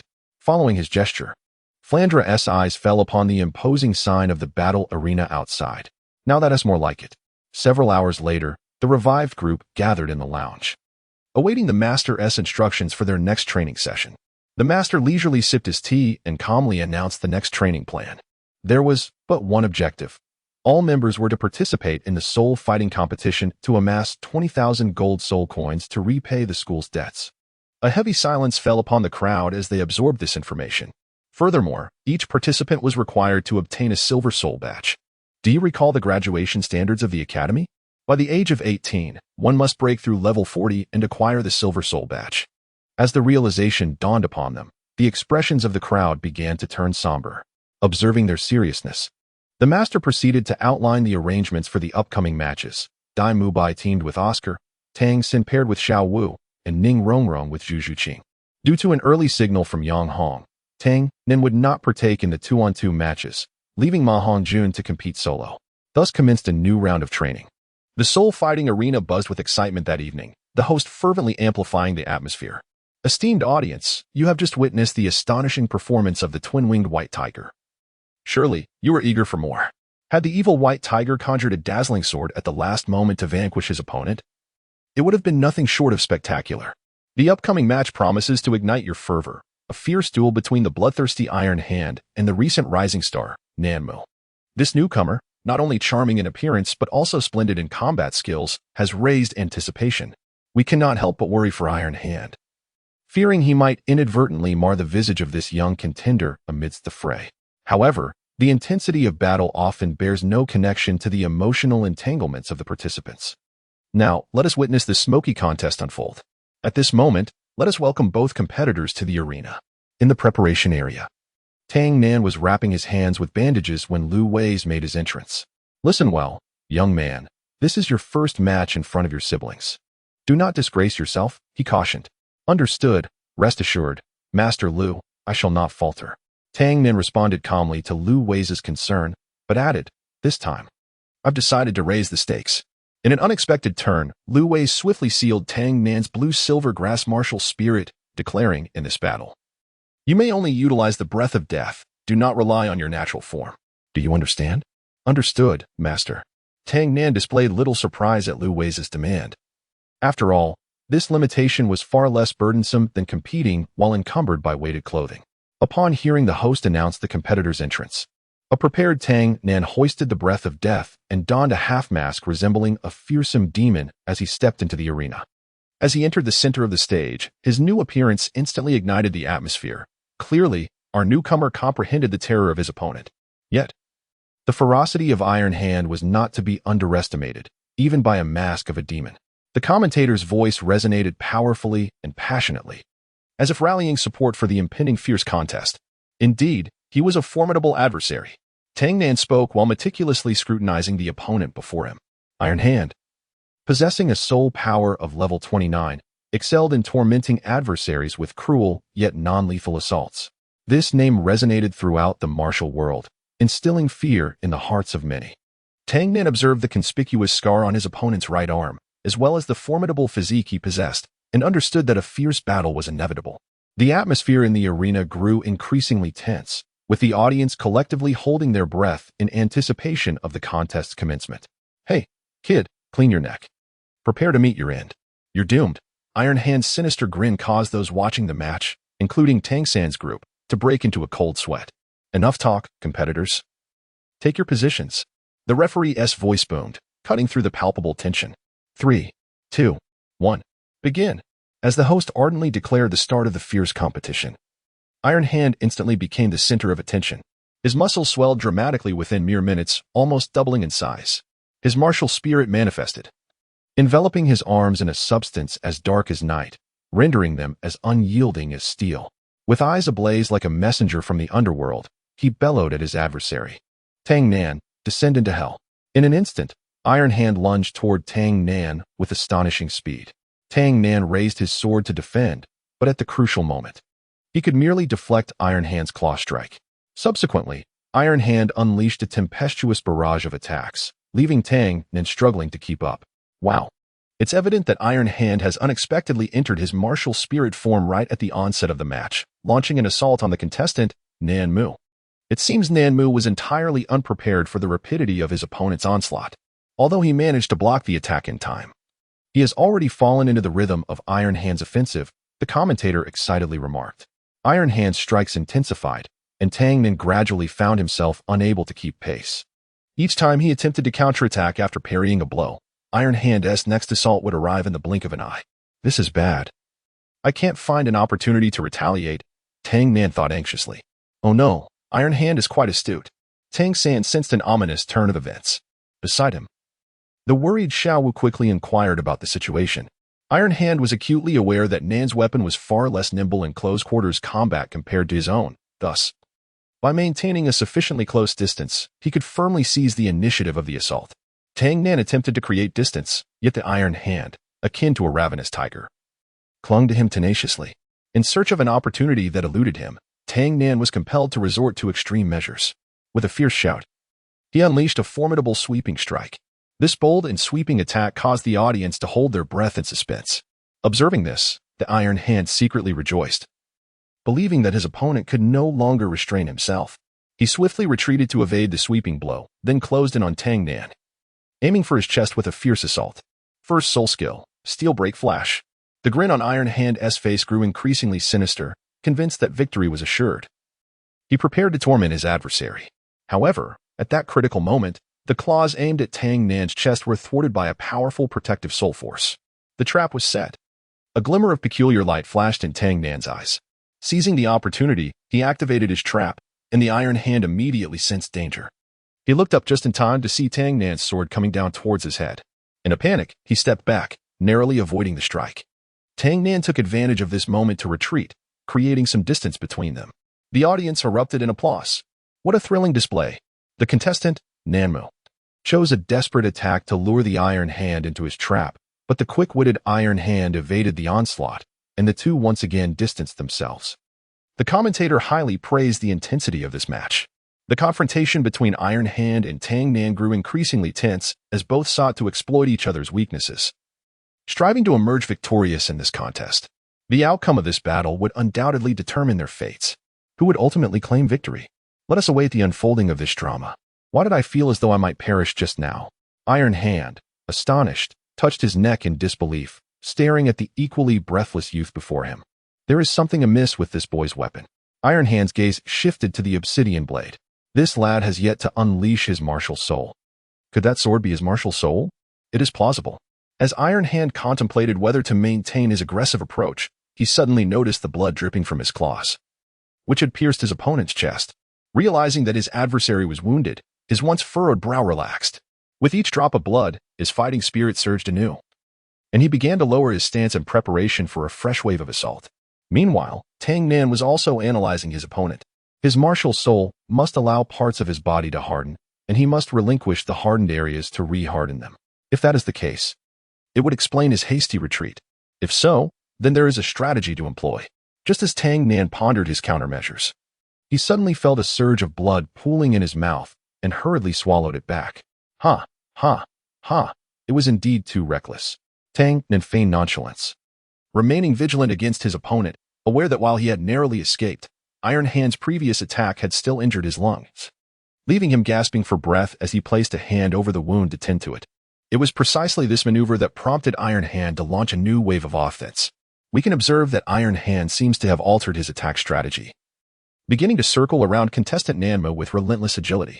Given his lightning-fast speed, it is difficult to fathom that he is a power-oriented soul master. Let us see how contestant Nanmu will respond to this challenge. How infuriating! The rapidity of his movements has left Tang Nan at a loss in the face of the encirclement. He now resembles a deer awaiting slaughter, ensnared in a predicament from which escape seems impossible. Every time he attempts to heal his wounds, Iron Hand seizes the opportunity to attack, only to retreat the moment he senses something amiss. This method renders Tang Nan incapable of mending his injuries. It appears there is but one course of action left. He begins to concentrate, remaining vigilant to Iron Hand's movements. The spectators in the stands, witnessing Tang Nan's plight, grow increasingly anxious. Brother, he won't come to harm. Will he? No worries, Xiao Wu, he will be fine. This is troubling, little brother. It seems certain defeat awaits. Enough of your pessimism, you rotund fellow. Oh, I'm merely stating the truth. Why hasn't Tang Nan utilized his martial soul yet? Perhaps it's part of old Yang's plan? In contrast to the students' chatter, the teachers maintain a noticeably calm demeanor. This is troublesome, Frank remarked to Yang Hong, glancing at the beleaguered Tang Nan. He won't come to harm, will he? However, upon noticing Yang Hong calmly sipping tea, Frank's displeasure escalated. You're still drinking tea while your disciple is on the verge of defeat? He'll be fine. He won tea perish, and while Iron Hand's tactics prevent Tang Nan from healing, the rapidity of his movements is also a considerable burden. Both sides are now awaiting an opportunity. Yang Hong leisurely sipped his tea, explaining, an opportunity. Frank repeated the words, suddenly grasping their significance. Indeed, a moment of negligence. Seizing the instant when his opponent's speed faltered, Tang Nan dashed forward to initiate a counterattack. A flurry of slashes ensued, and Iron Hand, not daring to be complacent, immediately unleashed his second soul skill, Steel Stance, further enhancing the formidable strength of his already unyielding arms. He calmly absorbed all the strikes, the sounds of clanging resonating as each blow met his resilient limbs. Iron Hand's patience was wearing thin. He yearned to pierce the chest of the individual before him. Finally, he spotted an opening, capitalizing on the recoil of Tang Nan's sword to strike directly at his chest with the deadly steel flash. Die! Iron Hand roared with exhilaration, eliciting a knowing smile from Yang Hong in the stands. The opportunity had arrived. In the face of the impending assault, Tang Nan sneered, preparing to counter. He deftly sidestepped the lethal deadly steel flash, evading the strike with skillful precision. The fierce claw strike merely left a shallow scar on his body, while the Iron Hand was about to face Tang Nan's full-force attack. Alas, yet another trap. Realizing the peril, the Iron Hand attempted to retreat, but at that moment, the lethargic breath of death had already gathered its momentum. As he beheld the oncoming slash aimed at his forehead, the Iron Hand, without a moment's hesitation, swiftly released the hardening of his arms and redirected it to protect his head, precisely what Tang Nan had anticipated. Bang! The lethargic breath of death struck the Iron Hand's head with a deafening sound, and the immense recoil sent him flying. Just as the spectators believed the outcome was sealed, it turned out that Tang Nan, empty-handed, had not suffered any retaliation. The Iron Hand stood motionless, flailing wildly at the surroundings like a headless fly. It was revealed that Tang Nan had infused his soul power into the lethargic breath of death, transforming its sharp blade into a heavy hammer, delivering a blow that caused the Iron Hand to suffer a concussion. His mind was in disarray. Seize the opportunity, Tang Nan. Lu was immediately urged. Understood. Do not allow his head to settle. All right. Seizing the moment of confusion, Tang Nan launched a relentless assault aimed at the Iron Hand's head, igniting fervor in the audience. Go on, defeat him like this. Hey, Iron Hand, counterattack. The arena echoed with cheers and curses in equal measure. With each unyielding strike from Tang Nan, the distance to the exit for the Iron Hand diminished step by step. Stubborn as he was, he attempted to retaliate, but his dizziness and confusion rendered his attacks ineffective, leaving only a trace of blood on Tang Nan's face. Ultimately, Tang Nan's final spinning kick sent him out of the ring. The host, though still exhilarated, announced the result. The victor of this match is Nan Mu. Let us cheer for him. Ha ha ha. I'm so exhausted. After the match, Tang Nan leaned against the wall, struggling to return to the preparation area. You performed admirably, young one. It seems my teachings were not in vain. Master Lu.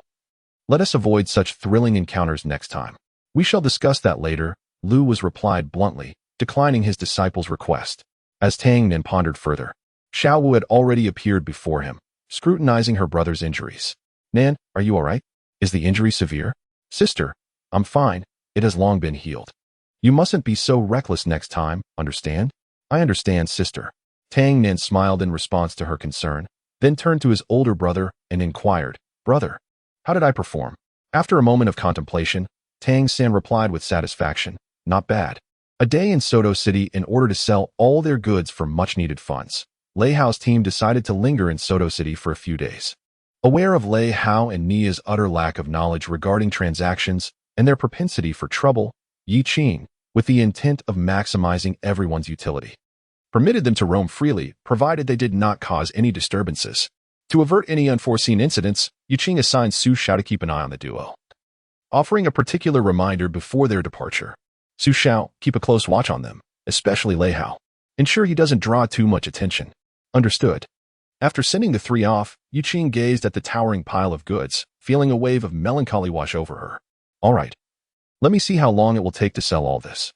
Just then, a familiar voice broke through the silence as the curtain was drawn back. It seems I've arrived just in time. Do you need assistance, young lady? Upon hearing this, Yi Qing exhaled in relief. Of course I do, Uncle Yang. On the streets of Soto City. So boring. What are we supposed to do, Lei Hao?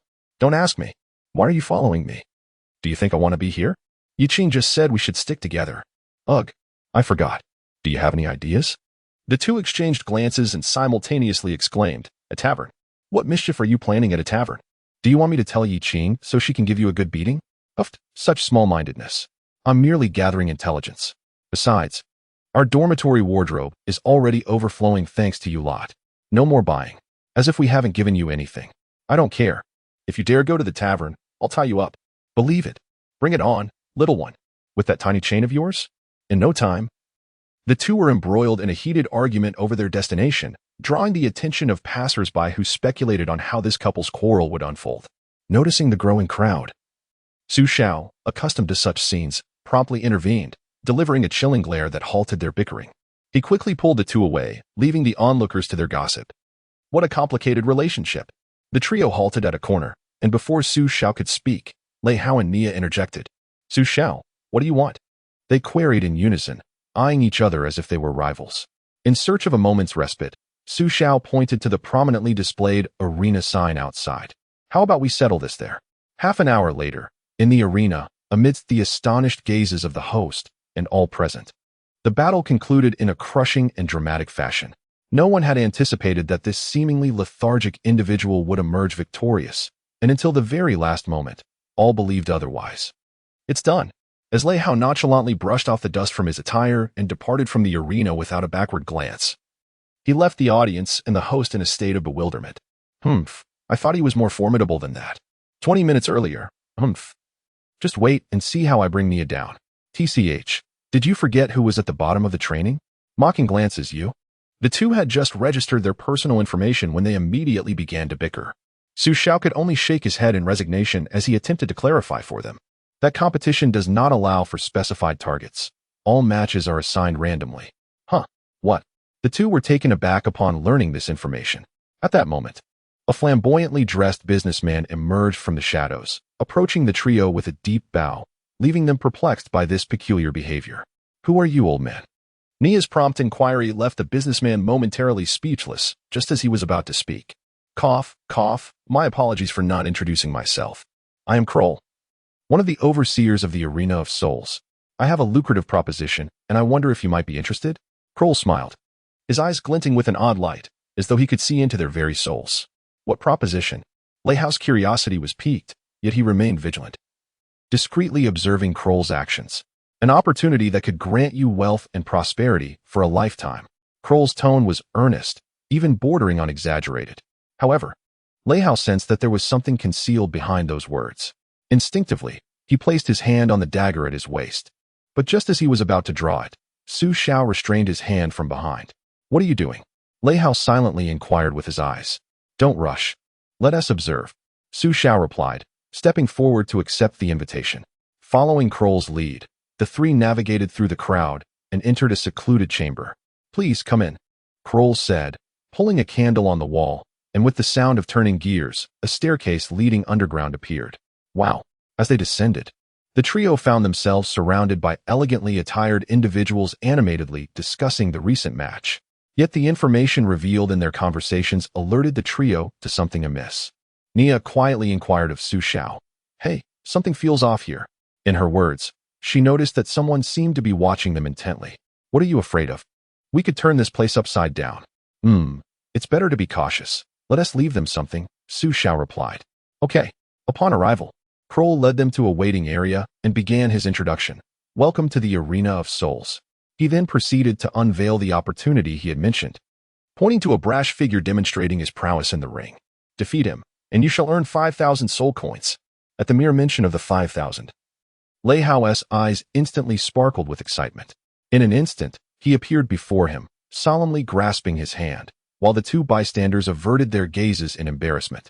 Is this for real? Of course, as long as you can defeat him. By any means. Indeed, whether through weaponry or soul techniques, as long as you can accomplish it. All right, I shall participate. Are you certain? This could lead to death. Kroll's tone grew weighty with his final words, yet Lei Hao remained undeterred, showing no signs of fear on his countenance. Ah, well then, best of luck to you, kid. Following Kroll's brief wish, he sent Lei Hao into the arena. As Lei Hao stepped into the competition, both the audience and his adversary scrutinized the seemingly eccentric youth before them, hoping he might bring them some unexpected amusement. Seizing the moment created by the host to build the atmosphere, Lei Hao posed a question to his opponent. Brother, what do you fight for? Clearly taken aback by this inquiry, the opponent, after a prolonged contemplation, found himself at a loss for words, erupting in fury as he launched a heavy punch towards Lei Hao's face. Wow, nice speed. You must train hard, big guy. Lei Hao effortlessly evaded the blow, continuing to bombard his opponent with an array of irrelevant queries. Naturally, the adversary chose to ignore him entirely. As the frequency of attacks escalated, the spectators could scarcely see anything but the afterimages of the punches. This relentless barrage forced Lei Hao gradually toward the wall, yet he remained unscathed. How dull. Yawn. Fully aware of his opponent's capabilities, Lei Hao found himself utterly unmotivated. Thus, to conclude the bout, he seized an opportunity to block the incoming punch before delivering a powerful kick that struck his opponent's jaw, bringing the fight to an end. Merely 5 minutes after it had commenced, disappointed, Lei Hao departed the scene. Honestly, I expected a tougher challenge.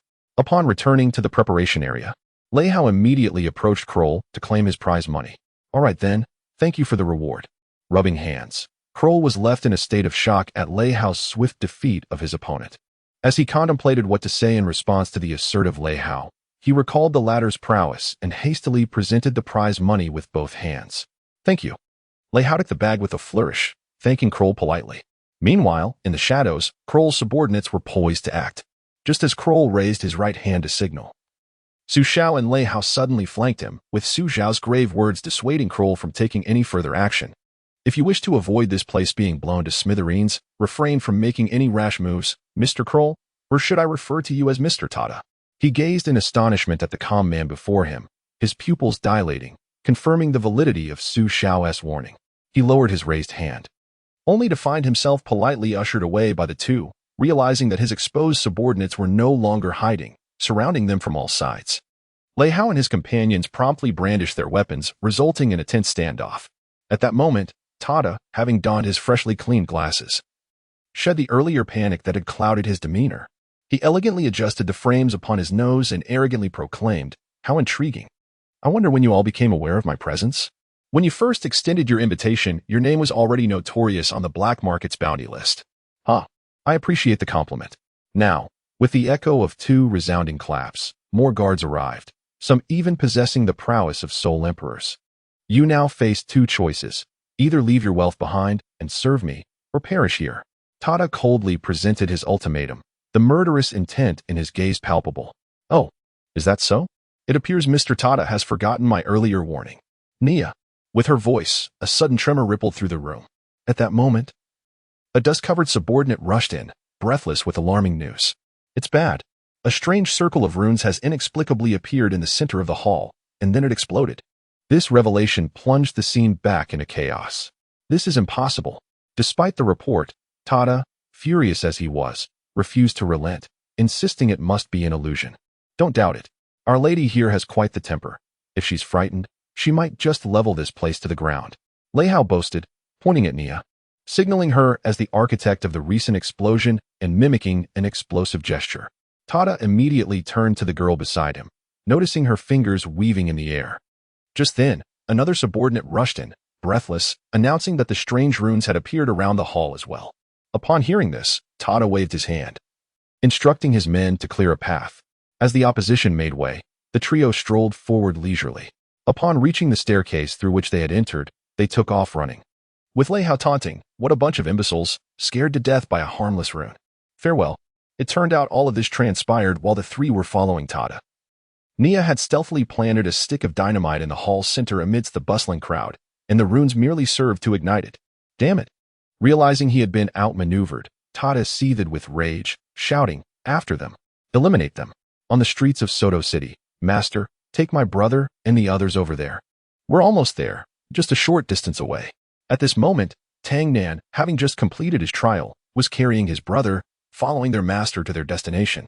Meanwhile, Just a few streets away, an exhilarating chase was unfolding. Lei Hao and his companions, fully aware of the impending danger, sprinted down the empty streets, pursued relentlessly by Tada's men. Well, foolish Lei Hao, why did you remind them at the end? Haha, you should have seen that guy's face, gritting his teeth. It was hilarious. Enough chatter. 100 meters ahead, turn left at the corner. The three individuals veered into a narrow alley, yet their pursuers, upon noticing this, immediately split into groups to encircle them from the flanks. A breathtaking chase ensued once more within the confines of the alley. Realizing they could not shake off their relentless followers, the trio was compelled to emerge onto another street. Not far ahead, they beheld a familiar figure. Let me take a look. It seems I procured most of the items. Yuan meticulously checked off each item on the shopping list, placing them one by one into the soul guide device. Soon, they would be ready to rendezvous with Yuqing. Hey, brother Yuan. The voice belonged to Lei Hao. Upon hearing Lei Hao's call, Yuan turned toward the source, only to find a torrent of angry individuals surging behind him. Even if he wished to retaliate, he had no choice but to avoid confrontation. As Lei Hao and his companions reached his side, he swiftly unleashed a powerful punch, shattering a large area of the ground before making a hasty retreat. Although the pursuers were temporarily hindered, those encircling them from both sides were already closing in. Goodness, whom have you stirred up this time? Yuan inquired. Well, it's a long story. Lei Hao sheepishly scratched his head in response to Yuan's lament. Su Xiao interjected to explain, we encountered the local underground fighting arena's big shot at the Soul Fighting Arena, and Lei Hao engaged him in a wager. Then, well? She paused briefly to organize her thoughts. We had a bit of a scuffle, and the other party, humiliated, decided to pursue us. As I suspected. Yuan felt a sense of relief upon hearing the explanation. In his view, it was a miracle that the three of them hadn't encountered trouble together. However, there was no time to dwell on accountability as the pursuers closed in more tightly behind them. The pressing matter at hand was how to escape. Just then, Yuqing's voice rang in their ears. Make your way to the intersection ahead. The four, under her command, wasted no time and sprinted to the designated location. Upon their arrival, a circular magic formation materialized around them, and in the blink of an eye, they vanished from the sight of their pursuers. Where did they go? They must not have gone far. Search for them. If we can't find them, we'll all be in trouble. Witnessing the inexplicable disappearance of the four, the pursuers immediately scattered, commencing a thorough search. 5 kilometers outside Soto City, in the outskirts, ouch. My backside. Stop whining. Nia, quickly get off me. Do you two intend to crush me? The group had been transported into the air by the magic formation, only to make a rather abrupt landing back on solid ground. As they brushed the dust off themselves, Yuqing appeared behind them with a beaming smile. Now, who will explain to me what exactly transpired? The three, resembling chastened children, knelt on the ground to report the events, with Lei Hao sporting several lumps on his head. Oh, I see. I never would have imagined that the supervisor of the underground fighting arena would seek you out. Understanding the circumstances, Yuqing did not impose any difficulties on the three and allowed them to rise. However, she found herself perplexed as to why Tada would voluntarily seek them out. Perhaps it was due to the falsification of their strength when they submitted their information, as they had only recently entered the Soul Sect. Indeed, Su Xiao's point held some merit, yet there was no need to dwell on it now. Yuan clapped his hands, signaling a conclusion to the matter, and the group set off on their journey back. Hey, Sister Yuqing, when did you learn to teleport over short distances? One inquired. Oh, that was thanks to Uncle Yang's assistance, she replied. Chapter 19, The Calm Before the Storm. Deep within the Shadow Guard camp, Commander Raven was diligently attending to a mountain of paperwork. His gaze was resolute and profound, as if he could perceive all. Assistant Yi stood beside him, holding a stack of documents ready to present to the commander. Raven calmly sipped his tea and began to review the files. He was well accustomed to such work, yet each time he maintained a high level of focus and dedication. He understood that as the commander of the Shadow Guard camp, each of his decisions bore significant implications for the safety of the entire camp.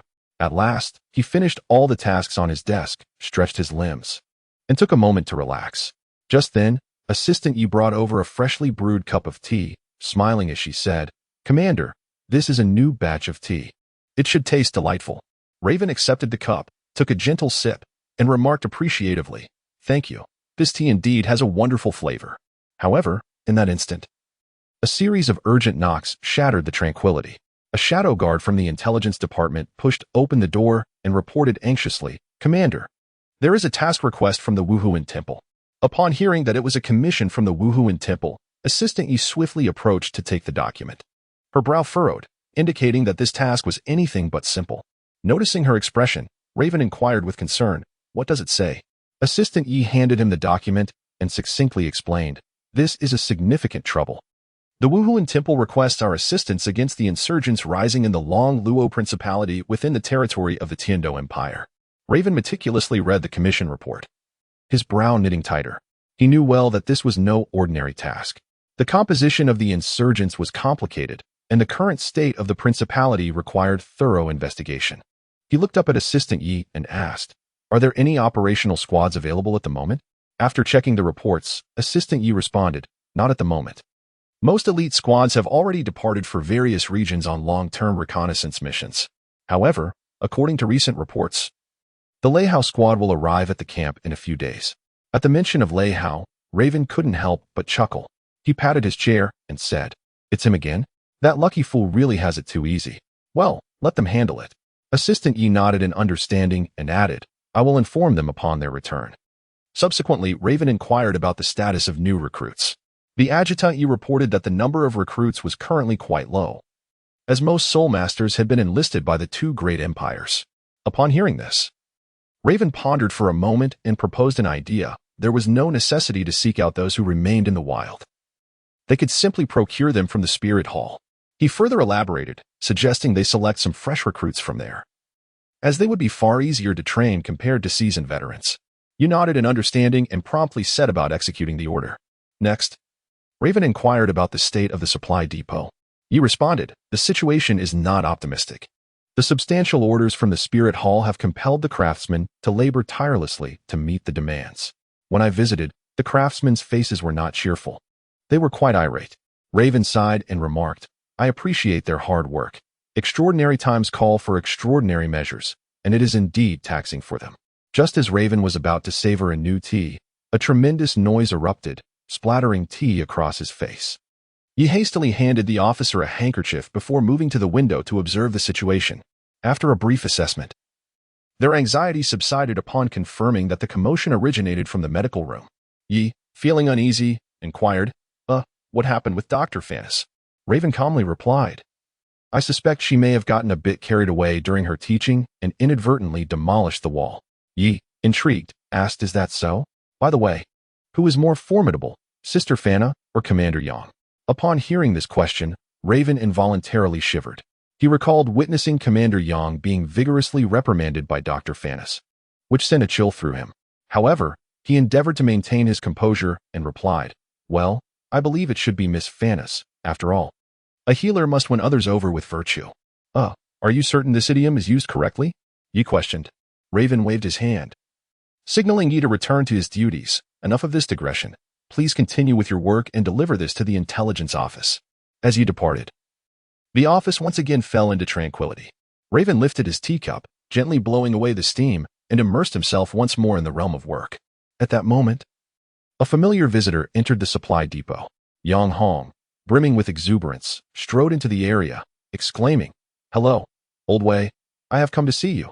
However, he was met with a heavy and swift hammer. Quick on his feet, Yang deftly dodged the incoming hammer, which subsequently struck the wall, creating a substantial dent. This scene left Yang in astonishment, silently grateful for his timely evasion. He gazed curiously at the busy Master Wei, pondering what had stirred this usually languid old fellow into such a tempestuous state. Unable to restrain his curiosity, he asked a nearby craftsman, "What is going on with Old Wei? Why is he in such a foul mood?" The craftsman glanced up at him and, with a hint of exasperation, explained, "Master Wei has been working overtime for 3 consecutive days now, and his temper has taken a toll. Commander, you would do well to tread carefully and not provoke his ire." With these words, the master resumed his industrious work. Yang Hong, heeding the master's advice, silently positioned himself beside him. Master Wei's robust muscles gleamed under the sunlight, each swing of the hammer imbued with remarkable strength. The rhythmic clang of the hammer resounded through the workshop, echoing Master Wei's fervor and dedication to his craft. Yang Hong stood quietly, observing Master Wei's unwavering focus on his labor. After a considerable passage of time, the elder Wei finally sensed Yang Hong's presence. He gently set down the hammer and plunged the freshly forged weapon into a nearby basin of cold water, producing a hissing sound as it cooled. Wiping the beads of sweat from his brow with the back of his hand, he displayed a visage that was both fatigued and resolute. "What brings you here, Commander?" Master Wei inquired, his tone laced with a barely perceptible hint of reproach, as if chiding this unexpected visitor for interrupting his work. Yang Hong, fully aware of the other's displeasure and knowing how to respond, smiled as he retrieved a pair of exquisite gourd-shaped wine flasks from behind him, raising them high in a gesture of camaraderie. Upon hearing these words and seeing the wine flasks in Yang Hong's hands, Master Wei's expression softened instantly. He set aside his tools, chuckling as he hurried to a corner of the workshop, swiftly clearing a space, then gestured to the vacant area. "Sit." The two men thus enjoyed a brief respite in that cleared corner, sipping their drinks and engaging in light conversation. "Master Wei, how's the progress of your work?" "Not too shabby. We can make the deadline," he replied. "I wasn't referring to that." Yang Hong pointed at the Soul Guide storage device resting on the workbench. "How's the research on the Soul Guide device coming along?" "Oh, that. It's nearly complete. Thanks to the little ones who always bring me artifacts unearthed from ancient ruins during their missions. By their grace, I have grasped the fundamental structure of the Soul Guides. Once I finish this order, I will begin attempts at replication. I certainly do not wish for this craft to be lost to time." With that, Master Wei downed a swig of wine, feeling instantly rejuvenated. Refreshing. At that moment, for reasons unknown, Yang Hong discreetly cast a soundproofing barrier. Observing this, Master Wei raised his wine cup as if to smash it, playfully exclaiming, "What are you up to, being all secretive?" "It's nothing. There are just too many people here. Some matters are best kept known to fewer," Yang Hong replied. "Look at you. Instead of attending to official duties, you come here to slack off?" "Not at all. I simply have some matters I wish to discuss with you." Yang Hong scratched his face in embarrassment, clearly caught by Master Wei's observation. "What do you think is the motive behind the Spirit Hall suddenly ordering such a large quantity of weapons?" "Huh. What motive could there be?" "They are preparing for war." Master Wei scoffed. "It is indeed rare to hear such a question escape your lips. Do you harbor doubts? Perhaps, or perhaps not." Yang Hong appeared to be ensnared in a web of contradictions. He found himself unable to decipher the actions of the current Pope of the Spirit Hall. After considerable hesitation, he finally expressed his thoughts. Firstly, although the Star Luo Empire is currently in turmoil regarding the issue of the royal heir, its formidable military might remains an undeniable force. The Emperor of the Tiando Empire, despite entering his twilight years, can still be regarded as a benevolent ruler, uniting the entire empire as one. Even though the Spirit Hall possesses a multitude of soul masters, confronting the two flourishing empires would still pose a significant challenge. Thus, I am left pondering what secrets the Pope harbors. Otherwise, the Spirit Hall would not be preparing to instigate a series of wars amidst the current tripartite stalemate. Yet, did they not send agents to infiltrate the Tiando Empire long ago? Wasn't he the girl you once regarded as your cherished granddaughter involved? Xiao Xue? Indeed. She has successfully supplanted Xue Qinghe and is progressively moving towards becoming the future heir. At this juncture, Yang Hong clenched his fists. Even if Xiu Xue succeeds, observing the current emperor's robust health, it would still require over a decade to realize the plans initially laid out. He struck the table with force, evidently losing his composure. And after regaining his demeanor, he continued, "Thus, I truly cannot fathom why she would act in such a manner, as it could potentially unravel all our previous arrangements. Ultimately, you are merely concerned for your beloved granddaughter," Old Wei remarked, piercing through the facade with keen perception. "You fear that the current Pope's actions may render her years of effort futile, and you dread witnessing that young girl in tears. Is that not true?" Yang Hong remained silent, pouring himself a glass of wine and consuming it in one swift motion. Observing this, Master Wei chuckled heartily. "Ah, you're still quite young, aren't you? After all this time in the world, you remain unchanged." "Master Wei, why was I summoned to join the expedition team when Lu Wei's was clearly more suited for it?" At this moment, Yang Hong, having succumbed to inebriation, mumbled his thoughts before collapsing onto the table. "Goodness, there should be no wine in this world potent enough to intoxicate us." Seeing Yang Hong in a haze, Old Wei quickly leaned down to sniff the wine jug. Why does this scent seem so familiar?" "Goodness, you little rascal. When did you sneak into my cellar to steal my wine? Is Master not back yet?" Tang Nan, while awaiting his mentor, gazed out at the setting sun. As the sun dipped below the horizon, he rose from the counter to begin tidying up. Following the defeat of the Soul Master team from the Tiando Royal Academy by his older brother and the invitation from Senior Qin Ming, the entire academy was preparing to relocate to the Royal Academy. While organizing his belongings, Tang Nan occasionally felt a sharp pang in the palm of his left hand, only for it to dissipate shortly thereafter. After a thorough inspection revealed no apparent issues, he dismissed it from his mind. Once he had packed most of his possessions, he ventured outdoors to commence his daily swordsmanship training. Regarding Master Lu's explanation, he stated that as a physician, possessing a robust physique allows one to traverse even the most perilous environments, akin to navigating the world with finesse. Subsequently, Master Lu spoke for approximately 5 minutes. Although the latter portion predominantly recounted the legendary prowess of his sister, a remarkable physician in her own right, one cannot help but wonder, is there truly a doctor capable of defeating 50 opponents? The thought amused Tang Nan, prompting an incredulous laugh. Nonetheless, his curiosity about Master Lu's sister was piqued. He yearned to meet her and pondered who might be the more formidable, she or his mentor. Meanwhile, within the infirmary, a yawn escaped as Fanas, exasperated, chastised the groggy Yang Hong, who lay on the bed, his head spinning. At that moment, Raven rushed into the infirmary, having received urgent news, and promptly inquired about the situation. Sister Afei, what has happened to Uncle Yang? It's nothing serious, just a bit too much to drink. Are you certain? Raven pointed to the sizable bump on Yang Hong's forehead. Oh, that? He brought it upon himself, caught sneaking some liquor and got a beating for it. At this juncture, Yang Hong, now somewhat sober, opened his eyes and spoke. Hey, Xiaolei, what brings you here? Commander, you're awake. How do you feel? Not too bad. I think I'll be fine. Is there something significant to report? Indeed, a letter has arrived from the Tiando Empire, specifically addressed to you. What does it say? The Emperor of Tiando wishes to summon you. Chapter 20. The Tiando Royal Palace to attend the Soul Master competition. All students and teachers from Shrek Academy made their way to the Tiando Royal Academy. Simultaneously, Yang Hong, also a teacher, received a summons from the Tiando royal family. Given the complexity of the situation, Yang Hong found no plausible excuse to decline. Thus, he temporarily departed from the main group with Tang Nan under the pretext of an official duty, intending to broaden the young man's horizons and secure an avenue of retreat for himself. Upon traversing the rift, they successfully arrived at the majestic Tiando Royal Palace. Yang Hong gazed in awe at the resplendent palace, the heart of the empire, which stood as one of the most magnificent structures to date. The palace's exterior was solemn and imposing, constructed of alternating gold and stone, with towering spires resembling a grandiose and beautiful fortress, epitomizing the authority of the empire. The interior boasted opulent halls, palaces, and gardens, each corner exuding a profound royal ambience. Tang Nan, following closely behind, was left in astonishment.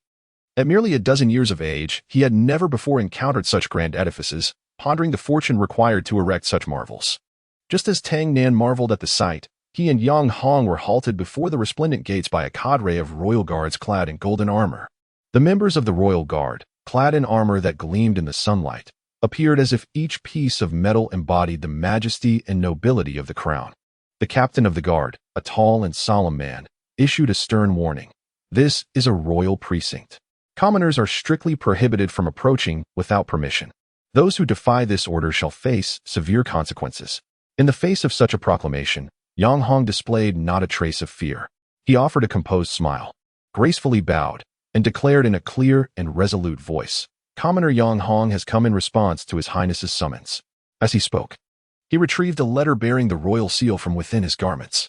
Observing Yang Hong's unflustered demeanor, coupled with the royal insignia on the document, the captain of the guard hesitated momentarily before instructing his subordinates to report this development. He then expressed his apologies to Yang Hong and his companion, saying, I sincerely apologize for any oversight. Please forgive us. While they awaited further instruction, Yang Hong engaged the captain in casual conversation. Seemingly nonchalant, he inquired, with such stringent security measures in place, has something significant occurred at the palace? The captain clenched his fists, gritting his teeth as he replied, that was several years ago. A brazen assassin attempted to take the life of His Majesty during a hunt. Thankfully, the Crown Prince detected the threat and thwarted the attempt. As he recounted this event, his emotions surged as if the incident were still vividly etched in his memory. Upon receiving the summons, Yang Hong and Tang Nan were personally escorted by the captain to the grand hall of the palace. Along the way, They marveled at the majestic splendor of the palace. Its towering walls, exquisite carvings, and magnificent architecture all exuded royal authority and grandeur. They also sensed the strict security measures within the palace. Guards patrolled every corner, ensuring the safety of the crown. As Yang Hong observed the distribution of the guards, he contemplated the necessity of heightened vigilance following that previous incident, realizing that future plans would require careful consideration. At that moment, he glanced at his apprentice, who stood speechless, overwhelmed by the spectacle before him. Yang Hong smiled at his naive apprentice, thinking, well, this is not my concern after all. Passing through the imposing grand entrance, the trio finally entered the resplendent hall of the palace, which shimmered with golden hues, reminiscent of a celestial paradise, reflecting the royal opulence and grandeur. Just as they steadied themselves, the robust captain of the guard approached swiftly, kneeling on one knee, gripping the hilt of his sword, and bowing respectfully towards the front of the hall.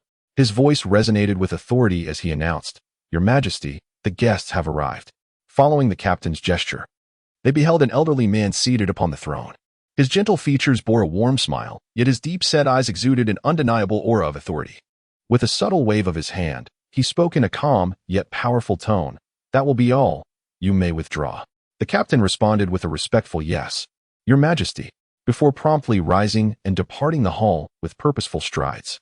This venerable figure was none other than the Snowy Knight Emperor of the Tiando Empire, who ruled over this vast land and was deeply cherished by the people.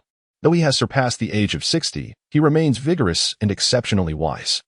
He is acutely aware of the arduous responsibilities that come with governing a nation, which is why he consistently embodies humility and prudence, while also demonstrating decisiveness. Under his reign, the country flourishes and the citizens live in peace and contentment. "Your Majesty." Yang Hong immediately knelt on one knee to express his respect, and behind him, Tang Min swiftly followed suit, echoing his master's sentiments. "Your Majesty." His movements were careful and swift, lest a misstep tarnish his master's reputation. Observing Tang Nin's forced composure, he couldn't help but smile slightly, gently stroking his beard, and kindly remarked, "No need for such formalities. Rise." "Thank you, Your Majesty." Both responded in unison before standing up. Yang Hong was the first to speak. "Might I inquire why Your Majesty has summoned me with a personal letter?" Noting the promptness of the inquiry, the Snowy Knight Emperor directly addressed his purpose. "I wish for you to assume the position of Grand Tutor to the Crown Prince." Upon hearing this request, Yang Hong immediately realized whose idea it was and promptly began to decline. "I am sorry, Your Majesty, but I fear my abilities may not be sufficient for the role of Grand Tutor. I implore you to seek someone more qualified." The Emperor, upon hearing this, remained unperturbed, casually waving his hand. "There is no need for such humility, Mr. Yang. My son holds you in high regard and specifically wishes for your guidance. I ask that you consider this." Listening to these words, Yang Hong smiled, albeit with a hint of irritation in his tone as he explained, "Haha. The Crown Prince holds me in too high esteem. I have merely engaged in a single discussion with him, and we have not had much interaction since." The Emperor frowned slightly at this, yet his smile remained unchanged. "There is no need to be so modest. Your reputation has long spread across the continent. I believe your knowledge could indeed assist the Empire in achieving a greater future. You flatter me, Your Majesty. I have simply lived long and seen much. The current era should be led by the youth. Individuals like myself may do more harm than good through excessive involvement. If Your Majesty is willing, I do have a suggestion." "Oh, pray tell." The Emperor looked at Yang Hong with keen interest, intrigued by the proposal. Ningfengji, the head of the Seven Treasures Glazed Tile School. Though young, he has ascended to the position of leader and exudes a refined elegance. Yet his words carry a grandiose weight. I believe he would be a more suitable choice for the Grand Tutor to the Crown Prince. And Yang Hong paused momentarily. "I am confident he would accept the offer." "How so?" Ningfengji's school, due to the nature of its martial spirits, possesses relatively weak combat capabilities. As the leader, he would undoubtedly seek a reliable ally for his sect. In today's continent, aside from the Spirit Hall and the Starluo Empire, who else could provide him with a solid backing? "Oh, what makes you so certain that Ningfengji would agree?"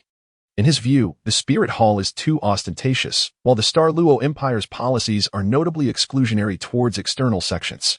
Therefore, should the Heaven Do Empire extend an olive branch, I believe Ningfengji would readily accept. After all, it is a mutually beneficial arrangement. Upon hearing Yang Hong's analysis, the Emperor of the Snowy Knight nodded in agreement. Indeed, as Qingya had remarked, Yang Hong is a rare talent. It was only by witnessing his prowess firsthand that I comprehended the veracity of Qingya's words. Since Mr. Yang has graciously presented me with an admirable proposal, it is only fitting that I offer him some form of recompense. I wonder if you would be willing to accept the title of honorary advisor to the Empire. Your Majesty, I believe I should have Mr. Yang. Please do not put me in an awkward position, the Emperor of the Snowy Knights said.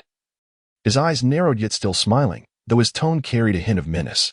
Realizing the potential repercussions of declining, Yang Hong acquiesced. Thank you for your generosity, Your Majesty. After bowing respectfully as he prepared to depart, the Emperor suddenly interjected, There is no need for such haste, Mr. Yang. Qinghe wishes to meet with you. Why not extend your stay for a few more days?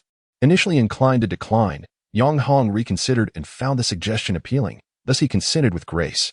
In that case, I shall humbly comply. As night enveloped the realm, the palace lights illuminated the passage of time. Following a sumptuous banquet, they proceeded, guided by a servant, to the residence of Qinghe. The servant moved with a light step, seemingly proud of this familiar environment, while the two scholars marveled at the palace's scenery, continuously awed by its unique atmosphere and intricate details. A glimmer of wisdom shone in Yang Hong's eyes as he observed the various flowers and plants along the way. Curiously, he inquired, These flora are truly exquisite. Who possesses such refined taste to cultivate such a diverse array here? A proud smile emerged on the servant's face as he explained. These were personally planted by His Highness the Crown Prince. Whenever he finds leisure, he tends to the flowers and plants. Under the servant's guidance, they finally arrived at their destination. At this moment, Yang Hong gently grasped the servant's hand, cheerfully stating, I shall take care of matters from here. You may return to your duties. The servant nodded in agreement and respectfully withdrew. Yang Hong lightly knocked 3 times on the door, causing a flurry of commotion from within. Moments later, the door creaked open, revealing Qinghe. His previously composed demeanor and the book in his hands seemed to conceal the earlier chaos. However, his slightly disheveled attire hinted that he had indeed been preoccupied with other matters. Yang Hong regarded Qinghe with a teasing glint in his eye, jesting. Your Highness is truly a busy individual, even devoting late hours to diligent study. I am deeply impressed. Upon recognizing Yang Hong's voice, Qinghe immediately relaxed. Setting down his book and stretching lazily, beginning to complain, Had I known it was you, Uncle Yang, I wouldn't have needed to present myself like this. It was then that he noticed Tang Nan, who stood behind Yang Hong. Their gazes met briefly, and after several seconds, they both startled at the sight of one another. Qinghe's eyes widened in disbelief, exclaiming, What brings you here? His expression was one of sheer astonishment, as if he had witnessed something extraordinary. Meanwhile, Yang Hong transformed into an onlooker, quietly observing the reactions of the two. He found himself secretly amused, recognizing that this encounter was indeed unexpected. However, he chose not to interrupt their conversation, opting instead to remain a silent witness to the unfolding events. What brings you here? The moment these words escaped the other's lips, a colossal question mark materialized in his mind. He blinked, bewilderment flooding his thoughts. Was it not natural for him to accompany his master in learning? Why did the other display such a look of surprise? Soon after, curiosity was piqued, prompting him to voice his inquiry. Are you the prince? Qinghe's expression shifted to one of bemusement, as if his question had caught him off guard. He pursed his lips and replied, You're not in a much better position yourself. At that moment, Qinghe suddenly recalled something and turned to Uncle Yang, asking, Uncle Yang, why didn't you notify me when you arrived? Yang Hong, tilting his head in confusion, responded, What? Didn't you see my letter? It was included with that summons. Qinghe pressed further, Did you? Yang Hong scratched his head, pondering for a moment before uncertainly replying, was there? Meanwhile, within the Shadow Guard camp, Deputy Yi hurriedly burst into the infirmary, inquiring of Dr. Fanis, who was busy completing a medical report. Dr. Fanis, do you know when Commander Yang will return? Fanis lifted his gaze, contemplated for a moment, and replied, It will probably take a few days. Why? We found a letter that had fallen out among the documents, and it seems to be for the commander, Deputy Yi said, a hint of anxiety evident in his voice. Fanis glanced at the label on the envelope and then slowly gestured for the deputy to place the letter on the nearby desk. He reassured Deputy Yi, Don't worry. This letter is unlikely to contain anything of great importance. You may go about your business. And please take this medication to Raven, reminding him to take it before bed. Understood? After receiving the medication, Deputy Yi bid farewell to the doctor. Understood. Goodbye, Dr. Fanis. Fanis smiled and nodded, watching his deputy departed. Internally, she mused, "Ah, youth is truly wonderful." She then resumed her work. "Oh, how disheartening," Xueqinghe lamented, sulking by the window, realizing that the heartfelt letter he had painstakingly written had not been received. Yang Hong, well aware of Xueqinghe's feelings, discreetly sent away and approached Xueqinghe. Wearing a sympathetic smile, he gently patted Xueqinghe's shoulder, softly saying, "All right, don't be sad. I know you wish to go out and enjoy yourself. Once I finish my tasks, I'll find a reason to take you for a stroll." Xueqinghe initially attempted to maintain his composure, but upon hearing Yang Hong's words, his eyes welled with tears. He turned away, not wanting Yang Hong to witness his sorrow. Yet Yang Hong caught sight of it nonetheless. Yang Hong felt a pang of compassion in his heart. He understood that Xueqinghe was a kind and sensitive child, who required not merely comfort, but also understanding and companionship. Thus, Yang Hong feigned indifference and began to count down. 3, 2, 1. Sure enough, at the last moment, Xueqinghe grasped his hand, his voice tinged with a hint of coaxing and pleading. "No, Uncle Yang. I was wrong. Please, take me out." Observing the glimmer of unshed tears in Xueqinghe's eyes, Yang Hong's heart softened as well. He quickly reassured him. All right, my little darling, don't cry. Once I get settled, I promise to take you out to play, okay?" Upon hearing these words, Xueqinghe's tear-streaked face instantly brightened with a smile. He clung to Yang Hong's arm, playfully saying, "Hee, Uncle Yang, you're the best." Yang Hong, with a hint of exasperation, shook his arm and reminded him, "Ahem. Mind your image, you are the prince of the Tiando Empire now." At this remark, Xueqinghe's spirits dampened considerably. He released his grip on Yang Hong's arm and, with a forlorn expression, gazed out the window, asking, "How much longer must I stay here?" Yang Hong sighed softly and replied, "Probably another 10 years. Upon hearing this, a flicker of disappointment and confusion crossed Xueqinghe's eyes. He continued, "Does he know about these things?" Yang Hong paused for a moment before responding. "He does not know now, but he will in the future." Xueqinghe pressed further, "Will he become our enemy?" Yang Hong shook his head, "I don't know." Xueqinghe then queried, "Will he become our ally?" Yang Hong once again shook his head, "I don't know." Xueqinghe took a deep breath, seemingly striving to calm his emotions. He ultimately asked a pivotal question, "Will we succeed?" Yang Hong hesitated for a moment before firmly patting his shoulder, encouragingly stating, "Yes, we will. We will not fail. I promise." Chapter 21. Hello, my name is Xiao Shui. As the first gentle rays of morning sunlight penetrated the curtains, softly awakening Tang Nan, he gradually opened his eyes from a profound and sweet dream. Today marked the second day of his stay here. Lazily stretching, he wore a contented smile. "Oh, that was such a delightful sleep," Tang Nan mused. Just as he prepared to sink back into slumber and relish a second round of sleep, Luo suddenly appeared at his bedside. The stern master uttered no superfluous words and swiftly delivered a precise chop to Tang Nan's side. "What are you sleeping for? Get up." Though Luo's voice was low, it resonated with undeniable authority. The sudden jolt of pain caused Tang Nan to spring up from the bed like a bullet, only to unexpectedly tumble to the floor. "Being lazy is not the habit expected of my disciple," Luo remarked sternly, observing Tang Nan's disheveled state. Rubbing his sore side with one hand while steadying himself on the bed with the other, Tang Nan wore an innocent expression and retorted, "But Master Lu, didn't you say yesterday that today was a day off?" Upon hearing this, Luo paused momentarily, then began to reflect. Half a second later, he recalled that he had indeed uttered such words yesterday, and the atmosphere instantly turned awkward.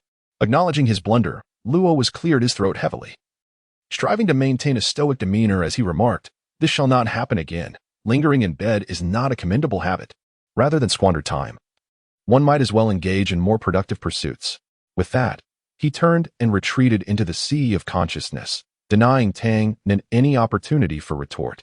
Meanwhile, the roommates within the realm of thought were already rolling on the floor in laughter. Upon witnessing Luo's smile as he prepared to draw his sword, they promptly fled. Forced to rise, Tang Nan pushed open the half-ajar window, gazing into the distance and pondering what to do. "Master, do you have any thoughts?" Realizing there was no response, Tang Nan turned to look around, noting the apparent absence of his master's presence. "Where is the master?" Unbeknownst to Tang Nan, while he was still nestled in slumber, Yang Hong had already arisen and set off to attend the emperor's invitation for breakfast. In the imperial palace of the Tiando Empire, the emperor inquired with a smile, "Mr. Yang Hong, is this breakfast to your liking?" Yang Hong set down his chopsticks and nodded appreciatively.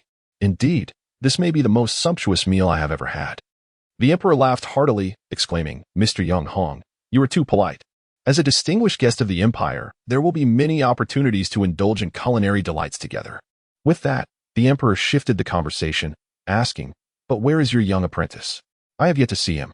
Yang Hong smiled slightly. Oh, he is still asleep. No worries. He has provisions and shall not go hungry. The emperor frowned. This simply will not do. Since he is here as a guest, how can we allow him to subsist on dry rations? I shall send someone to bring him some food. Suddenly, the crown prince interjected, Father, allow me to handle this matter. The emperor pondered briefly, then replied, that seems reasonable. It is a burden I shall gladly pass to you. The crown prince respectfully responded, Thank you, Father. He then turned to a nearby attendant, instructing, Prepare some exquisite pastries and hot beverages to be sent to my residence for my young apprentice. The attendant nodded in acknowledgement and promptly departed. The crown prince returned to Yang Hong, saying, Please wait a moment, sir, while I make arrangements. Yang Hong smiled and nodded in gratitude. Shortly thereafter, the crown prince returned, accompanying Yang Hong to continue their breakfast. After finishing the meal, the emperor proposed, Sir, would you care to accompany me in reviewing the troops? Without hesitation, Yang Hong responded, Since your majesty has invited me, how could I possibly refuse? Your majesty, please lead the way. Thus, the emperor escorted Yang Hong to the military camp. Once there, the emperor inquired, Sir, what are your thoughts upon observing this army? Yang Hong observed intently for a moment before replying, Well, they are well trained and their appearance is impeccable. They truly live up to the reputation of the empire's elite forces. However, the emperor, intrigued, asked, However, what? Speak freely. I shall not hold it against you. Yang Hong pondered for a moment and remarked, However, the number of people is still excessive. If this is merely to protect the royal family, it seems rather extravagant. The emperor fell into deep contemplation, acknowledging the validity of the gentleman's assertion. He too harbored similar thoughts. Subsequently, the emperor inquired, Mr. Yang Hong, do you believe in the existence of the divine? Yang Hong was momentarily taken aback, but then responded, Your Majesty, the question of God's existence is a complex one. I cannot claim to wholly believe, nor can I dismiss the notion entirely. However, I believe that within the human heart lies a certain power that enables us to transcend ourselves and aspire to a higher realm. This power might well be termed divinity. Upon hearing Yang Hong's response, the emperor sank into profound reflection. He turned to glance at Xue Qinghe, who stood silently behind him, intending to seek his opinion. Just as he was about to speak, he hesitated and finally shook his head, saying, Let us depart. It is getting late. We must return. He walked ahead in silence, accompanied by Yang Hong and Xue Qinghe back to the palace. During their journey, the emperor remained preoccupied with Yang Hong's words, seemingly grasping something yet feeling even more bewildered. Let me see what Xue Qinghe usually reads. Tang Nin tiptoed to laboriously pull a book with a pitch-black cover from the shelf.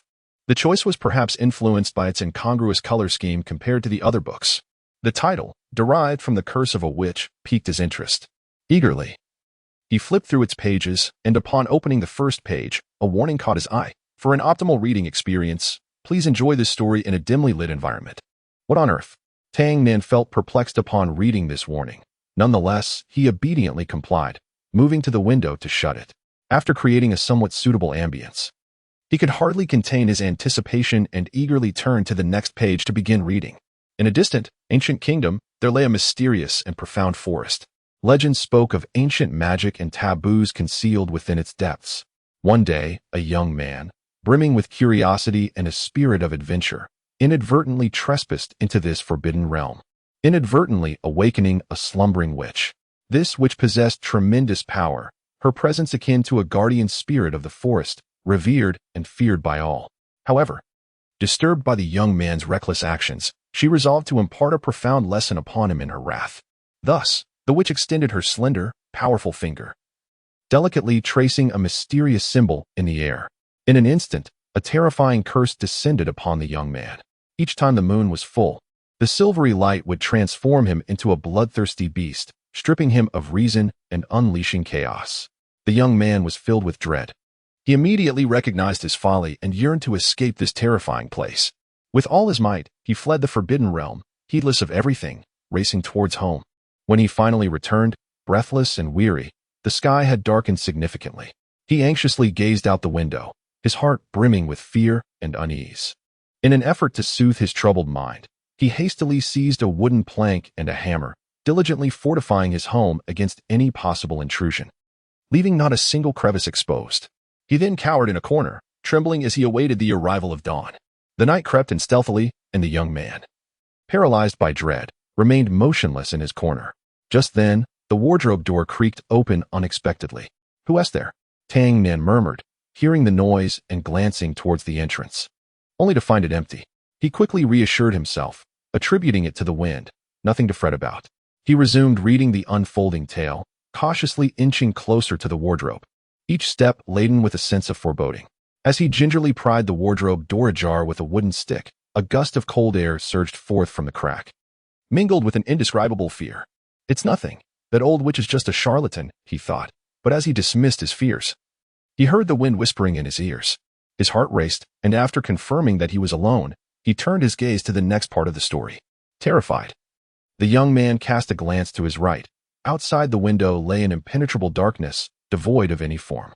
Steeling his resolve, he stepped closer, only to be met with an astonishing sight. His gaze froze upon the window. Outside, enshrouded in shadows, a woman leaned against a great tree, her white gown starkly illuminated by the moonlight. Her complexion was ghostly pale, resembling a lifeless paper figure. It seemed she sensed his stare, her head twisting in an eerily unnatural manner. Blood began to trickle from her eye sockets, resembling two crimson orbs rolling forth. Tang Nan was paralyzed with terror at this horrific sight, collapsing to the ground and scrambling backward in fright. At that moment, a pair of feet appeared before him, accompanied by a steady drip of blood. He yearned to flee, yet an invisible force bound him, rendering him immobile. He could only watch helplessly as those bloodied feet drew nearer, until a pair of crimson-stained hands lifted his head. Finally, he discerned the face of the legendary witch, her pallor intensified by the blood-s reflection, embodying the very hue of death.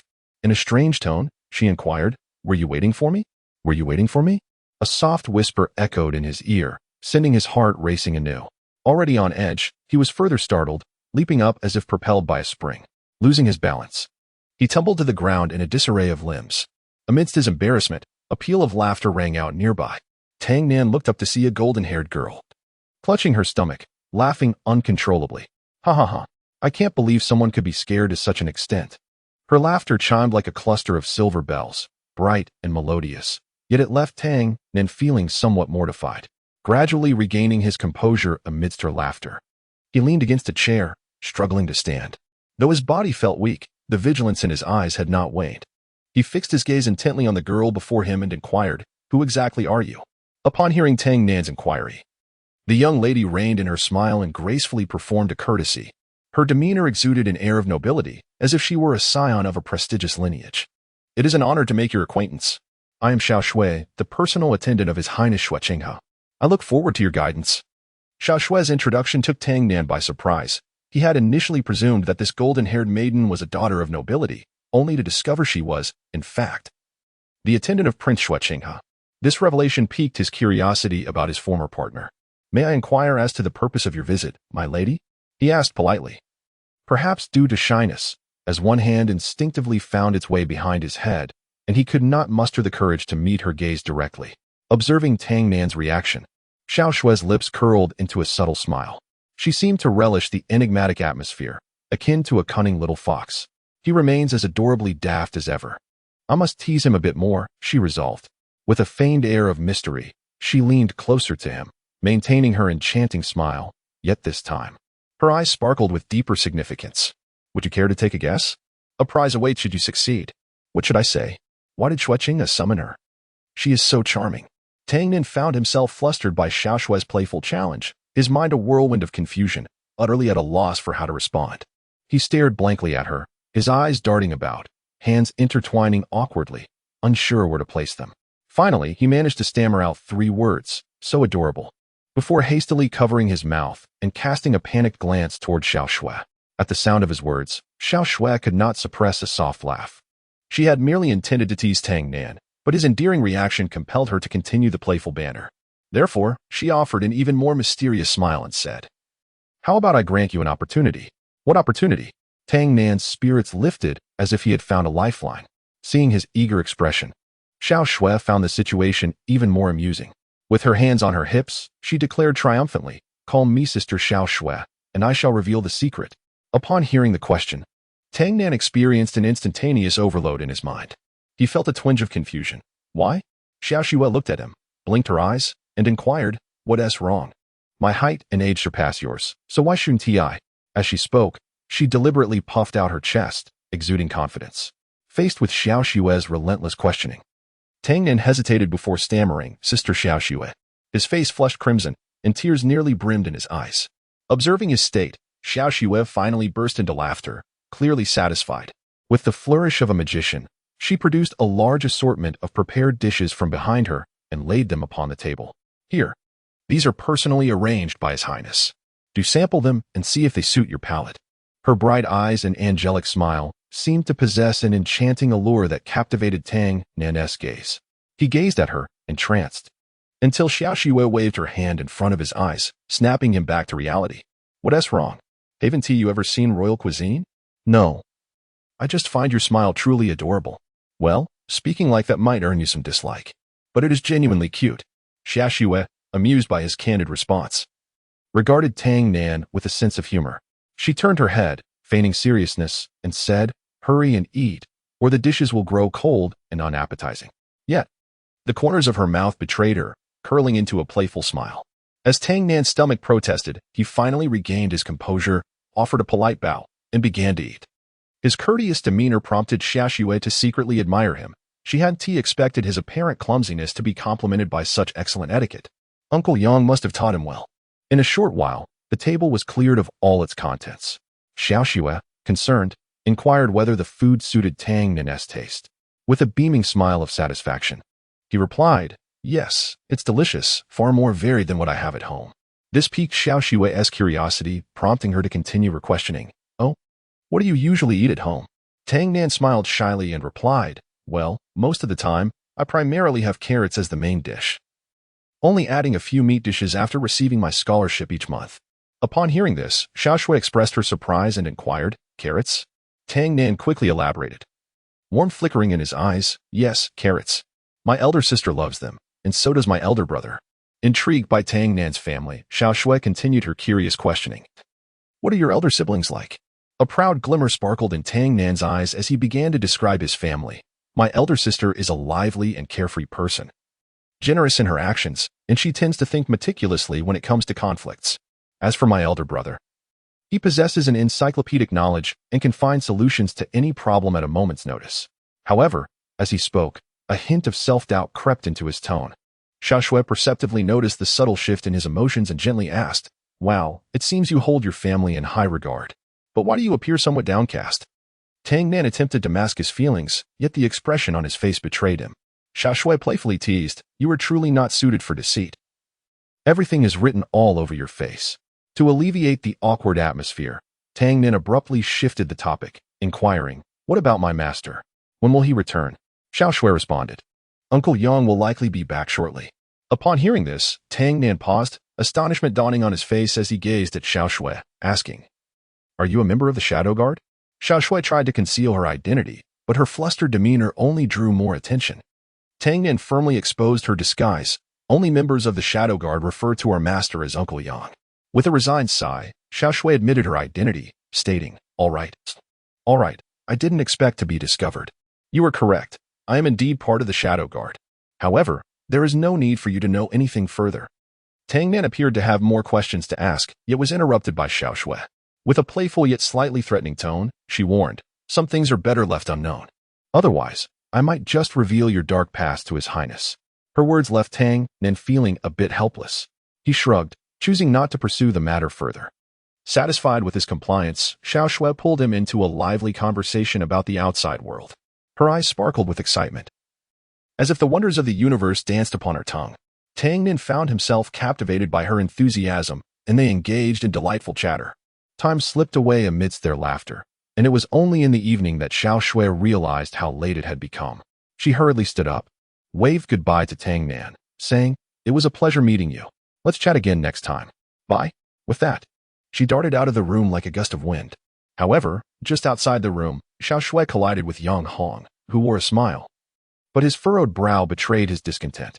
Xiao Shui knew she could not escape this time, so she attempted to feign innocence.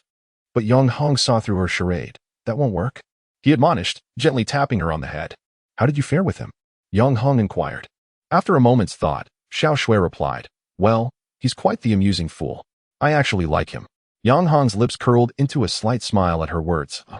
A fool, you say? You're not wrong there. Curiously, Xiao Shui asked, Uncle Yang, when did you realize I was gone? Yang Hong chuckled. I had my suspicions the moment you got up to take on responsibilities. Xiao Shui smiled awkwardly, aware that her little schemes seldom escaped Uncle Yang's notice. Yang Hong then looked at her seriously, saying, listen, don't make things difficult for Chun. You may be casual, but she carries a heavy burden. At this, Xiao Shui immediately sobered, nodding earnestly, understood, Uncle Yang. It won't happen again, Yang Hong sighed, this isn't your first time. Be more cautious. Oh, and by the way, in a few days, pack your bags for a trip. Xiao Shui perked up at this news. What is going on? Yang Hong smiled, you see. Your desired vacation has been approved by the Emperor of Snowy Nights. I obtained permission for a month under the pretext of taking you for an in-depth field study. He raised an eyebrow with a sense of pride. Xiao Shui was so thrilled by the news that she nearly toppled into Yang Hong's arms in her excitement. Thank you, Uncle Yang. You're the best, she exclaimed. Yang Hong chuckled, ruffling her hair. Oh dear, are you trying to knock me out? He then stretched and said, wait until I settle in at Shrek, and I'll come to pick you up. Shrek? Upon hearing that name, Xiao Shui suddenly remembered something and awkwardly retrieved a letter from her waist. Uncle Yang, you might need to sleep on the streets. She spoke awkwardly. Yang Hong, bewildered, took the letter and opened it, revealing the message, all faculty and students of Shrek Academy have left the Royal Academy for reasons unknown. He was momentarily stunned, then exclaimed, what the heck? Are they playing with me? Chapter 22, An Unexpected Mission at the Shadow Guard Camp. After a brief exchange of supplies, Lei Hao, Yu Qing, and Yuan returned to their dormitory to rest. Upon opening the door, they discovered that a messenger from the intelligence department had been waiting for them for quite some time. The unexpected presence of someone unfamiliar intrigued the trio. As their missions were usually assigned directly by Lei Wan, receiving one from the intelligence department was a first. Lei Hao, excited, whistled and jested, wow, welcome, beautiful. How may I assist you? Thank you for the compliment, but such praises are better reserved for others, the messenger replied with a smile, casting a discreet glance at Yu Qing, who was silently polishing her arrows. For a fleeting moment, a palpable aura of menace emanated from Yu Qing, only to vanish swiftly. The messenger, unfazed, continued, I apologize for the interruption, but there's a formidable assignment that requires your attention. Her words drew the focus of all present. She continued at a measured pace, this is a mission meant for an elite team. Upon completion, you will regain your elite status.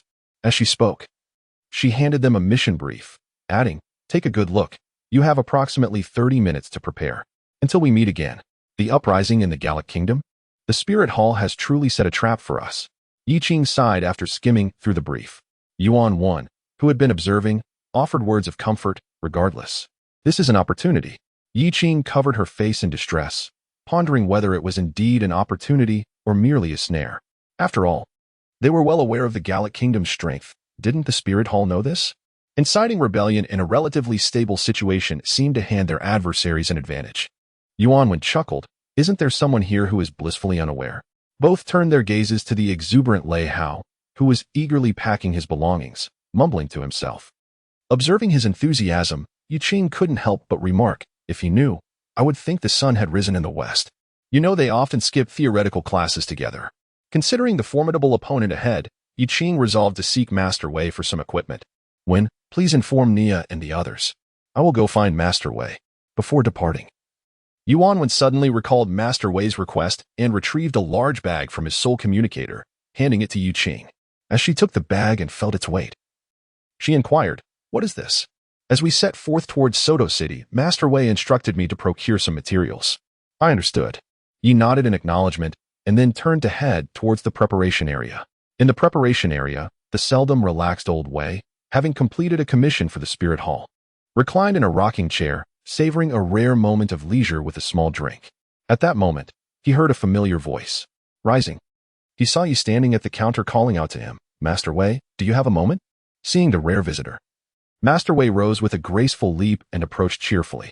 Isn't this the dear little cotton-padded jacket of Raven? It's been a while since we last met. How did this mission fare? Not too bad, Uncle Wei. Here's the item you requested. Yi smiled as she handed over the bag, also presenting him with a bottle of wine. Accepting the bag, Master Wei took a sniff of the wine and remarked, "Ah, fine wine." After satisfactorily receiving it, he inquired, "What task are you embarking on this time?" Upon seeing Uncle Wei accept her gift, Yi brought forth her request. "Uncle Wei, we are heading to the Gaul Kingdom to assist the local insurgents. Do you have any good suggestions?" Old Wei stroked his beard, pondering for a moment before suddenly his eyes brightened. "Got it. When do you depart?" "In half an hour," you replied. "The time is a bit tight, but it should be manageable," Old Wei remarked, turning back to the hearth to resume his tasks. Half an hour later, he produced a carefully crafted item and handed it to Yi. "This should aid you." Yi received the item with a grateful smile. "Uncle Wei, I truly appreciate it," she said, organizing her belongings in preparation to rendezvous with the others. Watching Yi depart, Old Wei wore a satisfied smile. He picked up the bottle of wine once more, sipping gently as if savoring the memories of yesteryears. Indeed, one mold shapes another, he murmured to himself, reflecting on how swiftly time had passed. Seeing the child grown so much, increasingly resembling her, the Raven Squad embarked on their journey to the Gaul Kingdom.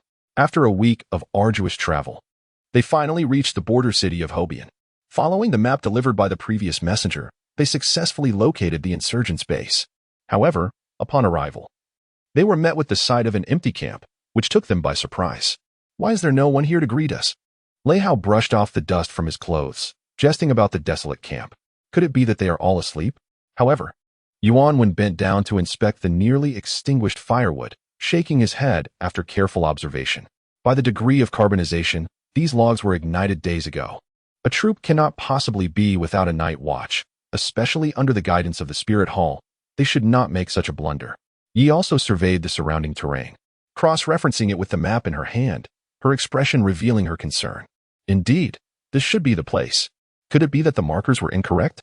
She speculated that it might be an issue with the judgment of the markers.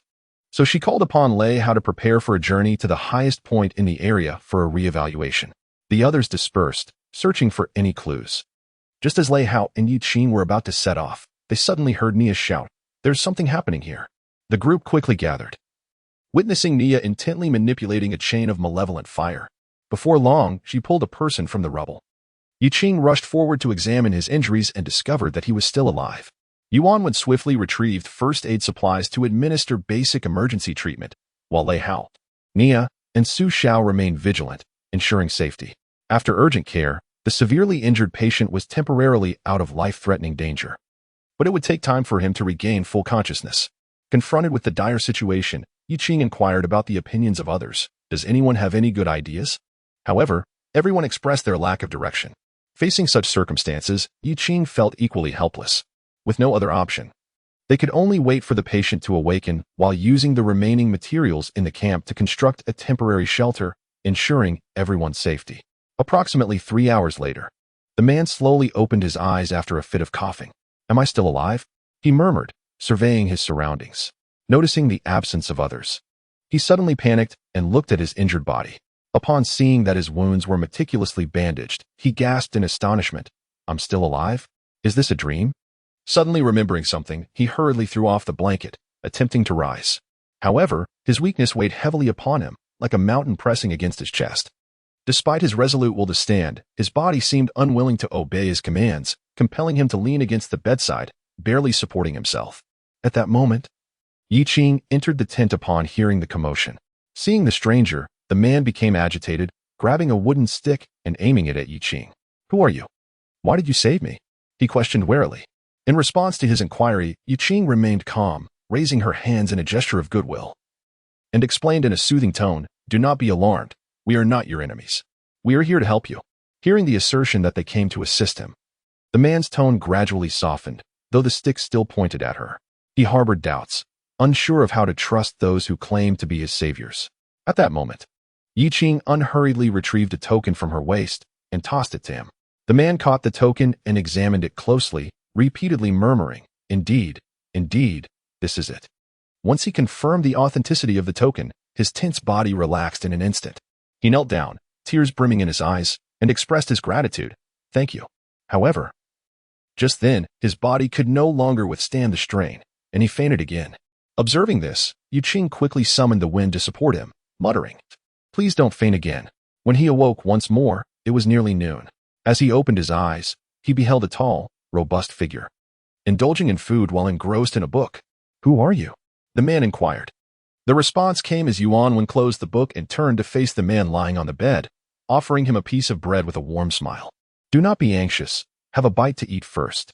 The man accepted the bread and began to devour it ravenously, observing his voracious appetite. Yuan promptly offered several more pieces, and when the man began to choke, he thoughtfully handed him a bottle of water. "Take your time, there is plenty more." After consuming all the food before him, the man gradually regained some strength. At that moment, others gathered, having heard the commotion, as they were in dire need of information from the one before them. "All right, what shall I call you?" "I am Bien, from the reconnaissance unit of the rebel army." With that, the man solemnly bowed to Lei Hao and his companions, who had come to his aid. "Thank you for your timely assistance." "No need for thanks. It was a mere act of kindness." "Now, Bien, what exactly transpired here?"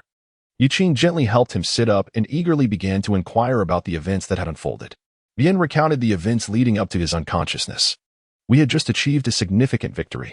We successfully ambushed a transport convoy of the Gallic Duchy and repelled the reinforcements sent to aid them. When we opened the cargo hold and beheld the plethora of supplies within, our joy blossomed like flowers in spring. This bounty was undoubtedly the most substantial reward we had reaped in weeks."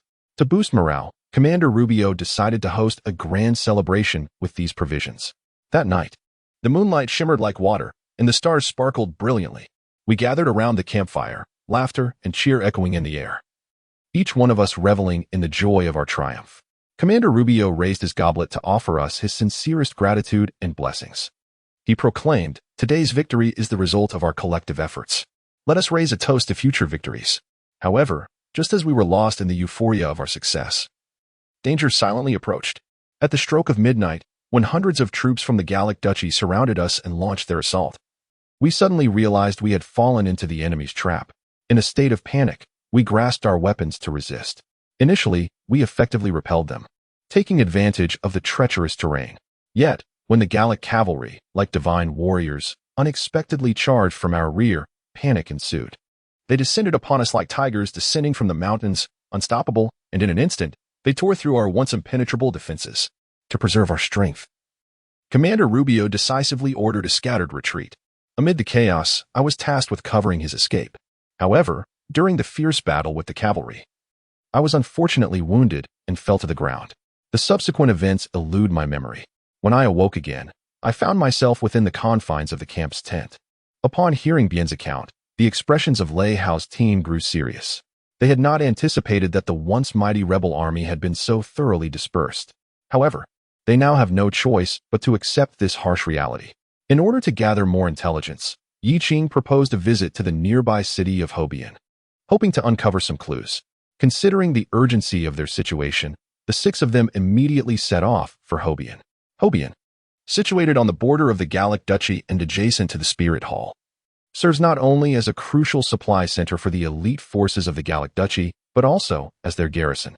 Owing to the deep-rooted military tradition of the Gallic Duchy, the military and entertainment industries in Hobian thrive extraordinarily. The air is thick with the essence of both military and commerce, all of which becomes increasingly complex under the shadow of the insurgents. Upon entering the city, Lei Hao and his companions encountered strict checks due to the insurgent activities. Their documents were meticulously scrutinized, and only after verification were they permitted to enter this vibrant, yet perilous city. Once inside, the 6 of them promptly dispersed into pairs according to their plan. Before parting ways, Yi Qing earnestly instructed, "We must act discreetly. Our safety is paramount. Do you understand?" The group nodded in agreement. Subsequently, Yi Qing and Lei Hao made their way to the Lord's mansion, while Su Xiao and Nia headed to a local tavern. And Bien and Yuan proceeded to a contact point in search of support. The grandeur of the Lord's mansion left Lei Hao and Yi Qing in awe. They had not anticipated that it was designed like a small fortress, a robust bastion safeguarding the security of Hobian. Standing before the imposing structure, Lei Hao could not help but remark, "The Lord certainly has taken precautions." In front of the mansion, Yi Qing assigned Lei Hao the formidable task of mapping its terrain. Upon hearing this, Lei Hao instinctively shivered. However, upon seeing Yi Qing's serious demeanor, he realized this was no jest. Taking a deep breath, He began to survey the area around the Lord's mansion. Just as Lei Hao concentrated on his task, Yi Qing suddenly issued a warning. Be cautious. 2 individuals are approaching you. Alerted, Lei Hao scanned his surroundings in search of the 2 figures. At that moment, 2 blades appeared menacingly at his throat. Lei Hao raised his hands in a gesture of innocence, attempting to communicate with them. However, his words fell on deaf ears. One of them coldly retorted, "Enough with the pleasantries. If you have anything to say, it can wait until prison. I warn you not to entertain any foolish ideas." As they spoke, both individuals unleashed their soul rings, and Lei Hao was taken aback to see that both possessed a configuration of 2 yellow, 2 purple, and 1 black. Realizing that both were soul kings, a cold sweat trickled down Lei Hao's back. He feigned calmness and inquired, "What are you gentlemen talking about? I don't quite understand." In response to Lei Hao's act of ignorance, one of the men impatiently barked, "That's enough." He then turned to his companion, "Stop wasting time with him. Throw him in prison and let the captain deal with him." Just then, Lei Hao let out a cold laugh, catching the attention of the 2 who were preparing to seize him. They admonished him, "Don't think of playing tricks." Yet, Lei Hao scoffed at the pair before him. "You think you can capture me? Not in this lifetime." Before his words could fully resonate, a sharp arrow suddenly pierced through the gap between Lei Hao's hand and head, detonating as it reached the space between the 3 individuals. Instantly, a cloud of smoke enveloped them. When the haze dissipated, the 2 soon realized that Lei Hao had vanished without a trace. Just then, their comrades arrived, shouting urgently, "To the east!" They ran to the east. One of them furrowed his brow but soon relaxed, exuding confidence. "Don't worry, he won't escape." Chapter 23. A narrow escape. Hobian City, with its bustling marketplace, brimmed with vibrant life. In stark contrast to the lively streets below, the skies above were tranquil and serene. Due to the limited land within the city, residents constructed their homes in remarkably compact arrangements. Centuries of continuous development had led to rooftops that appeared almost seamless from afar. A building style that attracted many seeking to avoid the throngs of people on the streets by traversing the rooftops. Of course, this was contingent upon not being mistaken for a spy by patrolling guards. Swish, swish, swish. Damn it, are these guys really that relentless? As Lei Hao sprinted across the rooftops, he glanced back at the 2 pursuing him. Currently, he had no desire to engage with them, to shake them off. He ramped up the power of his lightning abilities to the maximum. In an instant, his entire form transformed into a bolt of lightning, hurtling forward with a thunderous roar. Within mere seconds, he successfully evaded his pursuers. Ha, ha, ha. Did I lose them? However, just as he began to feel a sense of relief, a shadow lunged from his side, launching an attack. "Take this, giant bear crush." A massive palm strike surged toward Lei Hao. He swiftly drew his tang knife, positioning it defensively in front of him. Clang! The clash of soul energy erupted between the formidable hand and the sharp blade. "Lay down your weapon, and you can avoid further suffering." What if I refuse? In that case, I'm afraid I must insist." With that, the man unleashed a powerful, close-range strike that sent Lei Hao flying. Lei Hao rolled several times to mitigate the damage before rising, a trickle of blood escaping from the corner of his mouth. Upon witnessing that his opponent could still stand after sustaining his blow, the man was struck by a sudden pang of compassion. He lowered his stance and renewed his offer of surrender. "Put down your weapon, young brother. It's rare for anyone to withstand my strike with so little injury. Surrender. And once everything is clarified, the city lord will assure your innocence." Seeing the man still attempting to persuade him, Lei Hao's impression of this elder began to shift. However, he knew he had to extricate himself immediately. "Apologies, uncle, but surrendering is out of the question. The only way for me to lay down my weapon is to defeat you." With that, he assumed a fighting stance. Understanding the resolve of his opponent, the man ceased his insistence on surrender and readied himself for battle. "Tell me your name, young brother." Lei Hao. Chen Feng. In a bid to swiftly conclude the battle, Lei Hao once again activated his Thunder Flash and charged towards Chen Feng. However, the latter did not adopt any offensive stance. Instead, he opted for defense. Clang, clang, clang. Every strike delivered by Lei Hao was flawlessly parried by Chen Feng. After successfully deflecting one attack, he even anticipated Lei Hao's subsequent strike and prepared his defense accordingly, all while remaining immovable, like a steadfast rock. Observing that his assaults were utterly futile, Lei Hao found himself in a predicament. What on earth is this man? Yet, at that moment, he suddenly recalled his original objective. Of course, why must I engage him to the bitter end? With this realization, Lei Hao feigned a move to deceive Chen Feng and promptly turned to flee. Sensing the intent to escape, Chen Feng lunged forward like a leopard. The hunt of the ghost leopard. His form became leaner as he sprinted, ghost-like, positioning himself in front of Lei Hao. I warned you. Drop your weapon and cease this futile resistance. Good grief. What kind of monster are you? With no hope of escape, Lei Hao launched another attack against Qin Feng. Clang, clang, clang. Qin Feng seized the opportunity, capturing Lei Hao's blade during a spinning slash and unleashed a crushing bear strike towards him. In that instant, Lei Hao relinquished his grip to defend against the blow. Boom. The tremendous shockwave sent Lei Hao flying several meters. Struggling to rise after the impact, he felt a fracture in the bones of his left hand. The intense pain coursed through his arm, and Lei Hao gritted his teeth. He could not let Qin Feng discover his condition, otherwise he would lose the initiative entirely. Seeing that his opponent could still stand, Qin Feng's determination to subdue this brother intensified. He tossed his tang knife back to Lei Hao and provocatively extended his hand, beckoning him to come again. Damn it, what is this man's martial spirit? Growing increasingly agitated, Lei Hao found himself in a quandary. He couldn't overpower him. An escape was impossible. If this continued, he would be finished. Resolving to calm himself, Lei Hao slapped his face to regain composure. Think carefully. What kind of martial spirit combines both power and speed? Where lies its mark? While he pondered, Qin Feng shifted his stance, his limbs growing even more robust. Sharp claws emerging from his hands. The tiger's prowess unleashed. His legs erupted with formidable strength, causing the rooftop beneath him to crack extensively with just a single step. In the blink of an eye, Qin Feng closed the distance to Lei Hao. Whoosh! A claw strike swiftly opened a gash across Lei Hao's chest. So fast. Seizing the opportunity, Lei Hao countered with his tang knife, imbued with thunderblade energy, slashing towards Qin Feng. The latter pivoted to dissipate much of the strike's momentum, delivering a kick that sent Lei Hao flying backwards, creating distance between them. Though most of the force was neutralized, Qin Feng's right arm still bore a cut. I never anticipated that under such circumstances you could mount a decent counterattack. Little brother, you truly pique my interest more and more. With a fierce determination, he charged at Lei Hao, unleashing a tempest of relentless attacks. Damn it, this person's martial spirit is truly peculiar. Lei Hao struggled to withstand Qin Feng's onslaught. The initial strike bore the greatest force, while the subsequent blows were noticeably lighter. The recent assault was a combination of strength and speed, yet it lacked the necessary finesse. Could it be?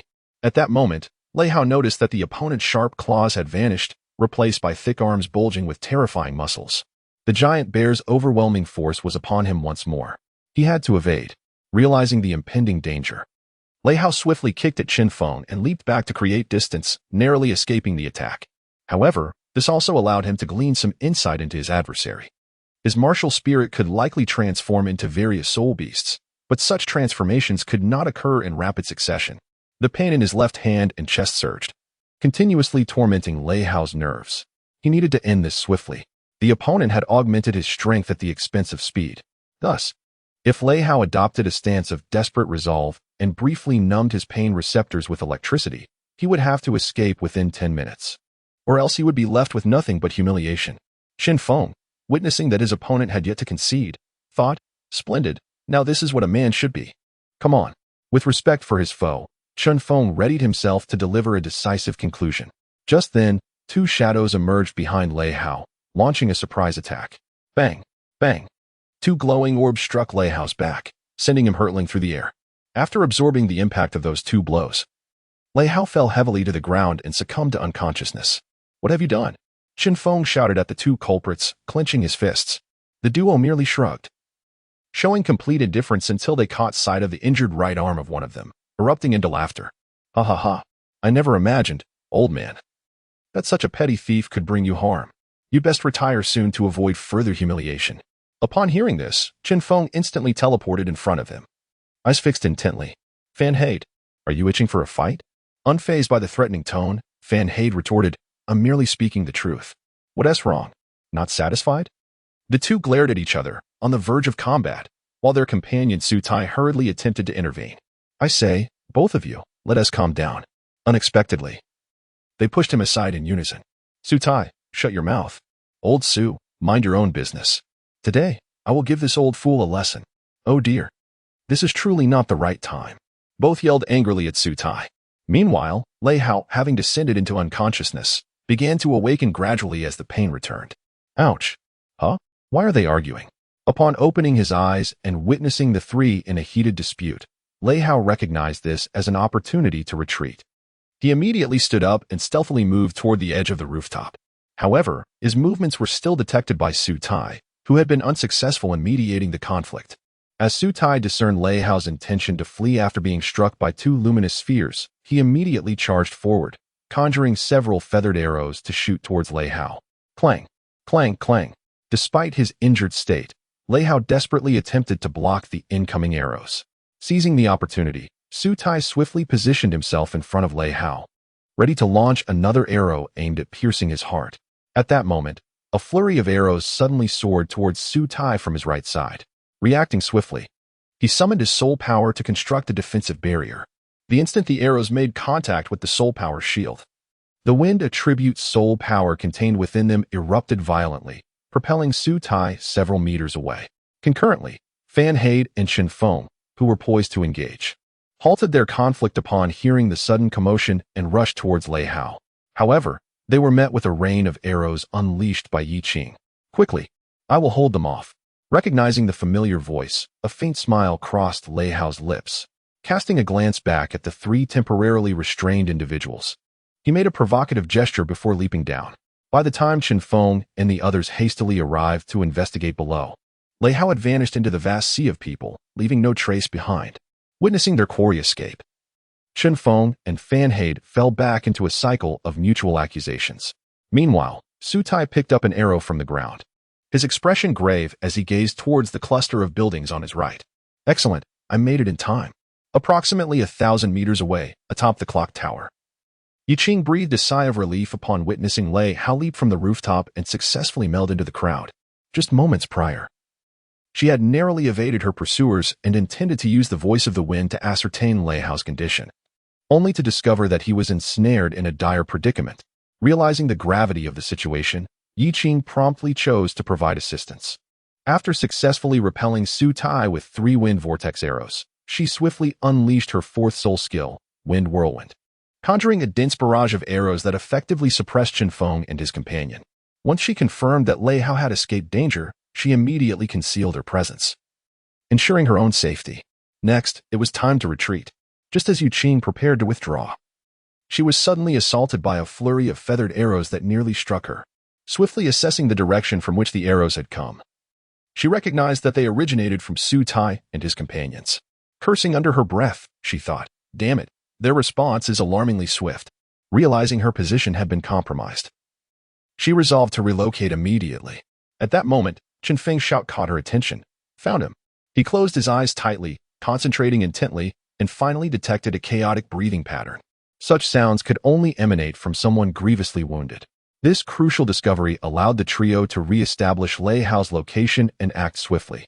Observing this development, Yi Qing keenly sensed that Lei Hao's whereabouts might have been exposed. However, just then, a cacophony of noise erupted beneath her. Due to the earlier attack, the beleaguered city defense forces had regained hope and swiftly pinpointed Yi Qing's location, surrounding the clock tower. Faced with this unforeseen predicament, Yi Qing could not help but curse under her breath. Damn it. She swiftly utilized the voice of the wind to convey information to Nia and Su Xiao. Following this, she unleashed a wind vortex arrow, shattering the corridor before leaping down and escaping the scene, vanishing from the sight of the crowd. Lei Hao cleverly blended into the throng, slipping into a narrow alleyway. He dispelled the nefarious elements within with a relatively calm demeanor, subsequently tending to his wounds. How unfortunate to find himself in such a predicament. Once he had bandaged his injuries, he cautiously peered out to assess his surroundings. It appeared they had not pursued him. Confirming his safety, Lei Hao swiftly moved towards the city gates, following the flow of the crowd. Meanwhile, Chen Feng and the other two had tracked him to this location based on their earlier coordinates. From their elevated position, they quickly spotted Lei Hao concealed among the masses. When Lei Hao inadvertently locked eyes with Chen Feng, a curse escaped his lips as he hastened his pace. As Fan Hade prepared to launch an attack, gathering his soul power, he was promptly halted by Chen Feng.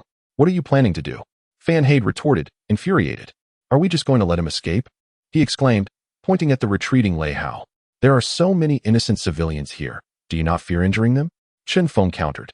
"It is far better than allowing him to flee and bring calamity to more people." Fan Hade insisted on his stance. "You are being unreasonable," Chen Feng rebuked. Fine. Go ahead and use your compassionate heart to persuade those rebellious insurgents. Let us see if they will kneel and beg for mercy, Fan Hade scoffed. As their argument escalated, Sutai could no longer endure the bickering and interjected loudly, enough.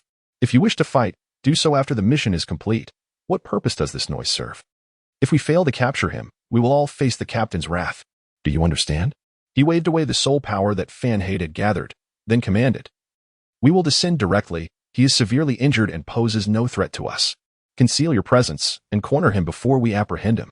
Upon hearing Sutai propose a rational plan, the two finally calmed down and followed him down from the rooftop. As Chun Feng and the others gradually closed in, Lei Hao's movements became increasingly rapid. He darted through the crowd like an agile eel. Yet, fatigue began to gnaw at his strength, making each maneuver increasingly laborious. A surge of defiance welled up within him. Cursing his fate, he mustered his resolve. Taking a deep breath, he reached for the soul guide storage device at his waist. Retrieving a compact firearm. Aware that this was a singular opportunity, he gripped the pistol tightly, his gaze resolute as he approached Fan Hade. Just then, Yi Qing's voice echoed once more, guiding his path. Proceed to the second alley on your left. Without hesitation, Lei Hao abandoned his original plan, swiftly pivoting towards the alley. Chun Feng and the others followed closely behind, but upon arriving at the alley's entrance, they discovered it was empty save for Lei Hao. Overjoyed, Sutai was the first to launch an assault, releasing several arrows aimed directly at Lei Hao's knees, and were poised to charge forward when, unexpectedly, a circle of crimson runes materialized around them. Almost immediately, a wall of fire erupted, separating them from. Realizing that reinforcements had arrived, the trio became increasingly exhilarated, with leading the charge in an attempt to breach the fiery barrier. However, he was met with a relentless barrage of arrows and fierce sword energy that surged through the flames. In an instant, found himself immobilized. Meanwhile, and were entangled in their own predicaments, surrounded by an array of runes. A misstep would trigger an immediate explosion of these runes, although individually weak. Their overwhelming numbers rendered pursuit of impossible. After approximately 10 minutes of intense combat, finally staggered through the firewall, only to discover that it vanished without a trace. In a fit of rage, he unleashed a torrent of curses, blaming for the predicament. It's all your fault. You scoundrel. I won't partner with you on missions again. I must be a fool.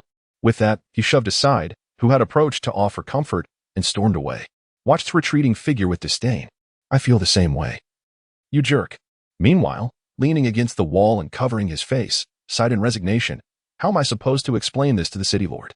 As it returned to the city lord's manor to report their findings, the alley fell silent once more, just as the sun began to set. A head suddenly emerged from one of the trash bins lining the alley, cautiously surveying the surroundings. Confirming it was safe, it whistled softly. Following the whistle, the trash bin toppled over and emerged from within. Ahem, this hiding method is quite effective, but perhaps I should consider a different approach next time. Helped him up. Speaking in a teasing tone, don't want to use it? Then run away sooner next time. Don't get half beaten to death and wait for others to rescue you. With that, she playfully slapped on the back. Ouch. I was wrong, dear lady. Thank you for your assistance. Please have mercy on this ailing patient. Nodded in satisfaction. That's more like it. Another slap followed. Thump. Hey, are you still alive, electric rat? Hello? Chapter 24. Breaking through the siege attention. Please ensure your safety. After parting ways with the others, and made their way to the bustling commercial district of the city in search of assistance. They paused in front of a dilapidated weapon shop, the sign nearly falling off. Is this our destination? Asked, eyeing the shabby storefront with unease. Upon hearing this, sheepishly scratched his head. I hope I didn't misremember. Haha. Well, fell into contemplation as silence enveloped the scene for a few moments. To alleviate the awkwardness, decided to investigate further. He cautiously pushed open the shop door, which creaked ominously. The interior was eerily quiet, save for the faint sound of the doorbell. Is anyone there? Inquired tremulously, peering into the dimly lit shop. Observing Bean's overly cautious demeanor, Yuanwen gave him a gentle push. Hey. Bean stumbled forward, barely managing to regain his balance. Just as he exhaled in relief, a spear shot out from the shadows towards him. Ah! Bean screamed at the sight. In the next moment, quick as a flash, Yuanwen intercepted the spear. Are you all right? With the spear mere centimeters from him, Bean slumped to the ground, relieved. Thank goodness. I just need a moment to breathe. Well then. It's time for us to have a conversation, old man. Yuanwen suddenly yanked an elderly man from the shadows. This person, Bean, Straining to recall his memories of the elder, exclaimed, Senior Yuanwen, put him down quickly. He is the Zhao Gang we've been searching for. Upon hearing this, Yuanwen hastily set the elder down and apologized. I am sorry, sir, for any offense caused. It's quite all right. Young man, you have impressive skills. Zhao Gang, rather than being angry, praised Yuanwen heartily. He patted Yuanwen's solid abs and turned to Bean. By the way, which faction do you belong to? I don't believe I've seen you before. As he spoke, Zhao Gang began to gather his soul power, aimed directly at Yuanwen. If the young man uttered even a single incorrect word, he would be swiftly eliminated. Zhao Gang then spoke gravely, Robin Hood. Upon hearing the code name, Bean immediately recognized it as a secret signal. Uncertain if the code had changed, he hesitantly replied, Freedom, Justice. After confirming the code, Zhao Gang accepted that Bean was an ally, retracted his soul power, and returned the fallen spear to its rightful place. He then inquired in a calm, businesslike tone, What new directives does Rubio have? Commander Rubio Bean's voice wavered with hesitation. Zhao Gang, methodically organizing his gear, reassured him in a steady tone, Relax, rookie. Has Rubio assigned me any unusually challenging tasks? Don't be anxious, just speak up. No matter how daunting the task, I am confident I can accomplish it. Commander Rubio has gone missing. A soft clatter resonated as a short knife accidentally fell to the ground. Zhao Gang remained oblivious to this detail. He paused, then erupted into laughter. Missing? Ha ha ha. That is truly his laughter gradually subsided, and after taking a deep breath to regain his composure, he bent down to retrieve the knife, securing it firmly back into its sheath. Now, tell me, what exactly happened?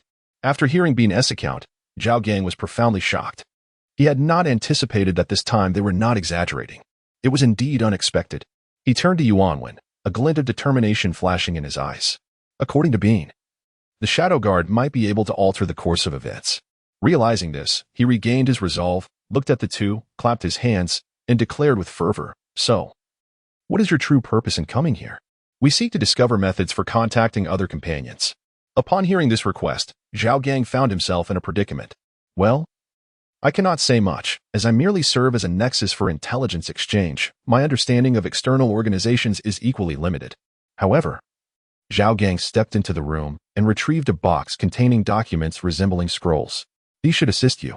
The two, initially skeptical, unrolled the scrolls, revealing content that astounded them. What is this? What you hold is a marked map of the military supply depot in Hobian City, and this is the internal structure of the Lord's Manor. Furthermore, this document contains detailed intelligence on the personnel within the manor. Zhao Gang leisurely unfurled the scrolls, elucidating their contents.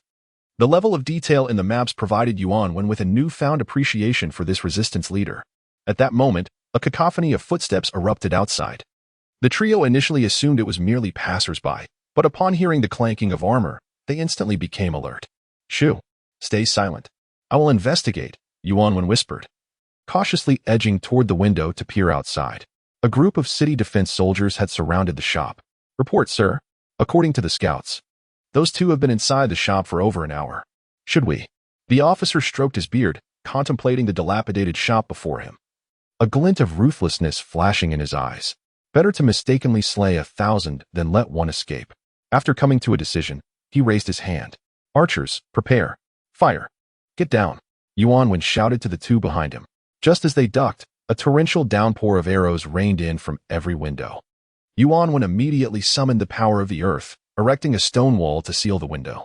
Having completed this, he quickly rose to assist Bien. Gather these items. We must leave at once. The three hastily began to collect every piece of useful information. Meanwhile, the city defense soldiers ceased their barrage of arrows after 3 minutes. The officer, observing the stillness of the shop, fell into contemplation. Could it be? Go take a look. Yes. As a scout cautiously pushed open the shop door, the officer kept his hand on the hilt of his weapon, awaiting a signal. Upon the scout reporting that a stone wall obstructed their path, the officer immediately issued orders. Offensive soulmasters, step forward and break the stone wall. The rest prepare for combat. To ensure all precautions were taken, he dispatched one soldier to seek reinforcements from the barracks, then turned back to the shop. Remember, once the breach is opened, unleash all our might. Do you understand? Understood. With the continuous hammering of the offensive soul masters, the crack in the stone wall gradually widened, Fortunately, Yuan 1 and his companions had completed their collection efforts, and now their task was to eliminate any obstacles in their path and escape. Prepare for battle, gentlemen. We must depart as swiftly as possible. Yuan 1 observed Bien, who had only recently recovered, and urged, "Stay close to me, do not fall behind." He promptly equipped himself with a shield and a long spear, preparing for battle. With a resounding roar, they unleashed their full firepower. As the two positioned themselves behind him, they shouted simultaneously when a gap opened in the stone wall. A relentless surge of soul power erupted from the breach, rushing inward. In this critical moment, Yuan Wen stood firm with unwavering determination, raising his shield as if it were an indomitable mountain, absorbing all incoming attacks. He then gripped the shield in his left hand while firmly holding the spear in his right, rising to his feet with steadfast resolve. "Everyone, follow closely behind me." "Curse be this man. Is he a monster?" one soldier exclaimed. "We need reinforcements. Where are the assault-type soul masters? Hurry, block them." "It's no use." They were struck down by his spear before even entering attack range. "Archers, fire arrows." Amidst the soldiers' clamor, the one they deemed a monster, Yuan 1, brandished his spear, toppling any soldiers in his path. He wielded the spear with the grace of a dragon. As soldiers around him either succumbed to the blow of his shield or were dispatched by the sweeping thrusts of his spear. As the three were on the verge of escaping the encirclement, the commanding officer recalibrated their strategy. "All units, cease fire and maintain distance. Ranged soul masters, continue to suppress them. Others, form a shield wall. Block their escape." The city defense soldiers swiftly retreated, reconfiguring their ranks as instructed by their commander. Trouble brewed anew. At the moment the city defense forces completed their redeployment, Yuan 1 and his companions were besieged by relentless attacks from all directions. Although Yuan 1 could activate a soul power barrier to block the assaults, doing so would hinder his mobility. The city defense forces needed only for reinforcements to arrive to secure victory. In an instant, the tide of battle shifted in favor of the city defense forces. Whoosh! Ah! Enemy archers! Protect the commander. Suddenly, a precise arrow struck the commander in the chest as he directed his soldiers. The commander fell to his knees in agony, and a flurry of arrows followed, exploding amongst the city defense troops, throwing them into disarray. Yuan Wen looked up and saw Yi Qing on the rooftop. "Yi Qing, what are you doing here?" "An explanation will have to wait. We need to move." "I'll provide cover." Yi Qing swiftly loosed several arrows, reopening the gap they had just closed. Seizing the opportunity, Yuan Wen and his companions dashed through the breach, escaping the encirclement of the city defense forces. Once they had shaken off their pursuers, the four found a moment of respite. "Yi Qing, how did you end up here? Where's Lei Hao?" "Well, it's a long story. Lei Hao and I encountered some trouble at the Lord's mansion, and then..." Before Yi Qing could finish, hurried footsteps approached them. They turned to see the reinforcements from the city defense forces charging toward them with great fervor. Instantly, they prepared for battle. Yi Qing, observing the panting Bien, contemplated for a moment before issuing a command. "Yuan 1, take them and go ahead. I will draw their attention. However, you..." Enough with the hesitation. You cannot expect a recently recovered, severely injured soldier to continue fighting. Yuan Wen glanced back at Bien, realizing his responsibilities. He understood the need for heightened caution. After saying this, he led the two others in retreat.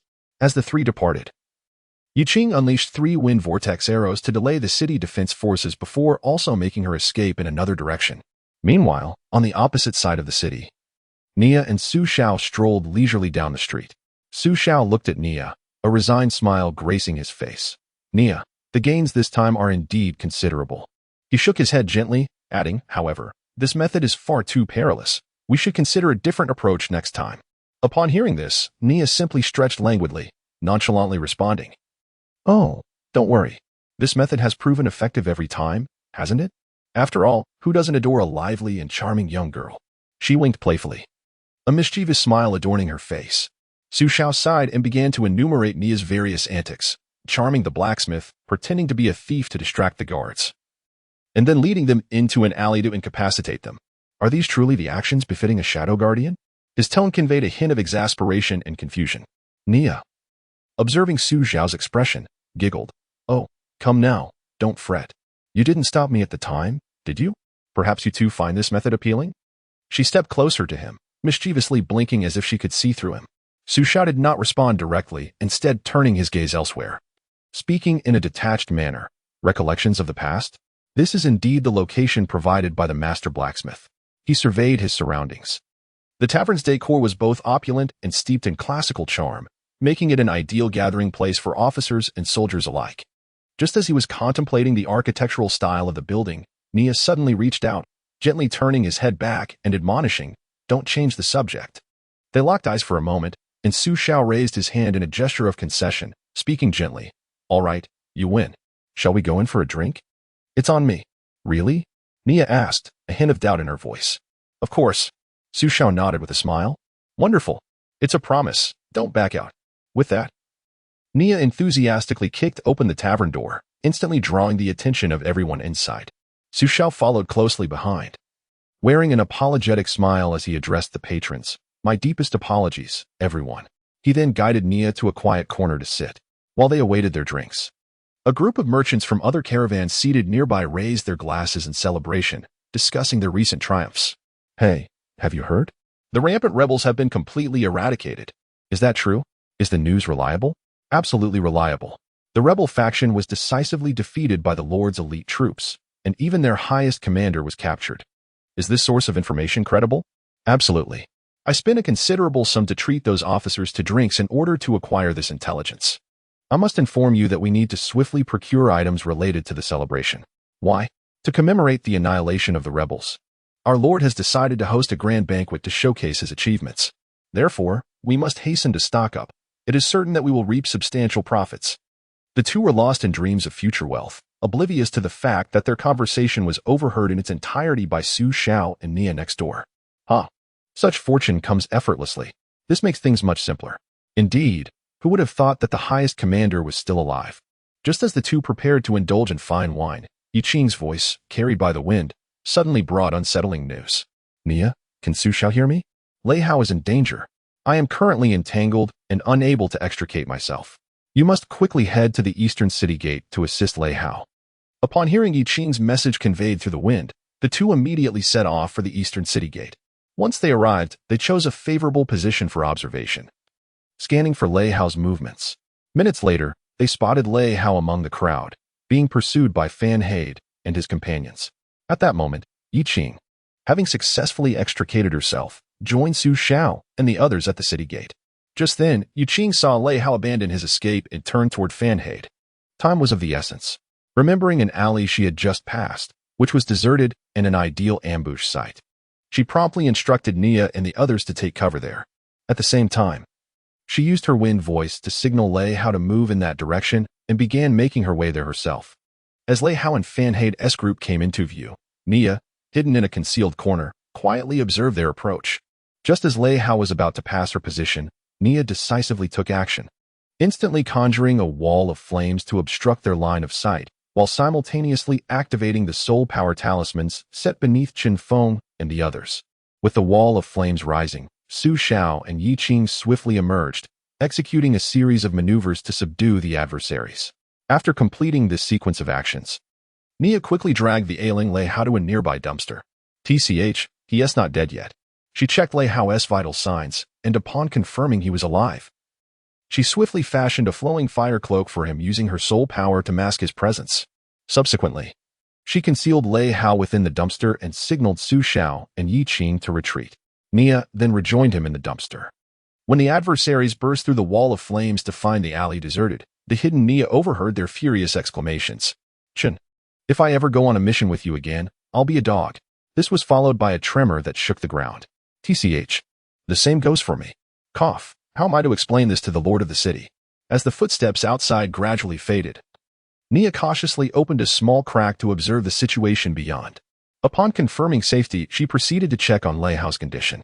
Although there were some minor setbacks, at least a life had been salvaged. Under the cover of night, the three of them carried the unconscious Lei Hao back to the camp. Meanwhile, Yuan Wen's team successfully returned to the camp after escorting Zhao Gang to a new intelligence point. Upon their return, Nia, Lei Hao, and their companions chose a relatively sturdy building and swiftly established a makeshift medical station within. Given that Nia had undergone battlefield medical training under Dr. Farnes, she assumed primary responsibility for the medical point. During the treatment, the air was filled with anguished cries due to the handling of wounds and the application of medicine. "Nia, be gentle. Don't move around." Do you understand? I am kindly treating you to save your life, so you should be grateful and behave." With these words, Nia delivered a punch that made Lei Hao comply. It seems I arrived at an inopportune moment, just as Yuan returned. He opened the door to witness Nia's rather rough treatment approach, prompting Bean to hide behind him. Yuan could only force a smile, attempting to ease the tension. "Don't be nervous. It may look rough, but Nia is quite meticulous in her actions." Thud. "Don't scream. Just stay still." Really? Perhaps, haha. Temporary command center. This won't do. I can't find any breakthrough." Yiqing gazed at the various pieces of intelligence sprawled across the table, shaking her head in frustration. Although this operation had yielded considerable gains, the current predicament left her with no vision for the future. The difficulty of the task had surpassed initial estimates, necessitating a call for reinforcements. Thus, she dispatched a letter for help via carrier pigeon. "How long do you think it will take for reinforcements to arrive?" Su Xiao, who had just completed a patrol, happened upon the scene and kindly offered a drink he had picked up from the tavern. "It's hard to say. It could be a few days or even weeks." Yiqing accepted the beverage, shaking her head in confusion. The current situation was no longer a simple matter of supporting the rebel army. Just gathering the scattered rebels would require considerable effort, not to mention rescuing hostages. This was going to be challenging. "Oh, by the way, have you gathered any intelligence regarding the Spirit Hall?" "None. To be frank, their intelligence work is exemplary. We have scarcely found any information related to the Spirit Hall. If it weren't mentioned in the briefing, I wouldn't even know they were involved." Upon hearing this, Yiqing finished her drink in one gulp. She glanced at her empty cup and shrugged. "For now, we can only take it one step at a time." Chapter 25, Reinforcements. In the Shadow Guard camp, within Raven's office, he was reviewing the plea for aid sent by Yiqing. His brows were tightly furrowed, and a hint of worry flickered in his eyes. The situation described in the letter was far more severe than Raven had anticipated, plunging him into deep contemplation. He gazed up at the ceiling, seemingly in search of answers. Moments later, he resumed his seat, prepared to discuss strategies with Officer Yi. "Are there any elite squads capable of action within the camp?" Raven's voice betrayed a hint of urgency. Officer Yi adjusted his glasses and meticulously examined the documents in his hand, then shook his head in resignation. "Currently, the training program for the squads has not been completed. Although the number of recruits meets the requirements, their practical experience and quality still need improvement. Commander Xiao has yet to sign the relevant task certifications to ensure the success rate of the mission." Upon hearing this news, Raven could not help but pinch the bridge of his nose, a wave of frustration washing over him. He was acutely aware of the grim circumstances, yet he found himself devoid of suitable forces to deploy. He turned to Officer Yi and inquired, "What about the Spirit Hall? Have they responded?" Officer Yi sifted through the convoluted documents from the Spirit Hall, striving to extract useful information. "They seem to still expect us to support the local resistance forces, even at any cost to undermine the influence of the Gaul Empire in the area." Hearing the phrase "at any cost" elicited a chuckle from Raven. He clenched his fists, angrily striking the table, revealing his discontent. "These people truly regard the Shadow Guards as expendable. We are not their pawns." However, he understood that it was not feasible to summon Yiqing and the others back at this juncture. Such an action would undoubtedly provoke the Spirit Hall. And according to Yang Hong's recent directives from the strategic meeting, restraint must be maintained between the Shadow Guards and the Spirit Hall to avoid escalated conflict. Just as Raven was engulfed in his turmoil, a fissure appeared behind Officer Yi. Yang Hong, weary from his tasks, emerged from the room, accompanied by Tang Nan. Yang stretched and yawned, clearly exhibiting signs of exhaustion. Following them, Xue Qinghe, now dressed in a more agile white casual outfit, stepped through the gap, beaming as he greeted Raven and Officer Yi. "Hello, Uncle Raven, Sister Yi Lian. It's been a while." "Indeed, it has been a long time. Have you grown taller?" "Hee, Sister Yi Lian, did you notice? I can still see such changes. You haven't made things too difficult for Qin, have you? She complained about your stubbornness in the letters she sent me." Hey. At this moment, Xue Qing had gently patted the despondent Tang Nan beside him. "Cheer up.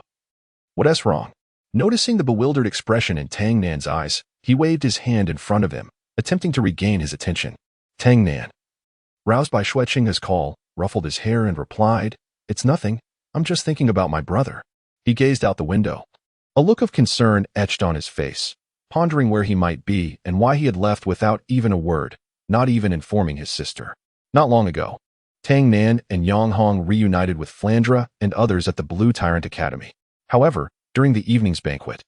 He noticed that his elder brother had not made an appearance for quite some time. Although he was informed that Tang San had been taken away by the master for secret training, a sudden pang of anxiety gripped Tang Nan's heart, leaving him deeply unsettled. Similarly, Xiao Wu felt despondent over Tang San's abrupt departure. Observing the sorrow etched on Tang Nan's face, Xue Qinghe gently reassured him, "Do not fret too much. Perhaps by the time we return, your brother will have come back. Cheer up. A gloomy countenance will not endear you to the ladies, my friend." Tang Nan nodded slightly, a faint smile gracing his lips as he endeavored to cast aside his worries.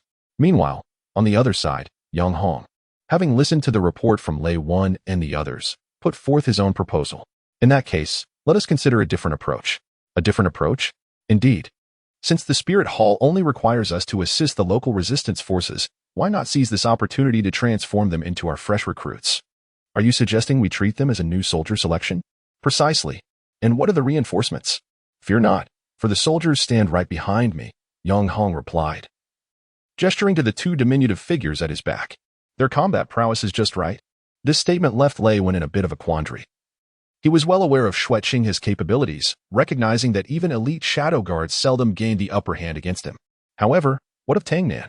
A mere novice who had participated in a single demon suppression operation. Although he had survived a direct confrontation with the demons, he was still just a teenager. Lei Wan scrutinized Tang Nan for a moment before turning his gaze back to Yang Hong, observing the unwavering confidence in his eyes. Understanding his superior's demeanor, he comprehended the implications behind the gaze. He shrugged slightly in acknowledgement and remarked, "Very well, I shall now prepare the supplies they need to carry." With that, he turned and led Vice Officer Yi away. Before departing, he firmly clasped his fist and gently tapped Yang Hong on the shoulder, whispering, "I hope your judgment remains as astute as it has always been, Commander." "My goodness, is this truly the quantity?" Tang Nan exclaimed, his jaw dropping in astonishment at the mountain of supplies before him, while Xue Qinghe watched his bewilderment with keen interest. "Worry not, we have a storage device, so we need not carry it ourselves." "No, this is far too much." Vice Officer Yi chuckled at Tang Nan's astonished expression as he explained, "Do not feel out of place. This is the standard configuration for a Shadow Guard division. All the items have been properly stored." As he spoke, he consolidated the goods into the storage device and handed it to Xue Qinghe. Medical supplies, construction materials, ores, gunpowder, and the necessary liquid funds are all contained within. He further advised Xue Qinghe to exercise caution upon arrival and to avoid injury. With that, he took a step back and nodded toward Yang Hong. "All right, you two, farewell," Yang Hong said, and with a resounding crack, a fissure opened beneath their feet. "Ah!" Startled, Tang Nan plummeted into the opening, letting out a scream. Observing this, Vice Officer Yi questioned, "Why not simply open the fissure and let them walk through?" "I believe this method is swifter." Just outside Hobian City, approximately 15 kilometers above the forest, a fissure unexpectedly materialized. Suddenly, a terrified cry pierced the air as Tang Nan fell from the rift. Just as he was about to meet the ground in a rather intimate fashion, Xue Qinghe unfurled his wings and swiftly grasped him. Just in time. How was that for promptness? "Thank you for your timely rescue. I hope that next time, assistance can be rendered even more swiftly." "Ah." After expressing her gratitude to Tang Nan, Xue Qinghe landed gracefully, only to find herself kneeling and retching. After a brief respite, the two ascended once more into the sky to ascertain their location. Upon examining their surroundings, they realized that they were still 5 kilometers away from their destination. Consequently, they descended to the ground, preparing to trek on foot. As they traversed the tranquil forest, an eerie silence enveloped them, devoid of even the chirping of birds. Suddenly, Xue Qinghe halted, her keen senses detecting an unsettling presence. Tensing, she placed her hand on the sword at her waist and scanned the area warily. "Tang Nan, I sense something amiss," she whispered. "What is it?" Tang Nan inquired, turning his head just in time to see arrows hurtling towards them from all directions, catching him off guard. Fortunately, Xue Qinghe, having anticipated danger, swiftly pulled him aside, averting a tragic fate. "Are you all right?" she asked. Concern etched on her face as she shielded him behind her. "I'm fine, but we are surrounded. Enemies lurk in the woods ahead, to the left, and to the right. And more are approaching from a distance," Tang Nan replied, immediately activating his natural form to sense the movements of their foes. Just then, a group of heavily armed soldiers emerged from the trees before them. The commanding officer pointed his sword at the two and sternly demanded, "What are you? People of the Seven Treasures glazed sect, doing here? What? The two exchanged bewildered glances and hastily explained, "We are not from the Seven Treasures Glazed sect." "You must be mistaken." "Humph. Mistaken?" The officer scoffed, eyeing them derisively. "We witnessed the rift through which you appeared in the sky. Who other than a Bon Douluo of the Seven Treasures Glazed sect could possess such teleportation abilities? Speak the truth, or do not blame me for being unkind." "Shuqinghe, we cannot afford to linger. Their reinforcements seem to be on the way," Tang Nin cautioned. "Understood. Hold on tight to me," Shuqinghe declared decisively. Tang Nan, obeying Shuqinghe's command, wrapped his arms around his waist. In the next instant, he exerted immense force, launching them both into the air with a powerful vertical leap. As they soared, the commander remained unfazed, slowly extending his hand in a fist gesture. "Descend." Suddenly, Shuqinghe and Tang Nin felt an overwhelming heaviness enveloping their bodies, a sensation that intensified with each passing moment. Their immediate thought was to land without delay. Thus, they activated their soul power barrier and fell toward the ground, guided by this force. "Cough, cough. Are you all right, Tang Nan?" Shuqinghe inquired with concern. "Cough, I'm fine." The two landed safely, cushioned by the blue-silver grass conjured by Tang Nan earlier. It was then they realized they were entirely surrounded. "Tang Nan, stay close to me." Shuqinghe gripped his sword, his expression grave. Tang Nan silently summoned the breath of death. At that moment, the ground began to tremble, the vibrations growing increasingly intense. The soldiers encircling them occasionally glanced back, their trembling hands betraying their unease. Realizing the impending danger, Tang Nan retracted the breath of death and shouted, "Help! Help us!" His cry echoed through the forest, leaving Shuqinghe momentarily bewildered. "What are you doing?" "Charge! Rescue the civilians!" Immediately following the sound of a horn, a battalion of heavily armored cavalry erupted from the woods, launching a lethal charge toward them. "Retreat! Damn it, why are they here? Help! Ah!" In an instant, the soldiers that had surrounded them were struck with terror by the sudden appearance of cavalry, dropping their weapons and fleeing in panic. Observing their frantic retreat, Shuqinghe taunted, "Ah, cowards, come back if you dare." At that moment, a knight approached them, pointing his longsword in a particular direction. "If you travel that way for about an hour, you will reach Hobian City, where assistance awaits you." With that, he led his cavalry in pursuit of the fleeing soldiers. Tang Nan noticed the banner on his back, emblazoned with a dragon motif, which seemed familiar. However, with time of the essence, they expressed their gratitude with a wave and continued on their journey. Several hours later, they finally arrived at their destination, only to find that the very group that had attacked them had also reached this place. Having regrouped after their earlier dispersal, they unexpectedly encountered one another. The two factions stared at each other, creating a moment of palpable awkwardness. Suddenly, a bird's cry shattered the tension. "What are they doing here? Drawing weapons? No way." Again? Tang Nan ducked behind Shuqinghe. Both sides, regaining their composure, took up defensive stances. At that moment, a fierce storm swept in, the howling winds making it difficult for either side to keep their eyes open.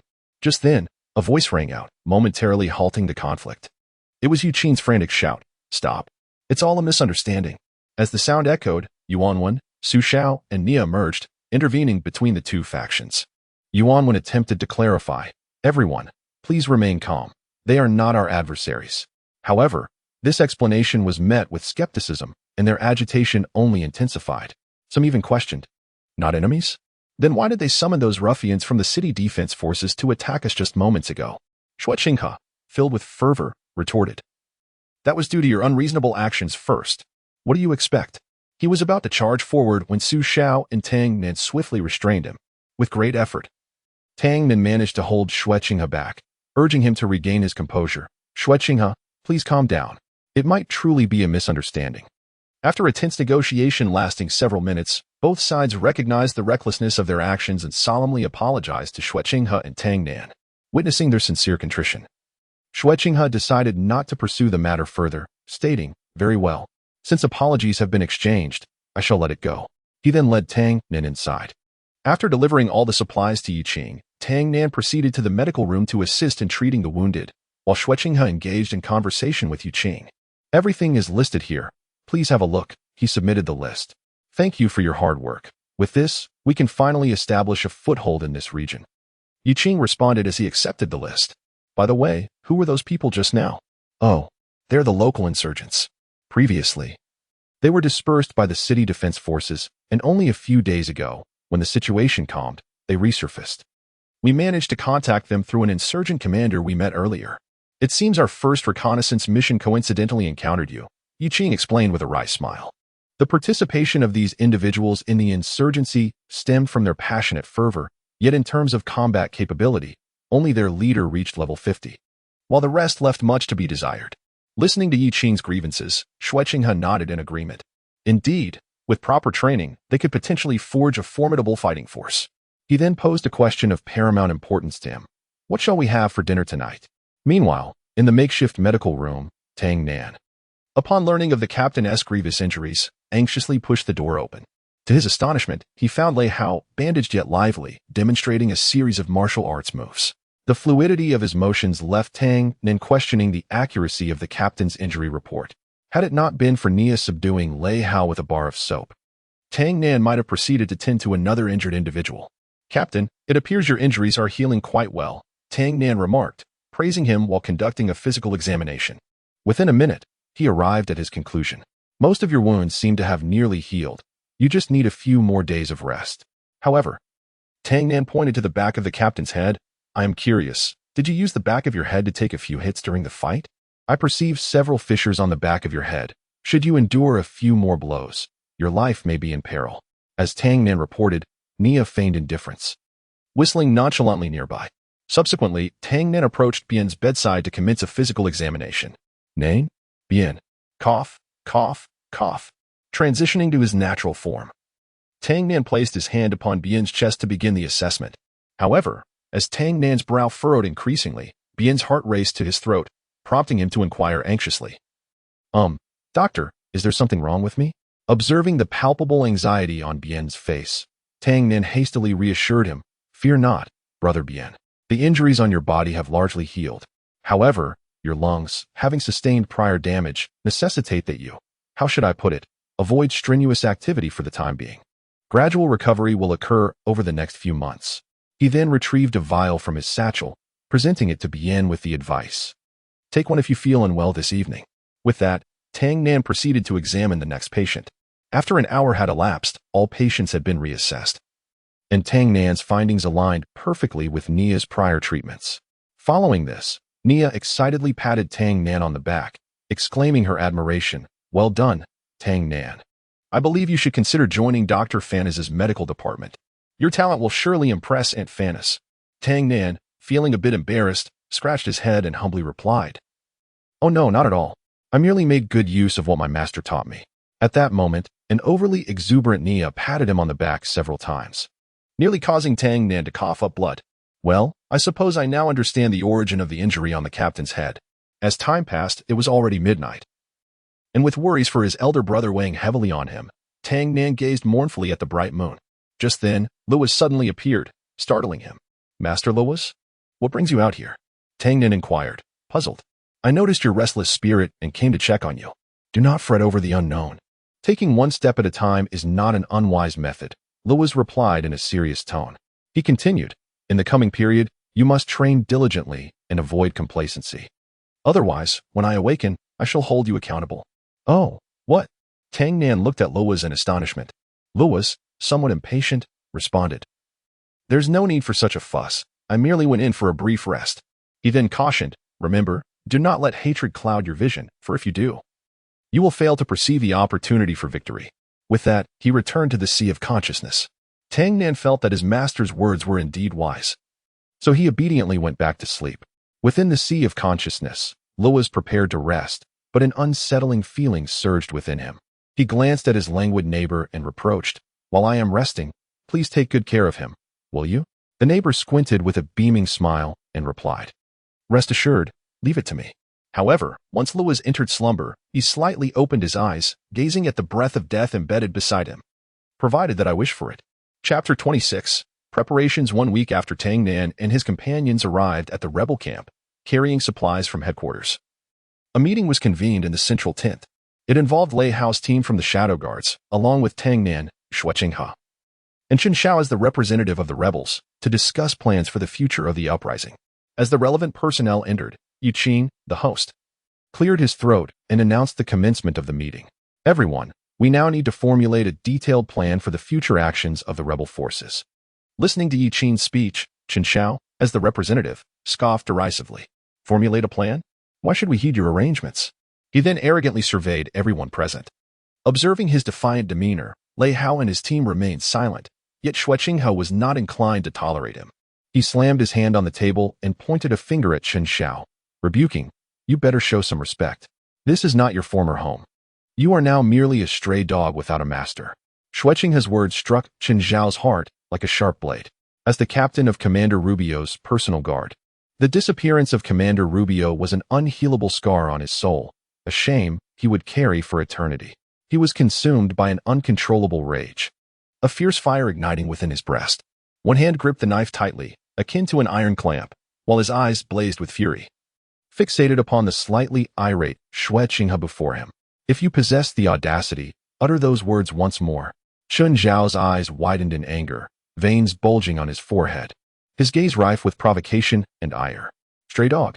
A slight smirk curled at the corner of Xue Qinghe's mouth, his voice icy and resolute as he meticulously repeated the words, enunciating each syllable. With a swift motion, Chen Xiao's weapon was unsheathed, his hands firmly clutching the hilt. Aimed squarely at Xue Qinghe, his eyes glinting with cold menace. At that moment, Chen Xiao's complexion turned pale, his lips quivered slightly. He longed to articulate his thoughts, yet found himself rendered speechless. He could only point his weapon at Xue Qinghe, as if this gesture could adequately convey his anger and dissatisfaction. The others present bore expressions of indifference, with the exception of Tang Nan. He observed Xue Qinghe's confident demeanor and Chen Xiao's flustered state, momentarily at a loss for action. He had intended for the captain to mediate, but the captain and others were engrossed in discussions regarding the allocation of reconnaissance tasks and the training of personnel for weapon maintenance, utterly oblivious to the brewing conflict. Left with no choice, Tang Nan resolved to address the situation himself, reassured by the fact that the tension seemed manageable without his intervention. Xue Qinghe's gaze remained fixed on Chen Xiao.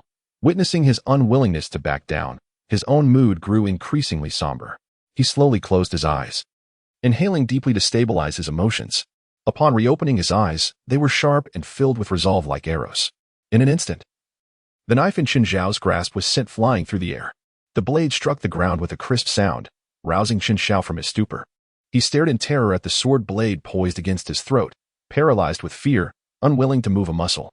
Seeing Chen Xiao in such a disheveled state, Xue Qinghe could not help but chuckle, delivering a cold taunt, "Grip tightly, lest it fall again. Next time, it may be your head that drops." With that, he retrieved the fallen knife and tossed it back to Chen Xiao, not forgetting to add, "Remember, do not let it slip again." Subsequently, he watched as Chen Xiao silently exited the tent, knife in hand. "Why on earth did you summon this fellow for a meeting, Yi Qing?" Xue Qing had turned to complain to Yi Qing after dismissing Chen Xiao. Listening to his grievances, Yi Qing calmly focused on the markings on the map, explaining, "After all, he holds the highest position among the insurgents. His presence was essential to gauge their stance. It appears that what Elder Zhao Gang stated was indeed accurate.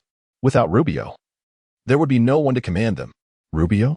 The mention of this name sparked a memory in Xue Qinghe from the previous day's mission briefing. "Is he still alive?" he inquired with curiosity. "Yes," Yi Qing affirmed with a nod. "According to prior intelligence analysis, the city defense forces should have captured Rubio alive. However, the location of his detention and the specifics remain unclear." Yi Qing gazed pensively at the city lord's mansion, marked with a large circle on the map, lost in thought. The intelligence from other locations has been confirmed, but the situation regarding the lord's mansion presents a significant challenge. After Lei Hao's near capture during reconnaissance, they attempted another exploration, only to be discovered before they could complete even one round. Fortunately, thanks to Yi Qing's early warning, they managed to escape in time. Thus, they now need to devise a plan to infiltrate the mansion. While the group was deep in thought, Xue Qinghe came across an intriguing piece of information in the reports. He inquired, "Sister Yi Qing, when is the banquet hosted by the Lord?" "It is in just a few days," Yi Qing replied. "Oh, what if we sneak in?" A glimmer of excitement sparked in Xue Qinghe's eyes. "Sneak in? That seems highly improbable," Lei Hao remarked, shaking his head at Xue Qinghe's suggestion. "Such high-profile banquets are exclusively for royalty and nobility. Where would we procure an identification token?" Lei Hao bluntly outlined the grim reality, intending to extinguish Xue Qinghe's enthusiasm. However, to his surprise, Xue Qinghe smiled in response. "As for the token, that's simple. I'll take care of it," he declared. Pulling the still oblivious Tang Nan away from the tent, leaving Lei Hao in a state of confusion. What just happened? Did he really say he could sneak in? Lei Hao asked in astonishment. Yes, the others affirmed with nods. Wow, I'm so tired. Tang Nan yawned, glancing at the design sketches as he trimmed the fabric. He was adept at sewing, so crafting the gown was not overly challenging for him. Keep it up, Xueqing had cheered from the side, closely inspecting the first gown crafted by Tang Nan. Who would have thought? Aside from your fighting skills, you excel at everything else, he teased. Haha, after all, I usually help my older siblings with their sewing, Tang Nan replied, his eyes squinting as he yawned, yet his needlework was swift and precise. His perception and precision had greatly improved in his natural form. However, maintaining such a state was quite taxing. After a prolonged effort, Tang Nan finally completed the second exquisite gown, but at that moment, he was utterly exhausted and collapsed to the ground. Just then, Yiqin and Nia happened to pass by and rushed to support the falling Tang Nan. Nia examined him closely and said, "Don't worry, he is fine. He has merely fainted from exhaustion. I'll help him regain consciousness." Just as Nia prepared to cast a healing spell, Tang Nan stirred awake. Upon seeing Nia poised to use her abilities, memories of the terrifying power he had previously experienced surged back, jolting him fully awake. He quickly sat up and grasped Nia's hand tightly. "Sister, there's no need for that. I feel much better already. I'm truly fine," Tang Nan insisted, attempting to free himself from Nia's grip. Meanwhile, he noticed Yuqing standing nearby and quickly inquired, "Ah, have you two sisters come to see me today for something of great importance?" The two exchanged glances, the corners of their lips curling slightly, and in unison replied, "We came to see if there is anything we can assist with." Upon saying this, their gaze simultaneously fell upon the resplendent gown behind Tang Nan. "Did you create this with your own hands?" Nia's eyes widened in disbelief, her expression reflecting astonishment, which ignited a flicker of pride within Tang Nan. "Hee, indeed. I crafted it all by myself," Tang Nan exclaimed, unable to conceal his excitement, his voice tinged with a hint of pride. Upon realizing that these exquisite gowns were the fruits of Tang Nan's labor, Nia and Yiqin wasted no time in handing over their respective design sketches to him, urging, "We entrust this to you, young brother." "No problem." Tang Nan smiled confidently as he accepted the designs, immediately immersing himself in the creation of the garments. After 2 full days and nights of relentless effort, Tang Nan finally completed all the dressmaking tasks as scheduled. However, just as he meticulously examined each piece, he suddenly noticed an anomaly. "Oh, why is there an extra women's outfit?" Chapter 27. The eve of the banquet, I refuse to wear this. Tang Nan's voice echoed with excitement in the conference room, accompanied by a frantic scream. "Half an hour earlier? Wow, did you really make these outfits?" Lei Hao and the others gazed in awe at the stunning gowns, their mouths agape, although they had recently heard about them from Yiqin and Nia. Witnessing them in person left them utterly astonished. The fabric was soft and luxurious, adorned with opulent decorations, and they could hardly wait to try them on. After donning the garments, their praises flowed abundantly. "Not bad." Lei Hao looked at his reflection in the mirror, scarcely believing his eyes. He had transformed into a prince of the night, his entire demeanor altered.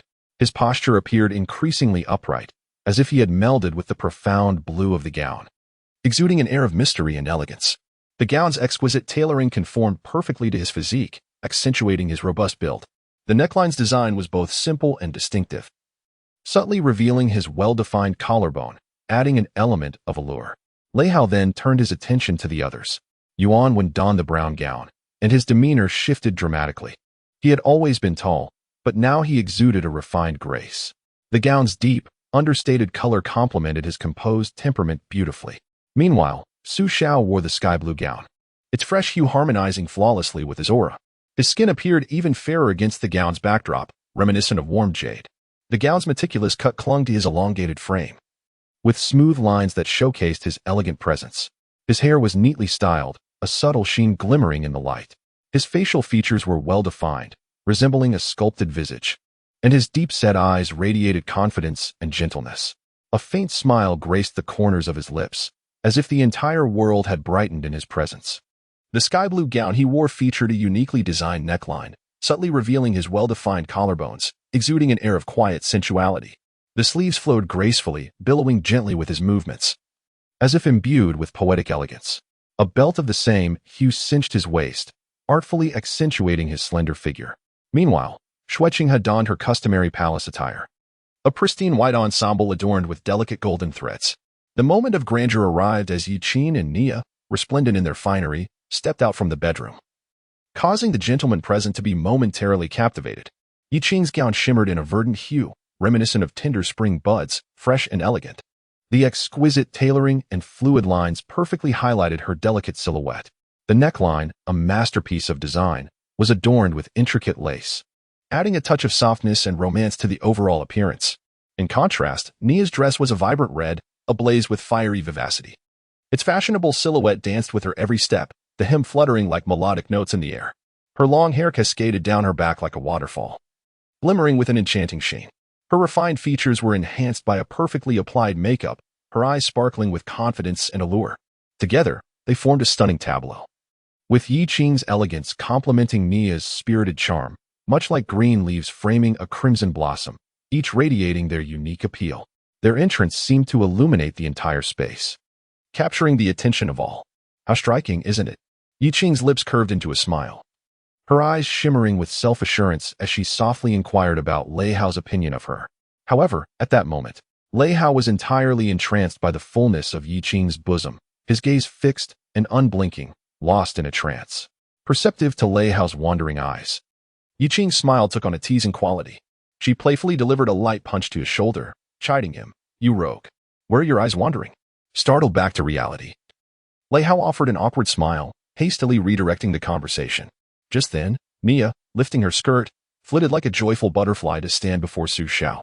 With eager anticipation, she gazed at him and asked, "Su Xiao, do you think I look beautiful today?" Su Xiao looked up, his gaze softening as it fell upon Nia, a gentle smile gracing his lips. He reached out to tenderly stroke her hair, softly affirming, "You look truly lovely. It suits you perfectly, making you appear exceptionally charming." Upon receiving Su Xiao's compliment, a rosy blush crept across Nia's cheeks. She lowered her gaze, bashfully delivering a playful punch to his abdomen, murmuring, "Umph. You only know how to sweet-talk me. Who compliments someone like that?" "Well, it seems everyone is dressed impeccably," Tang Nin mused softly, as she slowly and resolutely made her way toward the door. As he approached the door, Xue Qinghe suddenly extended his hand, firmly grasping his shoulder. "Do not rush to leave, dear partner. It seems you have forgotten to change into your attire," he remarked with an enigmatic smirk that sent a shiver down Tang Nan's spine. In a moment of panic, he attempted to flee the scene, yet found himself effortlessly restrained, akin to a helpless chick, by Xue Qinghe's gentle grip. The onlookers, witnessing this peculiar exchange, wore expressions of bewilderment, utterly perplexed. However, when their gazes ultimately settled upon the solitary evening gown that remained, all confusion swiftly dissipated, replaced by a collective epiphany. To their astonishment, it dawned upon them that Tang Nen harbored a fondness for wearing women's clothing, a revelation that was nothing short of shocking. Lei Hao squinted, casting a significant glance at the resplendent dress upon the hanger, his countenance brimming with righteous indignation. "This is not how it appears. I merely crafted it according to the design sketch, devoid of any ulterior motives." Tang Nan hastily interjected, though his defense rang hollow. Under the intensifying scrutiny of the captain and several teammates, he panically reached for the design sketch that Xue Qinghe had entrusted to him, attempting to shield himself behind it. Yet, Xue Qinghe exhibited an air of detachment, seemingly unconcerned, as he whistled nonchalantly. With a grave expression, he patted Tang Nan's shoulder and earnestly declared, "Now is the time for you to step forward, my friend. I have faith in your capabilities. Hey, could you refrain from presenting this as if you are entrusting me with a vital mission?" Tang Nan couldn't help but grumble in response to Xue Qinghe's words. However, regardless of his complaints, they proved futile. With a casual wave, Xue Qinghe turned and nonchalantly said, "Then I leave it to you too, Yi Qing and Nia," before striding away with grace. Upon hearing these words, Tang Nin felt as though he were facing a formidable foe, promptly turning to flee. Yet, before he could make his escape, Lei Hao and Su Xiao, swift as the wind, advanced in unison, effectively apprehending him in an instant. "Captain, please let me go," Tang Nin pleaded, writhing in an attempt to break free from their grasp. "Alas, my dear brother Nan, given the circumstances, it would be wiser to accept your fate. After all, this predicament is of your own making." Lei Hao sighed helplessly, patting Tang Nan's shoulder in a gesture of consolation. Indeed, rest assured. With Nia and her extraordinary makeup skills, you shall undoubtedly emerge transformed." Su Xiao chimed in eagerly, offering his support. However, Tang Nan remained ungrateful, continuing to shout in a frenzy, "I absolutely refuse to dress that way. Despite his fervent resistance, he could not overcome the brute strength of Lei Hao and Su Xiao, who ultimately dragged him into the room against his will. His anguished screams seemed to linger in the air. "Goodness, your skin is astonishingly fair and tender, utterly envy-inducing," one of the ladies exclaimed. "I never anticipated your waistline to be so slender and exquisite. Now, close your eyes and take a deep breath. No fidgeting, please. I shall begin your eye makeup. Nia, you are in charge of styling his hair." In this lively room filled with laughter, the two ladies engaged in cheerful banter while skillfully and meticulously attending to Tang Nan's makeup.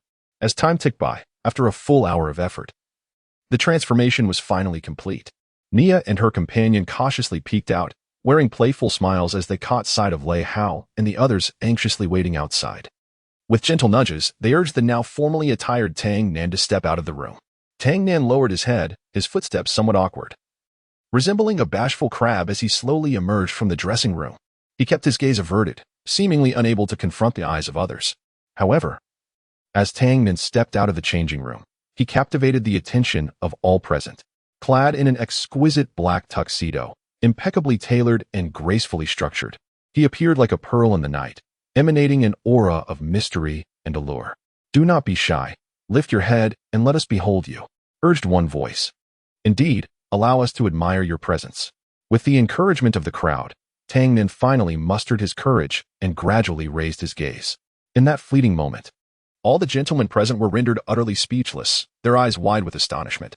Tang Nan's visage is exquisitely charming, meticulously crafted, with skin as pale as snow, delicate as silk, and smooth and lustrous like fine porcelain. His large, expressive eyes are clear and bright, shimmering with a lively sparkle, yet betraying a hint of barely perceptible insecurity. The faint blush on his cheeks adds a touch of shyness to his demeanor. His hair is neatly styled, secured at the back with a black bow, harmonizing beautifully with his elegant black attire. At this moment, Tang Nan resembles a petite, exquisite princess, radiating an irresistible allure and captivating presence. "Oh, how adorable," is the collective reaction of those who behold Tang Nan. Their eyes widen in astonishment, mouths agape in an O shape, as if they have encountered a rare treasure. Among the crowd, Lei Hao is particularly exhilarated. He strides forward to Tang Nan without hesitation, wrapping his arms around him in a tight embrace, murmuring, "You're simply too cute. You should always dress like this." However, Lei Hao's sudden move catches Tang Nan off guard. Instantly, Tang Nan's face flushes crimson, his mind overwhelmed by anxiety, rendering him momentarily incapable of thought. In a reflexive response, Tang Nan throws a punch, striking Lei Hao squarely on the jaw. With a dull thud, Lei Hao is propelled backward like a kite with its string cut, crashing heavily to the ground. The onlookers are left in stunned silence, astonished that the seemingly delicate Tang Nan possesses such remarkable strength. Noticing the time, which is swiftly approaching the hour of the banquet, the crowd hurriedly boards the carriage that had been prepared earlier, setting off toward the festivities in Hobian City. Meanwhile, seated in the carriage, Xue Qinghe leans slightly, propping his chin on one hand, his gaze playfully fixed on the irate princess across from him. A faint smile gracing his lips as he appears quite pleased with her flustered demeanor.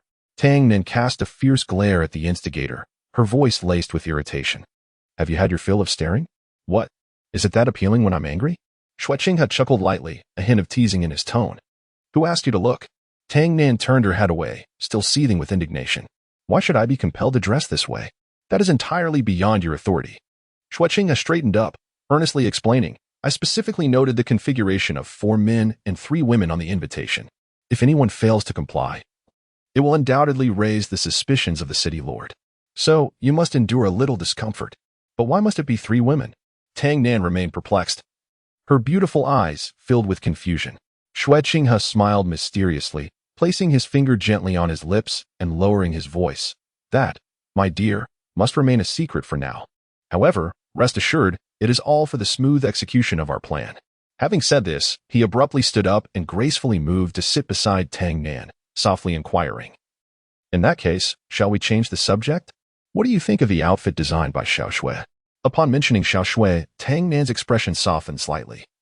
Yet her words still bore defiance. "It's just all right." Xue Qinghe, perceptive to her contradictions, continued to tease, "What if we had Xiao Shui wear a similar outfit? I believe her beauty and grace would surely shine in it." At this, Tang Nan felt a flicker of intrigue. After a moment's hesitation, she turned her gaze to the window, feigning indifference as she replied, "Do as you wish." An hour later, as the sun gradually descended, casting its golden rays upon the earth, Lei Hao and his companions finally arrived at the gates of Hobian City. Due to prior unexpected incidents and the ongoing grand banquet, the soldiers tasked with inspections had received orders from their superiors to conduct stringent checks on everyone entering the city. When it was their turn, a commanding officer approached the carriage that Xue Qinghe occupied, leading his team. "Greetings, please present your identification and state the purpose of your visit," the officer said with a serious demeanor. Xue Qinghe gently pulled back the carriage curtain, wearing a calm smile that exuded tranquility. He produced an invitation from within his cloak and handed it to the officer. "No need to be anxious, officer." His voice was serene and gentle, yet it carried an unspoken authority. The officer accepted the invitation, carefully opening it.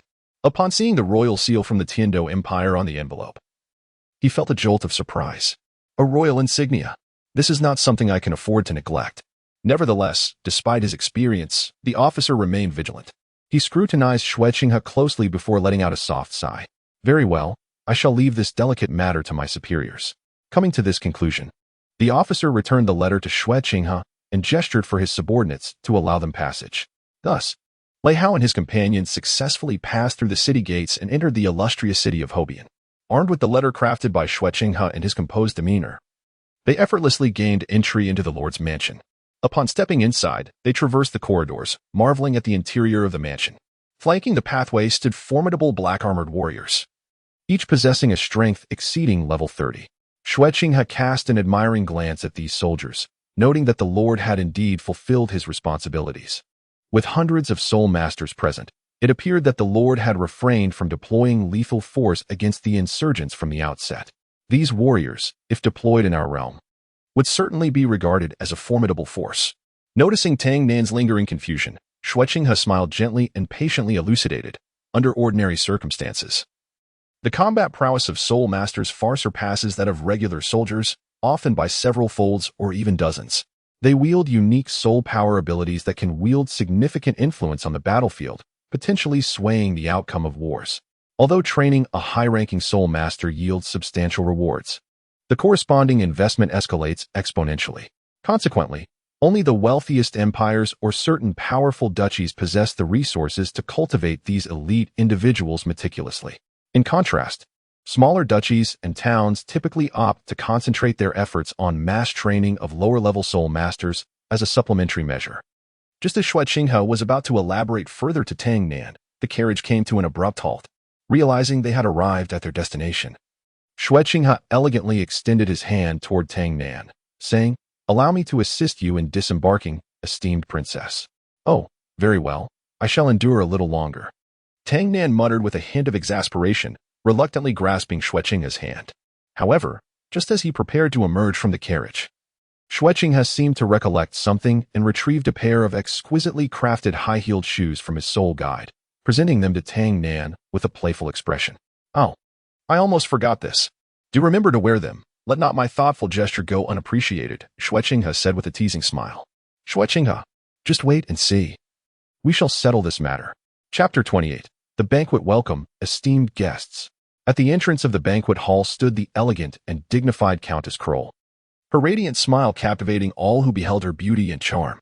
As the Lord of Hobian City, she had been awaiting their arrival with great anticipation. "Hey, Xue Qinghe, do take your time. I truly cannot walk swiftly in these shoes," Tang Nan exclaimed, tightly gripping Xue Qinghe's hand as he struggled to take each step.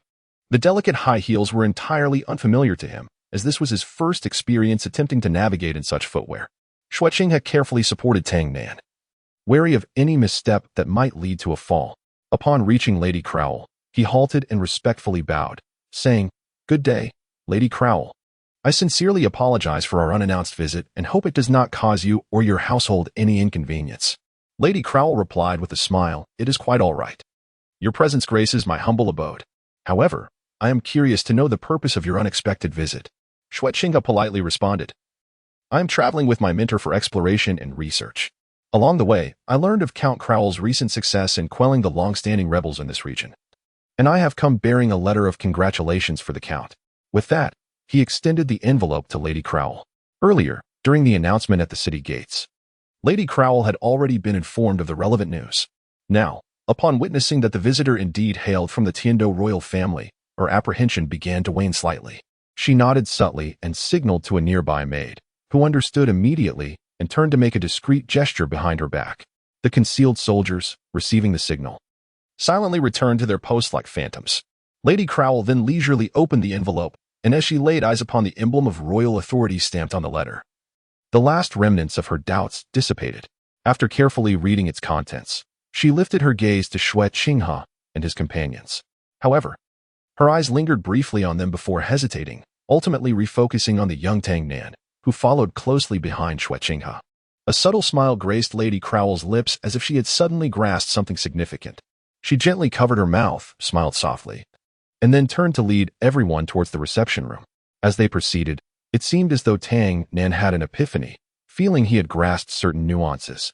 Elation surged within him, prompting him to withdraw his hand, but Xue Qinghe firmly held onto it, unwilling to let go. "All right, Xue Qinghe, let go? I feel I have nearly mastered it," Tang Nan exclaimed confidently to Xue Qinghe. Yet, Xue Qinghe paid no heed to his words, maintaining his grip steadfastly. Tang Nan felt a surge of anxiety as he struggled to free himself from the grip of Xue Qinghe. However, the latter's strength was overwhelmingly formidable, rendering him utterly immobile. In desperation, he could only glare at Xue Qinghe, inwardly questioning, what on earth does this fellow intend to do? Why won't he simply release my hand? Meanwhile, Xue Qinghe paid no heed to Tang Nan's protests or silent pleas. His gaze remained focused and resolute, seemingly conveying a message through this very interaction. Suddenly, a new idea sparked in his mind. Really? Xue Qinghe scrutinized Tang Nan with a look of skepticism, his eyes brimming with doubt. Yet, after a moment's hesitation, he gradually loosened his grip. Let go already. Tang Nan could no longer suppress his urge to demonstrate his own capabilities. With a sudden burst of energy, he flung his arm in an attempt to escape Xue Qinghe's hold.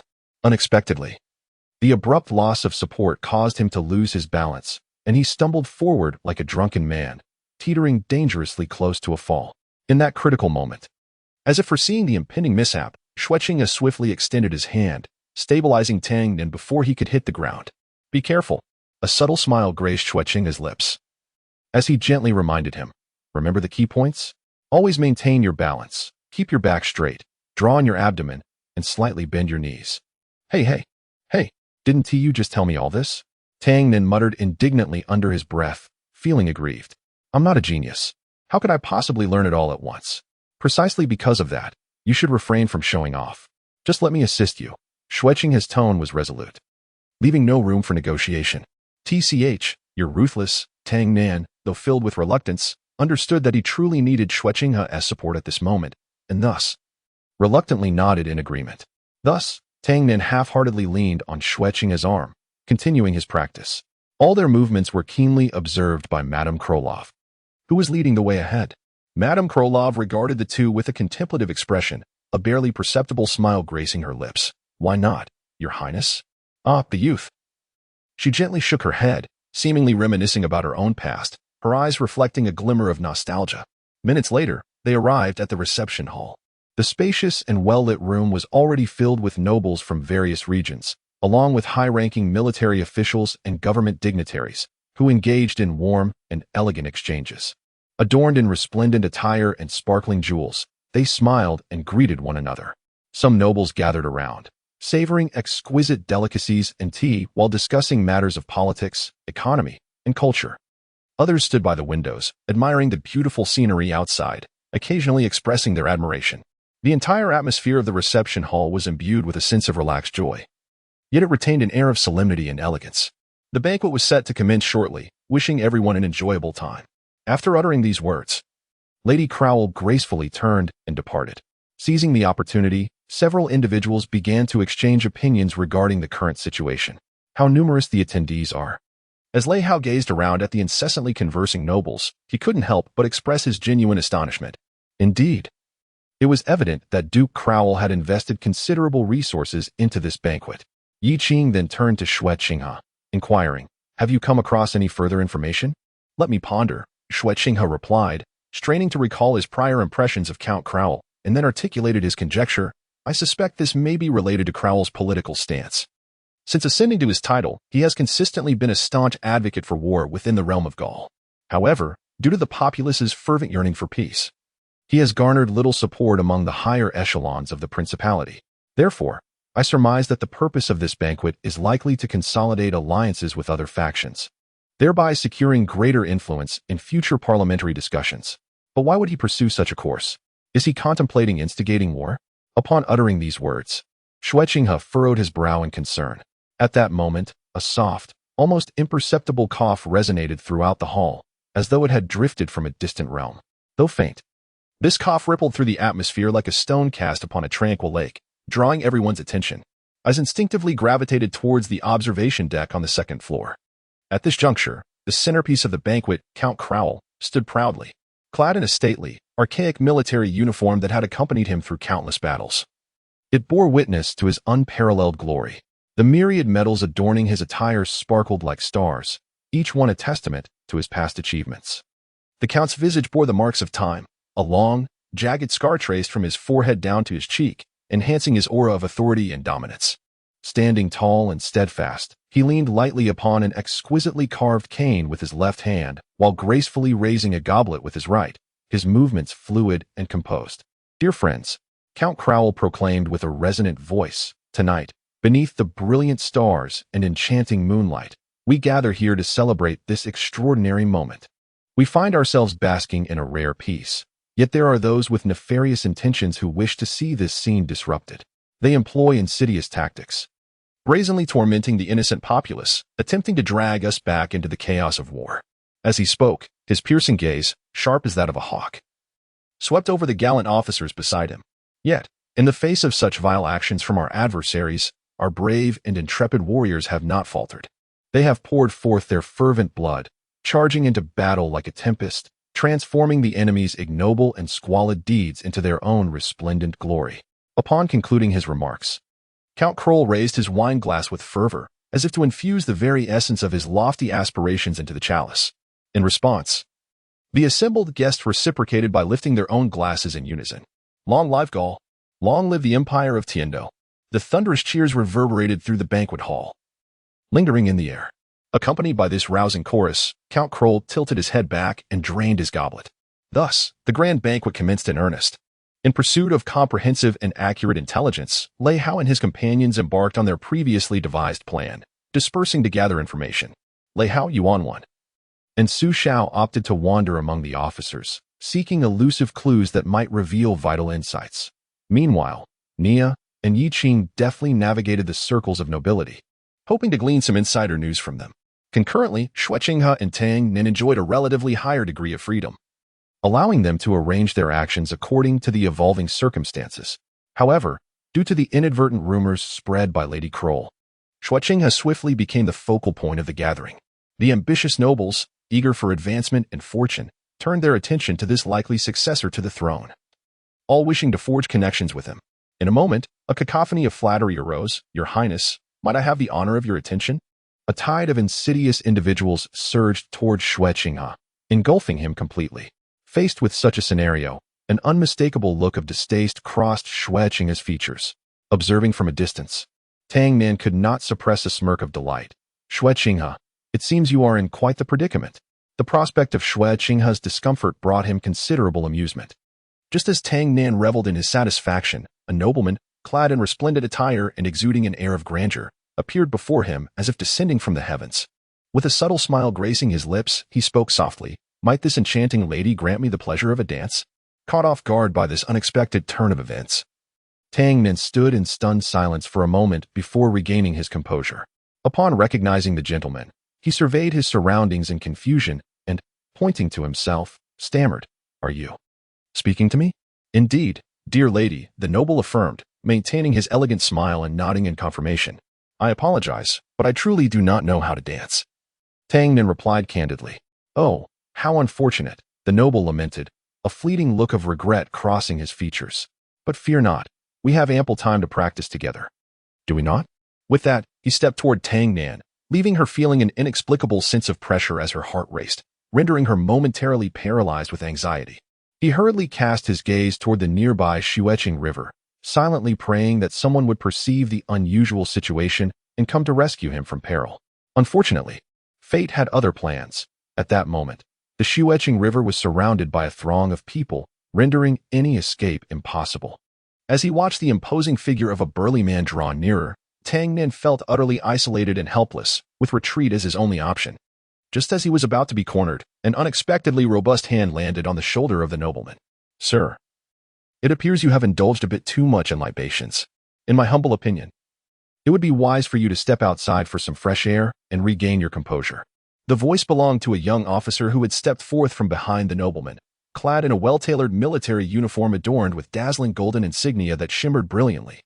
"Who do you think you are to meddle in my affairs?" The inebriated nobleman seethed, his intoxication fueling his fury as he spun around, intent on reprimanding this audacious interloper. However, upon recognizing the officer, the arrogance and bravado on his face evaporated, replaced by fear and ingratiation. The nobleman quickly covered his head with one hand, feigning a drunken stupor, and stammered, "Ah, yes, you are quite right. I must admit I have had a bit too much to drink. My sincerest apologies for the disturbance." With that, he scampered away like a dog with its tail between its legs. As the trouble receded, Tang Nan, who had been poised to counterattack, discreetly returned the weapon concealed in his sleeve. He released a sigh of relief and gazed gratefully at the young officer who had come to his aid. "Thank you, kind sir, for your timely intervention," Tang Nan quietly expressed, genuine appreciation evident in his eyes. "There's no need for such gratitude. I merely happened to be passing by and witnessed the scene," the officer replied, though it seemed he had more to say. Concerned about potential complications, Tang Nan hastily turned to leave. However, in his anxious haste, he inadvertently twisted his ankle and found himself teetering forward. In that critical moment, the officer swiftly reached out, securely grasping Tang Nan and pulling him into his embrace. "Are you all right?" The officer's sudden concern caught Tang Nan off guard as he struggled to respond through the pain. "Might I trouble you to assist me to a nearby chair for a moment of respite?" "Certainly, it would be my pleasure," the officer replied, carefully helping Tang Nan toward a nearby seat. Throughout this process, he occasionally glanced at Tang Nan, an inexplicable sense of familiarity lingering in his mind. Once Tang Nan was settled in the chair, he wasted no time engaging in his healing practices. As he summoned the blue silver grass to tend to his injury, the officer's face transformed into one of astonishment. "Is it possible to utilize blue silver grass in such a manner?" he mused, stroking his chin, a spark of surprise and contemplation illuminating his gaze, as if he had stumbled upon an entirely new world. He murmured to himself, "How peculiar it is that the blue silver grass can be cultivated to such a level." Upon hearing this, Tang Nan's expression shifted dramatically, her brows furrowed, and her tone became somewhat displeased as she retorted, "Hey, what do you mean by that?" Her voice carried a hint of anger, clearly indicating her dissatisfaction with the officer's words. Realizing he might have overstepped, the officer promptly raised his hand in a gesture of apology, saying, "I beg your pardon. I meant no offense. Please do not misunderstand. I merely find your use of the blue silver grass quite unique, which reminded me of some past experiences." Pausing momentarily, he then continued, "By the way, miss, I can't shake the feeling that we have met before." His gaze was fixed intently on the lady, searching for clues in her expression. "Friend, such advances towards a lady may not be well received." Suchinga's voice emerged from behind the officer, tinged with discontent and reproach. He quickly approached Tang Nan, a flicker of anger evident on his face. As Suchinga reached Tang Nan and prepared to assist her, the officer unceremoniously obstructed him. With a serious demeanor, the officer addressed Suchinga, saying, "I apologize, sir, but I must confirm your identity." Suchinga's brow furrowed in confusion as he inquired, "What do you mean? Do you think I would harm her?" The officer shook his head, explaining, "This young lady evidently does not wish to be approached by strangers. As a guard here, it is my duty to ensure everyone's safety." With a scoff, Suchinga retorted, "Oh, approach? That is entirely unnecessary. She is mine." With that, he emphatically gestured, seemingly eager to showcase his connection to Tang Nan. The surrounding crowd erupted in astonished exclamations at his declaration. However, it was Tang Nan who appeared most taken aback, her eyes widening as she stood momentarily dumbfounded. "Huh, ah," two exclamations echoed simultaneously. Suchinga seemed unfazed by the onlookers' reactions. He resolutely pulled the bewildered Tang Nan into his embrace and proclaimed loudly to the crowd, "Miss Tang Nan is my fiancée." This sudden revelation struck the gathering like a thunderclap, rendering the once lively atmosphere into a profound silence as everyone stared, dumbfounded, at Suchinga and Tang Nan. "Tang Nan, in particular, was left in a state of shock, her mind a blank canvas. Su Qinghe, you. She attempted to voice her confusion, but before she could finish, he leaned down, his lips decisively meeting hers. This scene elicited envy from the assembled nobles, their eyes brimming with jealousy. At that moment, the officer recognized the awkwardness of the situation. He swiftly intervened, declaring, "Have you all seen enough? Disperse." He helped clear the curious nobles surrounding Su Qinghe and Tang Nan. Finally, he smiled at Su Qinghe and said, "Wishing you happiness, Your Highness." Then he turned and left, leaving Shui Qinghe and Tang Nan standing in place. This method indeed proved effective, as during the latter half of the banquet, hardly anyone dared to instigate trouble. Seizing this opportunity, Shui Qinghe engaged in pleasant and profound conversations with several high-ranking officials. However, matters were not so straightforward. Shui Qinghe, what exactly transpired at the banquet?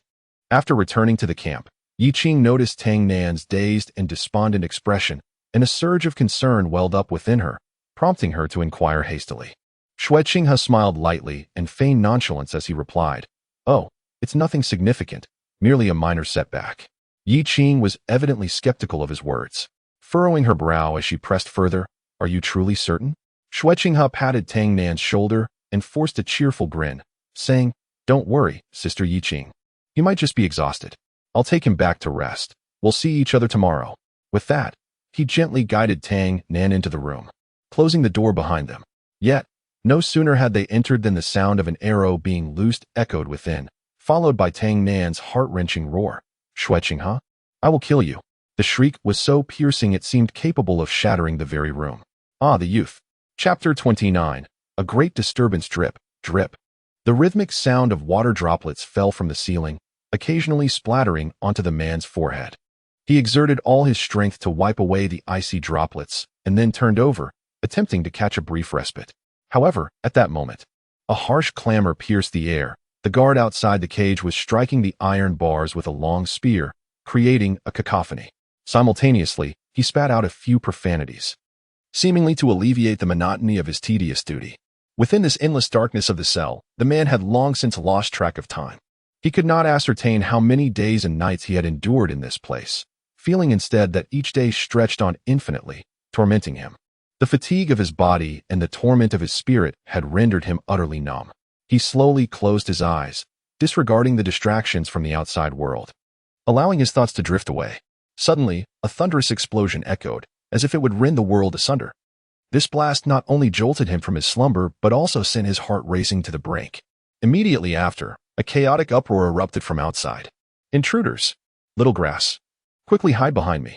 The man's ears were filled with the crisp sounds of clashing swords, accompanied by anguished cries. These sounds grew fainter, suggesting that a bloody massacre was gradually coming to a close. What on earth was happening? The man's mind swirled with confusion and fear as he struggled to piece together the truth behind the scene before him. But his thoughts were tangled like a knotted mass of thread. Just as he was lost in contemplation, a shout rang out from outside the cell. "Hey, in there. If you're still alive, quickly move to the wall." The man had yet to regain his senses when he was suddenly jolted by a thunderous explosion. The prison door was obliterated, and amidst the swirling dust and smoke emerged a young man alongside a woman. "Are you all right?"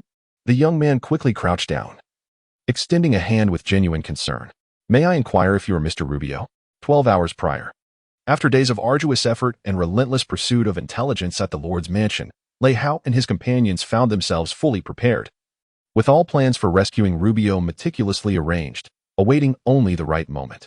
However, just as everyone was eager to spring into action, a voice broke through the tension. Lei Hao, do you not sense that the atmosphere seems rather off?"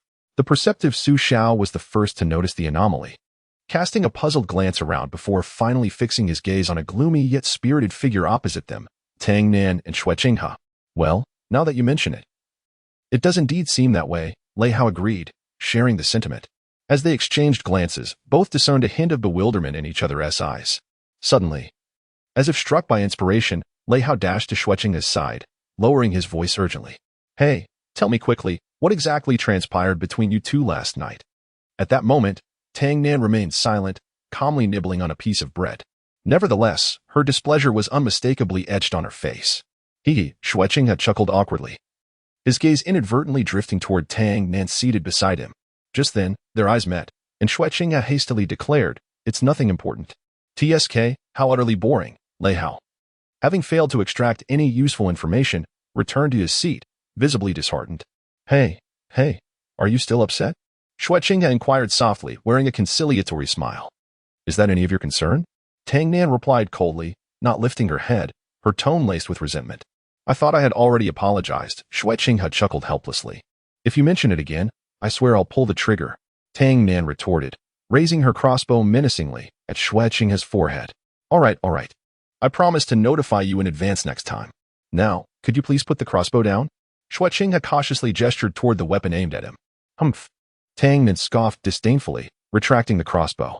Their antics, however, had amused the 4 onlookers nearby, who watched with growing curiosity, eager to unravel the tale of the previous night. The newly arrived Yi Qing was left utterly bewildered by their exchange. What are you all doing?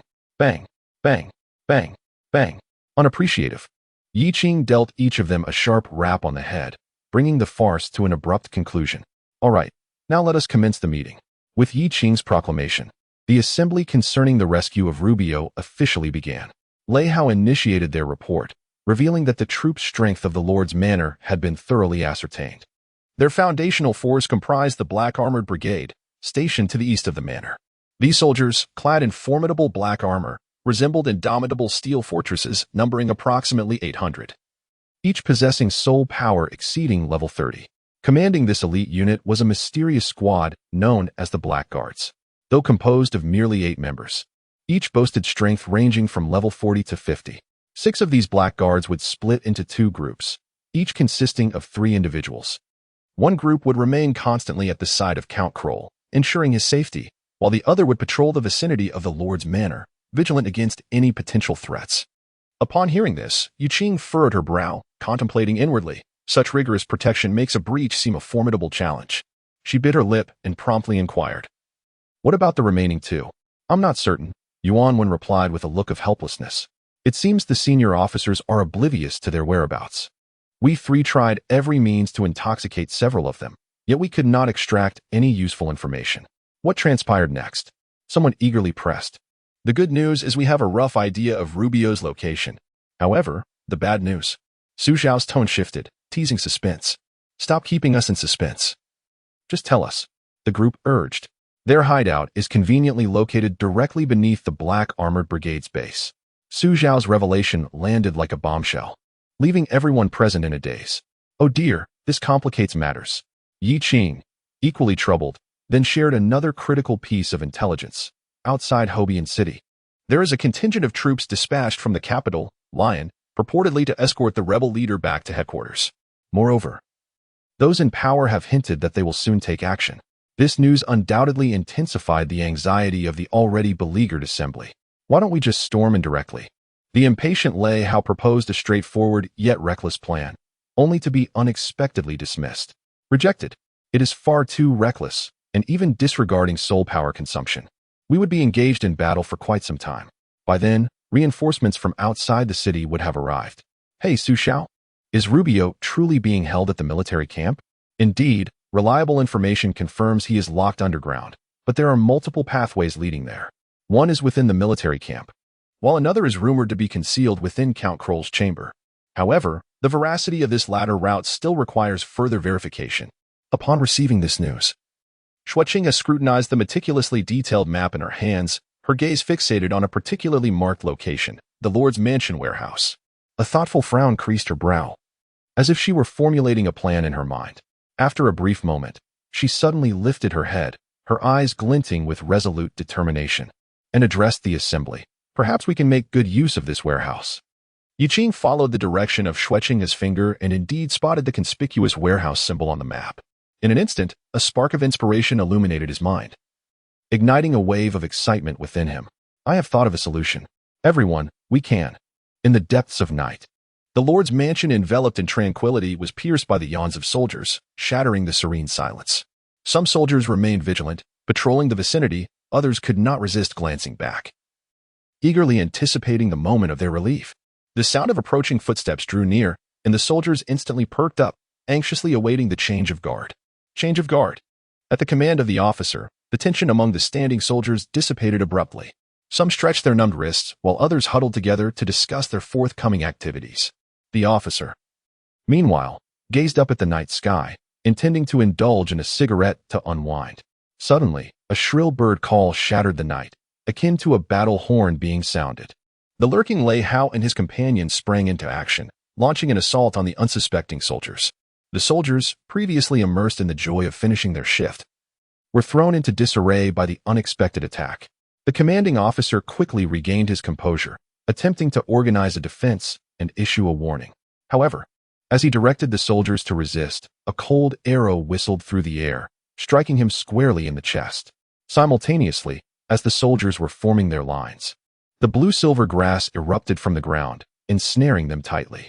By the time they managed to extricate themselves, the enemy's onslaught had already begun. In mere minutes, Lei Hao and his group swiftly eliminated the two small squads. Without lingering, they advanced deeper into the Lord's mansion as per their predetermined plan. Action, my lord. It is time for bed, the butler whispered respectfully and with concern from the heights of the mansion, standing by and awaiting Count Kroll's response. Count Kroll furrowed his brow slightly, yet his gaze remained fixed on the pitch-black night sky outside the window. He seemed lost in thought, showing little reaction to the butler's reminder. After a moment, the butler cautiously added, "My lord, the lady has already fallen asleep." "Yes, I am aware. Let us wait a while longer." Count Kroll continued to stare into the distance, as if that place concealed a troubling secret. Despite the weariness creeping over him, he found no inclination to sleep within his restless heart. At that moment, Count Kroll abruptly turned to the butler, a flicker of confusion and alertness flashing in his eyes. "Lao Su, for some reason, I cannot shake the feeling that something is amiss tonight." The butler's ears twitched slightly. He astutely sensed the unease in his master's words. He slowly stepped forward, directing his gaze towards the window. After a moment of silence, he replied, "Indeed, my lord. I too have sensed an unusual presence around us, akin to a swarm of insects stirring in the shadows." No sooner had he spoken than a shadow, like a bolt of lightning, shattered through the window, aiming directly for the heart of Count Kroll. The assailant was none other than Lei Hao, his movements swift as a tempest, wielding a sharp weapon, clearly harboring murderous intent. Yet, in the face of this sudden assault, Count Kroll remained remarkably composed. He swiftly drew his prized blade from his waist, effortlessly parrying Lei Hao's fierce advance. The clash of steel and the flash of blades resonated throughout the room, producing a crisp sound. Courageous indeed. Alas, still insufficient. Count Kroll sneered, his form flickering as he evaded Lei Hao's subsequent strike. "Oh, how about this?" A glint of cunning flashed in Lei Hao's eyes as he leveraged his momentum to flip backward, his body spinning like a whirlwind. In that fleeting moment, countless sharp arrows materialized, ghostly and ominous, merely 5 meters from the Count. Yet, Count Kroll stood unwavering, calm as a mountain, rooted in place. The arrows, propelled with great speed, seemed to be drawn by an unseen force, halting just a meter away from him, as if obstructed by an invisible barrier. Lei Hao's eyes widened in disbelief, astonishment etched across his face. Just as he marveled at the spectacle unfolding before him, a faint rustling sound reached his ears, reminiscent of someone delicately slicing wood. A chill ran through Lei Hao's heart, a foreboding sensation creeping in. Without hesitation, he summoned all his strength, leaping forward and retreating to the window like a startled bird. Observing Lei Hao's nimble response, Count Kroll's face lit up with admiration, and he couldn't help but applaud. "Well done. You can perceive the fluctuations of Old Su's soul technique. However, what a pity. Eliminate him, Old Su." "Yes, my lord." Steward Su responded respectfully, his fingers beginning to dance swiftly and skillfully. It appeared as though his fingertips possessed boundless magic. Each movement conjured fierce gusts of wind. As he gestured, the surrounding space began to exhibit fissures, shimmering with a faint light, evoking a sense of dread. Seeing this, Lei Hao dared not waste a moment. Immediately channeling his soul power, he thrust forward with a tremendous slash, unleashing an unparalleled force towards his target. Lightning crackled along the blade, igniting brilliant sparks as if intending to rend the very fabric of the world asunder. At that instant, Lei Hao, illuminated by the flames, caught sight of something peculiar. Was that a thread? His eyes widened in disbelief, observing Lei Hao's astonishment. Steward Su smiled faintly and began to introduce his martial soul. "My martial soul is but a tattered strip of cloth. It was only when I fortuitously discovered my ability to manipulate the threads within this fabric, exercising control over them at will, that everything transformed." With that, Steward Su gently waved the threads in his hand, instantly weaving a vast and invisible net that enveloped Lei Hao with overwhelming force. This net appeared to be exceedingly light, yet the power it harbored was disconcerting. In the face of Steward Su's assault, Lei Hao exhibited no sign of fear. Instead, a smirk of disdain curled at the corners of his mouth. "Oh, you wish to slay me? Perhaps in your next life, my good sir." No sooner had he spoken than a crisp snap resonated throughout the arena. Immediately, the arrows that had been firmly secured suddenly came to life, writhing restlessly and emitting sharp whistling sounds. At that moment, with the safety of the count on his mind, Steward Su had no choice but to temporarily abandon his attack on Lei Hao, swiftly redirecting the threads in an attempt to envelop the arrows before they could explode. His technique was both adept and precise, as the threads danced through the air like agile serpents, intertwining in an instant to ensnare every arrow tightly. Prepare to meet your end. With a fierce roar, Lei Hao charged toward the elderly man who was preoccupied with the arrows. Grasping a tang knife, its blade shimmered with a dazzling blue electricity, crackling with sound. At that critical juncture, the blackguards, who had been vigilantly waiting outside, finally sensed the anomaly and rushed in. One particularly agile blackguard moved like a specter, swiftly grasping the glimmering tang knife with a powerful hand. Audacious. Upon closer inspection, Tang Nan's eyes widened in astonishment. The individual blocking his path was none other than Qin Feng, one of those who had pursued him relentlessly. Humph. What a narrow road for enemies to cross. Lei Hao's lips curled slightly, a glint of cunning flashing in his eyes, though he quickly regained his composure. How bold of a traitor to attempt to assassinate the lord of the city. Chun Feng's eyes widened with fury, his aura immense, and before he could finish his words, he unleashed a tremendous force, sending Lei Hao flying several meters away.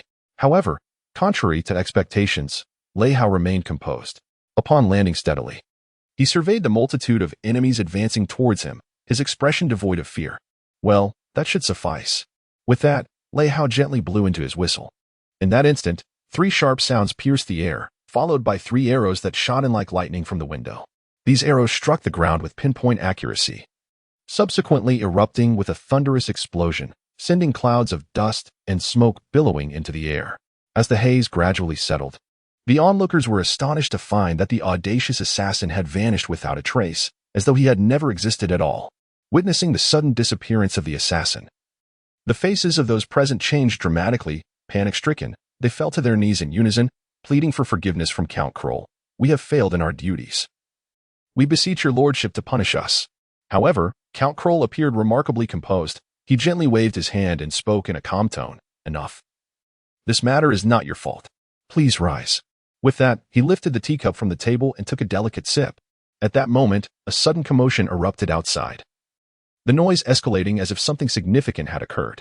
Observing this, Qin Feng promptly led a group of soldiers outside to assess the situation. Meanwhile, Count Kroll, who had been wide awake due to the unexpected assassination attempt, slowly bent down to retrieve the remnants of the arrow that had fallen to the ground. He scrutinized the fragment in his hand, a flicker of curiosity and intrigue crossing his eyes. Rather interesting. As time passed, when the blackguard responsible for investigating the situation returned to report to Count Kroll, the nobleman remained serenely seated, his right hand tightly gripping the arrow's remnants. Lost in contemplation. What transpired outside?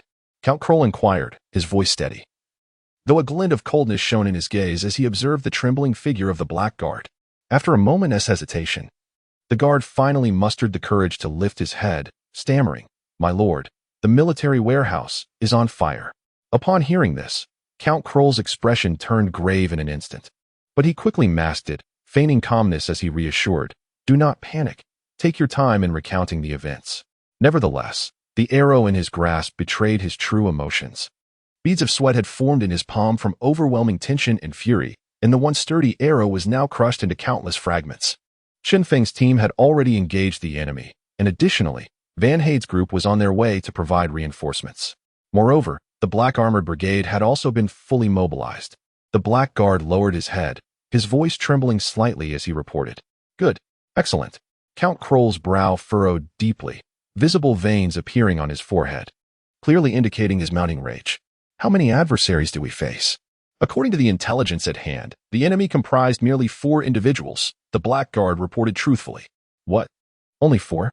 Count Kroll was momentarily taken aback, then could not suppress a loud laugh filled with disdain and mockery. Ha ha ha. How utterly ridiculous. Just 4 people. And you have taken so long to deal with them? Are you all merely idling your time away? In his fury, he struck the armrest of the nearby chair, producing a sharp crack as the solid wooden chair shattered on the spot. At that moment, a thunderous roar resounded from outside as if it threatened to tear the very heavens apart. The direction of the sound. Could it be? The Count pondered silently. Upon realizing that the noise originated from the east, he finally understood the adversary's intentions. Ha ha ha ha ha. The Count threw back his head and laughed heartily, his laughter resonating with boundless confidence and authority. With a gentle squeeze, he crushed the remnants in his hand, transforming them into countless fine particles that scattered into the air. He then turned to face the blackguards who were kneeling in readiness and commanded sternly, "Immediately mobilize all available forces and head to the barracks at full speed. At the same time, issue a warning to the city defense troops, but be sure not to disturb the troops at Lion. Do you understand?" Understood. The blackguards, fully aware that the Count's fury had been ignited, dared not delay. After acknowledging his command, they departed swiftly like phantoms. The Count slowly returned to the window, extending his right hand to let the dust slip through his fingers, cascading out into the open air. He gazed into the distance, his eyes resolute and cold, silently challenging. "Let me see just how much capability you truly possess." Chapter 30. A great disturbance. Oh, thank the heavens. I have finally managed to escape. Leiho leapt from the window, clinging to the wall like a gecko, cautiously and stealthily descending to the ground. The moment his feet touched the solid earth, he exhaled a sigh of relief, but immediately became vigilant once again. He glanced back at the window from which he had jumped, pondering to himself, "I must not take such risks again. I need to find a way to have Master Wei assist me in crafting specialized climbing tools. Relying solely on my bare hands for climbing is not a sustainable strategy." Just as Leiho was deep in thought, a sharp command rang out, "Do not move." The sudden warning startled him, causing him to shudder. He turned abruptly to find a group of heavily armored soldiers advancing toward him, gripping sharp spears and forming a neat line as they closed in. Realizing the gravity of the situation, Leiho wasted no time and bolted away toward the agreed-upon warehouse location. How can he run so fast? The soldiers were taken aback as they watched Leiho vanish from sight in an instant. During his journey to the destination, Leiho exhibited remarkable bravery and audacity. Not only did he attack a passing patrol without hesitation, but he also audaciously humiliated the soldiers along the way. Infuriated, the soldiers shouted obscenities while relentlessly pursuing him, unwilling to let him escape easily. When Leiho finally arrived at the warehouse, Yuan Wen and Su Xiao, who had been lying in wait, could not help but comment. What on earth did he do to incur such wrath? They gazed at the hostile soldiers behind Leiho, each pair of eyes glinting like those of ravenous wolves, as if they intended to devour him whole. "All right, let us hide for now and observe the situation," Yuan Wen suggested. Just as they were preparing to conceal themselves, Leiho, in a fit of exasperation, shouted, "Where is everyone?" After a challenging journey to reach this place, Leiho lingered at the entrance for quite some time. Yet he failed to detect any signal from Yuan Wen and the others. A profound sense of betrayal surged within him, prompting a quiet curse to escape his lips as he turned to flee. At that very moment, a familiar figure materialized before him like a specter. It was Van Hade. Van Hade lunged forward, launching a sudden assault on Leiho. Instinctively, Leiho raised his blade to deflect the unexpected strike, and both combatants found themselves locked in a stalemate. A smirk of disdain curled at the corners of Van Hade's mouth, as he taunted Leiho with a voice dripping with sarcasm. "Oh dear, who might this be? Have you forgotten the encounter you narrowly escaped from the King of Hell?" With that, he attempted to leverage his imposing stature to overpower his opponent. Leiho, however, refused to yield, responding defiantly, "I may have forgotten, but you shall not be so fortunate next time." With that declaration, he abruptly retracted his strength and took a significant step back. In that instant, Van Hade was unable to react. Driven forward by his momentum, his body lost its support and tilted precariously, compromising his balance. Seizing the opportunity, Leiho lunged forward like a ravenous tiger, delivering a powerful kick directly to Van Hade's face. The blow struck with the force of thunder, landing squarely on Van Hade's visage. Reeling from the devastating impact, Van Hade clutched his face with both hands, his weapon flailing wildly. Leiho nimbly sidestepped, effortlessly evading the oncoming attack, and swiftly maneuvered to Van Hade's rear. Amidst the astonished gasps of the surrounding soldiers, Van Hade, jolted back to reality, spun around to unleash a formidable counterattack. Yet, this had all been anticipated by Leiho, who preemptively seized Van Hade's wrist. "Farewell," Leiho intoned coldly, exerting all his strength to twist violently, resulting in a sickening crack as Van Hade's right wrist was brutally snapped. Without mercy, Lei Hao flung Van Hade aside. The impact sent Van Hade crashing to the ground, blood pouring from his mouth, staining the earth beneath him. Struggling to rise, he opened his eyes once more, only to be met with the sight of Lei Hao brandishing his blade, poised to strike. A torrential rain of arrows descended from the heavens, accompanied by a furious roar. Countless shimmering arrows rained down upon Lei Hao, resembling a torrential downpour as they surged toward him, as Lei Hao prepared to deliver a lethal blow to Van Hade. The tardy Su Tai unhesitatingly unleashed his fifth soul skill, seeking to rescue his ally from peril. The swarm of arrows descended like a plague of locusts, overwhelming Lei Hao and disrupting his assault. Faced with this unforeseen development, Lei Hao was compelled to abandon his immediate target, retreating in disarray to evade the deadly onslaught. "Hey, are you all right? Can you hold on?" Su Tai exclaimed anxiously as he rushed to Van Hade's side, carefully assisting the battered and barely conscious warrior to his feet. Struggled to lift his head, coughed a few times, and with a feeble voice uttered, "I am fine." However, before he could finish, he suddenly collapsed to the ground, slipping into unconsciousness. A sense of urgency gripped his heart as he quickly checked for his breath, relieved to find a faint sign of life. Another one heading to their demise. Sneered at, a flicker of disdain flashing in his eyes. Almost immediately, he surged forward like a fierce tiger descending from the mountain, launching a new wave of ferocious attacks against the enemy. Seeing this, felt a rush of urgency and called out loudly, directing the nearby soldiers to confront the enemy. As both sides clashed, the air was filled with the sounds of battle, the intensity palpable. On the battlefield, moved like a swift dragon, weaving through the flashes of blades with remarkable agility. His weapon sliced through the air with a fierce momentum, each strike sending enemies sprawling to the ground. In contrast, the opposing forces hesitated, wary of injuring their comrades, significantly diminishing their combat effectiveness. His gaze was sharp as an eagle, seemingly capable of perceiving every flaw. He intently observed the battlefield, not missing a single detail, gradually positioning himself towards a specific direction. As time passed, drew closer to his location. Just as he sensed the moment right for a surprise attack, he suddenly unleashed an overwhelming surge of soul power, instantly sending nearby soldiers flying. Following this, executed his soul technique, and in an instant, he appeared before. Caught off guard by the sudden assault, had no time to react, hastily grabbing an arrow in a futile attempt to defend himself. Yet, it was all too late. S blade, shimmering with lightning, descended at an astonishing speed, effortlessly severing the fragile arrow and leaving a gruesome gash across his chest. Overwhelmed by excruciating pain, fell to his knees, unable to rise. Just as prepared to press his advantage for a fatal blow, and his team members arrived just in time. In perfect unison, they launched their counterattack, forcing to retreat. Witnessing his comrades gravely injured and on the brink of death ignited a fierce rage within. His eyes widened and his arms bulged with muscle, resembling the powerful paws of a bear. With a thunderous roar, he charged at, colliding with him and driving both into the warehouse. The other two team members, seeing this, wasted no time in following suit. Meanwhile, the black-armored brigade prepared to advance. In the next moment, they were halted by a massive stone pillar. "Sorry, you must stay here," leaped from the stone pillar, crashing into the crowd. "I didn't expect you to be so furious." Continued to provoke his opponents amidst the tumult of the warehouse battle. The adversary remained entirely unaffected by his presence, and the speed of the attacks continued to escalate.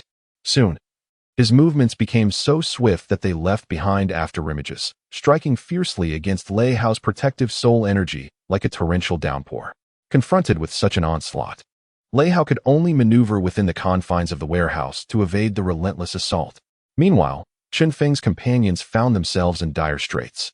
The moment they stepped into the warehouse, a bone-chilling, frost-laden aura assaulted them, instantly freezing their legs in place, just as they were reeling in shock. Several razor-sharp, sword energies surged forth from the shadows like phantoms. Realizing the imminent danger, the duo wasted no time in channeling their soul power, conjuring protective techniques to withstand the unexpected barrage. In unison, they launched a counterattack towards the source of the sword energies, their formidable strength coalescing into a shockwave that surged towards the concealed enemy shadow. With a resounding crash, Su Xiao, hidden in the darkness, was finally compelled to reveal himself. Observing that their opponent was solitary, the two felt a surge of relief.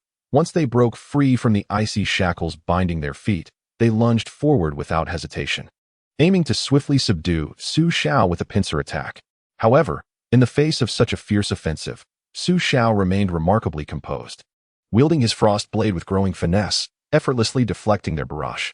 At that moment, the warehouse doors swung open with a thunderous boom, and a relentless tide of black-armored warriors poured inside. To their surprise, these foes were not lacking in intelligence. Su Xiao, internally admiring their cleverness, unleashed his fifth soul skill, Ice Oblivion. Instantly, a frigid aura enveloped the area, causing the temperature to plummet as if they had descended into an ice cellar. Under this overwhelming pressure, the two opponents found themselves involuntarily retreating. As Su Xiao noticed the swelling crowd around him, a wave of urgency washed over him. He understood that without taking drastic measures, escaping would be exceedingly difficult. Yet, this was a course of action he was most reluctant to pursue. With a resigned shake of his head, a flicker of resolve crossed his eyes. Swiftly, he swung his frost blade with force, cutting through the air and creating sparks as it grazed the ground. These sparks ignited the pre-prepared fabric and flammable materials, instantly igniting a roaring inferno. The flames rapidly spread, engulfing the entire warehouse in a sea of fire. Thick smoke billowed skyward, and the blaze illuminated the surroundings, drawing the attention of all. Yet, amidst the chaos, Su Xiao appeared remarkably composed, firmly gripping his frost blade. His gaze resolute and unyielding. The second round had officially commenced. Quick, everyone, to the warehouse to extinguish the fire. The blazing inferno within the warehouse loomed like a ferocious beast, voraciously devouring everything in its path, with thick smoke billowing skyward. The magnificent spectacle successfully captivated the attention of all the soldiers, transforming the once tranquil lord's mansion into a cacophony of shouts, commands, and hurried footsteps. Simultaneously, the black-armored soldiers on standby in the camp sensed the disturbance without the slightest hesitation, swiftly assembling their ranks and racing toward the direction of the warehouse to offer support. Observing the soldiers departing, Nia, Tang Nan, and Xue Qinghe, who had been concealed in the grass, finally exhaled in relief. Cautiously, they peered out, assessing the surroundings for any signs of danger. Once assured of their safety, Nia whispered, "Okay, they've all left. Let us commence our mission." No sooner had she spoken than the trio surged forth like arrows released from their bows, weaving through the vast military encampment with the grace and agility of phantoms, silently seeking the entrance to the dungeon. Fortuitously, they had been provided with a detailed topographical map by the venerable Zhao Gang of the rebel forces. With this invaluable resource, Nia meticulously deduced the approximate location of the entrance. Following their predetermined route, they swiftly arrived at their destination. As they stood before the imposing and formidable iron gate, an overwhelming sense of tension surged within them. The gate loomed before them, closed tight like an unyielding shield, exuding an aura of chilling menace. Nia inhaled deeply, steadied her emotions, and cautiously approached the gate, gently tapping its surface. Each knock reverberated, echoing the strength and resilience of the heavy metal. She listened intently to the resonant sounds, relying on her years of experience and keen intuition to assess the situation beyond the door. After careful observation and analysis, Nia surmised that the iron gate was approximately 2 meters thick, yet this did not deter her resolve. Instead, her eyes sparkled with confidence and determination. "Little grass, little white face, retreat to the back," Nia commanded decisively, gesturing for the two to find a relatively safe hiding spot. Once they were positioned, Nia swiftly retrieved a packet of specially designed explosives from her pocket, adeptly securing it to the iron gate. With the deployment complete, Nia wasted no time in turning and sprinting toward a safe distance. Her steps were light and agile, reminiscent of a swift cheetah. Upon reaching her designated location, she snapped her fingers sharply. The fuse ignited with a piercing sound, and time seemed to freeze in that moment as tension enveloped the air. Mere seconds later, a deafening explosion erupted, akin to a thunderclap that resonated deep within the soul. Thick smoke billowed, and dust swirled around her. Nia covered her mouth and nose, enduring the acrid haze as she anxiously awaited the outcome of the explosion. As the smoke gradually cleared, her eyes widened in astonishment. The once indomitable iron gate had been shattered into 2 halves. Gazing upon her handiwork, Nia's lips curled into a triumphant smile, a glimmer of pride illuminating her expression. However, she did not remain immersed in joy for long. She swiftly regained her composure and began issuing the next set of instructions. "Xue Qinghe, you shall remain outside to maintain vigilance. Such a commotion will undoubtedly attract attention. You must hold your ground for 5 minutes. Xiao Qiao, stay close to me. Do you understand?" Nia's tone was resolute and grave. "Understood." Xue Qinghe and Tang Nan responded in unison. Thus, Nia led Tang Nan deeper into the shadows, while Xue Qinghe unsheathed his sword, standing guard at the entrance with unwavering resolve. After traversing a long, dimly lit corridor, Nia and her companion finally arrived at the dungeon. However, just as they crossed the threshold, they encountered a group of guards who were making their way upstairs to investigate the source of the recent explosion. Both parties were momentarily taken aback by this unexpected encounter, but Nia quickly regained her focus. She urgently whispered to her companion, "Xiao Xiao, hide behind me." With that, she pulled Tang Nan protectively behind her and summoned her formidable martial spirit, the fiery heart phoenix, transforming it into an incredibly sharp scythe, before charging forward without hesitation. Within the confines of the narrow dungeon passage, Nia wielded the compact yet lethal scythe, augmented by Tang Nan's blue-silver grass skills. They moved with the ferocity of war deities, effortlessly dispatching the advancing foes. The dungeon was soon filled with the cacophony of anguished cries echoing through its walls. Once she confirmed that all enemies were incapacitated, Nia seized one guard who still possessed a flicker of strength, compelling him to divulge the information she sought. "Speak quickly. Where is Rubio imprisoned?" Nia glared fiercely at the guard, her chains tightly coiling around his body. I truly do not know." The guard struggled to resist. But Nia's strength was overwhelming, rendering him unable to escape. Ultimately, he could only keep his lips sealed, steadfastly refusing to reveal any information. However, Nia was not one to easily relent. With a cold smirk, she remarked, "No matter, I have ways to make you talk." She then directed her fingers towards a sensitive area at the guard's waist and squeezed with force. In an instant, the guard's face contorted in agony, his body convulsing uncontrollably. Despite this, he gritted his teeth, showing no sign of yielding. Observing his defiance, Nia resolved to intensify her efforts. Just as she prepared to apply more pressure, the guard finally succumbed to the torment, painfully gesturing towards the depths of the corridor. At the very end of the passage, he uttered with a trembling voice, "Thank you," Nia said, a slight smile gracing her lips. Having obtained the desired information, she gently struck the guard's neck, granting him a tranquil yet fleeting dream. Subsequently, Nia, accompanied by Tang Nan, hastened toward the end of the corridor. It appeared that this was the treatment afforded to the highest officials. It seemed that the Earl indeed treated all with equal regard. Nia jestingly teased before approaching the iron gate, calling out, "Hey, inside, if you are still alive." Quickly moved to the wall. With that, she began to inscribe runes upon the iron door. Once the runes were complete, she snapped her fingers, causing the symbols to explode and hurl the door away. Cough, cough. "Nia, can you really perform a demolition like that?" "Of course. This is a technique I have painstakingly developed." "Then why did we need explosives for that door?" "It drains too much spirit energy and is not cost-effective." As the two dispelled the smoke, they beheld a man lying on the ground, gazing at them in confusion. Tang then stepped forward first, extending a friendly gesture. "Excuse me, are you Mr. Rubio?" "Yes." Upon receiving the affirmative response, Tang Nan noticed the man's frail condition and quickly retrieved a water bottle from his bag, offering it to him. The man accepted the flask and began to drink heartily. Gulp, gulp. Seizing this moment, Tang Nan swiftly conducted a rudimentary medical examination. Fortunately, it's merely malnutrition. Can Mr. Rubio stand?" As Tang Nan raised his head, he caught a glimpse of a reflection in the man's eyes. Someone was standing behind them. "Nia, be careful behind you," Tang Nan exclaimed anxiously, but it was too late.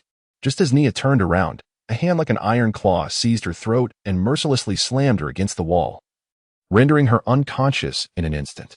"Don't move. If you dare to make a move, I will end her life right here," Count Kroll threatened viciously, his left hand gripping Nia's neck tightly. Tang Nan had aimed his crossbow at Count Kroll but hesitated, fearing for Nia's safety.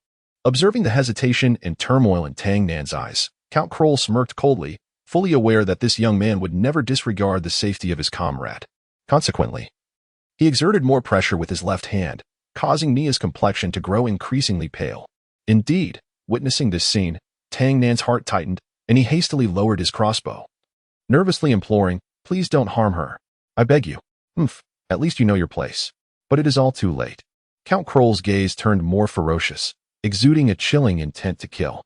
With a sharp crack, the assassin in his grasp ceased to breathe. Subsequently, as though discarding a useless object, he carelessly tossed the corpse into a corner of the room. "No."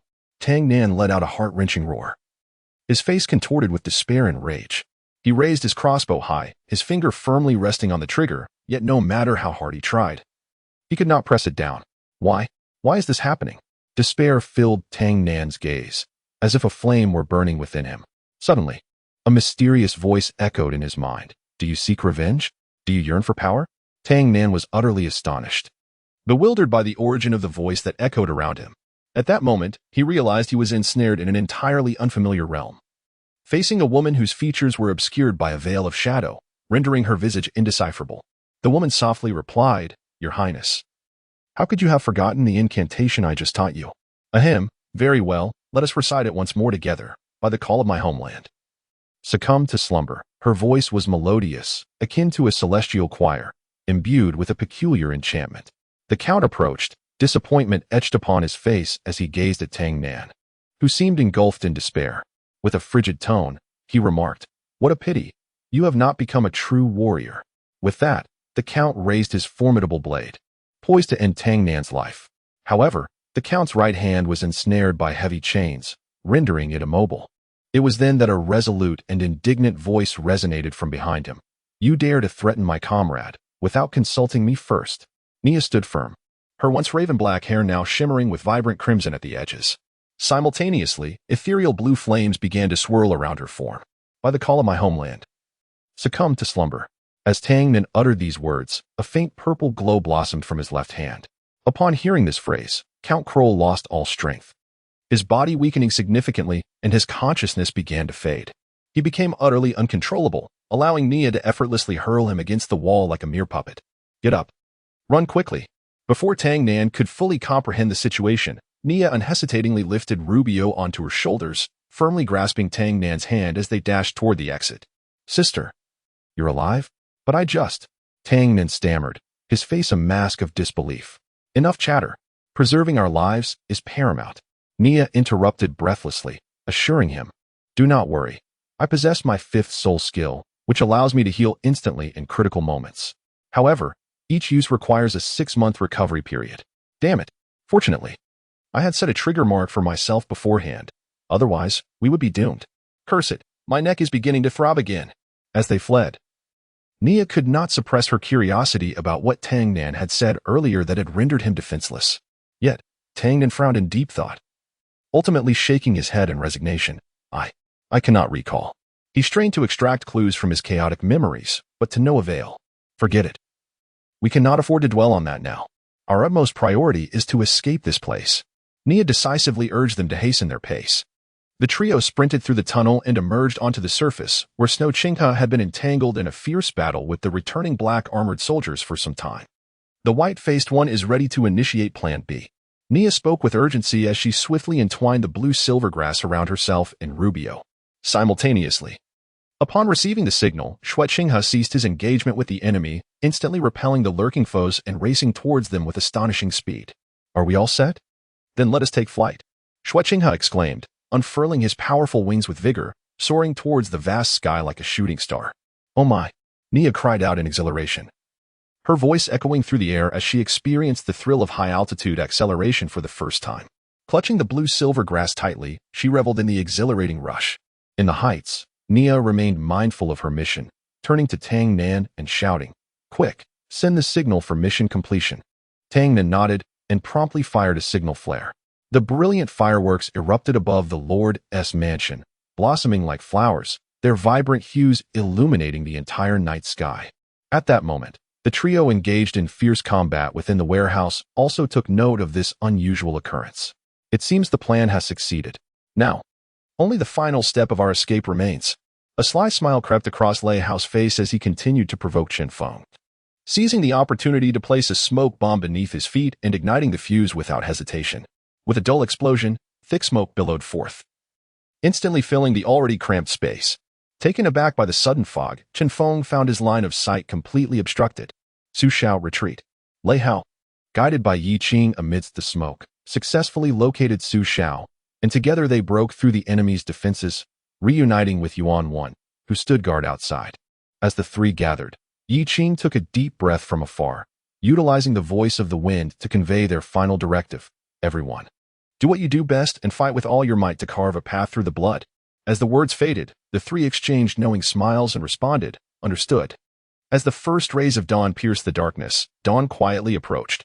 The golden sunlight filtered through the cracks, gently caressing Count Kroll's resolute face, as if softly urging him to awaken from slumber. Slowly, he opened his eyes, his vision gradually clarifying. The first sight that greeted him was his wife, elegantly attired in a delicate nightgown, sitting quietly beside him.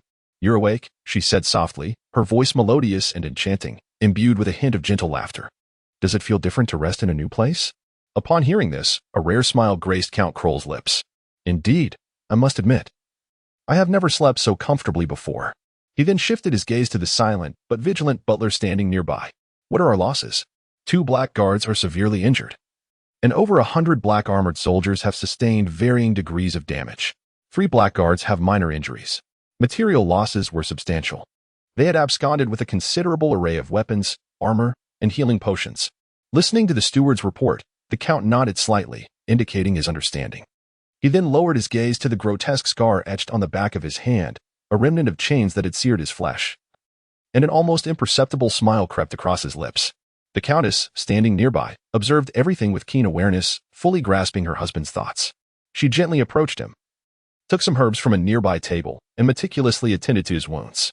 During this process, she could not help but remind him, "You know, you're not exactly young anymore.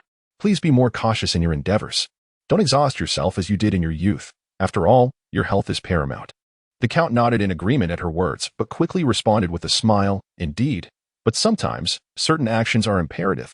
With that, he raised his head, his gaze landing on the cracked ceiling above, a testament to the recent attack.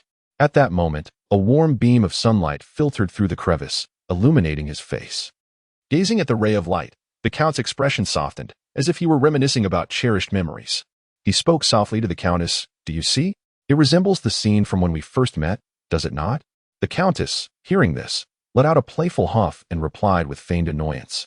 "How can you still remember?" Yet, a trace of joy lingered in her tone. "So, would you like to enjoy a special breakfast here?" "Certainly. Could you add a pinch more salt?" "No, absolutely not." Chapter 31. The anomaly. Ever since Lei Hao and his comrades successfully liberated Rubio from his confinement, the rebel forces had finally begun to find their footing. Upon Rubio's return to the camp, he immediately delivered an impassioned and uplifting speech that reignited the spirits of the previously demoralized soldiers. Subsequently, Yi Qing publicly declared his intention to fully transfer command of the camp to Rubio. This gesture significantly alleviated the tension between the rebels and Lei Hao's group. However, to everyone's surprise, Rubio graciously declined the offer. He solemnly addressed the crowd, asserting, "The rebel forces and the Shadow Guard shall forever remain inseparable comrades." He then extended a sincere invitation to Yi Qing, hoping to serve as his deputy. After careful consideration, Yi Qing, believing this arrangement would facilitate future operations, readily accepted. Thus, the assembly concluded successfully. Following the meeting, Lei Hao and his companions convened an internal discussion. "I never anticipated this. Rubio is quite formidable," Lei Hao exclaimed, his eyes wide with disbelief. He merely uttered a few words, and those people became as energized as if they had been injected with adrenaline. "That's the art of rhetoric. Take your time to learn it, electric rat." Nia, lying on her sickbed receiving treatment, though physically frail, maintained her characteristic banter towards Lei Hao. "Humph, humph, humph." With a disdainful expression, Lei Hao retorted, "How can you even dare to criticize me? Did you not nearly lose your own life as well? I wonder how you will continue to act so arrogantly in the latter half of this year." After speaking, he couldn't resist making a face at Nia. Yet, amidst their banter, Lei Hao found himself pondering. "To be honest, when I first encountered Rubio, I could not discern any connection between him and the commander. Who exactly is he? What grants him such formidable influence?" He began to recall that initial meeting. At that time, the 4 individuals tasked with diverting the enemy's attention had arrived promptly at the camp entrance to join the others. Following this, 7 individuals, including Lei Hao, rushed forward to assess Rubio's condition. "Tang Nan, could it be that this fellow has already perished?" Seeing Rubio lying motionless on the ground, Lei Hao felt a pang of anxiety and quickly turned to Tang Nan for answers. Tang Nan did not respond immediately. Instead, she crouched down to examine Rubio closely before speaking. "He should still be alive. I suspect that the series of complex events from last night, compounded by prolonged malnutrition, has left Mr. Rubio somewhat overwhelmed, leading to a temporary loss of consciousness." As her words fell, Tang Nan gently placed her hand beneath Rubio's nose to confirm his breath. After a brief moment, she exhaled in relief, saying, "Indeed, he is not dead." Suddenly, the seemingly lifeless Rubio's eyes flew open, and he sprang up as if resurrected, swiftly grabbing Tang Nan by the throat, confronting the surrounding crowd. "Who are you? Why have you come to rescue me?" Rubio demanded with an intense glare, his voice strained. In response to this unexpected situation, Yiqing stepped forward, attempting to defuse the tension. "Do not be alarmed. We are the reinforcements you contacted earlier. You are safe now." Upon hearing this, doubt flickered across Rubio's face, yet disbelief sparkled in his eyes. Moments later, he threw back his head and laughed heartily, as if celebrating his newfound lease on life. However, at that moment, "Brother, could you please let me down?" Tang Nan, her throat tightly gripped, managed to squeeze out those words, her face flushed. This utterance jolted Rubio back to reality, shaking him from his joyous reverie. Awakening from his trance, Rubio hastily released his grip. Without support, Tang Nan dropped to her knees, gasping for air. Ha ha ha ha ha. Rubio erupted with hearty laughter, one hand covering his face, though it could not conceal his continuous mirth. After a considerable time, he gradually ceased his laughter and began to tidy his disheveled appearance. At that moment, something unexpected occurred. After this brief grooming, Rubio's entire demeanor underwent a remarkable transformation. He appeared radiant and imposing, exuding an unparalleled aura of confidence. Standing tall with his chest out, he gazed passionately at those around him and proclaimed, "I am Rubio, the current commander of the Hobian City insurgents. I am profoundly grateful for your unwavering support today." As the sun slowly rose in the east, golden rays bathed Rubio, making him resemble a formidable deity of war. While speaking, he extended his hand to the crowd, his gestures exuding grandiosity and ease. "Come, dear friends. It is time to declare the return of the insurgents." Recalling the oath he had just spoken, Lei Hao could not help but chuckle. Things are getting interesting. Yiqing approached and playfully tapped Lei Hao on the head. "Still laughing? Prepare to set off. We have much to do ahead." Within the Lord's manor, a throng of people bustled about, creating a scene of vibrant activity. The office of the Earl was particularly crowded, with individuals continuously entering and exiting, all of whom were there to report to Earl Kroll. Their reports were predominantly concerned with the once-dreaded rebel army. Merely a few days had passed since Rubio's escape. Yet this insurgent group seemed to have resurfaced in various towns surrounding Hobian, emerging like mushrooms after a rain. Elusive and unpredictable, they frequently launched sudden attacks on the local garrison and plundered military supplies with impunity. Faced with a mountain of reports, Earl Kroll appeared somewhat impatient. He furrowed his brow slightly, then disdainfully turned away, casting his gaze out the window. He muttered to himself, "Humph. This unreliable character, having just gained his freedom, cannot wait to cause chaos. He is nothing short of a madman." At that moment, the silent butler suddenly spoke up, "My lord, shall we summon the army to eliminate them?" The Earl shook his head slightly, maintaining his composure as he replied, "There is no need for haste. Let us first ascertain the capabilities of these individuals." Just then, a hastily dressed officer entered the room, approaching the butler with respect and presenting an envelope. "Report, my lord. There is an individual outside claiming to be from the Hall of Martial Spirits, who entrusted me with this letter for you." After delivering his message, the officer stood at attention, awaiting the Earl's directive. With an impassive expression, the Earl accepted the envelope, slowly opened it, and read its contents with care. Upon finishing, a cold smirk crept upon his lips, and he leisurely resealed the envelope. How utterly ridiculous! To think they would underestimate me. With a casual flick of his wrist, the letter fluttered to the corner of the room like a fallen leaf. The atmosphere in the room became thick with a heavy gloom, suffocating in its tension and depression. Silence reigned as all eyes fixated on the Earl seated at the center, each person seemingly fearful of uttering a word or making an inappropriate move. Yet, in the face of this chilling ambience, the Earl remained remarkably composed. He subtly waved his right hand, signaling the officer to withdraw. Once the officer had departed, the Earl turned to the butler and inquired calmly, "What news from the troops in Lion?" The butler responded with deference, "My lord, according to the latest intelligence, they are conducting military exercises in the southwestern region, expected to conclude in 3 weeks." The Earl nodded slightly, indicating his understanding. He then added with a serious demeanor, "Ensure that all information related to the rebel army is thoroughly sealed, especially concerning Rubio's escape. Not a whisper of it must leak." The butler promptly affirmed, "As you command. I shall do everything in my power to ensure the information remains secure." With that, he hastily departed to execute the Earl's order. Meanwhile, the rebel army, after several successful operations, managed to liberate a substantial number of captured insurgents and boldly announced their return to the nearby towns. As the news spread, the previously scattered and concealed insurgents emerged to respond to the call, their numbers swelling to 1,000. The collaboration between Rubio and Yi Qing proved to be harmonious. However, there were moments when their opinions diverged. As the insurgent forces grew exponentially, the pressing challenge of rapidly enhancing the overall combat effectiveness of the troops loomed before them. Just when everyone was lost in contemplation, Rubio boldly proposed a daring suggestion to recruit the notorious bandits and outlaws from the vicinity of Hobian City. He believed that although these individuals were of dubious character, they were seasoned fighters, and bringing them under their banner would significantly bolster the strength of the insurgents. Yet, this seemingly enticing proposal was met with an unequivocal rejection from Yi Qing. With all due respect, Commander, I cannot accept your proposal. She resolutely declined Rubio's suggestion. In her eyes, those outlaws were merely profit-driven opportunists, likely to betray their comrades at a crucial moment. No, Miss Yi. Do you comprehend what we urgently require at this moment? The answer is quite simple: combat power. And you should be well aware of the current state of our forces. Truly experienced combatants are a rarity among us. What we lack most is time. Faced with Rubio's articulate and well-reasoned argument, Yi Qing ultimately relented. Very well. If that is the case, I shall take charge of arranging personnel for negotiations with those ruffians. No need to trouble yourself. I will handle this matter personally. Very well then. I shall promptly inform Lei Hao and the others to prepare accordingly. I can go alone. Upon hearing this, Yi Qing's eyes widened in shock. Staring incredulously at him, her mouth agape yet unable to utter a word. She could scarcely believe her ears. Going alone? Surely, you jest. However, when her gaze met his unwavering and resolute expression, she understood that he was utterly serious.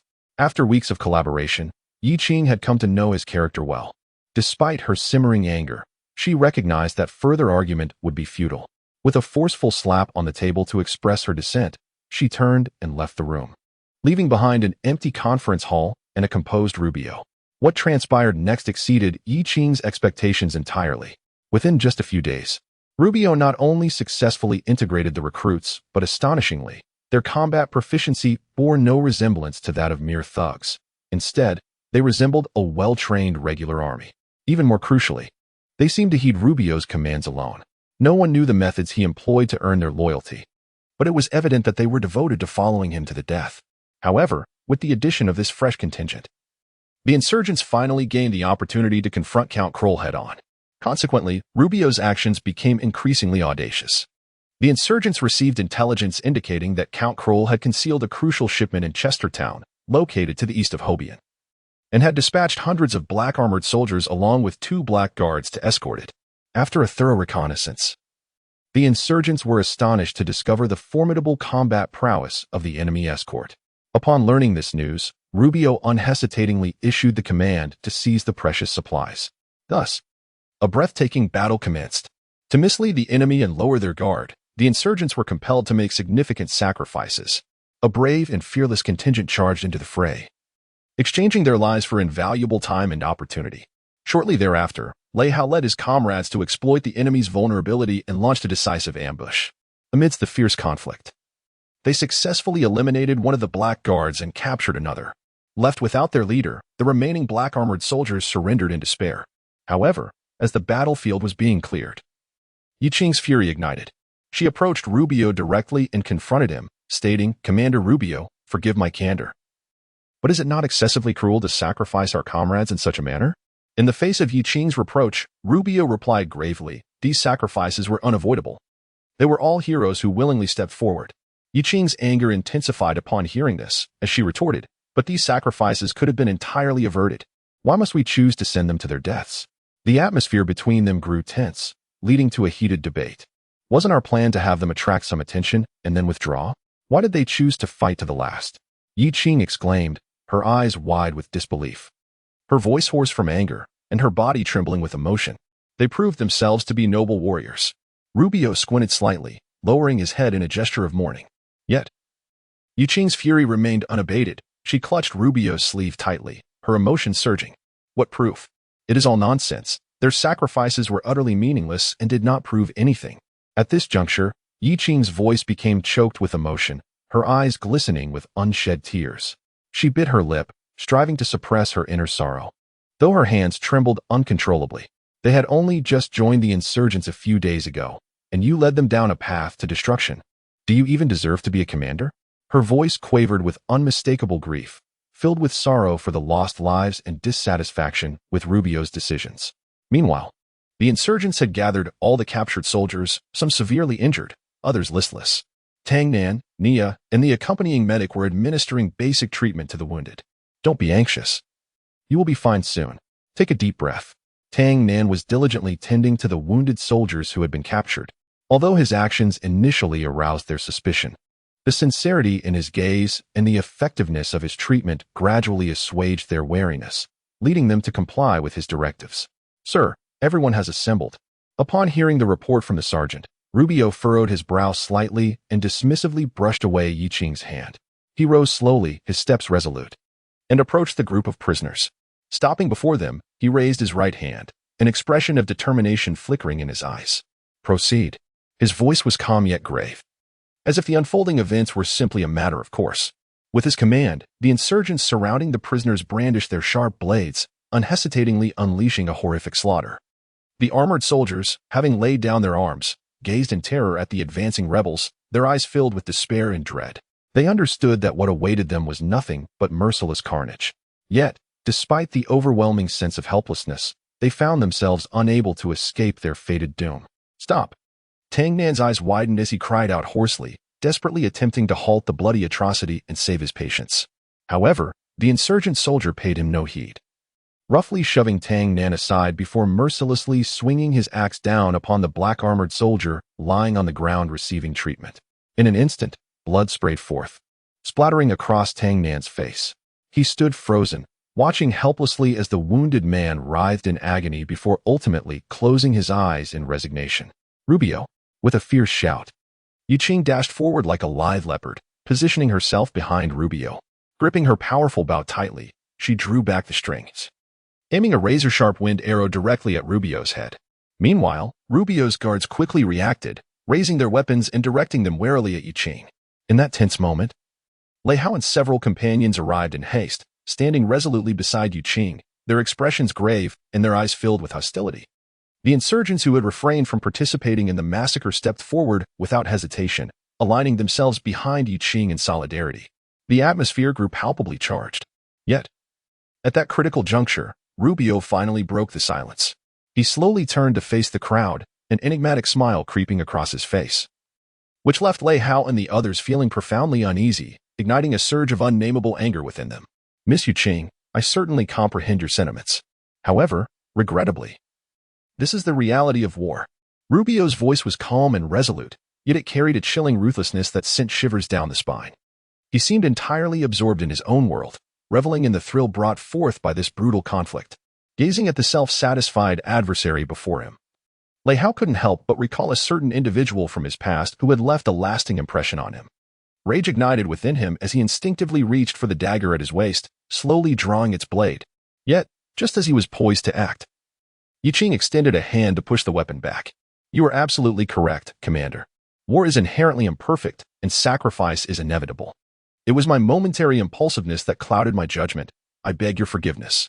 Yi Qing gently lowered his bow, his expression sincere as he bowed his head in apology. Seeing this, Rubio chose not to press further, instead offering a way out. Given the circumstances, there is no need for excessive remorse.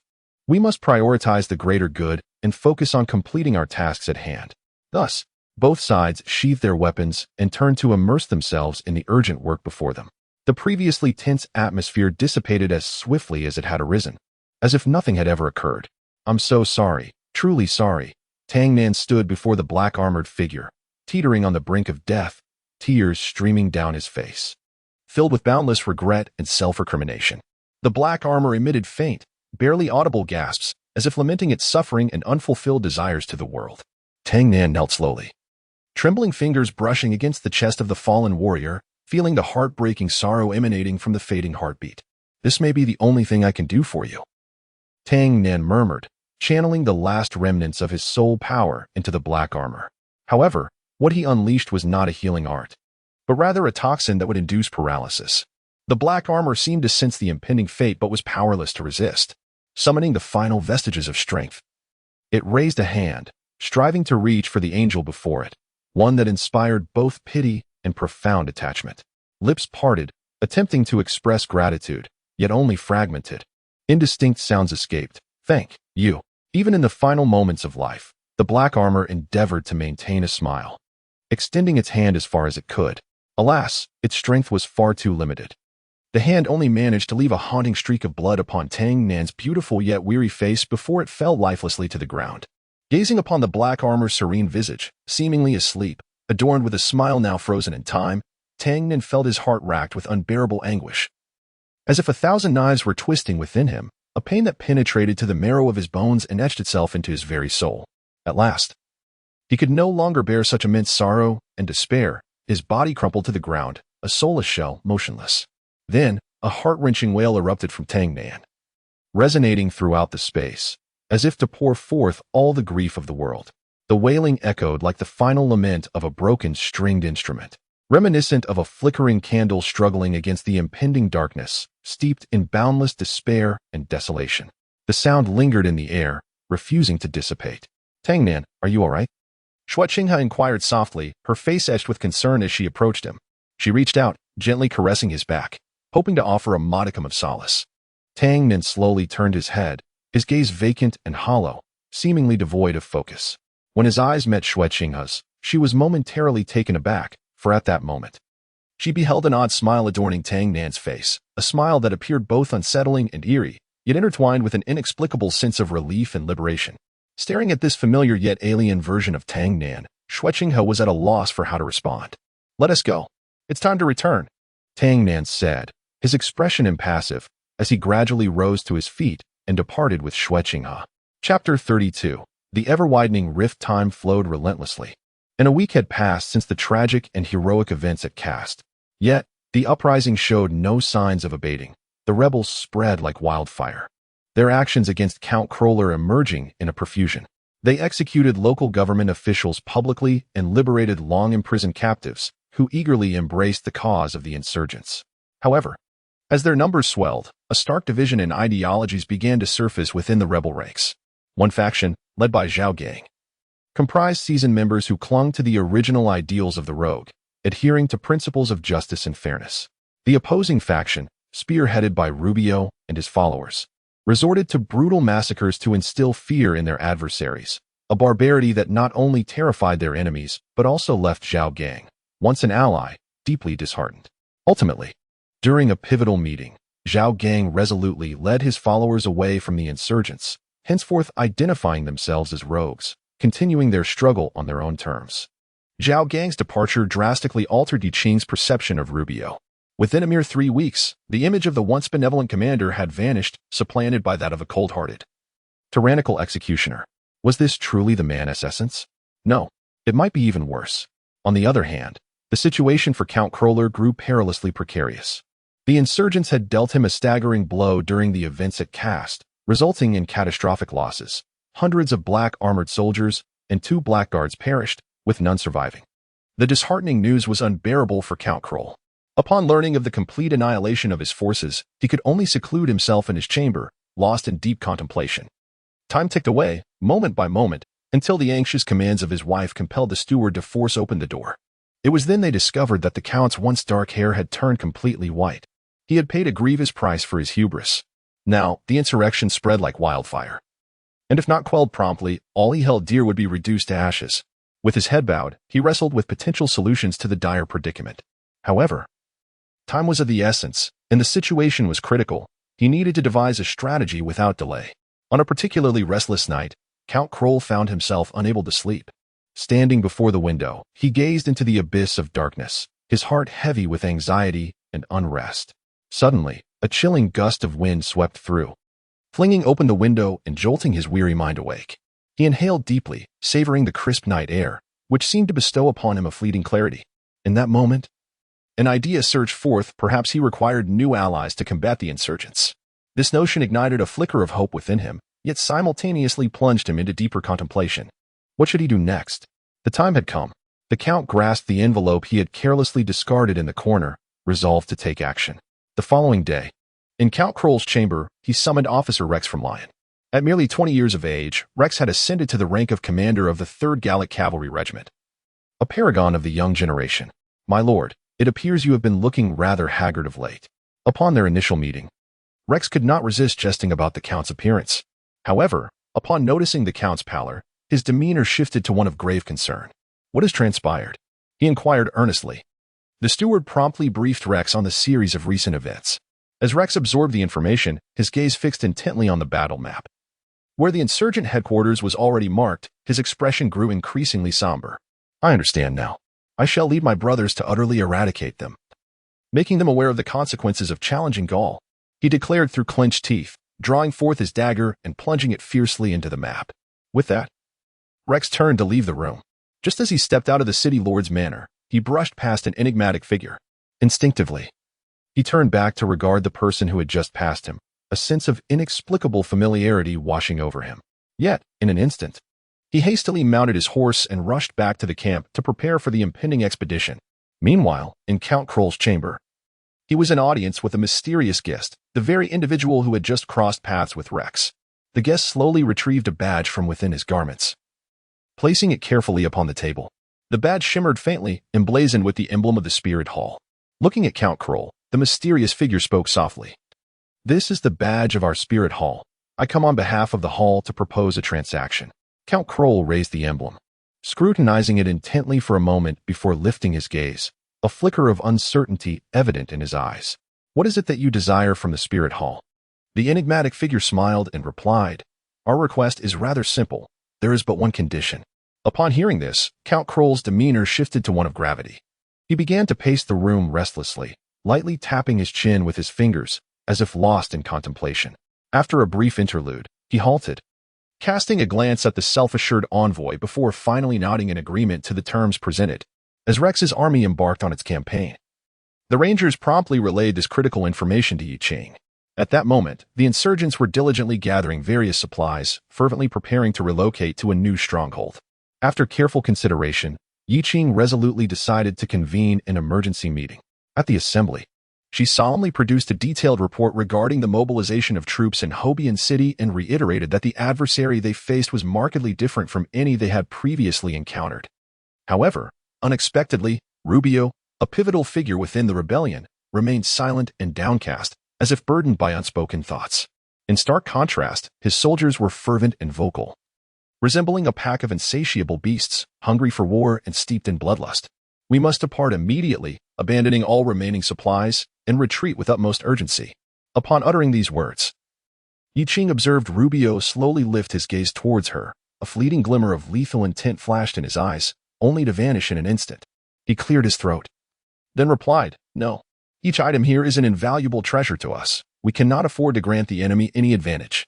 At such a critical juncture, you dare speak of this nonsense? Yi Qing's eyes widened in disbelief and fury as she regarded him. Miss Yi Qing, I implore you to lead your troops in ambushing the enemy, to buy us 2 days' time. This is a direct order. Rubio's tone was unwaveringly resolute, yet his eyes sparkled with an inscrutable light. 2 days? What exactly are you planning? Yi Qing's voice rose an octave, struggling to accept such an unreasonable demand. Yet, in response to her inquiry, Rubio offered no words, merely repeating the command with a serious expression. 2 days, can you manage it? Sensing the ire emanating from her counterpart, Yi Qing recognized her lack of options. Despite her heart being rife with doubts, she had no choice but to acquiesce in the current tense situation. Very well, I understand. I will lead the forces to the best of my ability to hold the enemy at bay, but I require the assistance of your personal guard, Commander. She gritted her teeth, unclenching her tightly held fists. Upon receiving his approval, Yi Qing felt no sense of relief. Instead, a profound disappointment washed over her. She silently turned away from the conference room, her silhouette radiating an overwhelming sense of loneliness. What? After 2 days of ambush, has Rubio gone mad?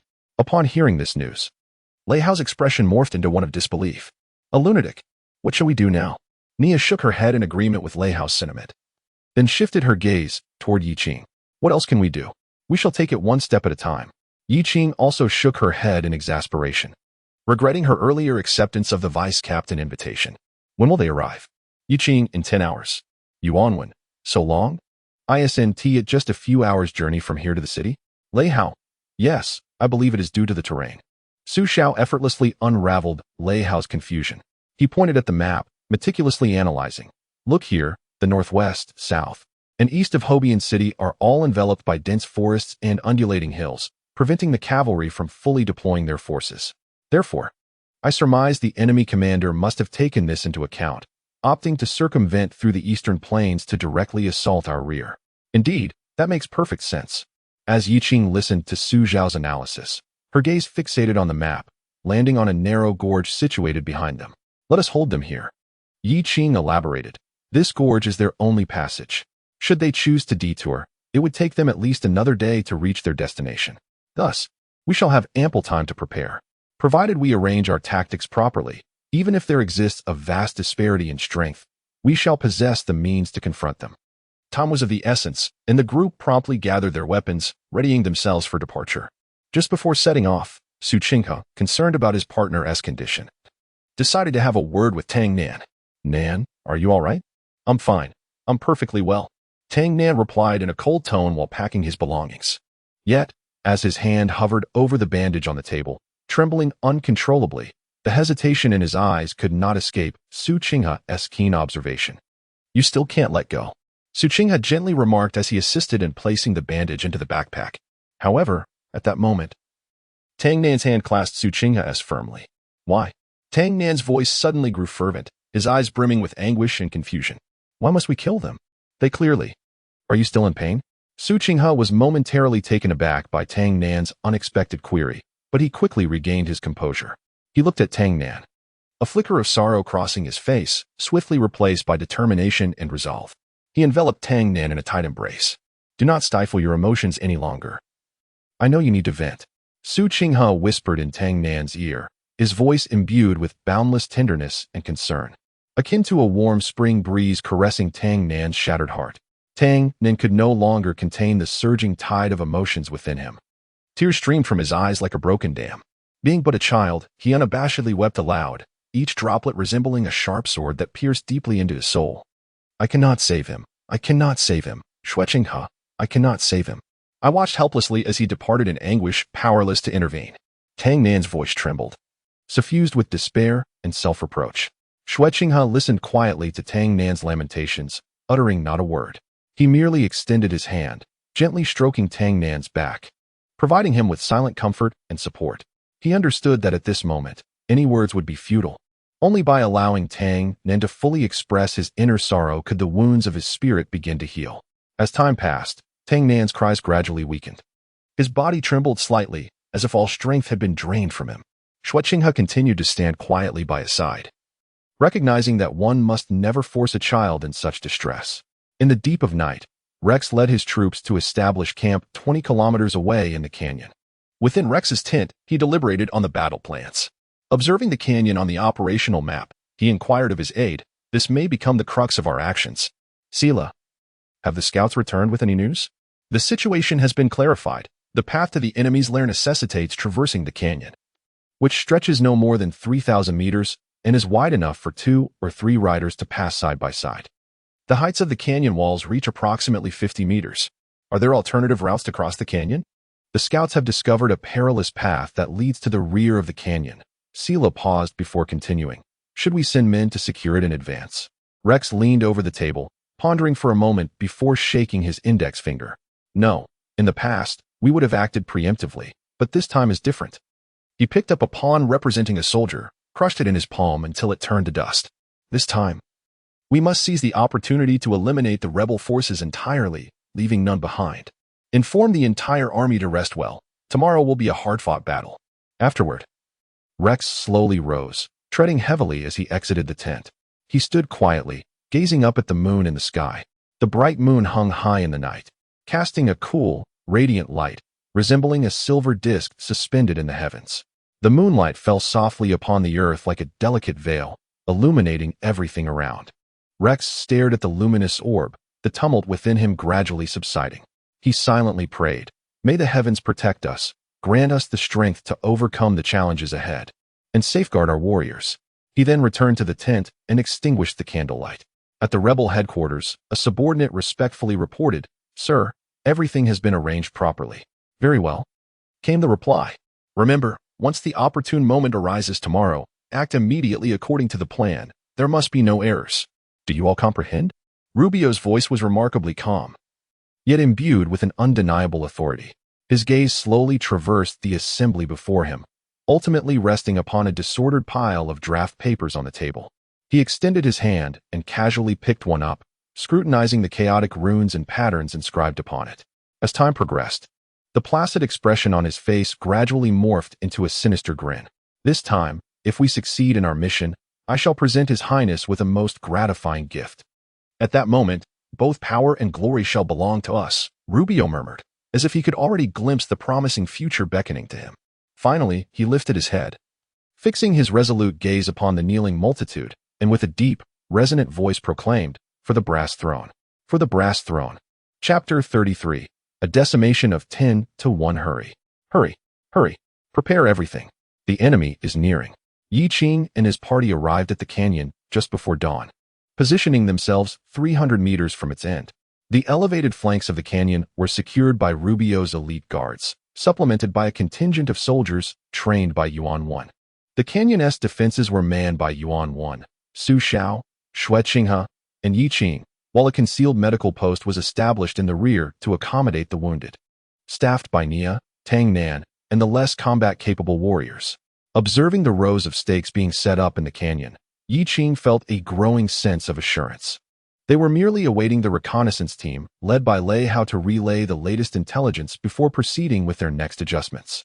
Meanwhile, Lei Hao and several soldiers stealthily approached the vicinity of the Rex military camp. Unexpectedly, one of the team members inadvertently snapped a twig. The sharp crack drawing the attention of the guards. "Who goes there?" The sentinels swiftly aimed their weapons at the rustling bushes, cautiously advancing while calling for their comrades. As more guards converged, the tension in Lei Hao's team escalated. Just then, a clarion call echoed from within the camp, prompting the vigilant guards to abandon their search and return to their posts. That was close. Lei Hao exhaled, sheathing his nearly drawn blade and peering cautiously to assess the situation within. What he beheld left him utterly astonished. "Good heavens!" he exclaimed, for the ranks within were composed entirely of soldiers clad in silver armor. Even the horses were adorned with heavy armor, and the numbers appeared to reach 1,000. Realizing the imminent danger, Lei Hao disregarded all hesitation and promptly chose to lead his team away from the area. Their defensive strategy would require immediate reevaluation. Upon returning to the position and conveying the news to Yi Qing, she too gasped in disbelief. An entire battalion in silver armor, with strict discipline. This cannot possibly be the work of Count Kroll. Silver armor, cavalry. Could it be? Lei Hao, do you remember their banner? As Xue Qinghe listened to Lei Hao's description, a sudden realization struck him, prompting him to inquire about their military banner. After recalling, Lei Hao responded, "A dragon. The emblem is that of a dragon. I now know who they are." Upon receiving this information, Xue Qinghe confirmed their adversaries. "We are to face the proud Gallic Dragon Knights of the Gallic Duchy." Long ago, during the tumultuous period of continental warfare, the Gallic Duchy emerged as a formidable force, rising swiftly to prominence. At that time, the Duke of Gaul, commanding an exceptionally elite cavalry unit, charged through the battlefield, vanquishing formidable foes and expanding vast territories for the Emperor of Tiando. As the fierce conflict came to a close, the Duke graciously accepted the Emperor's rewards and successfully established the Gallic Duchy. Since then, the cavalry has become the cornerstone and steadfast pillar of the duchy. However, it was a protracted and thrilling battle that truly elevated the reputation of the Gallic Dragon Knights. At that time, the Xinglua Empire and the Tiando Empire engaged in a bloody clash on the Irma Plain, where both sides deployed a staggering force of hundreds of thousands on the expansive battlefield. Just as the battle raged on, a deafening roar of dragons erupted from the western flank of the Xinglua troops. Immediately, the Duke of Gaul himself led his formidable cavalry, breaking through the western defenses of the Xinglua Empire with overwhelming force. Following this, like a surging tide, the Empire's main forces surged forward, widening the breach further. Faced with such a relentless onslaught, the Xinglua troops had no choice but to retreat, leading the remnants of their forces off the battlefield in defeat. The Dragon Knights are the elite of the duchy, with their ranks predominantly filled by the offspring of nobility, including even the Duke's own progeny. Xue Qinghe glanced at Yi Qing, hesitating momentarily before speaking. "We should withdraw. To strike a rock with an egg is but a path to destruction." Is that so? Yiqing looked at the others, who awaited her decision. Observing the fierce determination burning within the eyes of those warriors, Yiqing smiled knowingly and resolutely declared, "We shall not retreat. Indeed, in terms of weaponry and combat proficiency, we may not match them, but no one can win indefinitely, even if they are an ace army. So what? We have faced the elite before, have we not? We are indeed fighting against the elite. Absolutely.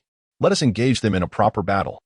The spirits of the crowd were reignited, and based on the information at hand, Yiqing and her companions decided to reinforce the defenses at the canyon center.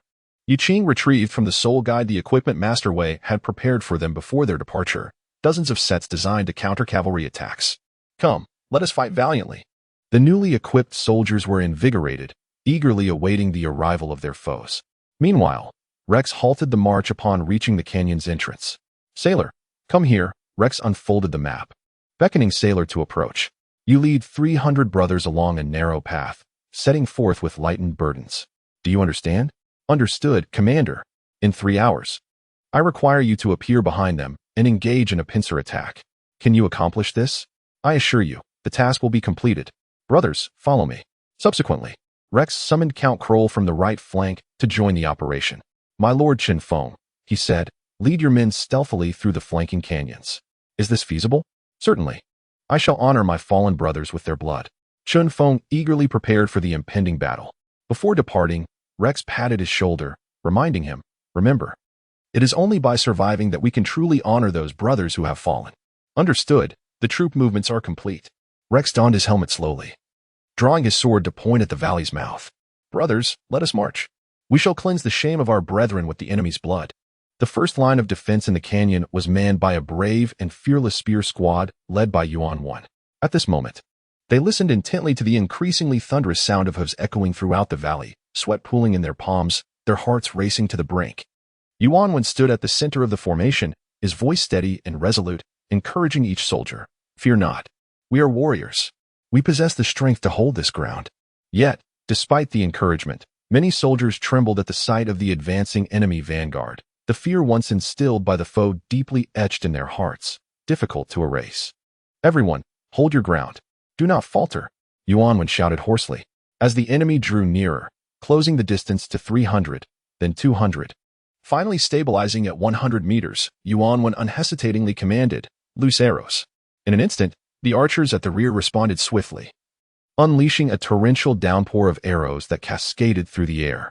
The arrows whistled, producing a crisp, ringing sound. However, for the formidable dragon cavalry, this barrage was merely a light tickle. They raised their shields with ease, warding off the rain of arrows, simultaneously brandishing their sharp lances and charging forward. The warhorses roared, and the knights bellowed, surging towards the defense line with overwhelming force. Yet, this was precisely what Yuan Wan and his soldiers had anticipated. They were well prepared, ready to offer a grand surprise. "Pull!" At the command, 2 soldiers unhesitatingly tightened the ropes in their hands. In an instant, rows of specially designed and crafted caltrops appeared before the dragon cavalry like magic. The cavalry, evidently forewarned, reacted swiftly, yanking on the reins to guide their steeds to leap high, attempting to evade the sudden trap. However, at that moment, the hidden swordsmen on either side seized the opportunity. Launching their ambush like tigers descending from the mountains, they wielded their sharp sabers with unwavering resolve, precisely aiming to strike the legs of the steeds beneath the dragon cavalry. Accompanied by the heart-wrenching cries of the wounded horses, the unfortunate creatures fell to the ground, writhing in agony, causing the once formidable dragon riders to lose their balance and tumble down in disarray. Before the dismounted knights could regain their footing, soldiers swarmed around them, armed with an array of weapons, their eyes gleaming with hatred and determination as they launched a merciless assault on the fallen dragon cavalry. In an instant, the air was filled with the clash of blades and the cacophony of battle cries and anguished wails. Observing their comrades under siege, the dragon cavalry in the rear did not hesitate to raise their crossbows, ready to provide powerful support. However, in that pivotal moment, with a sweeping motion, Yuan Wan summoned the stone walls to spring forth, rapidly sprouting numerous dense stone pillars as if enchanted. These pillars acted as impenetrable shields, effortlessly blocking the arrows shot by the dragon cavalry. Nonetheless, the besieged dragon riders did not surrender easily.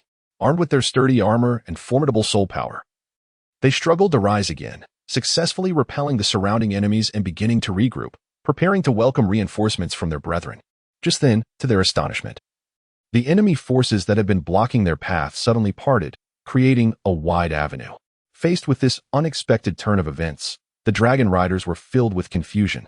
Yet they dared not let their guard down, immediately heightening their vigilance against potential dangers. Before they could fully comprehend the situation, they beheld rows of crossbowmen silently arrayed before them. Formed in pairs, they stood staggered, their crossbows aimed steadily at the heavily armored giants before them. A taut twang of bowstrings echoed, followed by a flurry of crossbow bolts slicing through the air. As the triggers were pulled relentlessly, a veritable rain of bolts descended upon the dragon riders. Initially, the dragon cavalry believed that such weaponry could not breach their defenses. Some even forsook their shields, opting to rely on their armor and soul power for protection. Yet, they had miscalculated. The agonized cries of the dragon riders pierced the air as the bolts, meticulously crafted by the shadow guards, effortlessly penetrated their once proud defenses. Under the deluge of arrows, the vanguard of the dragon cavalry found themselves severely suppressed. The situation had become dire. In the rear, the dragon cavalry were filled with anxiety, desperately yearning to charge forward in aid, but their commander, Rex, resolutely held them back with an outstretched hand. Wait. His deep voice resonated, imbued with an undeniable authority. Sir, if we do not intervene soon, our brethren will perish. A nearby officer exclaimed urgently. However, Rex remained unfazed, calmly observing the battlefield, his gaze fixed intently on the precipice's edge. He awaited a pivotal moment. At last, upon perceiving the long-anticipated signal, he issued the command without hesitation. Dismount. Prepare for the assault. With this directive, the dragon cavalry sprang into action. They nimbly leaped from their steeds, swiftly reformed their ranks, and surged forward with utmost speed. Observing the enemy dismount, Yuan Wen immediately launched a flare skyward. Fireworks erupted in the air, yet the elevated positions on either flank remained unresponsive. What transpired above? There was no time for Yuan Wen to ponder. For Rex had already crossed the tripwire and joined forces with the vanguard. The latter immediately unleashed a denser barrage of arrows, suppressing Yuan Wen's crossbowmen. Subsequently, they formed a shield wall, advancing steadily and resolutely. Yuan Wen could only lead his soldiers into a brutal melee against the enemy. As the fierce battle raged on, the casualty figures of the insurrectionists climbed alarmingly, a source of profound sorrow. These valiant warriors, though fueled by fervent zeal and unwavering conviction, found their courage waning in the face of the disciplined, fully armed, and well-trained dragon cavalry. Under Rex's command, the dragon cavalry displayed exceptional tactical acumen, operating in cohesive units. They coordinated seamlessly, each group functioning like a finely tuned machine, providing mutual support and flanking one another. This close-knit collaboration significantly enhanced their combat efficacy, rendering it exceedingly difficult for the enemy to exploit any vulnerabilities. The insurgents found themselves in a precarious position, their assaults easily thwarted while suffering devastating losses. Despite their courageous resistance, they were gradually pushed back by the relentless onslaught of the dragon cavalry, their lines yielding ground as mere hours passed. In a bid to secure precious time for himself and his troops, Yuan Wen resolutely made a daring and crucial decision to confront Rex head-on. Gripping his razor-sharp spear tightly, he raised his sturdy shield high and leaped forward, like a meteor ablaze with indomitable spirit, charging into the ranks of the dragon cavalry, aiming directly for their commander, Rex. In the face of this unforeseen turn of events, Rex exhibited extraordinary calmness and perceptive insight. Upon witnessing the enemy commander daringly infiltrate his ranks alone, he merely blinked, instantly comprehending his adversary's intent. Without hesitation, he raised his gleaming spear, precisely targeting the oncoming Yuan Wen. Meanwhile, the surrounding soldiers, understanding the gravity of the moment, swiftly parted to create a spacious arena for the impending duel between the two commanders. A confrontation that would determine the battlefield's fate commenced. Yuan Wen and Rex stood a short distance apart, locked in a fierce stare, their gazes igniting sparks in the air between them. The tension of battle permeated the air, heralding an imminent clash of ferocity. In that moment, both combatants sprang into action, dashing forward like arrows released from a bow. Their long spears sliced through the air with a sharp whistle, as if intent on tearing apart the very atmosphere. Yuan Wen initiated the assault, wielding his spear with the swiftness of a gale, charging towards Rex with immense force. The spear tip glimmered ominously, each swing imbued with power and velocity. Rex, however, was unfazed by Yuan Wen's onslaught. He deftly sidestepped, artfully evading the attack. In a seamless motion, he retaliated with a thrust of his own, akin to a lightning bolt streaking across the sky, aimed directly at Yuan Wen's vital points. Yet, Yuan Wen reacted with remarkable speed, leaping backward just in time to evade the strike of Rex's spear. Unyielding, he pressed forward once more, his spear dancing through the air like a wandering dragon. His movements were fluid and instinctive, each technique laden with profound intention as he sought to exploit any vulnerability in Rex's defense. Rex, equally resolute, gripped his spear tightly, employing his exceptional skill to parry each of Yuan Wen's advances. His defense was impenetrable, allowing no openings for Yuan Wen to exploit. After several rounds of intense exchange, both fighters distanced themselves, panting as they regained their breath and composure, preparing for the next bout. Swift resolution. Yuan Wen bellowed, activating his martial spirit. Instantly, a thick layer of armor enveloped him, radiating a formidable aura. Meanwhile, 5 resplendent spirit rings shimmered behind him. Without hesitation, he unleashed his second spirit ability, Earth's Might, which significantly enhanced his defensive capabilities and control over earth elements by 30%. He then employed his 4th spirit ability, Heart of Earth, further augmenting his strength and offensive power by an additional 15%.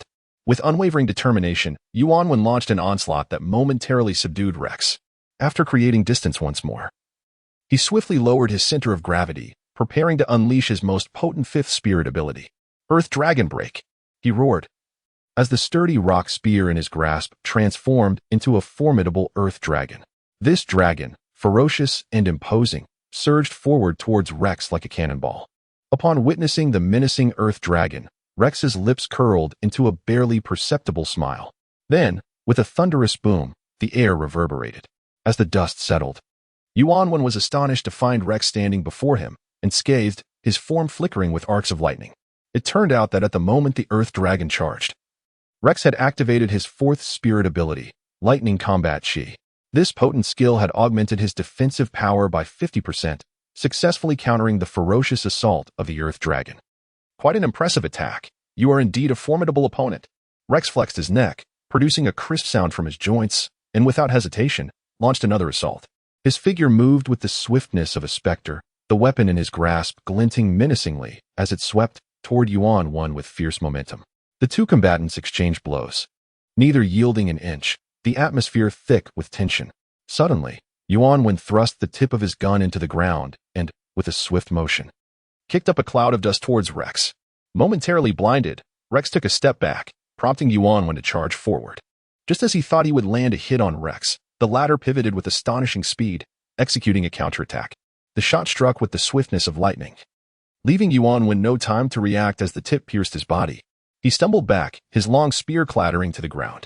Rex gazed at Yuan Wen, a hint of triumph illuminating his face, while Yuan Wen clutched his wound, his eyes reflecting a mix of resentment and helplessness. How careless.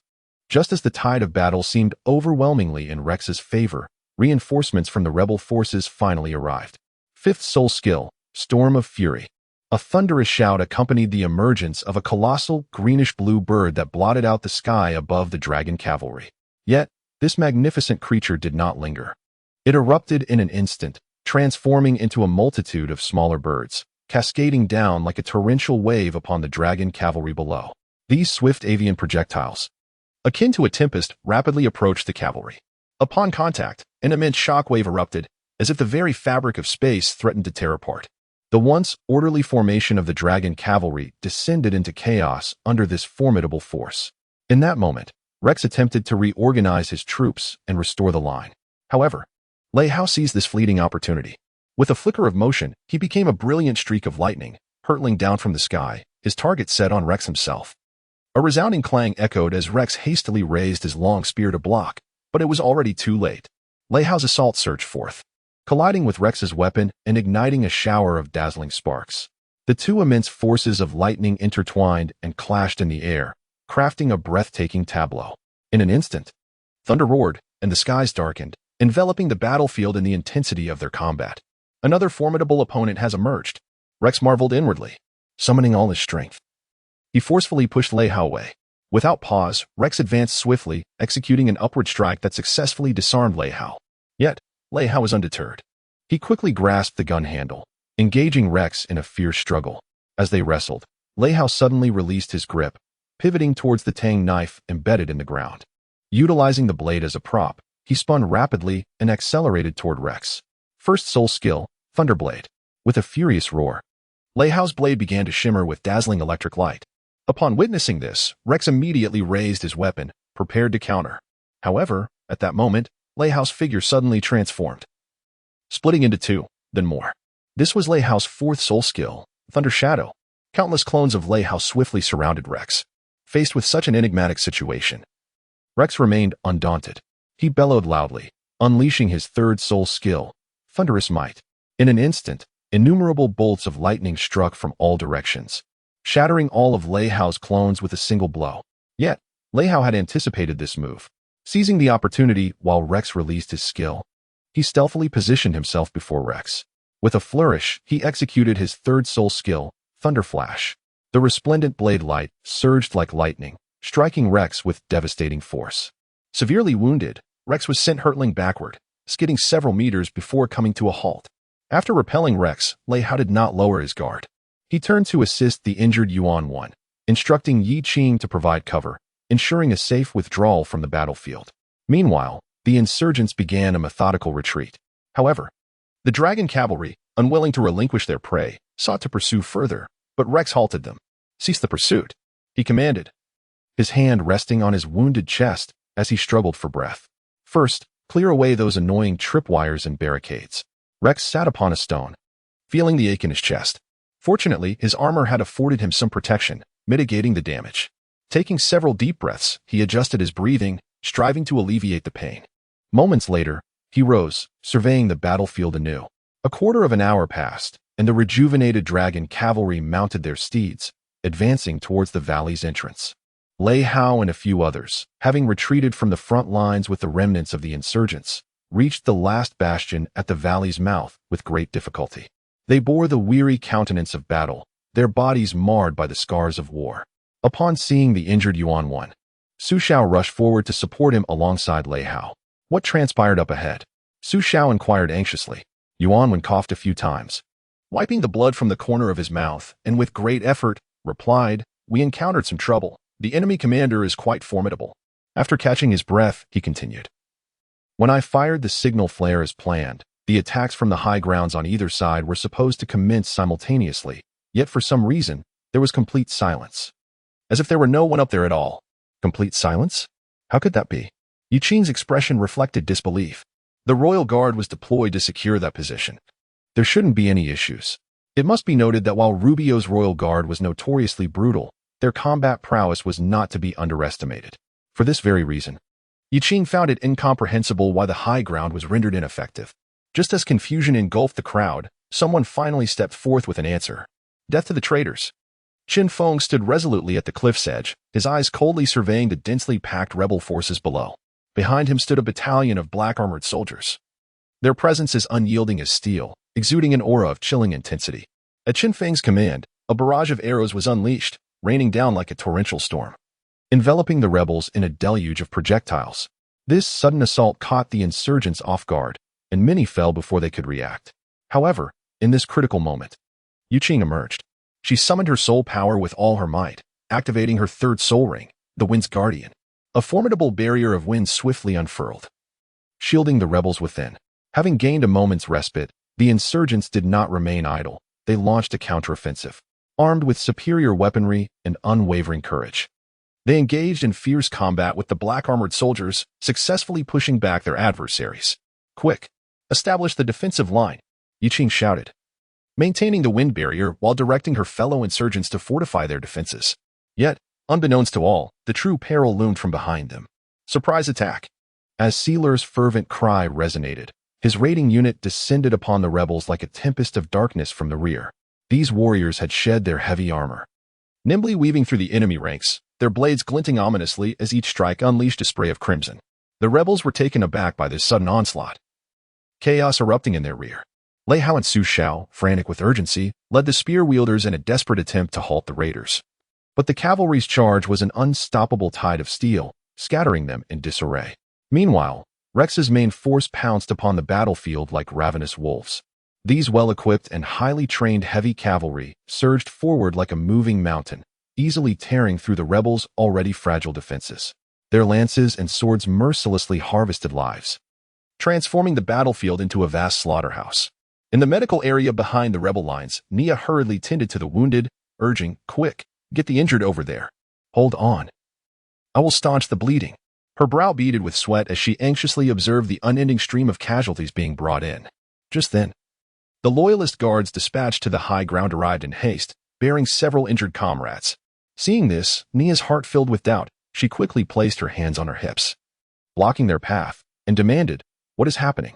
Should you not be standing by at the high ground? Why are you here?" Confronted by Nia's probing inquiries, the members of the royal guard bore expressions of bitter dismay. One among them replied, "We were ambushed by the enemy. The highland position has fallen. Commander Yi Qing has ordered us to seek reinforcements." What? Upon hearing this news, Nia's countenance shifted dramatically, clearly unable to maintain her composure. Without a moment to discern the veracity of the information, she resolutely made her decision. She turned to Xue Qinghe and the remaining reserves, exclaiming, "The situation is dire. Everyone follow me to the battlefield at once." With that, she led the charge, swiftly guiding the group towards the tumult of war. Meanwhile, within the medical zone, silence reigned, interrupted only by Tang Nan and a few military medics diligently tending to the wounded. Just as they were engrossed in their tasks, the royal guard began to unveil their long-concealed true nature. These members of the guard approached the medics with the stealth of phantoms, their actions swift and sinister, catching everyone off guard. As one medic focused intently on a patient, a glinting blade suddenly emerged from behind, ruthlessly slicing across his neck. The unfortunate medic had no time to react, his eyes widening in terror as he instinctively clutched at his gushing throat. With an agonizing gasp, he collapsed to the ground, the light of life fading away, all occurring so swiftly that the others barely had time to sound the alarm. Amidst this chaos, Tang Nan remained devotedly engaged in treating a severely injured soldier. Completely absorbed in his work, he remained oblivious to the lurking peril. As he completed the dressing and breathed a sigh of relief, he suddenly noticed that the patient seemed to have something to convey. "Is the wound treated? Do you wish to tell me something?" Tang Nan inquired, puzzled by the soldier's expression. Yet, just as he turned to ask, a colossal hand, akin to a specter, reached from behind, swiftly covering his mouth with a cloth. Tang Nan instantly sensed something was amiss, struggling against his captor. However, inexplicably, his body grew exceedingly heavy, and drowsiness enveloped him, unwillingly closing his eyes and slipping into unconsciousness. On the front lines, the curtain of slaughter unfurled, and the stench of blood thickened in the air like a suffocating fog, tightening hearts and making breath difficult. The rebel soldiers fought valiantly, resisting with unwavering courage. Yet against such formidable foes, their struggle seemed futile. In this moment of despair, a group of brave rebels chose not to retreat but to huddle closely together, forming an unbreakable last line of defense with their very bodies. Alas, this fleeting moment of hope was short-lived. In the blink of an eye, the line composed of flesh and blood was heartlessly shattered by the dragon cavalry. The morale of the rebels plummeted to the depths of despair. On the battlefield, the severely injured Lei Hao and his comrades endeavored with all their might to hold the line, but as casualties mounted, their defenses began to waver, teetering on the brink of collapse. To make matters worse, Yi Qing's soul power had been entirely depleted, and the barrier sustained by that power dissipated as well. In the distance, the reinforcements clad in black armor seized the opportunity to once again suppress the few crossbowmen within the rebel forces who posed a threat to the dragon cavalry. At this moment, Chen Feng led a contingent of black-armored soldiers, uniting the three factions to encircle the rebels completely. Exhausted, Yu Qing slumped to the ground, watching as a cavalryman charging toward her was toppled by the arriving Lei Hao. She observed Yuan when still valiantly supporting his comrades nearby. She heard Lei Hao shouting in her ear, "Don't give up. Yu Qing, reinforcements are here." With a fierce roar, Nia unleashed her fourth soul skill, the Fiery Storm. High above, she released her full arsenal, as countless searing fireballs rained down upon the dragon cavalry and the black guards, as if intent on turning them to ashes. Simultaneously, Xue Qinghe led the last reserve troops, bursting forth from the rear of Seal like a surging torrent, delivering an unexpected blow to the enemy. The already tense situation became increasingly intricate as both sides were embroiled in a chaotic melee. Rex, seeing the enemy reinforcements, felt a tightness in his chest and immediately accelerated his assault. He wielded his weapon with valor, charging into the enemy ranks in an attempt to find an opportunity for a breakthrough amidst the turmoil. On the high ground, the Rangers arrived just in time, providing robust support to the rebels.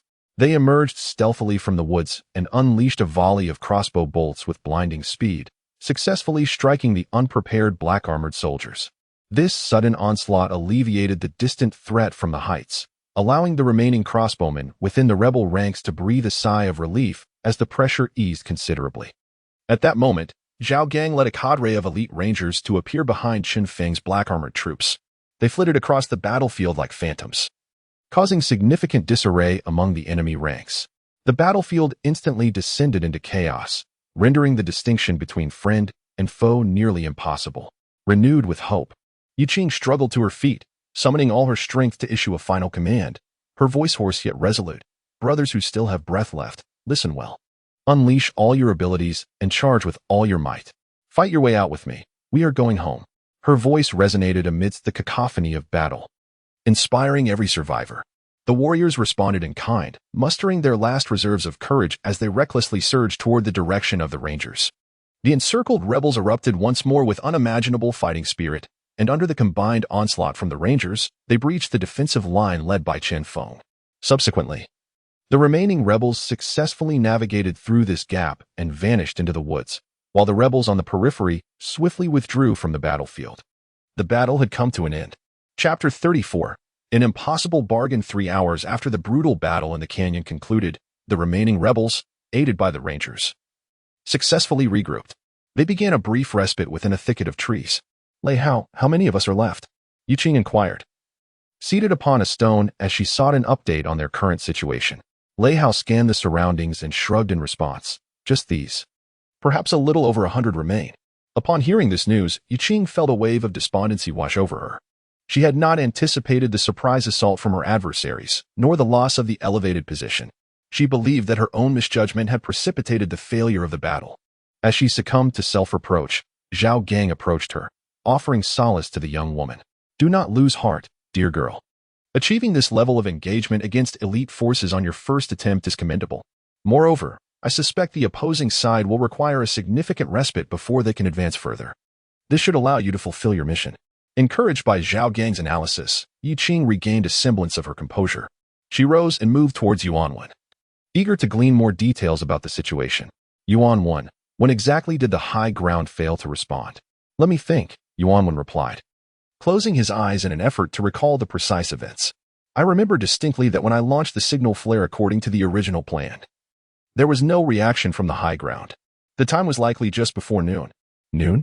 Nia, who was tending to Yuanwen's injuries, reacted with disbelief, inadvertently increasing the pressure of her ministrations, causing Yuanwen to flinch in pain. That is impossible. They had already retreated by the afternoon. Those fellows? Yiqing felt a twinge of confusion upon hearing this. It was Rubio's personal guard. When they withdrew, they explicitly stated that Yiqing, had requested their assistance, which is why I led the reserve team into action without hesitation. Nia's voice dwindled as her conviction faltered. I have not seen them since the last pre-battle meeting. There is no way this could have been my command, Yiqing thought, her mind swirling in chaos. She slowly seated herself upon a stone, attempting to reorder her thoughts. Perhaps my arrival was ill-timed, a light, cheerful voice chimed, as a petite figure gracefully descended from above. Following this, a vividly colored bird alighted softly upon Yiqing's shoulder. It's you? Yiqing recognized the voice and felt a surge of surprise. The owner was none other than Miss Celius from the Shadow Guard's intelligence division. Did you come for an urgent matter? Yiqing inquired hastily. Correct.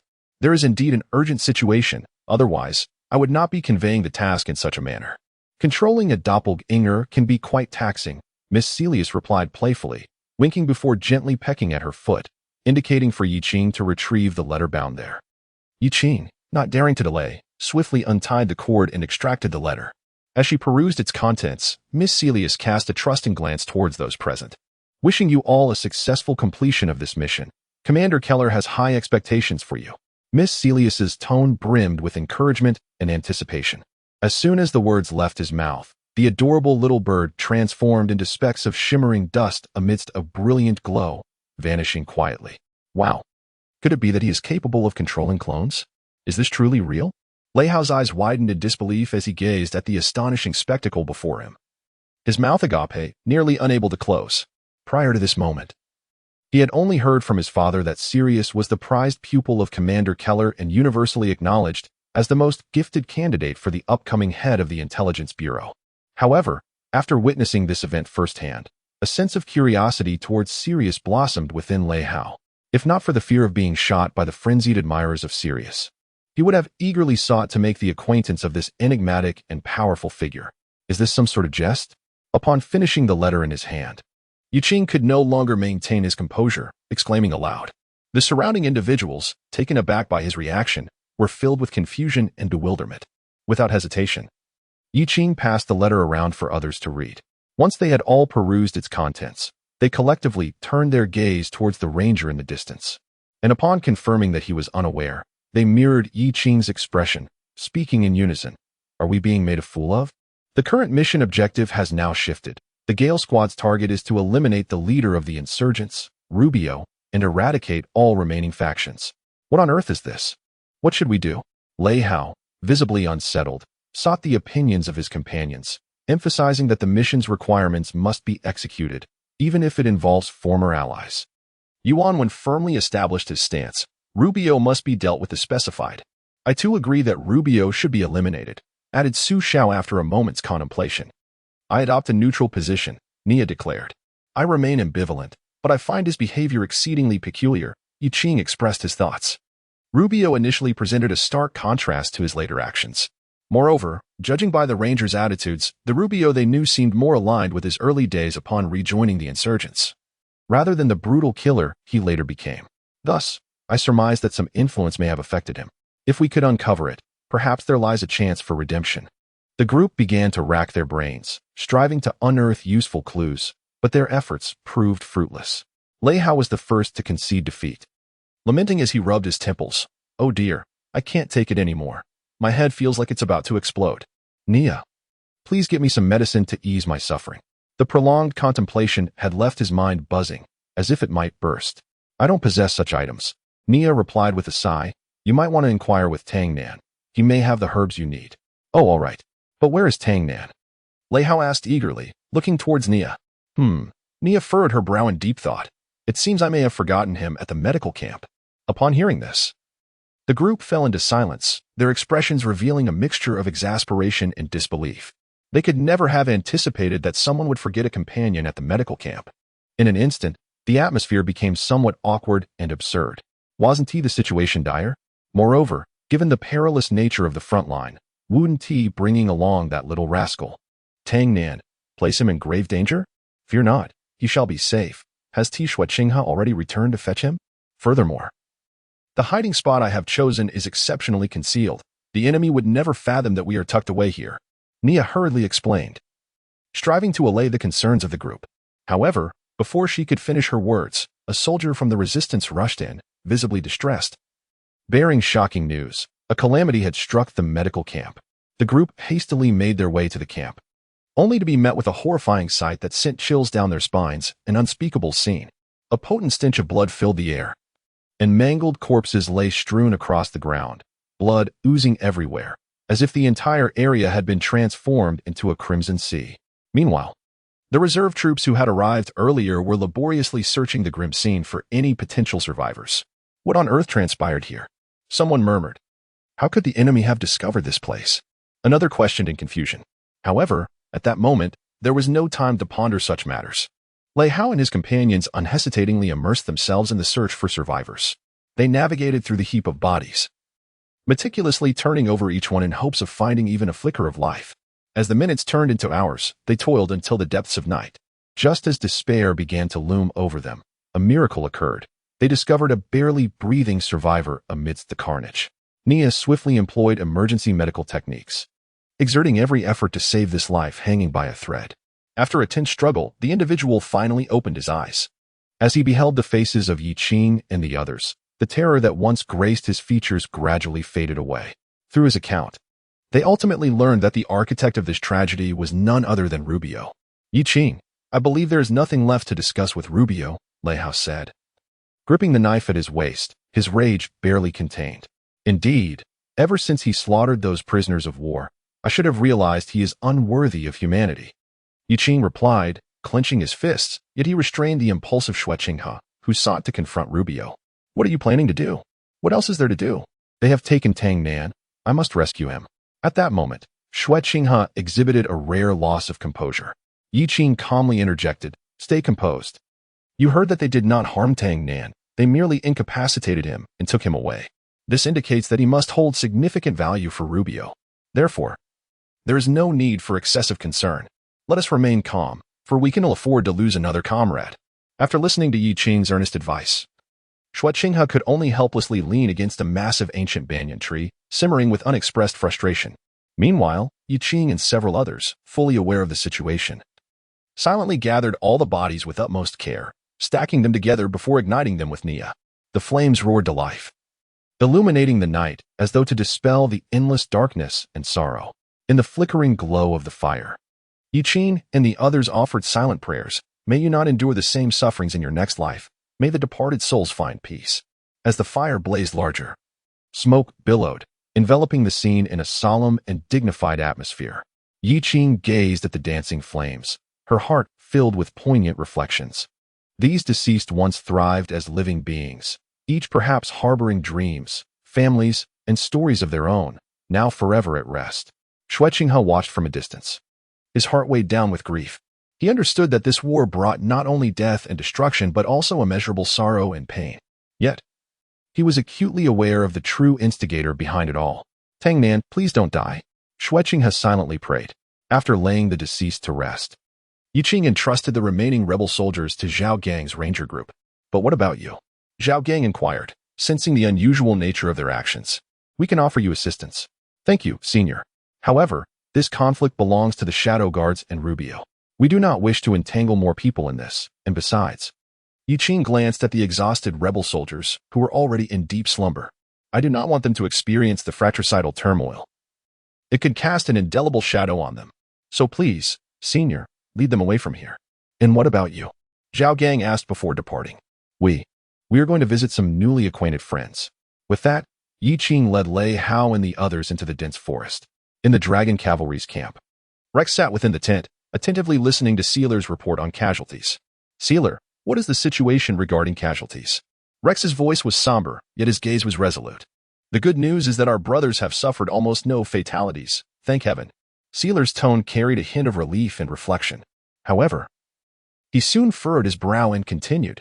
The bad news is that most of our brothers are wounded, and some of the injuries are quite severe. The enemy's angles of attack were particularly cunning, striking precisely at our armor's vulnerabilities. It is worth noting, though, that the strength of their weapons was not particularly formidable. Based on the estimated number of enemy corpses on the battlefield, they likely incurred losses of nearly 1,000 men. Additionally, Count Kroll's forces also suffered heavy casualties, losing about 1/3 of their strength. Furthermore, our scouts have successfully reached the enemy's headquarters and discovered they have already relocated. What should we do next, Commander? Please advise. Rex nodded slightly, indicating his approval of Seela's report. After a brief silence, he spoke slowly. Well, in that case, let us momentarily set aside the pursuit. Allow the troops to rest for a day to recuperate. After this battle, I believe the rebels have suffered a significant blow, and their morale is severely diminished. It will likely take them several months to recover. Just as Rex was speaking, a sudden, sharp pain seized his chest, causing him to furrow his brow. Commander, what is wrong? Seela inquired, noticing Rex's discomfort with concern. It's nothing. Rex raised a hand to indicate he was fine. Yet his tightly knitted brows revealed that the wound had indeed inflicted considerable harm. That commander was quite formidable, had I not been clad in armor. I might have met my end that very moment, Rex mused with a light chuckle of relief. He then turned to call out behind him. What is it that you wish to hear, gentlemen? No sooner had he spoken than Lei Hao and the others appeared behind Rex, understanding his cue. Seela, upon witnessing this, immediately drew his sword and positioned it before Rex. Do not be tense, Seela, Rex reassured him with calm composure. They are merely here to engage in conversation. Look, they carry no weapons, so relax. With that, Rex leisurely lifted his teacup and took a delicate sip. Seela, still somewhat skeptical, sheathed his sword and quietly stepped back behind Rex. So, what is it you wish to discuss, gentlemen? Rex inquired with an air of tranquility, a subtle smile gracing his lips. as if everything was well within his control. "We have come to discuss a collaboration. There is a deal that I wonder if you might find intriguing," the visitor stated directly. "Oh, how peculiar. Just during the day? We were locked in a life-and-death struggle on the battlefield, and now you come to propose a partnership at night?" Rex burst into laughter at this unexpected proposition. Yet he refrained from immediately declining, instead gesturing for them to continue, curious to see what tricks they had up their sleeves. "We will assist you in eliminating Rubio. In return, you must spare those warriors who surrendered to you. What do you think?" Upon hearing this, Rex gazed contemplatively at the flickering candlelight, his eyes darting with thought. After a moment's reflection, he replied, "If you truly can accomplish this task, then I shall agree to the terms you have proposed. However, I suspect you still require our assistance in dealing with his subordinates, correct?" "Indeed," came the unwavering reply. "Very well, then I accept this deal. Henceforth, you may confidently proceed with your plans. After one day, simply inform me of their precise location, and we shall take care of the rest. May our collaboration be fruitful and pleasant," Rex stated with a sense of satisfaction. To a successful partnership. Ray Hao and his companions exchanged few words before vanishing like phantoms into thin air. "Commander, I harbor some concerns," said Siler, preparing to voice his apprehensions. However, Rex interjected. "You fear this may be a trap, do you not?" Siler nodded silently. Observing this, Rex offered a reassuring smile, gently patting his shoulder. "Rest assured. This time it shall not be a snare." "How can you be so certain?" Siler inquired, puzzled. "Because I sense no malice in their tone. Moreover, with their prowess, they could easily have eliminated us without the need for negotiations. Furthermore, I noticed a familiar face among them." "A familiar face?" Siler probed with curiosity. "Indeed.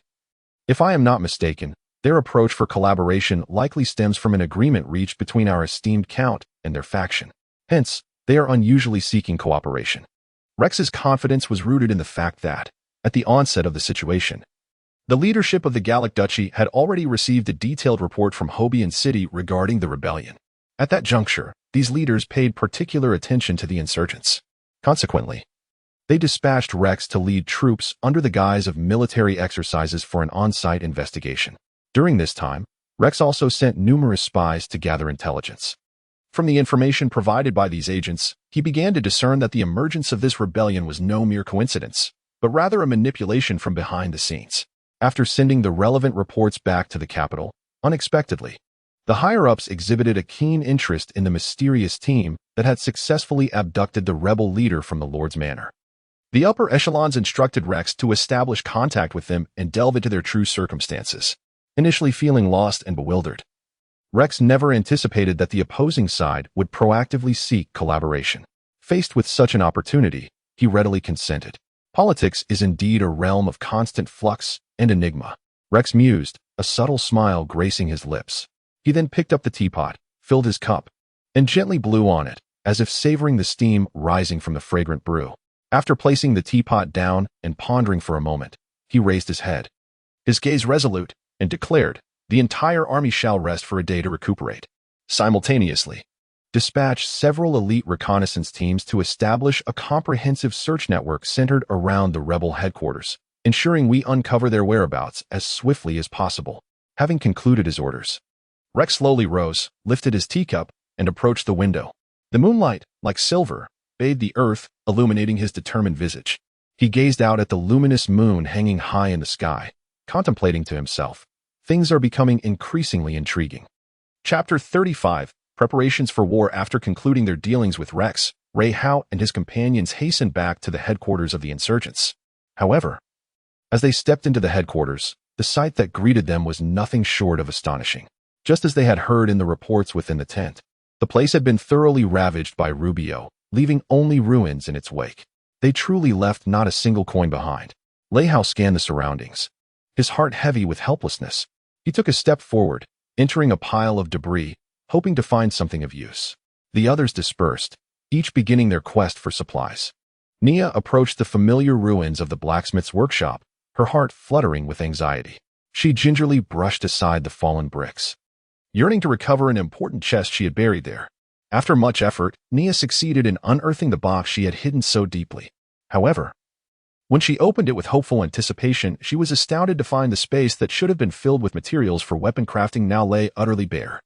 This sudden turn of events caused Nia's expression to darken. Damn it, are these people part hound? I buried this chest so discreetly, and yet they found it. Nia muttered under her breath, her anger boiling over. She felt a wave of frustration and disappointment, for these materials were crucial to her. Yet, after a meticulous inventory, a sly smile crept across Nia's face. However, it seems this group isn't particularly bright, she mused. Although most of the materials were missing, a few key items remained intact. Without hesitation, Nia extracted the remaining materials from the chest and stood up to examine the integrity of the entire workshop. Meanwhile, Lei Hao and Yiqing arrived at the threshold of Rubio's room. Taking a deep breath, Lei Hao lifted his foot and kicked the door with force. With a resounding crash, the door burst open, and a wave of darkness surged forth from within. Immediately, a swarm of black bats erupted from the shadows, charging towards Lei Hao. The sudden onslaught took him by surprise, prompting an outburst. What the hell, that bastard Rubio? What kind of trick is this? The two cautiously entered the room, discovering an unusual level of tidiness. The furniture was meticulously arranged, and the books on the shelves were neatly ordered. Even the potted plants by the window were lush and vibrant. Lei Hao's eyes widened in disbelief as he surveyed the scene. Goodness, is this truly the room of a madman? It feels no different from that of a normal person, he muttered to himself, filled with curiosity. Lei Hao approached the bookshelf and randomly pulled out a book. As he flipped through the pages, he noted the dense annotations and detailed comments written alongside the text. These signs unequivocally indicated Rubio's diligence and focus while reading this book. Closing the book, Lei Hao turned to Yiqing, his eyes brimming with astonishment. Do you think this guy might be suffering from split personality?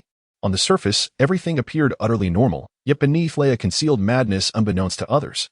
Yiqing shot him a silent glance of exasperation before turning to continue her search for clues elsewhere. Observing her departure, Lei Hao, understanding the situation, returned the book he had been holding to its rightful place. However, as he was placing the book back, he suddenly noticed one that seemed rather peculiar. Driven by curiosity, he reached out and pulled the book outward. In an instant, the entire bookshelf trembled violently as if triggered by some hidden mechanism. Subsequently, the bookshelf began to shift slowly, revealing a concealed passageway hidden within the cellar. Who would have thought you had such a knack for finding things? Yiqing remarked playfully. Upon hearing this, a hint of pride crept onto Lei Hao's face as he chuckled in response. Hee, indeed. Watching Lei Hao bask in his own satisfaction, Yiqing felt a sense of gratification swell within her, unable to suppress a slight smile as she gently praised, well done. The compliment made Lei Hao's smile blossom even more brightly, akin to a flower in full bloom. Without a moment's hesitation, the two resolutely stepped into the cellar. The air inside the cellar was thick with a musty, decaying scent, and the dim light cast an oppressive atmosphere. Navigating through this dark and damp space, they persevered until, at long last, their efforts bore fruit, and they uncovered the elusive manuscript of Rubio. A flicker of excitement ignited in Yiqing's eyes as she eagerly picked up the manuscript for a closer inspection. Moments later, she lifted her gaze, her eyes sparkling with exhilaration and joy, and called out to the others, I believe we should share this with everyone. With that, she darted out of the cellar like a gust of wind. Noticing her haste, Lei Hao quickly followed suit. Once they had gathered everyone, Yiqing cautiously handed the manuscript to the others. They encircled her, their curiosity piqued as they examined the enigmatic pages. The manuscript was densely filled with text, detailing not only Rubio's subsequent plans, but also bizarre, indecipherable runes. Faced with the chaotic script, the group's comprehension was significantly hampered. They devoted a considerable amount of time meticulously deciphering the content, word by word. After much effort, they finally discerned the location of their new encampment hidden within the lines. To their astonishment, this place was situated approximately 50 kilometers away. Having pinpointed the enemy's exact position, a heavy weight lifted from Yiqing's heart. She resolved to relay this crucial information to Rex promptly, ensuring appropriate preparations and deployments could be made. At that moment, Su Xiao quietly picked up one of the manuscripts and began to murmur to herself, seemingly having discovered something intriguing within its pages. Demons descend upon the earth, and the world is engulfed in fear. In this chaotic hour, I beseech your arrival to wield the power of annihilation and reshape the order of the world. May the wings of the demons stir a tempest, sweeping sin and terror across the land. With your fury, incinerate all that is beautiful, allowing the shadows of despair to envelop all beings. Let the curse of demons descend upon the world, shattering the hopes and dreams of humanity. At this juncture, Su Xiao's expression transformed drastically, as if he had encountered a profound calamity. His gaze brimmed with anxiety and trepidation, and beads of perspiration began to form on his brow. He swiftly sought out Yi Qing and entrusted the manuscript into her hands. I propose we must embark at once. Su Xiao's tone was laced with urgency, as if time were the essence. Upon receiving the manuscript, Yi Qing immersed herself in its contents, her brow furrowing with every word she absorbed. It was evident that she recognized the significance and immediacy of the information contained within. She promptly inquired of Nia regarding the status of their equipment collection. Nia, what have you found? Yi Qing's voice conveyed a sense of urgency. As Nia responded, she meticulously arranged the gathered materials upon the table. The collection was scant. They had nearly exhausted the majority of the ore, yet curiously, the raw materials for gunpowder remained untouched. I cannot fathom why this is the case, Nia expressed, a hint of perplexity in her tone. She then elaborated on the items displayed: saltpeter, sulfur, some leftover ore, and other necessary components for crafting explosives. This revelation was undoubtedly a boon for Lei Hao and the others. Without hesitation, they commenced the manufacture of gunpowder. Here, Xue Qinghe, take this. Yi Qing handed a pistol to Xue Qinghe. Wow, is this a firearm? Xue Qinghe examined the weapon closely, marveling at its exquisite design and sleek contours. The barrel was cylindrical, elongated, and smooth, glistening with a metallic sheen, adorned with intricate carvings or inscriptions. A newfound admiration for the piece began to blossom within him. Yi Qing then instructed him on its usage. Align your eyes with the sight, aim, and pull the trigger. It is akin to archery. She placed her hand gently on the back of Xue Qinghe's hand, guiding him in the operation. Fire. At Yi Qing's signal, Xue Qinghe accurately struck the designated mark on the wooden pillar. Upon achieving his first hit, he erupted with childlike exuberance, leaping with joy, his face radiant with a brilliant smile. Now, let me teach you how to reload, she continued. Under her guidance, Xue Qinghe swiftly mastered the handling of the firearm. Observing his rapid acquisition of the skill, Yi Qing couldn't help but silently commend him. Recalling Uncle Yang's advice in his letter that she could entrust the gun to him, he possesses quite the talent. She mused inwardly as the sun gradually descended. Lei Hao and his companions finalized their equipment upgrades. Soon, they would ensure that those scoundrels would come to know their wrath. The consequences of angering the Shadow Guardian. Chapter 36. The ceremony when chaos descends upon the world, order shall dissolve into mere phantoms. As Yi Qing led her comrades into fierce combat with the Dragon Knights in the gorge, Rubio's insidious plot quietly unfurled. He stood before the entrance of the headquarters, anxiously awaiting satisfactory news from his subordinates. Time passed slowly, each minute stretching like an eternity. Finally, Rubio could no longer restrain himself and lifted his gaze toward the setting sun. At that moment, his subordinate appeared within his line of sight. My lord, the subordinate said respectfully. Have you brought the person I requested? Rubio inquired impatiently. Indeed, he is here, the subordinate replied, gently placing the unconscious Tang Nin on the ground. Excellent. You have performed admirably. As per my instructions, you have cleared the enemies from the position before those fellows arrived, correct? A hint of pride tinged Rubio's voice. Yes, my lord. Not a single one was left alive, the subordinate responded promptly. Then, what of the situation with the doctor? Rubio continued to probe. Aside from this lad, everyone else has been executed, leaving no survivors, the subordinate replied succinctly. Upon hearing the report, a subtle smile crept upon Rubio's lips, and he nodded in satisfaction. Take him to the vehicle, he commanded before leading his insurgent forces towards the newly designated headquarters location. By the time the rebels arrived at their new headquarters, the night had deepened into an inky darkness, and the clock had silently struck midnight. As this weary yet spirited army settled, Rubio wasted no time in summoning all senior commanders for an urgent assembly. Esteemed colleagues, I must regretfully announce a distressing piece of news. Rubio's expression turned grave, and his tone somber, as if bearing the weight of immense sorrow, yet a cunning glimmer flickered in his eyes.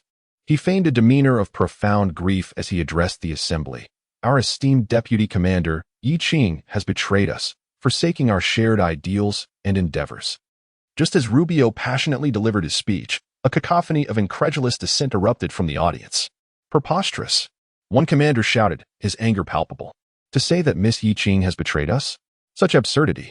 Indeed, there is no basis for such claims. How can one hastily assert such things? Another chimed in. Humph. It is likely your own heart that harbors treachery. More commanders rose in protest, their emotions aflame with indignation, fervently condemning Rubio's unfounded accusations. These commanders, well acquainted with Yi Qing, understood her character and loyalty. They could not accept such baseless slander and resolutely demanded that Rubio provide a reasonable explanation. In a moment, the venue erupted into a cacophony of voices, with fervent debates echoing throughout as the generals clamored for Rubio to present irrefutable evidence to substantiate his claims. In the face of their vehement protests, a subtle smirk emerged at the corners of Rubio's mouth, betraying a sinister and self-satisfied glee. It was as if he had anticipated this moment, secretly reveling. Finally, the day has arrived. This chaos played perfectly into his hands. Attack! With a single command from Rubio, his loyal confidants sprang into action like ravenous wolves, swiftly drawing their weapons. They unleashed merciless strikes upon their unsuspecting comrades. The sudden assault caught the generals off guard. Some attempted to retaliate, but their efforts were in vain, merely prolonging their lives by a few fleeting moments. Amidst the intertwining of bloodshed and violence, time inexorably marched on. Half an hour later, Rubio had nearly completed the purging of the insurgents. The once vibrant and hopeful camp had transformed into a somber silence, the ground soaked with blood. All who dared oppose him were either captured as prisoners or executed publicly as a grim warning to others. Rubio stood amidst the pool of blood, gazing with satisfaction at the scene before him. His eyes glimmered with a mix of madness and cruelty, as if the lives before him held little significance.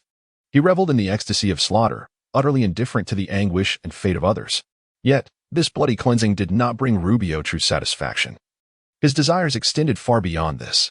Not enough, far from enough. With one hand pressed against his face, he laughed maniacally, his features contorting in a twisted expression. Within him burned an inferno of insatiable longing, an endless desire gnawing at his very nerves like a venomous serpent. Simple murder could no longer satiate his insatiable appetite. He yearned for a pure, unblemished, and flawless soul. Unable to contain the tumultuous emotions swelling within him, Rubio staggered into the basement that had long been prepared. At that moment, his trusted subordinates were meticulously arranging the ceremonial site according to his elaborate design. Meanwhile, the central figure of this nefarious ritual, Tang Nan, lay quietly in the center of the array, resembling a precious offering. Rubio slowly crouched down, his gaze betraying an unhealthy obsession as he gently caressed Tang Nan's lifeless face. As if admiring a rare treasure. "My lord, everything is prepared." One subordinate respectfully presented a dagger inscribed with mysterious runes.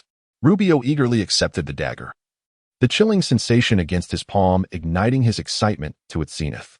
His hand trembled with exhilaration, a strange flush creeping onto his cheeks.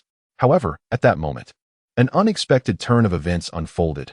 Tang Nan, who was supposed to remain in a deep slumber as per the plan, unexpectedly awoke. They had never anticipated that Tang Nan's body had developed a resistance to sedatives long ago. My head aches terribly. What on earth is happening? Tang Nan groggily opened his eyes, only to be startled by the realization that his hands and feet had been tightly bound without his knowledge. At that moment, Rubio took note of Tang Nan's awakening. He exhibited not a trace of surprise. Rather, he felt a sense of quiet satisfaction. For him, it was far more fitting that Tang Nan experience this sacred moment while fully conscious. "Noble sir, are you thoroughly prepared to embrace the exhilarating, yet unknown and miraculous new life that awaits?" Rubio approached Tang Nan with elegant and resolute strides, a mysterious smile gracing his lips, his gaze piercing as he focused intently on the young lad before him. Tang Nan was utterly bewildered by the sudden proclamation, his mind awash with doubt and confusion. He widened his eyes, attempting to glean some insight from the expression and tone of his interlocutor, yet he found himself at a complete loss. Just as he began to process the unfolding situation, an astonishing turn of events transpired. Without warning, a glint of cold steel flashed in Rubio's hand, and in a blindingly swift motion, a razor-sharp dagger plunged mercilessly into Tang Nan's heart. "What?" Tang Nan's eyes bulged in disbelief as he gazed at the dagger embedded in his chest, an excruciating pain radiating throughout his body. A hoarse gasp escaped his throat, and his body trembled involuntarily. In that moment, he finally comprehended the calamity that was about to befall him, yet it was far too late. Blood surged forth from his beating heart like a torrent unleashed, flooding every rune in a vivid crimson, as if heralding the commencement of a gruesome sacrificial rite. Rubio chanted incantations, reciting a mysterious and ancient prayer. The demons descend upon the earth, casting the world into terror. In this chaotic moment, I beseech your arrival, to wield the power of annihilation and reshape the order of existence. May the wings of the demon stir a tempest, sweeping sin and fear across the land. Burn all that is beautiful with your wrath, shrouding all beings in the shadow of despair. Let the curse of the demon befall the world. Shattering the hopes and dreams of mankind as the incantation echoed, the once-dull runes began to shimmer, emanating a disquieting radiance. Soon after, Rubio's loyal followers emerged like phantoms, ruthlessly dragging forth several incapacitated soul masters, prepared as sacrificial offerings for this sinister ritual. These once mighty soul masters had now become victims of this malevolent ceremony, their blood pooling upon the ground, converging into the runes. With each drop of blood infused, the magical array blazed with a dazzling brilliance, akin to the most resplendent stars in the night sky. However, this luminescence was short-lived, as a startling transformation soon ensued. All the blood, as if drawn by an invisible force, began to reverse its flow towards the epicenter of the array, where Tang Nan was ensconced. An ever-growing mass of blood coalesced into a colossal sanguine sphere, enveloping Tang Nan within, resembling a massive cocoon woven from blood. Within this sanguine chrysalis, Tang Nan appeared to lose consciousness, suspended silently in midair. His body, drenched in blood, rendered his once pale visage eerily grotesque. The surrounding air was thick with the pungent scent of blood, inducing a sense of nausea. Outside the blood cocoon, Rubio and his followers observed with bated breath, their eyes glinting with madness and anticipation. At this moment, the first light of dawn began to rise, piercing the inky darkness of the night. As the sun's initial rays cascaded upon the earth, the shadows gradually receded, and the world began to awaken. Time was running short for Lei Hao and his companions. Chapter 37. A dream that must awaken eventually. Rise and shine, brother. Her familiar and melodious voice, akin to a gentle spring, softly flowed into Tang Nan's ears, tenderly rousing him from his deep slumber. Slowly, Tang Nan opened his drowsy eyes and, through the haze, discerned a figure standing at the foot of his bed. Sister, what brings you here? As Tang Nan rubbed his bleary eyes, a look of bewilderment crossed his face. Just as he was grappling with his confusion, Sister Xiaowu gracefully approached the window and, with a swift motion, pulled the curtains open. The first rays of morning sunlight poured into the room, enveloping it in a warm glow. Bathed in the resplendent light, Xiaowu stood vibrantly, resembling a blooming flower. Her bright, expressive eyes sparkled with radiance, and her lips curled into a dazzling smile. Rise and shine. The sun's already kissed your backside, she cheerfully exclaimed, her tone imbued with a touch of warmth. Before Tang Nan had the chance to react, Sister Xiaowu had already resolutely extended her hand, pulling him from the warmth of his cozy bed. Hurry up. Third brother has prepared breakfast and is waiting for you, she urged incessantly, leaving Tang Nan with no choice but to exit his room, utterly bewildered. As he stepped out of his door, he caught sight of his brother emerging from the kitchen, carrying a steaming plate of freshly made breakfast, the enticing aroma wafting through the air. Witnessing this scene, Tang Nan's drowsiness dissipated significantly, and his stomach began to grumble. Good morning, Nan. Did you sleep well? Good. Good morning, elder brother. After Tang San arranged the breakfast, he casually removed his apron and draped it over the back of a chair. With a smile, he called out to Tang Nan, come and enjoy the meal. Upon seeing the lavish spread on the table, Tang Nan's jaw dropped in astonishment, rubbing his sleepy eyes. He pointed at a steaming bowl of soup on the table, which was exuding an enticing aroma, and curiously inquired, brother, when did you learn to make soup? It smells delightful. Tang San, feeling a touch of embarrassment, scratched his head and was about to stammer an explanation. However, at that moment, a familiar and melodious voice resonated from the direction of the kitchen. What's the matter? Are you dissatisfied with the soup I prepared? There appeared Xiao Shui, gracefully emerging from the kitchen, still clad in her immaculate white attire, with an apron tied around her waist that mirrored Tang San's, further enhancing her adorable charm.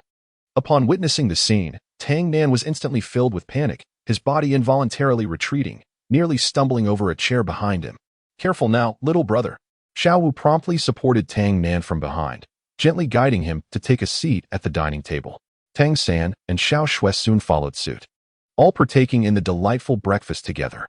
During the meal, while others were engrossed in their dining, Tang Nan's gaze remained fixed upon Xiao Shui. Is there something on my face? Xiao Shui noticed his attention and turned to him with a questioning look.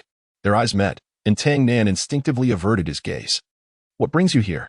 His inquiry amused Xiao Shui, and Xiao Wu, seated beside her, explained, have you forgotten, dear brother? Xiao Shui is our housemate. Our housemate? Tang Nan echoed, surprised. Indeed, We rent this place together with Xiao Shui. You were the one who suggested it." As his sister elucidated, Tang Nan began to reminisce. Yet he was astonished to find he had no recollection of such an arrangement. Suddenly, his vision blurred, the scene before him shrouded in a suffocating darkness.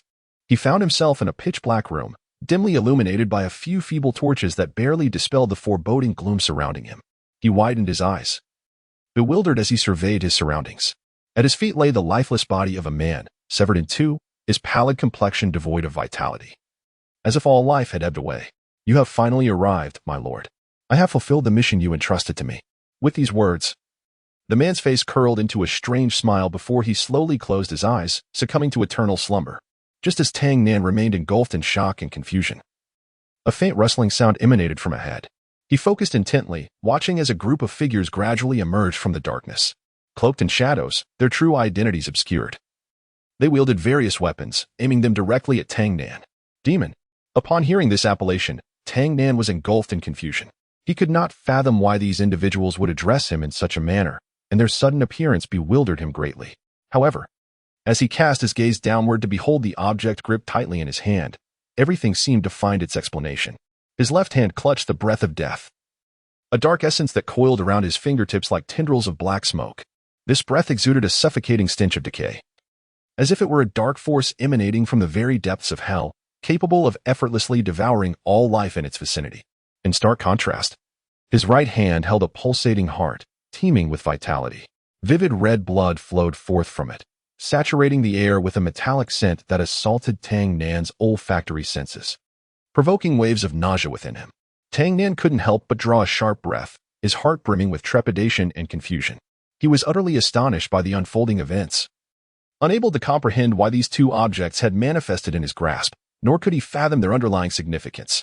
At that moment, he felt as though he were ensnared in a harrowing nightmare from which there was no escape. In a fit of panic, he loosened his grip on his right hand, attempting to discard the bloody heart. However, when he raised his gaze, he found himself confronting an unfamiliar visage. The other person's expression was cold and unyielding, exuding an unsettling aura that sent shivers down his spine. Tang Nan's throat felt parched. He yearned to elucidate the situation to the stranger before him. Yet the words eluded him, leaving him at a loss for how to begin. Just then, time seemed to freeze. In the next moment, the scene before Tang Nan shifted once more, and he found himself back in the warm embrace of a family meal with his siblings. As he became aware of what had transpired, he noticed the concerned faces of those around him, all gazing intently at him. "Nan, are you all right?" Tang San inquired anxiously. Moments ago, they had witnessed Tang Nan suddenly release the chopsticks in his right hand, his face a mask of fear as he stared at them. I am fine." Tang Nan remained utterly astonished by the scene he had just witnessed. He had intended to share everything he had seen, yet at the crucial moment, the words lingered on the tip of his tongue, only to be swallowed back down. Tang Nan's eyes widened in disbelief as he stared at the plate before him, which held a meat chop cut in half, alongside the fork he had just discarded, still impaled on a small piece of meat. He propped his head up with his hand, astonishment etched across his face, as he surveyed his surroundings, seemingly unable to believe the events unfolding before him. At that moment, Xiu Shue quietly approached his side. She extended her hands and gently caressed Tang Nan's cheek, inquiring with genuine concern, "What is the matter? Are you feeling unwell?" Her gaze was filled with tenderness, and a charming smile graced her lips, causing Tang Nan's heart to race uncontrollably, beating like a drum. Unable to resist, he instinctively reached out his right hand, yearning to touch Xiao Shui's warm skin. However, just as he was lost in this blissful moment, a deep, gravelly voice suddenly pierced through the air. "Tang Nan, is that you?" With the utterance of those words, the horrifying image he had just witnessed resurfaced in his mind, sending a jolt of terror through him as he gazed upon the shadowy figure confronting him, armed and menacing, though the person's face was shrouded in darkness. The tone of voice instantly conjured a familiar name in Tang Nan's mind, Shui Qinghe. At that instant, he remained oblivious to the fact that the lethal breath of death from his left hand was a mere few centimeters from the adversary's throat. Hesitantly, he raised his right hand once more, seeking to confirm the identity of the figure before him. Shui Qinghe? Yet, just then, everything around him was abruptly pulled back into focus. Tang Nan noticed Xiao Shui glaring at him with puffed cheeks, her eyes brimming with confusion and discontent. "Why are you touching me while calling out the name of the prince?" Xiao Shui's voice echoed in his ears, jolting him from his stupor. He finally recognized the dissonance within the moment, a wave of inexplicable fear crashing over him. Suddenly, his head throbbed as if pierced by 1,000 needles. An overwhelming surge of memories flooding in like a tempest. He clutched his head in agony, instinctively recoiling.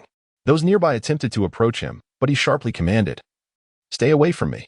In that instant, everything came rushing back to him. Memories of the past flickered through his mind like scenes from a film. "I shall destroy him." Ah! The roar of Tang Nan resonated throughout the entire space. As his emotions intensified, the surrounding scenery began to fracture gradually. Others seemed to lose their foundation, dissolving into nothingness before Tang Nan's eyes. The light around him gradually dimmed, ultimately succumbing to an endless darkness. In the next moment, his body felt as though it had lost all control, and he involuntarily toppled backward. Accompanying this strange sensation was a profound sense of suffocation that enveloped him. He felt as if he had been mercilessly cast into an infinite ocean, surrounded by unending darkness and surging waves. In this chaotic world, the only flicker of hope lay in a faint glow that was slowly fading away. He struggled desperately, reaching out with both hands in an attempt to grasp that last vestige of light, but no matter how hard he tried, he could not touch it. The light remained elusive, like a mirage, forever maintaining a distance that rendered it unattainable. As that glow gradually vanished, he slowly sank into the depths of the sea, gently closing his eyes. Everything had not yet concluded. Time passed, though he could not discern how long, before Tang Nan gradually reopened his eyes. As he lifted his gaze, he was met with a vibrant and colorful starry sky, shimmering with endless brilliance and mysterious hues. Beside him, a stranger girl gazed quietly at the heavens. Her visage exuded an aura of grace, tranquility, and gentility, reminiscent of an ancient noblewoman. However, what captivated the eye most was the faintly glowing scales adorning her neck. In that moment, they found themselves upon an expansive meadow, surrounded by serene silence, broken only by the gentle whisper of the breeze through the grass. "You have finally awakened. How do you find my lap as a pillow?" The girl was the first to notice Tang Nan's revival, greeting him with warmth in her tone. This unexpected salutation startled Tang Nan, and he attempted to struggle to his feet from her embrace. "I must leave," he murmured, his voice slightly hoarse, as though he had not fully recovered from his unconsciousness. Tang Nan remained silent, uttering not a word, merely preparing to turn away. However, the girl appeared to have anticipated this moment, standing quietly without saying much. She raised her hand, pointing towards the distant starry sky, seemingly guiding Tang Nan along his destined path. "Venture forth in that direction. That is where you truly belong. The stars shall illuminate your journey ahead." Tang Nan raised no objections, instead offering a faint smile. Resolutely, he set forth in the direction indicated by the girl. "Thank you, Bingwe." He expressed his heartfelt gratitude to her before departing. "Safe travels, Nan," Bingwe's gentle voice echoed behind him. Tang Nan continued his journey, indifferent to the passage of time. After an indeterminate duration, a door suddenly appeared before him, standing resolutely in place. He hurried to the door, grasping the handle firmly, and without hesitation, he pushed it open. It was time for the dream to awaken. Chapter 38. The delayed revenge. 22 hours after the ceremony commenced, the main entrance glimmered under the luminous moonlight. The guard team stationed there idly patrolled this first line of defense. They moved back and forth in a lackluster manner, their gazes drifting, seemingly indifferent to their duty. "Why are we stuck doing this?" One soldier could not help but voice his discontent to a nearby comrade. His tone was laced with frustration and resignation. The companion shrugged, a hint of a wry smile on his face. "There is nothing we can do. It's our turn, so we just have to endure." He gently patted the soldier's shoulder, offering a modicum of comfort. "Just hold on a little longer. Once we finish this round of patrol, we can take a breather." Upon hearing this, the soldier's face did not light up with joy. Instead, he sighed, even more disheartened. "I truly envy those assigned to execute cowards."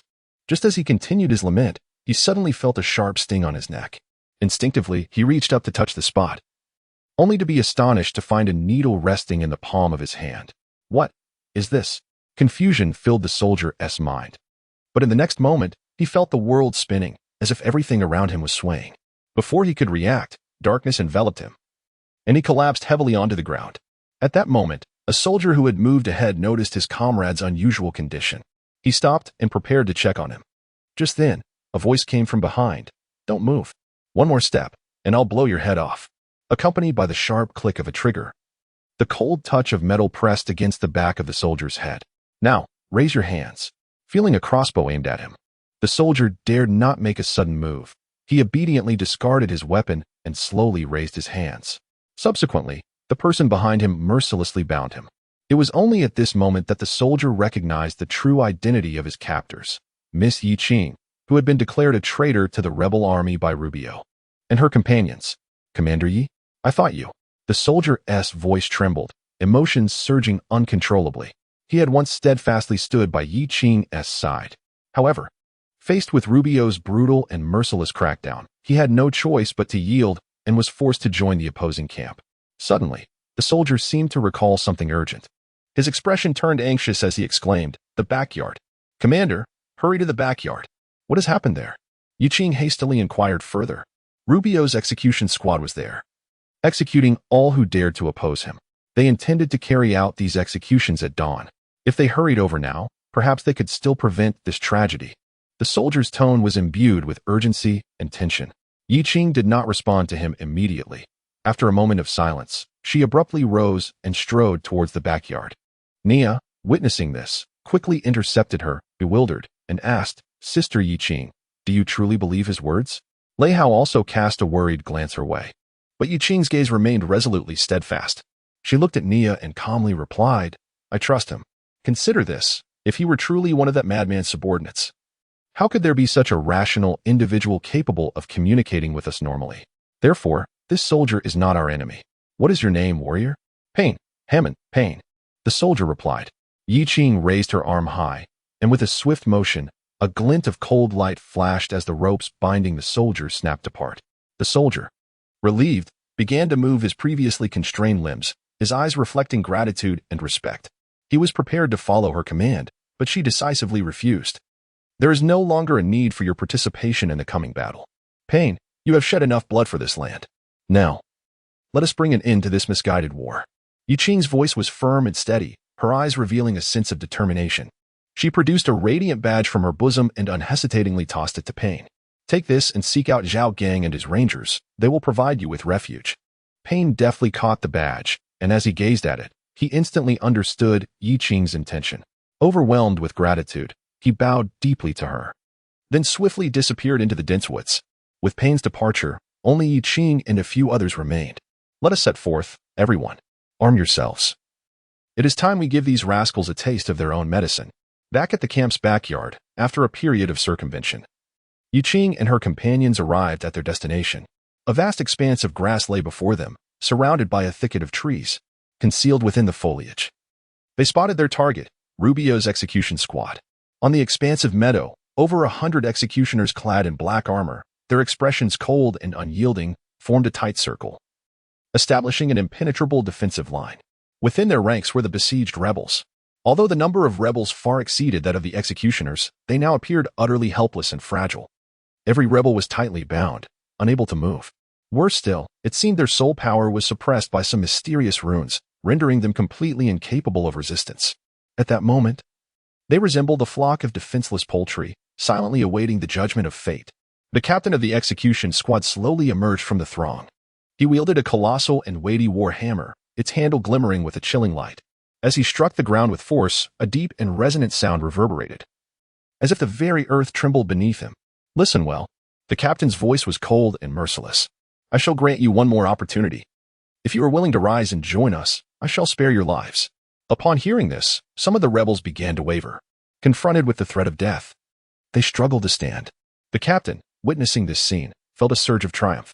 He immediately commanded his subordinates to untie the ropes binding these individuals and tossed each of them a sharp dagger. "Take up these daggers and slay your comrades." The captain revealed a sinister grin, his eyes glinting with cruelty. "Only then will I bestow upon you the chance for rebirth." The soldiers gripped their daggers tightly, their gazes meeting, reflecting trust and understanding.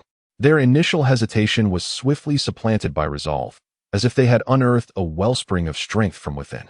United in silent accord, they made the same decision, hurling their daggers toward the captain without hesitation. "Die, scoundrel!" They roared in unison, their voices resonating with boundless fury and determination. The daggers flew like lightning, aimed directly at the captain. Caught off guard by the sudden assault, the captain was taken aback, his anger boiling over as he bellowed, "You! Very well. I shall show you what true hell is." However, the warriors who had just cast their daggers displayed no hint of fear or retreat. They turned to their comrades, their hearts heavy with regret and remorse. Forgive us, brothers, we have caused you suffering. They sincerely apologized, their tone imbued with concern and guilt for their fellow soldiers. Just as they braced themselves for the impending doom, a familiar and invigorating voice reached their ears. What admirable courage! You are warriors worthy of respect. Now, get down. This voice was like a beacon of hope, illuminating their despairing souls. Without hesitation, they obeyed the command, swiftly dropping to the ground. What is happening? The execution squad's comrades were taken aback. Suddenly, a series of thunderous sounds erupted. In an instant, dozens of execution squad members crumpled to the ground in agony. Following that, another deafening noise rang out, and even more individuals fell, unable to react, wailing in despair. The panicked members rushed to check on their comrades, only to discover that their bodies bore merely small puncture wounds, from which blood flowed profusely. Another loud crash echoed, and this time, even more succumbed. The execution squad finally grasped the enemy's position, and some charged fearlessly into the woods. Yet, with each resounding bang, terrifying flashes of fire erupted from within the thicket.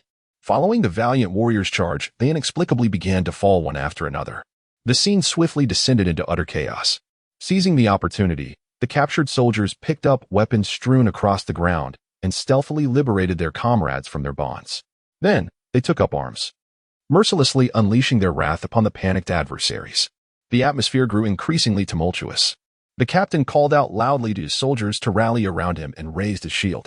Yet, in the next instant, a deafening bang echoed, and the commanding officer, who had just been issuing orders, suddenly collapsed without warning, lifeless upon the ground. Blood streamed from the bullet wound in his head. He received the punishment he so richly deserved. However, the captain's sacrifice did not deter the remaining soldiers. On the contrary, they pressed forward with unwavering courage. 10 minutes passed, and every member of the execution squad was dispatched. The surviving warriors began to assess the injuries of their comrades. They embraced one another in elation, profoundly grateful to have escaped this perilous ordeal. At that moment, Yi Qing and a few others emerged from the woods, each wielding 2 uniquely shaped iron tubes. As they approached the soldiers, the warriors knelt on one knee, expressing their utmost respect for them. Commander, I knew you would not abandon us. Yi Qing gazed at the soldiers before him, witnessing the rekindling of hope in their once dull eyes. I apologize for the suffering you have endured, Yi Qing announced with heartfelt remorse, delivering his final command as their leader. Everyone, evacuate this place immediately, carrying with you the hope of survival. Get as far away from this perilous land as swiftly as possible. Do you understand?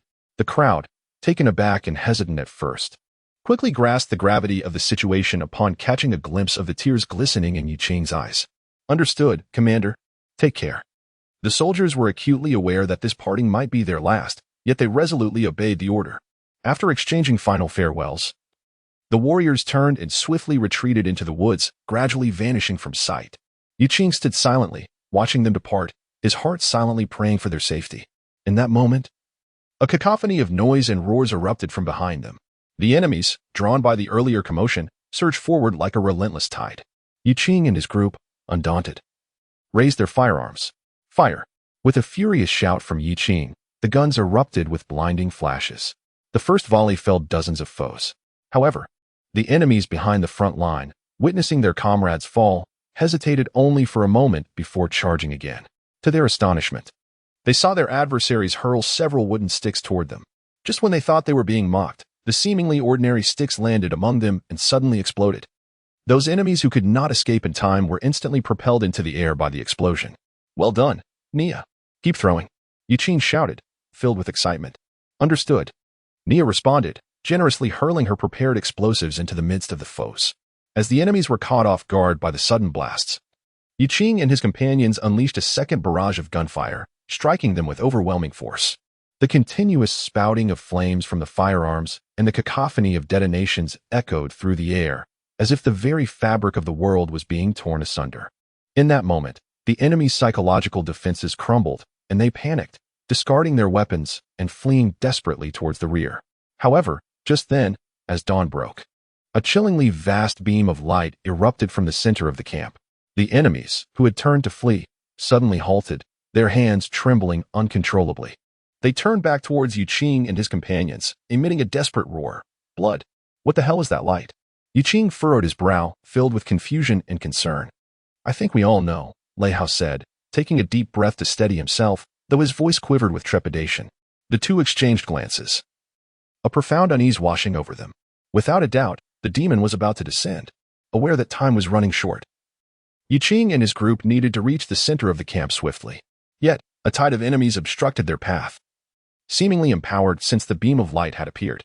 No longer intimidated by the gunfire, they now required multiple bullets to bring them down. Time was of the essence.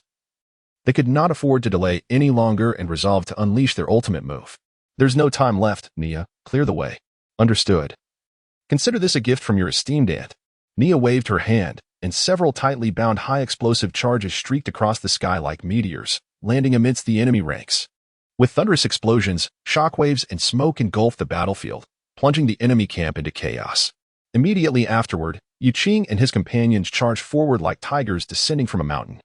They infused their formidable soul power into the projectiles in their hands and, at the moment they were in close proximity to the enemies, pulled the triggers. The projectiles shot forth like lightning, effortlessly piercing through the bodies of the enemies ahead, continuing on without pause to strike the third and fourth foes. However, it was at this moment that the enemies finally noticed the brief interval required for the ammunition to be reloaded. Just when they thought they had spotted a weakness in Yiqing and his companions, they swiftly stored their firearms in their soul guide devices and drew 2 additional guns from their waists. Fire! With a furious roar, a barrage of fire erupted once more, catching the enemies off guard yet again. Despite this, the enemies still maintained an overwhelming numerical advantage. They took advantage of their overwhelming numbers, gradually closing in to encircle Yiqing and his companions. At this critical moment, their weapons and ammunition dwindled to nearly nothing, intensifying the dire circumstances they faced. Nia, how much explosive do you have left? Not much. Just enough for 1 detonation, she replied. Upon hearing Nia's response, Yiqing murmured to himself, "It is time." Suddenly, everyone felt the ground tremble beneath them, and in an instant, the Dragon Knights appeared behind the enemy like divine warriors descending from the heavens. The adversaries soon noticed them and let out excited roars. Most of the enemy abandoned their siege on Yiqing and his group, turning instead to charge at the Dragon Knights. Charge! Crush them! The Dragon Knights bellowed, their voices reverberating across the battlefield. Mounted on magnificent steeds, wielding razor-sharp lances, they surged forward like an unstoppable tide of steel toward the enemy lines. Their eyes sparkled with unwavering determination and audacity, as if to affirm their honor and dignity as Dragon Knights with this decisive strike. As the two forces collided, the lances in the hands of the Dragon Knights pierced through the air like lightning, effortlessly sending the foes flying. Their powerful steeds crashed mercilessly into the enemy, toppling them to the ground. The Dragon Knights pressed on, trampling over the fallen bodies of their adversaries as they charged ahead. However, the enemy was far from feeble. They relied on their sheer numerical superiority to effectively halt the Dragon Knights' advance. Those who had been knocked down quickly regained their feet, fearlessly launching attacks against the surrounding knights. It seemed they had lost all sensation of pain, disregarding their wounds as they wildly brandished their swords, attempting to impede the Dragon Knights' progress.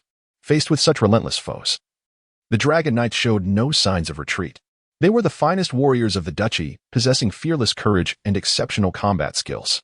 With their short swords in hand, each swing was accompanied by a fierce whistle of wind as they ruthlessly dispatched any enemy that dared to approach. Despite the enemy's overwhelming numbers, the Dragon Knights steadfastly held their ground, refusing to yield even an inch. As the enemy's attention was entirely drawn to the Dragon Knights, Nia seized the opportunity, unhesitatingly hurling all the explosives she had. In an instant, the sound of explosions echoed through the skies, flames shooting upward, illuminating the entire battlefield. The enemy let out wretched cries, scattering in panic. With the power of the explosives, they successfully blasted a massive breach in the enemy lines. Without hesitation, Yiqing and several others surged through this opening, racing at full speed toward the heart of the camp. Upon reaching the center, they discovered that there were not many obstacles in their way. Soon, they located the entrance to the underground passage and plunged in without a moment's pause. However, once they entered the passage, they realized they had arrived just a moment too late. The ritual was finally complete. Chapter 39, The Demon Kashur. The ritual was indeed complete. Rubio gazed with excitement at the blood cocoon before him, its form now taking shape, and his inner exhilaration was on the verge of bursting forth. However, at that moment, several intruders disrupted his enthusiasm. Rubio, let us settle the accounts. Yiqing and his companions entered the basement, discovering the enormous blood cocoon along with Rubio. Without exchanging much pleasantries, they immediately aimed their firearms at him. Rubio, observing the iron pipes raised against him, displayed not a hint of fear in his eyes. He stood resolutely, as if the cold metal was merely an inconsequential toy.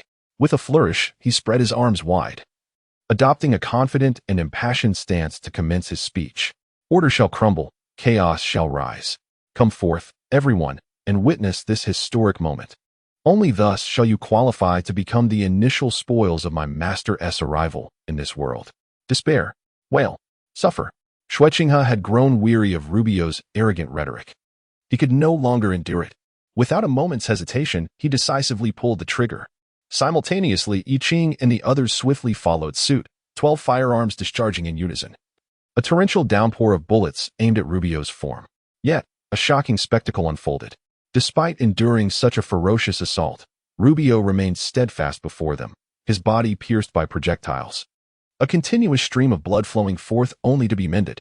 Behold, this is the gift bestowed upon me by my master, eternal life. Rubio proudly showcased the blessing conferred upon him. However, his words failed to sway Lei Hao and the others, for they were well versed in vanquishing demons. It appears your master did not inform you that eternal life is a mere illusion. Lei Hao retracted his firearm into the soul guide and unsheathed his Tang Dao. The method to resolve such a predicament was straightforward: extract his heart, and he would be doomed. Yet, at that moment, a fissure suddenly appeared in the blood cocoon behind Rubio. This crack resembled an insurmountable chasm, as if a mysterious seal had been partially torn asunder. In the instant it split open, a powerful and suffocating aura surged forth from the cocoon. This presence swept in like a tumultuous wave, laden with boundless pressure and shock. The brows of Lei Hao and his companions furrowed tightly, as they sensed an unprecedented weight and threat.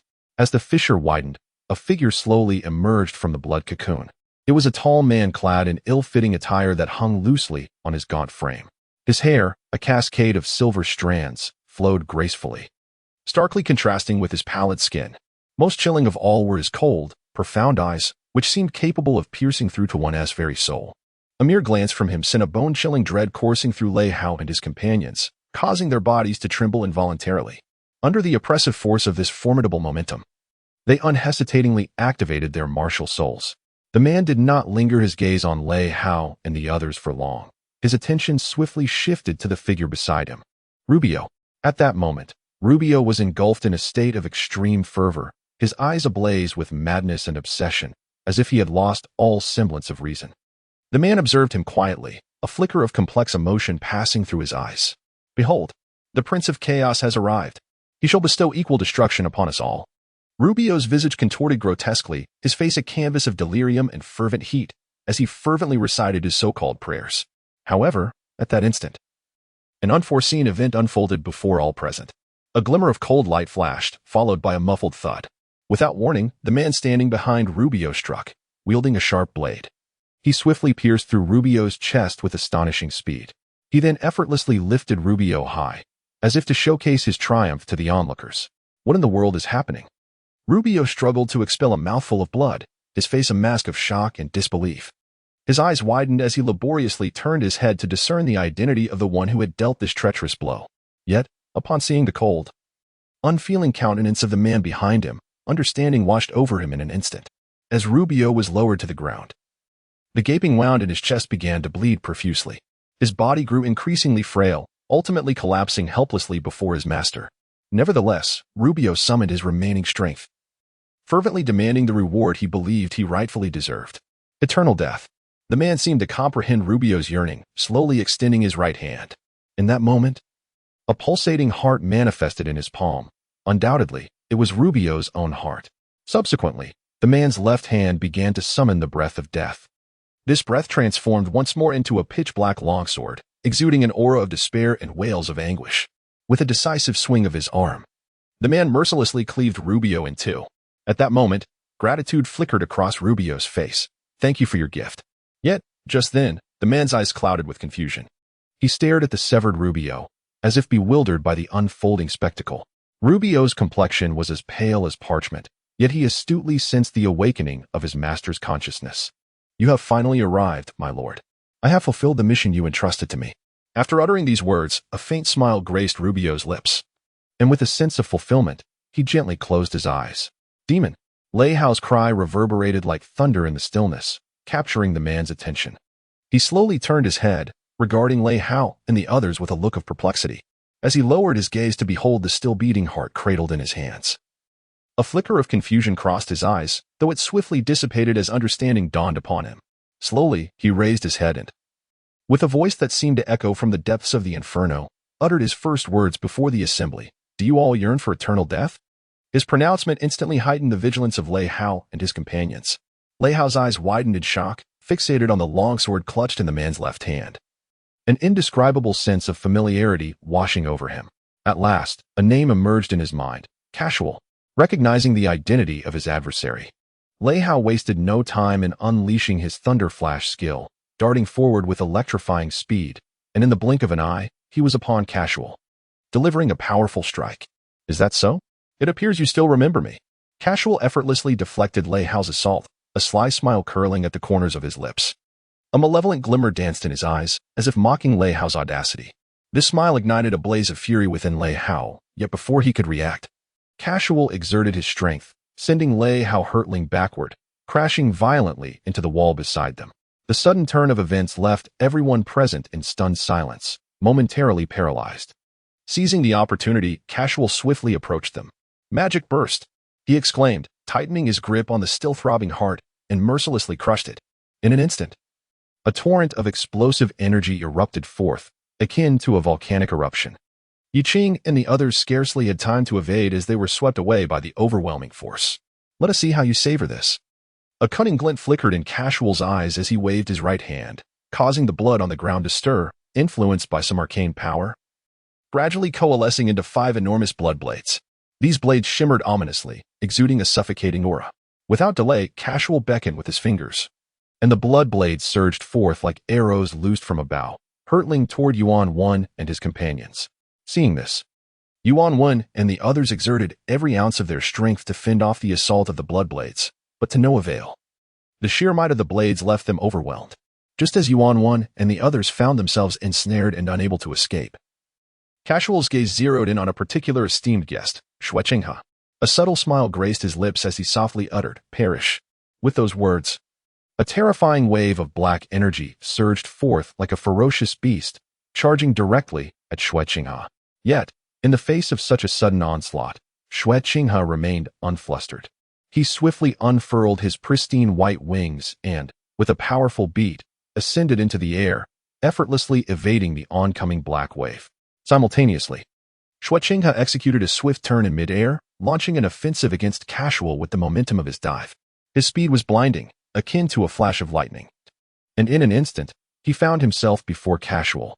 Kashir, unwilling to show any signs of negligence, promptly raised the breath of death to fend off Xue Qinghe's relentless assault. In that moment, the air was filled with the incessant clang of metal colliding, as both combatants exchanged blows in a fierce struggle that lasted several rounds, neither able to gain the upper hand. Observing that he was not at a disadvantage, a surge of confidence welled up within Xue Qinghe, and his offensive grew increasingly ferocious. Each strike contained an unfathomable power that demanded respect. "Enough. I have grown weary of this." With a resounding ring of metal, Kashir's expression shifted to one of profound impatience. He had lost interest in toying with his opponent. Feeling the tedium of the battle, Kashir began to summon the immense power within him, igniting the breath of death into a swirling mass of pitch-black flames. In the next instant, he waved his hand, and the dark fire shot forth like a ferocious dragon, hurtling directly towards Xue Qinghe. The unfortunate Xue Qinghe was utterly incapable of withstanding such a terrifying assault, sent crashing against the wall behind him, unconscious. TCH, how exceedingly dull. Observing Xue Qinghe sprawled on the ground, unresponsive, Kashir shook his head in disappointment, muttering to himself, "I had hoped that after such a long time, you would have made some progress." He then unleashed a lethal wave of sword energy, intending to finish him off. At that moment, the faintly conscious Xue Qinghe dimly perceived a razor-sharp sword aura rapidly approaching him. At this juncture, there was no time to rise and evade or to employ a defensive technique. Damn it! Fueled by desperation, Xue Qinghe instinctively raised his sword, attempting to block the fatal strike. Yet, just as the moment hung by a thread, an unexpected turn of events unfolded. Thunderlock, fiery chain. Suddenly, 2 chains erupted from Xue Qinghe's right hand. These chains seemed to possess a life of their own, swiftly wrapping around his arm and generating an immense pulling force that yanked him to the right. It was precisely this unforeseen twist that allowed Xue Qinghe to narrowly escape Kashir's sword energy. Nia, hurry and check on his condition. After rescuing Xue Qinghe, Lei Hao wasted no time and charged fiercely towards Kashir once more. The clash of metal echoed as the two engaged in combat with fervor. Oh, I didn't expect you to dispose of the surprise I had prepared for you so quickly. Kashir chuckled lightly, yet his movements became increasingly rapid. If this is the best you could muster, it must be said that you are a truly abysmal master. Lei Hao retorted mercilessly, seizing an opening as he leaped high. Propelled by the breath of death, soaring over Kashir's head and positioning himself behind him, ready to deliver a powerful thrust. However, Cassiel's combat experience was exceedingly rich. Almost simultaneously as Lei Hao made his move, he sensed something amiss and immediately reacted. With a deft maneuver, he reversed the grip on his sword, narrowly blocking Lei Hao's thrust. Simultaneously, his body pivoted with the force, and his sword swept through the air in a magnificent spinning slash that struck Lei Hao fiercely. The moment Lei Hao was struck, he transformed into a burst of lightning and vanished. Cassiel, upon witnessing this phenomenon, swiftly detected Lei Hao's actions appearing to his right. Yet this time, Cassiel discerned the ruse. The figure before him was merely an illusion. A trivial trick. A smirk graced his lips as he arrogantly raised his head, his gaze piercing through the void to accurately capture Lei Hao, who was launching a surprise attack from above. At last, I have found you. This is your true form. Filled with confidence, Cassiel raised his right hand to unleash a powerful magical explosion. However, to his utter astonishment, the explosion struck yet another illusion. Ha ha. Lei Hao's laughter echoed from the right, laden with mockery. He regarded the self-satisfied demon with disdain. Cassiel's rage ignited, and he turned to face Lei Hao, striking out once more with a fierce blow, only to find that once again he was merely confronting an illusion. How is this possible? Cassiel's eyes widened in disbelief. He could not fathom why three illusions felt so convincingly real, leading him to fall for the deception time and again. At that very moment, he was thoroughly ensnared in the trap meticulously laid by Lei Hao. Just as Cassiel struck the last illusion, the lethal formation prepared by Lei Hao was finally completed. Boom. The moment Cassiel's foot touched the ground, he triggered the runes set by Nia. A deafening explosion erupted as the earth shattered beneath him. The sudden blast caught Cassiel off guard, causing him to lose his balance. Yet in that fleeting instant, Su Shao, Yuan won, and Lei Hao unleashed their most powerful strikes simultaneously. Ice obliteration, lightning flash, earth dragon break. Three formidable beams of energy intertwined, hurtling towards him like shooting stars. Cassiel, exerting every ounce of his strength and relying on the breath of death to hold on, ultimately found himself unable to withstand the combined assault of the trio. He was like a target struck by a cannonball, violently propelled into the unyielding wall.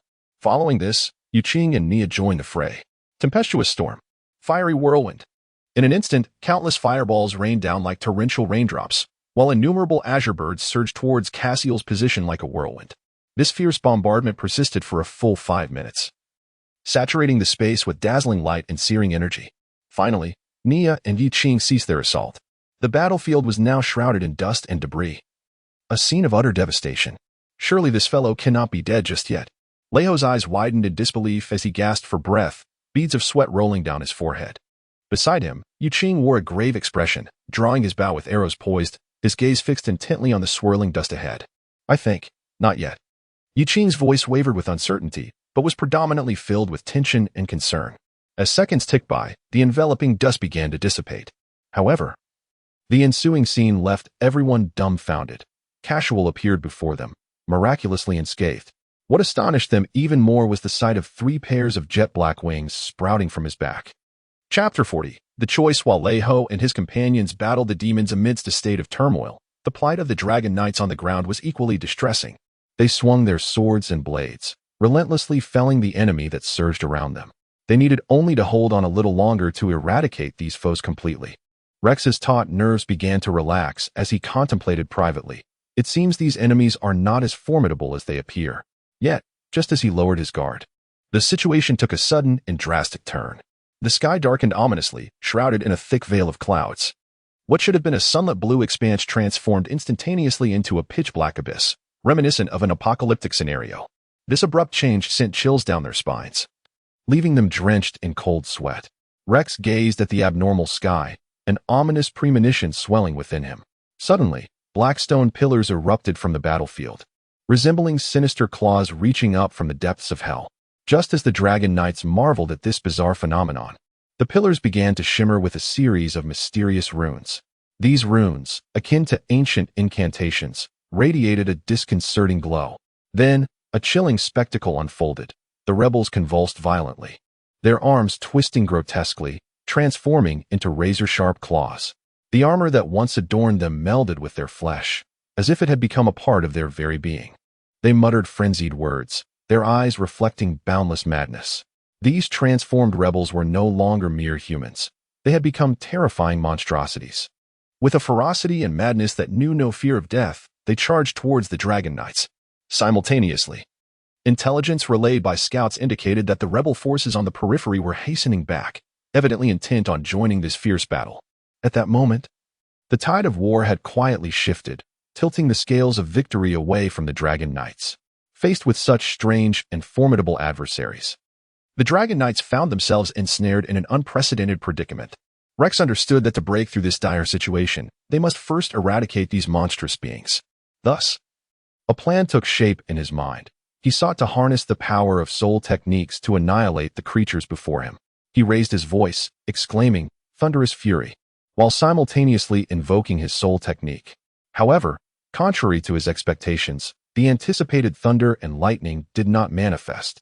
Even his soul ring dimmed into obscurity. How could this be possible?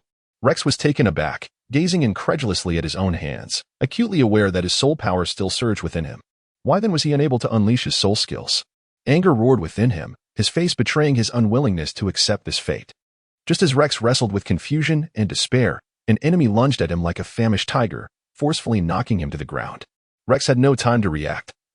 He could only muster all his strength to clasp the foe's neck, preventing this frenzied individual from sinking their teeth into his vulnerable throat. Beside him, Sealer witnessed his superior in peril, anxiety gripping his heart as he attempted to rush to the rescue, only to be ensnared by other adversaries who had appeared unexpectedly, rendering him unable to escape. Was this brute somehow akin to a dog? How could it possess such immense strength? Rex's eyes widened as he stared at the menacing fangs drawing ever closer, pondering in silence. He dared not relax for a moment, summoning every ounce of energy within him to fend off the enemy's assault. Just as Rex believed his end was nigh, a sharp whoosh pierced the air. An arrow streaked forth like lightning, striking the enemy's head with unparalleled precision. Seizing the opportunity, Rex unhesitatingly grasped the weapon that had fallen beside him, and with a swift motion, severed the enemy's head completely. Thus, this dreadful creature was finally vanquished. It seemed the Dragon Knights were also facing difficulties. With a sigh of acknowledgement, a mysterious figure approached Rex, offering a playful jest. Simultaneously, the stranger extended a hand, gesturing for Rex to take hold. After a moment's hesitation, Rex chose to grasp the stranger's hand, rising once more with their assistance. Upon standing, Rex remained vigilant, his expression cautious as he inquired about the stranger's identity. "Who exactly are you?" In response to Rex's query, the mysterious figure smiled faintly. Introducing himself, "I am but a wandering ranger named Zhao Gang. I came primarily because I was concerned about that young lady, Yu Qing, and wanted to assess the situation." "What, do you intend to apprehend me?" Hearing the stranger's introduction, Rex chuckled wryly, shaking his head. "Of course not. This is hardly the time for capturing anyone." After a brief pause, Rex continued, "So, would you care to lend a hand?" However, as the two conversed, several enemies stealthily approached, intent on launching a surprise attack. Fortunately, Zhao Gang reacted swiftly, drawing his bow and releasing a flurry of arrows that struck the enemies' heads with pinpoint accuracy, swiftly dispatching them. After neutralizing the ambushers, Zhao Gang turned his gaze toward Rex. "Under ordinary circumstances, I might have disregarded this matter. Yet," he said, directing his attention to the warriors who had mutated into monsters, a hint of sorrow glimmering in his eyes, "let this be for their peace. Rangers, let us advance." At Zhao Gang's command, the rangers behind him brandished their weapons and joined the fray. Amidst the fierce battle, a valiant ranger entered the fray. In the midst of the chaotic crowd, Zhao Gang suddenly spotted several familiar figures. Without hesitation, he extended his hand, firmly grasping the arm of a soldier, and forcefully pulled him back to his side. "Pain, did I not instruct you to remain behind with the other fledgling escapees?" Zhao Gang admonished, lightly tapping Pain's forehead with his index finger, his tone stern as he reprimanded him for disobeying orders. However, Pain resolutely shrugged off Zhao Gang's hand, responding with righteous fervor. I cannot stand idly by and watch you fight to the death while I choose to cower and survive. Neither can they. Zhao Gang gazed into Pain's eyes, sensing a profound fury emanating from within. He recognized that this young man was brimming with resolve and courage. Thus, Zhao Gang solemnly patted Pain on the shoulder, earnestly imploring. Very well, lad, but promise me one thing. Do not perish, for I would have no explanation to offer to that child, Yi Qing.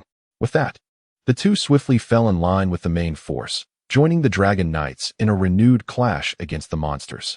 In the basement, Lei Hao and the others looked on incredulously as Kashur emerged from the smoke. What captivated their attention even more were the new wings that had sprouted from his back. 3 pairs of black wings unfurled behind him, each pair radiating a chilling aura of darkness, reminiscent of a harbinger from the depths of hell or a fallen angel. As he slowly advanced from the haze, at that moment, Kashur was transformed, enveloped in an enigmatic and formidable power. His once handsome visage now bore an air of cold authority, his eyes reflecting a disdainful indifference towards all. His presence swept through the room like a chilling gust, imposing an unprecedented weight upon those present. Notably, Xueqinghe stood frozen in shock upon witnessing this transformation. What is this? Staring at the 3 pairs of wings behind Kashur, Xueqinghe was engulfed in profound astonishment. Ladies and gentlemen, is this the delightful surprise you have prepared for me? Kashur let out a terrifying laugh. He glanced back at his wings, then turned his gaze toward the astonished faces before him.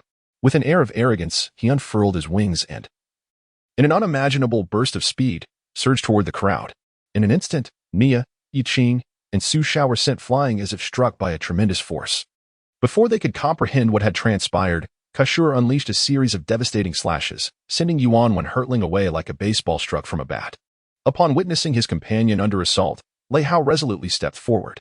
However, at that moment, a sudden onslaught of vines ensnared his form tightly. Yet, Casual did not seize the opportunity to attack. Instead, he stood leisurely before him, reminiscent of someone observing a comically foolish monkey performance, seemingly intrigued by how this individual would attempt to extricate himself from his bindings. What are these things? Lei Hao gazed at the purple vines that relentlessly spread across his body, sensing his soul power being siphoned away by this entity. I must escape immediately. Realizing the urgency to break free from the tendrils, Lei Hao swung his weapon wildly at the vines, but their regenerative capacity exceeded his expectations. Each time he severed a portion, it would swiftly rejuvenate as he struck at another segment. This formidable recovery compelled Lei Hao to reconsider his approach. He ceased his frantic hacking, gathered his strength, and then surged forth with astonishing speed toward the nonchalant Casual. Upon witnessing Lei Hao charging at him once more, Casual erupted in laughter and brandished his weapon, the breath of death, in response. Meanwhile, Yi Qing and the others, having caught their breath, seized the opportunity while Lei Hao engaged Casual to search for weaknesses. However, after several exchanges, they concluded that there were no vulnerabilities. This predicament had escalated significantly. The pressing question was, who had become the vessel for this demon? Typically, by this time, the demon's corporeal form would have begun to deteriorate. Yet, after enduring this prolonged struggle, their soul power was nearly exhausted, and the host showed no signs of fatigue. Your soul power is dwindling too? What about yours? Upon hearing Nia's complaint, Yi Qing suddenly sensed something amiss and hurriedly inquired about the other's conditions. Half. 1/3. After listening to Yuan and Su Zhao's responses, Yi Qing turned to Xueqinghe, who was still fixated on the wings behind Casual. Xueqinghe, what is it? Realizing the situation, Xueqinghe cast a complex glance at Casual. Suddenly, he noticed something and rushed forward.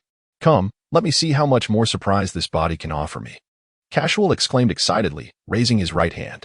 In the next moment, a small hammer materialized in his grasp, and he began to wield it to attack Lei Hao. This made it even more challenging for Lei Hao to defend against Casual's relentless strikes. Within mere exchanges, Casual exploited a gap in Lei Hao's defense, landing a blow to his abdomen. The force sent Lei Hao crashing heavily into the wall, just as Casual prepared to deliver a finishing blow. The perceptive Xueqinghe intervened in time. It's you again, little angel. Do you intend to continue hiding? Casual's mockingly cheerful demeanor deeply provoked Xueqinghe. Spare me the chatter.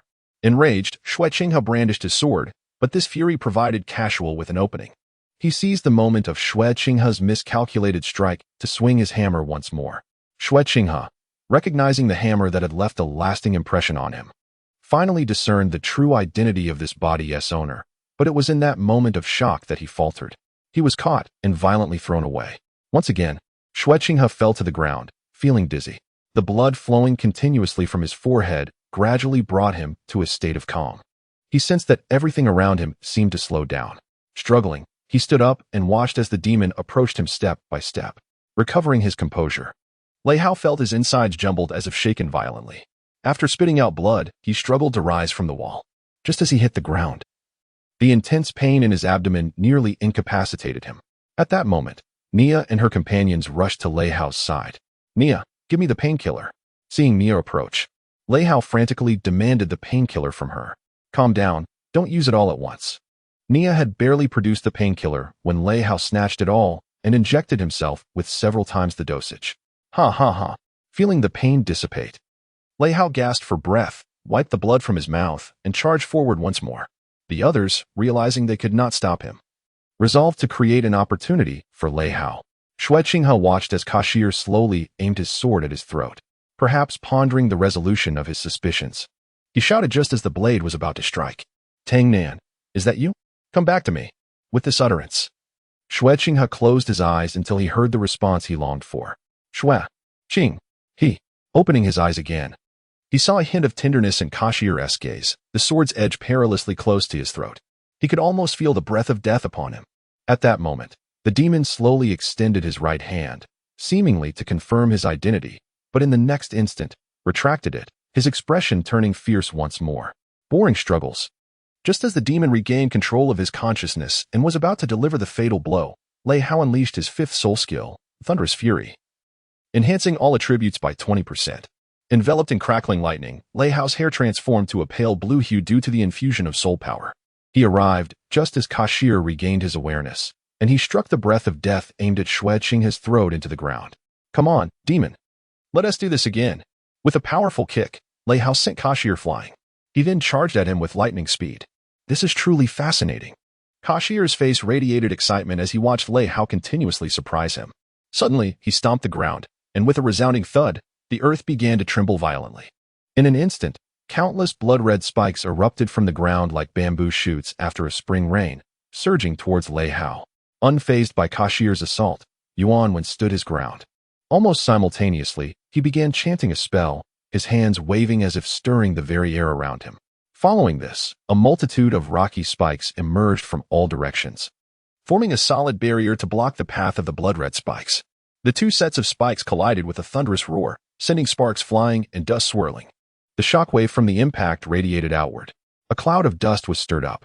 The blood-red scythe struck from behind Kashur, as Yuan's spear lunged in from the flank.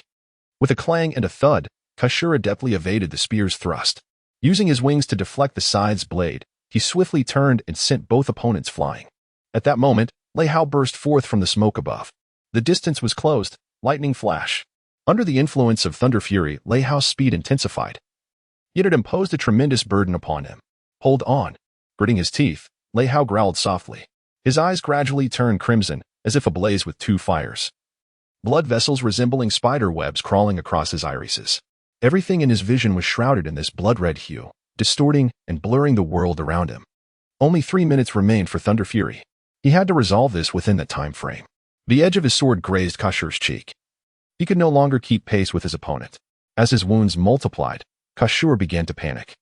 He hastily prepared to unleash a magical energy blast to force Lei Hao back. However, Lei Hao seized Kashur's right hand and lifted it skyward. Not a chance. A surge of powerful energy blasted open the ceiling, revealing the sky above. In the final 2 minutes, Shadow of Thunder. An incalculable number of clones surrounded Kashur. One after another, they launched their attacks against him. Feeling the pain coursing through his body, he, in a fit of rage and humiliation, plunged his sword into the ground. Instantly, energy erupted, obliterating all clones in one fell swoop. Yet this left him wide open. By the time Kashur realized it was a trap, Lei Hao's blade had already pierced his body, poised to pierce his heart. Kashur gripped the blade tightly with both hands, managing to halt the lethal strike just before it reached his heart. In the final minute, "Hurry up and die, demon." Lei Hao gritted his teeth, forcefully pushing the blade deeper. As the blade gradually sank into Kashur's body, blood began to trickle from the corner of Kashur's mouth. But at that moment, he suddenly revealed a sinister smile. "Oh, is that so? Then let me see what choice you will make." With that, he started to manipulate all the blood blades, concentrating their firepower to launch a fierce assault on Xue Qinghe. 5 enormous blood blades, like an unassailable fortress, directly blocked all of Xue Qinghe's escape routes. "You despicable wretch!" Lei Hao's eyes widened in fury, glaring at the fiend before him. At this moment, he faced a harrowing choice: either eliminate the terrifying demon before him, with the consequence of watching his comrades ruthlessly slaughtered by those blood blades, or abandon this golden opportunity and turn to rescue his teammates. Time was of the essence, leaving no room for hesitation. In but a fleeting second, Lei Hao made a decision that was unmistakably his own. Without a moment's hesitation, he withdrew the blade poised to pierce his heart and, summoning every ounce of strength, forcefully stomped down upon Kashir's body, using the immense recoil to propel himself upward. In a critical moment, he successfully rescued Xue Qinghe from the imminent threat of the bloodied blade. Yet, in doing so, his adversary seized the opportunity, driving the bloodied weapon through Lei Hao's form, inflicting grievous injury upon him. Nevertheless, he persisted in bringing his comrade to the safety of Nia and the others. "Captain, you." Xue Qinghe could hardly fathom that Lei Hao would forsake the chance to vanquish their foe to save her. Gazing at the dazed Xue Qinghe, Lei Hao solemnly declared, "The foremost tenet of the Shadow Guard is to never sacrifice a comrade." With that pronouncement, his head tilted, and he succumbed to unconsciousness. Observing this, Nia immediately commenced urgent treatment for Lei Hao. Xue Qinghe, witnessing Lei Hao's grave wounds, was stirred by the words "never sacrifice a comrade." This realization awakened a sense of clarity within him. If they were willing to lay down their lives for him, then he too must give his all for them. Resolute, Xue Qinghe unfurled his wings once more, determined to bring an end to this conflict. Chapter 41. Angels and Demons. When you comprehend the reason for wielding a sword, you have truly matured, little Xue. These were the words imparted by her grandfather the first time she held a sword in her youth. She had once sought answers from Uncle Yang, but he had said nothing, merely lifting her high above his head with a grin. "Only you will know." And now, she understood. "Yi Qing, take the captain away from here." Xue Qinghe's eyes and weapon radiated a golden light. After catching Yuan Wan and Su Xiao, who had been knocked aside by Kashir, she approached them. At that moment, Kashir, having grown weary of the skirmish, decided to conclude this tedious game. In unison, they extended their hands. Domain activation. At the same time, Angel's Sanctuary, Devil's Domain. The clash of the two realms erupted into a dazzling burst of light, astonishing Yi Qing and the others. Who would have thought this pretty boy possessed such power? As Xue Qinghe's domain unfolded, Nia noticed a significant recovery in Lei Hao's injuries. He was now largely out of danger. "All right, what shall we say next?" Nia, having confirmed Lei Hao's safety, grasped her scythe anew, preparing for the next round, only to be halted by Yi Qing. "No, we must exit." "Huh? What?" "We must go outside. There is surely something out there aiding him in maintaining his stability." Yi Qing turned to Xue Qinghe. "Can you hold him off until we find it?" Xue Qinghe raised his hand, signaling an affirmative gesture, and immediately, Yi Qing and the others carried Lei Hao back down the staircase to the ground level. Kashir, seeing their intent to obstruct him, was met with Xue Qinghe's intervention. "You will face me. Is that so?" Kashir mocked his audacity. "My apologies, Sister Chen," Xue Qinghe said as he removed the divine mask Chen had prepared for her. Crafted from Chen's soul skill, capable of completely disguising everything about a person, including their martial soul, she revealed her true visage. With flowing golden hair, a porcelain complexion, and 3 pairs of pristine wings, the newly emerged 6-winged angel, Qian Ruxue, stood before Kashur, gazing at the radiant angelic glow emanating from her. A tumult of emotions surged within Kashur. After a moment of hesitation, his previously bewildered gaze transformed into one of fierce determination. "Then, let us see what you can do," Kashur declared, raising his hand to summon 5 blood blades that surged toward Qian Ruxue. In a graceful ascent, Qian Ruxue deftly evaded the onslaught of blood blades. It was not until all 5 blades converged from the same direction that she seized the moment to unleash her 4th soul skill, Judgment Sword. Surrounding her, numerous swords ignited with divine flames materialized, and under her command, the Judgment Sword collided with the blood blades, resulting in a cataclysmic explosion. As the dust and smoke from the explosion settled, Xue Qinghe closed in, delivering a powerful right fist, an angelic assault, squarely to Kashur's face. "Is that all you've got?" Kashur, having endured the blow, grasped her right hand, forcefully hurling her to the ground while simultaneously unleashing a series of sword energies imbued with black flames. Adjusting her stance midair, Qian Ruxue activated her third soul skill, Void Wings, as the sword energy sliced through the air, grazing the ground beneath her. Interesting, Kashur mused, touching his still painful face. The searing sensation was all too familiar to him. How long had it been since he felt such a burn? His thoughts returned to the immediate reality as he swung his death breath once more towards his opponent. On the battlefield, after lifting Lei Hao from the ground, Yi Qing and the others were quickly drawn to the ominous black pillars standing amidst the combat zone. Years of experience informed them that these pillars represented the demon's inexhaustible source of power. The soul skills of soul masters required soul power to activate, and these pillars absorbed the soul power necessary for unleashing soul skills while simultaneously suppressing and assimilating the forces of this world. This explained why soul masters could utilize soul power but were unable to release soul skills while fighting beneath the pillars. It seems our objective is clear. Destroy these pillars. Nia inquired, do you have any supplies left? I have a bit left, but it should suffice if we conserve it, came the reply. The two exchanged a knowing smile before loading ammunition into their firearms.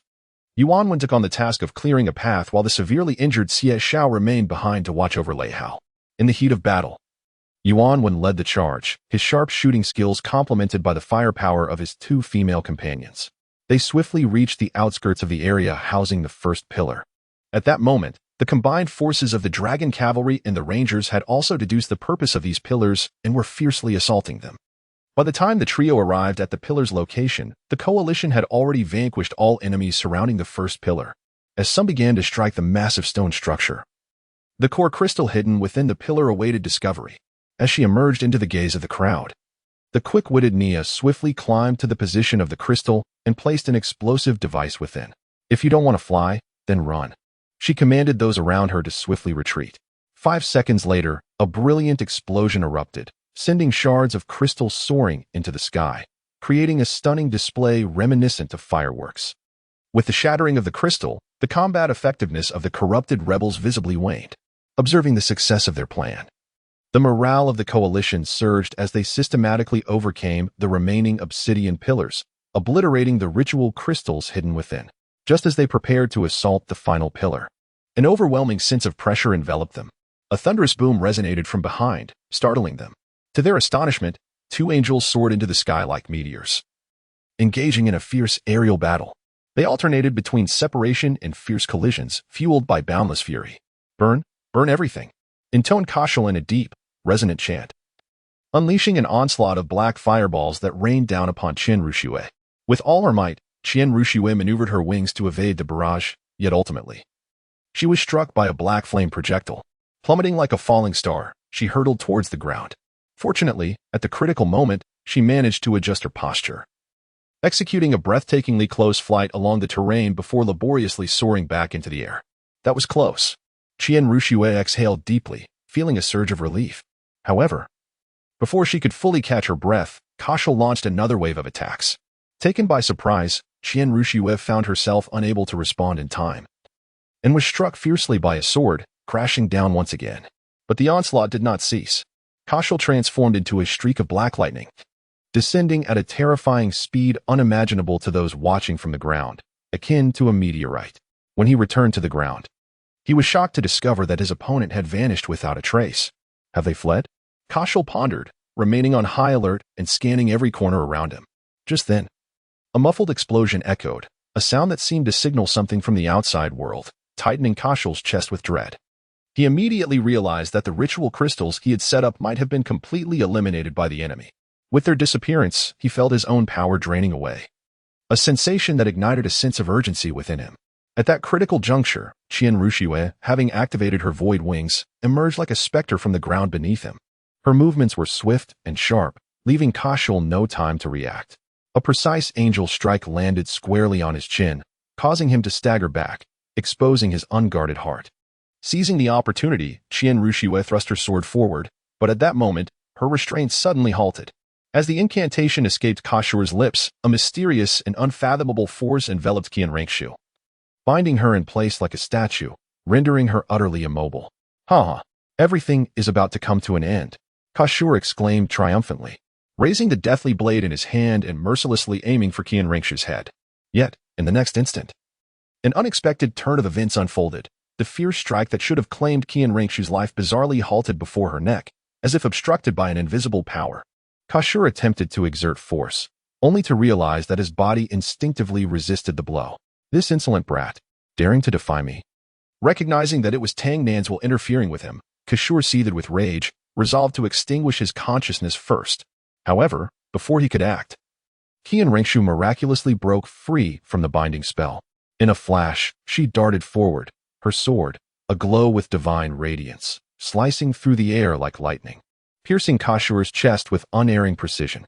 Staggered by the blow, Kashur gripped the blade tightly with both hands, exerting all his strength to prevent his opponent from withdrawing it. Immediately afterward, he unleashed a punch, sending Qian Rengshu flying. At this moment, both combatants had reached their limits, utterly exhausted, poised for their final life-and-death confrontation, enduring excruciating pain. Kashur gritted his teeth and pulled the sword from his chest, then with all his might, he snapped the blade in two, holding the remnants of death's breath aloft. He prepared to unleash his final strike. Qian Rengshu struggled to rise once more. Upon seeing Kashur's weapon severed in his grasp, she slowly raised her right hand. Fifth soul skill, Sacred Sword. With her declaration, her hand was enveloped in blazing divine fire. Without a moment's hesitation, she charged resolutely towards Kashur. You seek your own demise. Kashur swung the remnants of death's breath, accurately predicting her position, and with the last vestiges of his strength, he struck downward with ferocity. Yet, astonishingly, a shrill sound pierced the air. What was that? Kashur's face contorted in shock as he looked down to find a blade protruding from his back, piercing his heart. When did she arrive behind me? This is impossible. Suddenly, memories surged forth like a flood, and he recalled everything that had just transpired. A dawning realization illuminated his mind, followed by a resigned smile. So it was truly you, Your Highness. Chapter 42. Elegy. Just as Kashur was about to swing his sword, everything in his vision froze. Then, his consciousness was drawn back to the Sea of Spirit. What has happened? Have I returned here? As he surveyed his surroundings and discovered he had been pulled back to the Sea of Spirit, he realized he could not return. Recollecting the bizarre events that had transpired earlier, he immediately understood who was responsible.